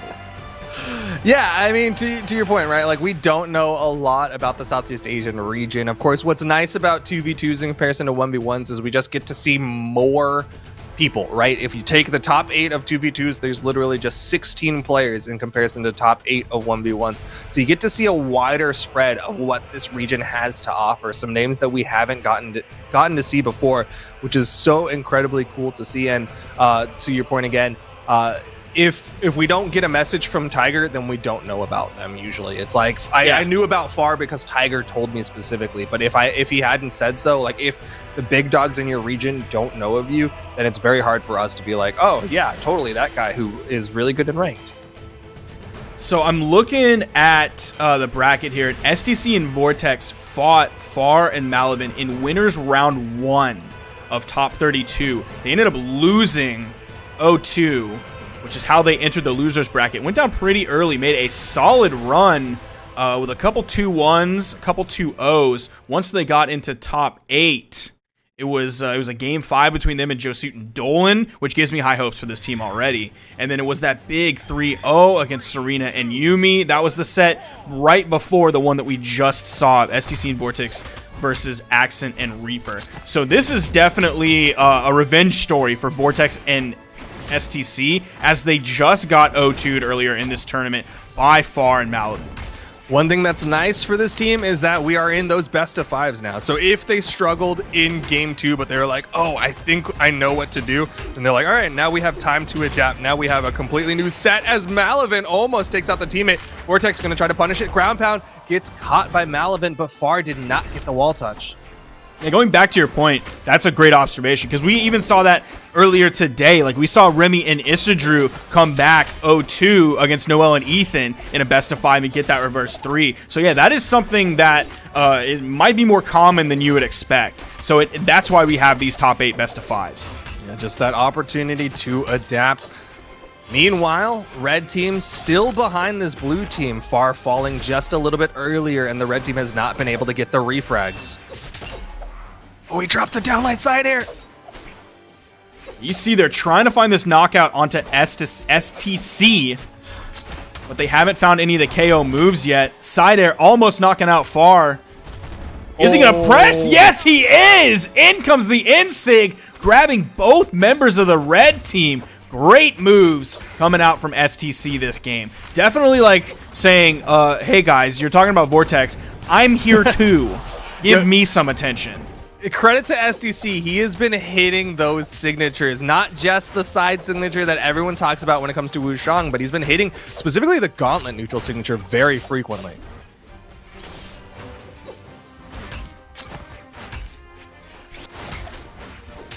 Just barely out of the way of that neutral signature out from Far. There's the Nair into the recovery. Far looking to further juggle there, reaching up for the Nair, missing. D-Light side air from STC. Went for the side sig right over the corner. Far a little bit too low on that wall. But he's got to be careful. He's the first one onto the final stocks. He's already getting close to kill percent. The down sig catches him! And Far is out of here. Now it's all left to Malavin to go up against the 4 stocks of this blue team side air. Lots of force behind it, but same for the hammer for Vortex. Now that down signature, I believe, is a grab, so it'll only take one opponent, and that was so close to actually picking up Malavin instead of Far. Far was just a little bit closer to Vortex, so when that hitbox came out, it grabbed him first.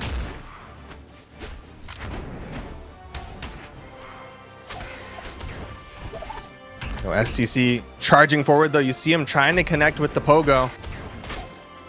Oh, good coverage from this blue team. You saw Vortex cover low and STC covered high with that jump side air.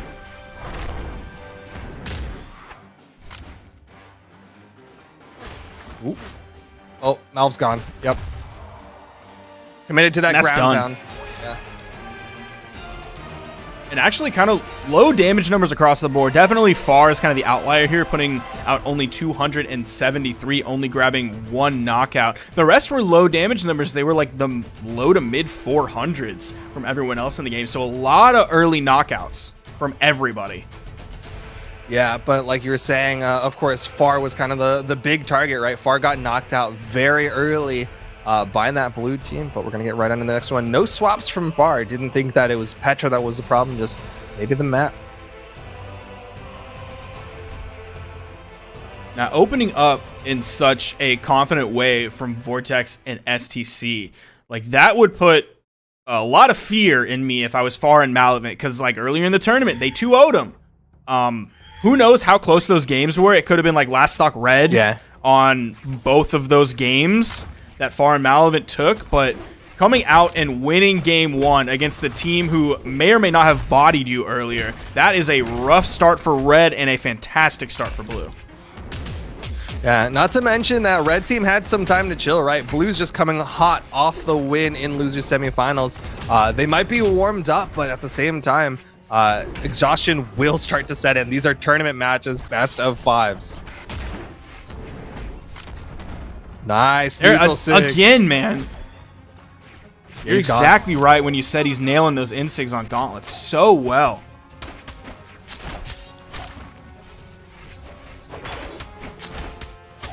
Nice pickup from STC onto both red team members. Again, this red team gets caught stacking up, and the blue team takes full advantage of it.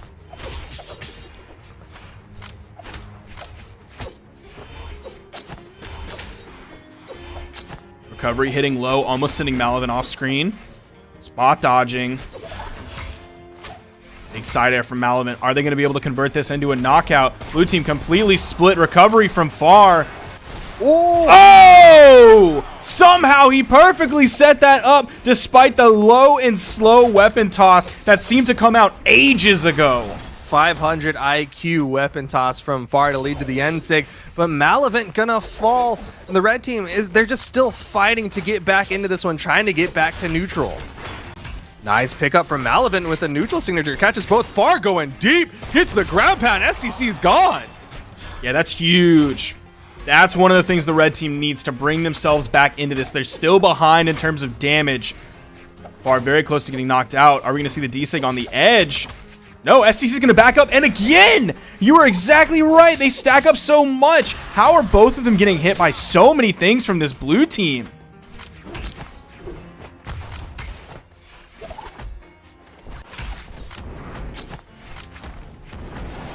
Blue team just able to find every single opportunity when the red team stacks up. Red team down to their final stocks though. Malavent deep red could get taken out. Far's gonna read his dodge and catch him with a recovery. And it's all left to Far now in the 1v2. This is such a tough spot to be in. Far staring down 2 stocks from the blue team, a team that's been able to follow up off of one another so well. We know they got the setups for it. Beautiful, quick and simple from STC and Vortex as they take game 2. Well done to Vortex and STC, able to take another one. Just a complete change from going 0-2 in the winner's bracket. I guess going down to the loser's bracket really lit a fire onto Far and Malavent, but we are seeing, Vortex and STC, but we are seeing Far make the swap. Gonna retain the orb, but is gonna be switching over to Thor. It's gonna have that carryover orb from Petra. Also gonna have a strong signature kit. See if he's able to do with this what Tiger was able to do with the Thor earlier. Ooh, didn't like the map bans. Leaving Mammoth, APOC, and Crystal Temple. And we're going to Mammoth. Far going to be coming in with the Thor with the, that's a Terra's hammer. That's the holiday one. So maybe Far's got some experience with the hammer, or maybe he just really likes that hammer skin. Either way, we'll see how well that works as Far and Malavent have to win the next 3 games if they want to continue on, get that guaranteed top 2 finish.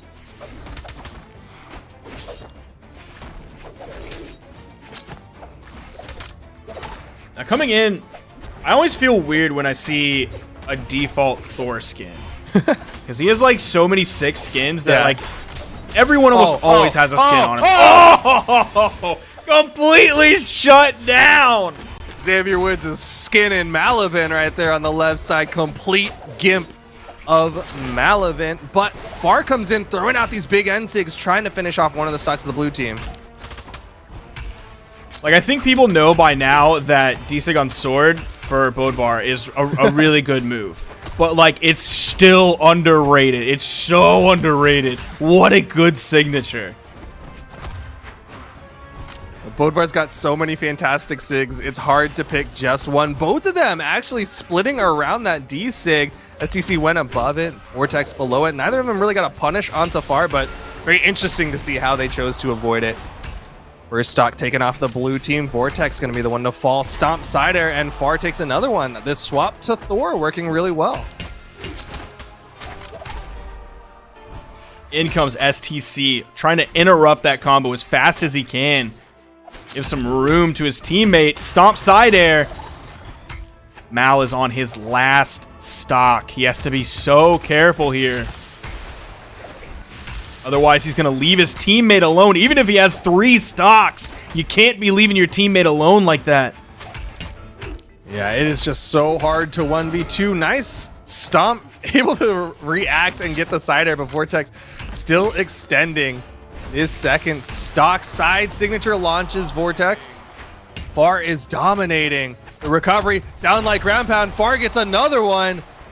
Can he get the full wipe? Can he get all 6? It's certainly possible because he is playing insane right now. Yeah, this Thor pick has just like completely reinvigorated Far. Fantastic decision to switch over to this Thor. Oh, but he gets caught. The second swing of that gauntlet side signature does go a little bit high, so when you try to jump over it, will end up catching your feet very often. Vortex with a downlight jump, chase, dodge, recovery.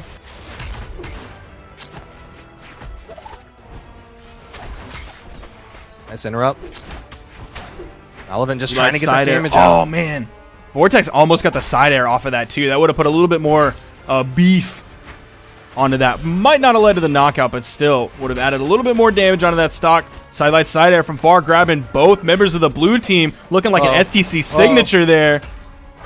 Blue team actually disengaged from Far. Far had burned so many tools, and now it's left to STC, who gets caught by the side air, the swap to the Thor, paying dividends for Far. Ooh, that's a spooky number. Far doing 666 damage. Get me out of here. This lobby's cursed. Just the Thor is cursed. He's going to be stuck at that damage number for the rest of it, so it's going to be on Malevin. But definitely eyes are going to be on Malevin now, right? Like, Malevin had a rough first 2 stocks, was able to extend that third one long enough that they were able to close it out. But it's going to be scary, right? You can't just rely on Malevin being able to extend 1 stock for a really long time. He's got to be able to extend that first and second stock as well. We had Small Enigma, Great Hall, and Shipwreck on the board, and the choice was to go to Shipwreck. STC swapping over to Shovel Knight. We don't see a lot of Nash, and we don't see a lot of Shovel Knight. We see some of the other Shovel Knight crossovers, particularly Black Knight a lot, but we don't see Shovel Knight very often, given some love. I kind of get it though, right? Like, Hammer, definitely a very strong weapon in 2v2s. Of course, it worked really well for Far to switch to a character with Hammer. And then, of course, STC has a strong spear with that Bryn. So maybe just going to be going with the Hammer and Spear combo on Nash. Also going to give him quite a bit of movement speed, which can be helpful in 2v2. You have the ability to rotate more quickly. Also high strength. And like some solid SIGs for 2v2. Yeah, some great SIGs. Just big hitting SIGs, fantastic for following up off of setup moves, or just throwing out raw like that end SIG onto Far. Going to keep Far on this corner while Vortex goes for the edge guard, connects with the ground pound.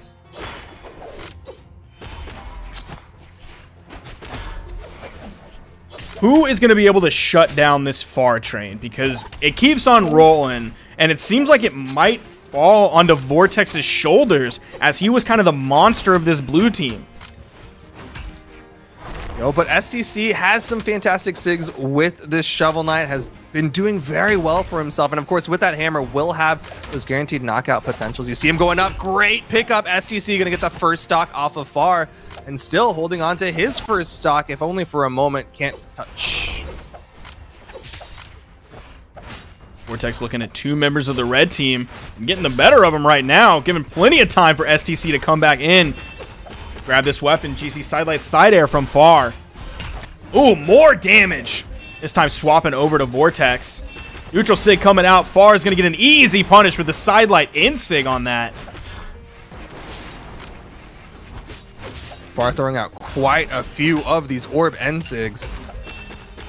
Nice pickup. Sidelight side air gets both blue team members with that side air. Nice side Sig. Launches STC. STC is unarmed. Picks up a spear. Dives forward. Far gets caught by the weapon toss from Vortex. Get that knockout onto Mal, but can they kill Far? It seems like they're having so much trouble actually knocking him out. They can get him into the red. They can get him further into the red. They can get him even further into the red, and it seems like they just can't kill him. That high defense Thor, the wide kill boxes on Shipwreck, Far extending these stocks. STC trying to find the hit, but a scoop down from Far, and STC is going to fall. Stock's advantage could go the way of the blue team, but Vortex is able to get that downlight into the recovery. Team combo, but they can't follow up onto Mal.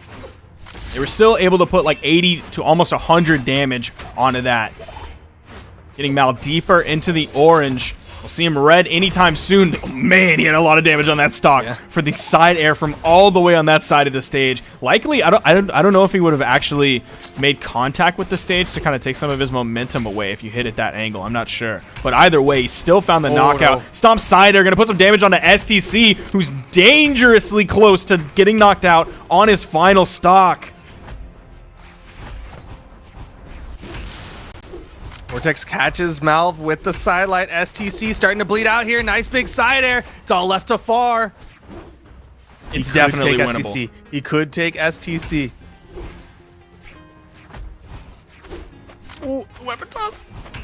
Oh! Ah! That defense just barely holding on. Far trying to scoop Vortex out of the way. Orb in hand. Sidelight side air. STC has no punish! That side air doesn't even put him off screen, though. STC really respecting Far. Trying to play back the neutral air into the recovery. It's all left to Far versus Vortex 1v1. Vortex with the stage control. Ooh! And here in game 4, we kind of have what we've had the rest of these games. It's kind of the Far versus Vortex show. They've been the monsters on their team, putting up high kills, putting up big damage numbers, and it's going to come down to this 1v1. Is Vortex going to be able to take this and move on, or will we have a game 5 situation? Recovery, not enough. So many clench moments, no weapon for Far. There's the spawn. Vortex denies it. Far just running for his life. Oh, it's right over Vortex. Oh, it's so close to the Nair, the backside of the Nair, knocking off the top. Vortex and STC take the set, the same set that they lost 0-2 earlier to Far and Mal, moving on. 762 damage put out from Vortex, 733 put out from Far. Amazing showing from both of these players and both of these teams. But of course, Vortex and STC close it out 3-1 to go into the grand final to fight against Tiger and Jerry K. And this is going to be by far their toughest set of the day, as anybody could probably guess. They just did go up against a Thor that... Wait, what? Was the pun intentional? What was the pun? By far? No. Okay. It was not intentional. Puns are such low effort form of comedy. And yet you make them all the time. Here we go. Don't make puns all the time. Game number 1. Tiger and Jerry K, of course, in that grand final seat means that they have that winner's advantage. It's going to be on the opposing team of STC and Vortex to win the first set, to reset it, and go into a second best of 5. And we see Vortex going in on the strength stance. Compare that to Jerry K's movement speed stance on the same character. 3, 2, 1. Now we'll see if they're able to translate their success against the previous previous Thor onto the Undertaker pick here from Tiger. That was looking really solid. Of course, same kit on both of them, but Tiger plays a very different Undertaker, right? He plays much more hammer focused, lot less orb neutral Sigs being thrown out from Tiger. Ooh, this hammer is almost completely, Oh, and it gosh. does actually completely zone Vortex out. Tiger looking like a whole other beast. Oh! Ground pound connects onto STC. This red And- team. Like, Tiger and Jerry K are making this look like there is such a gigantic skill gap between them and literally everybody else in their region. Yeah, I mean, 3-0ing in winners final. Even though Vortex and STC3 won in the losers final, oh my goodness, there's still 6 stocks left on this red team. They're not looking to lose anytime gosh. soon. It's only been a minute in this game, by the way, and they've already taken 4 stocks from the blue team in total. Oh, just barely missed the follow-up from Tiger, but oh my goodness. Red team just running wild on this blue team. Finally, they clap back, get a stock off of each of the red team members, but still stock deficit. It's a nice double there. Jerry K is immediately able to grab a weapon. Tiger is disarmed, but that spawn coming to basically the middle of the stage comes right over to him, and he's able to pick up an orb. Neutral Sig coming out. Easy punish for STC, but Tiger's right there.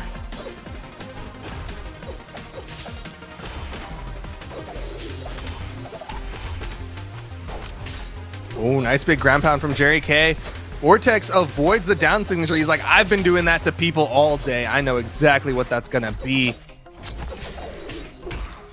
Neutral Light coming out. The side air from Tiger comes out a little bit too late. Ooh. His target was definitely STC and not necessarily the follow-up off of Jerry K. Still get the knockout. 3 stocks to 1, and Vortex is looking like he's in a tough spot here. Recovery reaching up and missing. Vortex getting above Jerry K. Nice dare into recovery. Neutral Light coming out. Might be able to find the knockout onto Tiger, but he's then going to have to find so much more.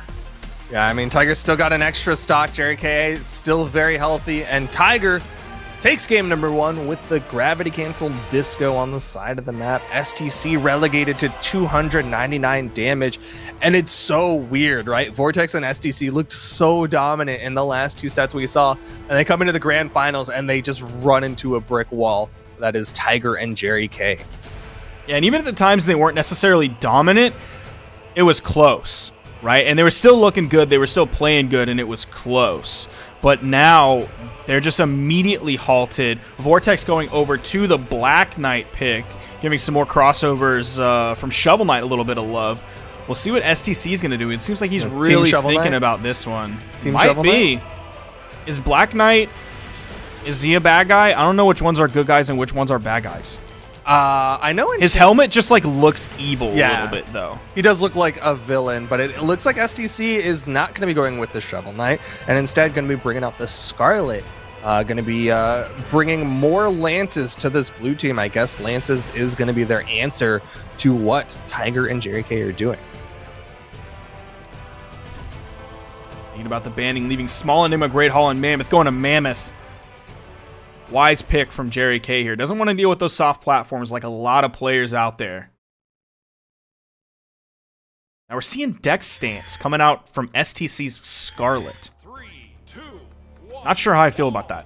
Yeah, that's definitely interesting. I'm not sure what exactly STC is looking for with the Scarlet. It seems like as a whole, Lance players like to lean a little bit more towards that dexterity.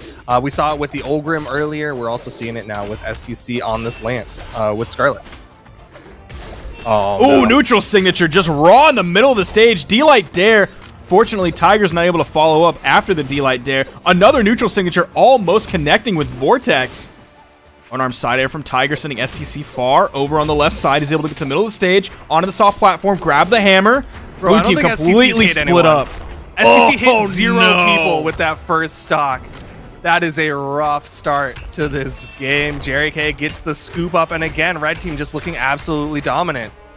Now, Jerry K was basically stacked with Vortex there. He threw out the recovery, but he wasn't quite far below enough. Nice, Vortex! nice. Is he going to end this GCD light? Vortex got to be careful.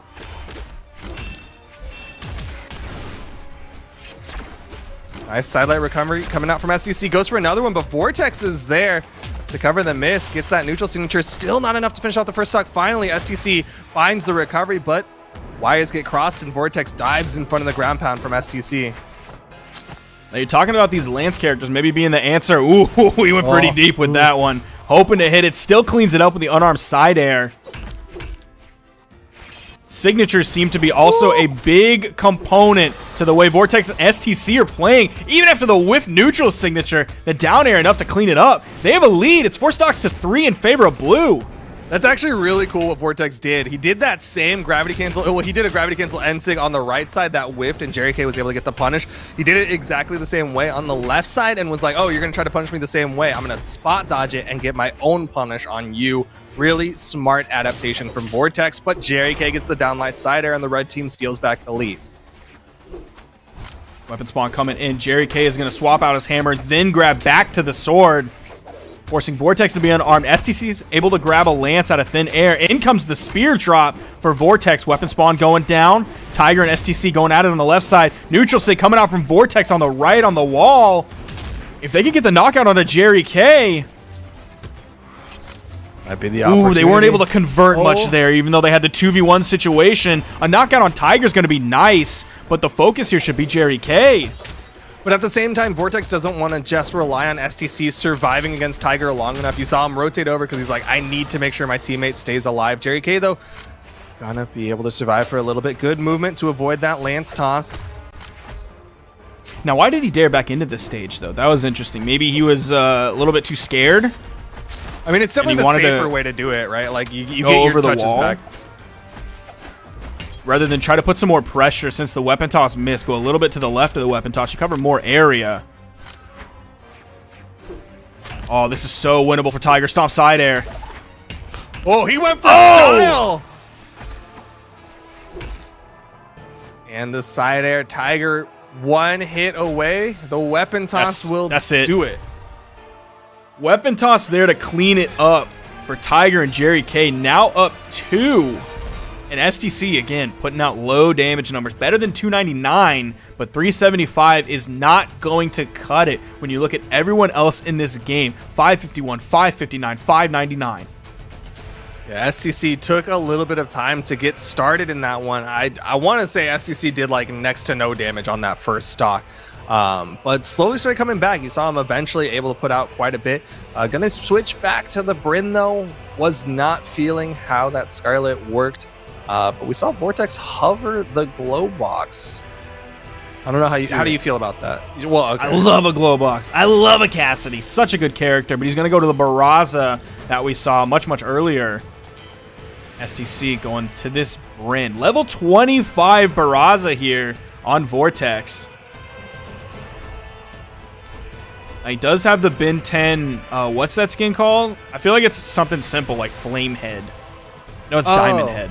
Yeah, there's like Diamond Head, Heat Blast, and Forearms. Heat Blast. Okay. So he does have that Ben 10 crossover skin. Yep, that's what those blasters are from. 3, yep. 2, 1, brawl. But here we go, game number 3. Tiger and Jerry K 1 game away from closing this one out. Now, blue team was able to grab both weapons, but it's not too long until Tiger grabs an orb. Good start for the blue team. We'll see if they're able to continue this pressure. Vortex now with an axe in his hand, swapping over, keeping Jerry K weapons starved. Yo, but he does eventually find a hammer. Now he's going to be able to put out that damage. You saw him hit an awkward stomp. Wasn't quite sure how to react to that one. But STC finding a fantastic string with that spear, sidelight into the downlight NSIG. Ooh, side sig from Jerry K. Recovery from Tiger. Blue team split. GCD like ground pound. Easy cleanup for Tiger. You saw him sit just outside of that recovery hitbox. Didn't want to accidentally contest from above. Got him from the side with the downlight into the ground pound. Jerry K launched on the left side. STC thinking about going for it, but Tiger catches him from behind with the side sig. That's kind of a long sig too, but Vortex wasn't able to react in time as Tiger immediately dodges afterward. He's able to stay safe and still put out hits after that.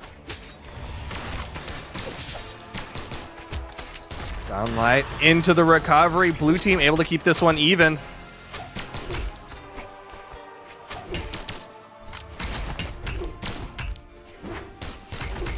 2 hammers now coming out. Oh, man. You're just hearing so many hammer noises, and you know none of them are coming from the blue team. They're all connecting on top of that blue team. Vortex, though, with some good blasters. A sidelight saves his teammate, halting the force, but another side air. And STC now down to the final stock. Vortex going to be joining him shortly.